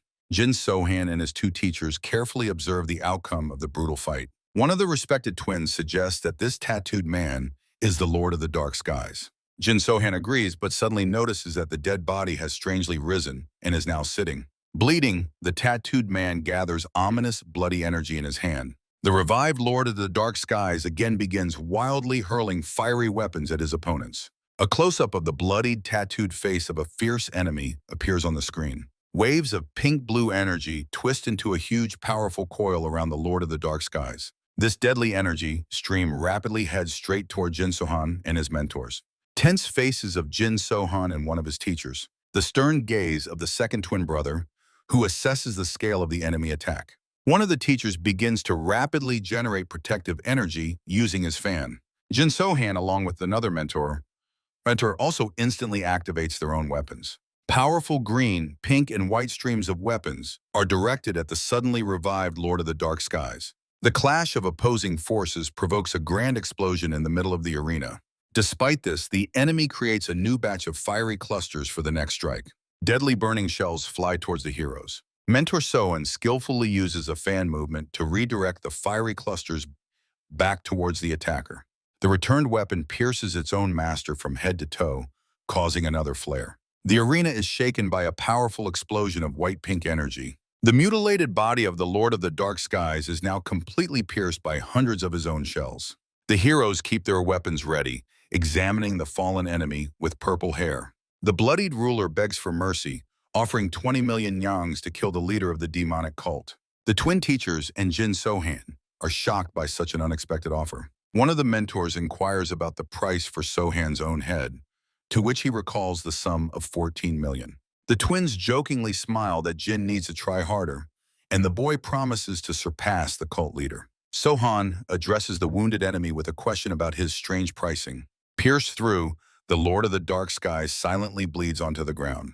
The mutilated invader lies motionless on the arena floor. One of the teachers states that the Lord of the Dark Skies is definitely dead this time. A group of armed warriors in black suits runs onto the arena and addresses their leader. Jin Sohan stands with a weapon in his hands in the blood-soaked arena. One of the fighters reports to the Alliance leader that they have completely cleared the street. Looking at the dead tattooed man, Jin Sohan wonders if he was a master of the Dark Skies. The warrior replies that he has never seen him, as only masters of the shadowless technique were allowed here. Jin Sohan looks intently at the fallen tattooed enemy and briefly nods affirmatively. The focused and penetrating gaze of Jin Sohan. The young man notices a strange gleam under the clothing on the pierced body of the Lord of the Dark Skies. Using an axe, Jin Sohan carefully retrieves a bunch of keys from under the bloody clothes of the corpse. One of the subordinate warriors skillfully catches the bunch of keys just tossed to him by the commander. Jin Sohan orders his men to immediately open the large doors opposite. The heavy doors swing open, revealing a passage to a mysterious and strange room. Jin Sohan, together with the teachers, freezes in the doorway, while warriors gather behind them. The faces of all present express deep astonishment. The huge room is completely filled with chests and boxes of ingots, and golden dishes shine brightly on the shelves. Jin Sohan carefully examines the discovered golden treasury. The boy dryly notes that the ruler of the Dark Skies clearly deprived the lives of a huge number of innocent people. The commander orders the stunned subordinates to carry the found treasures outside as quickly as possible. One of the teachers advises hurrying to avoid a trap, and Jin Sohan fully supports this idea. Jin Sohan confidently walks down the long illuminated corridor leading straight to the library.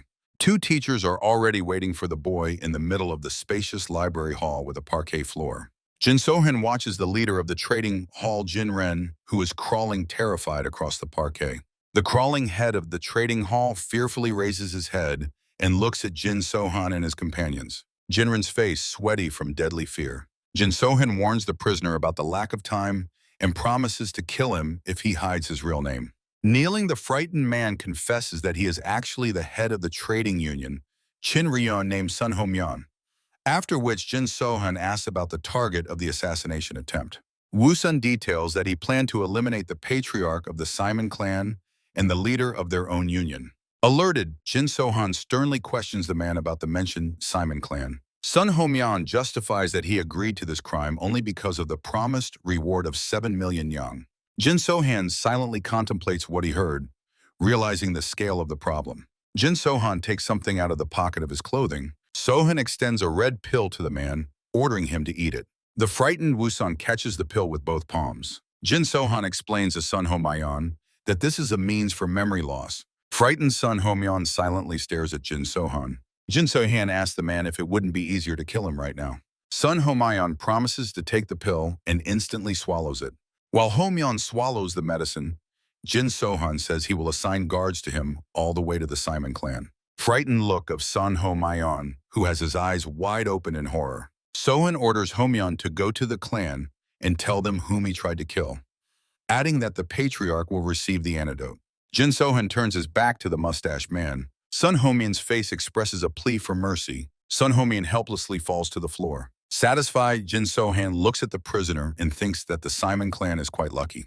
A majestic multi-story palace under the night sky. Inside sits the same tattooed man who vainly tried to hide and was slapped by Sohan.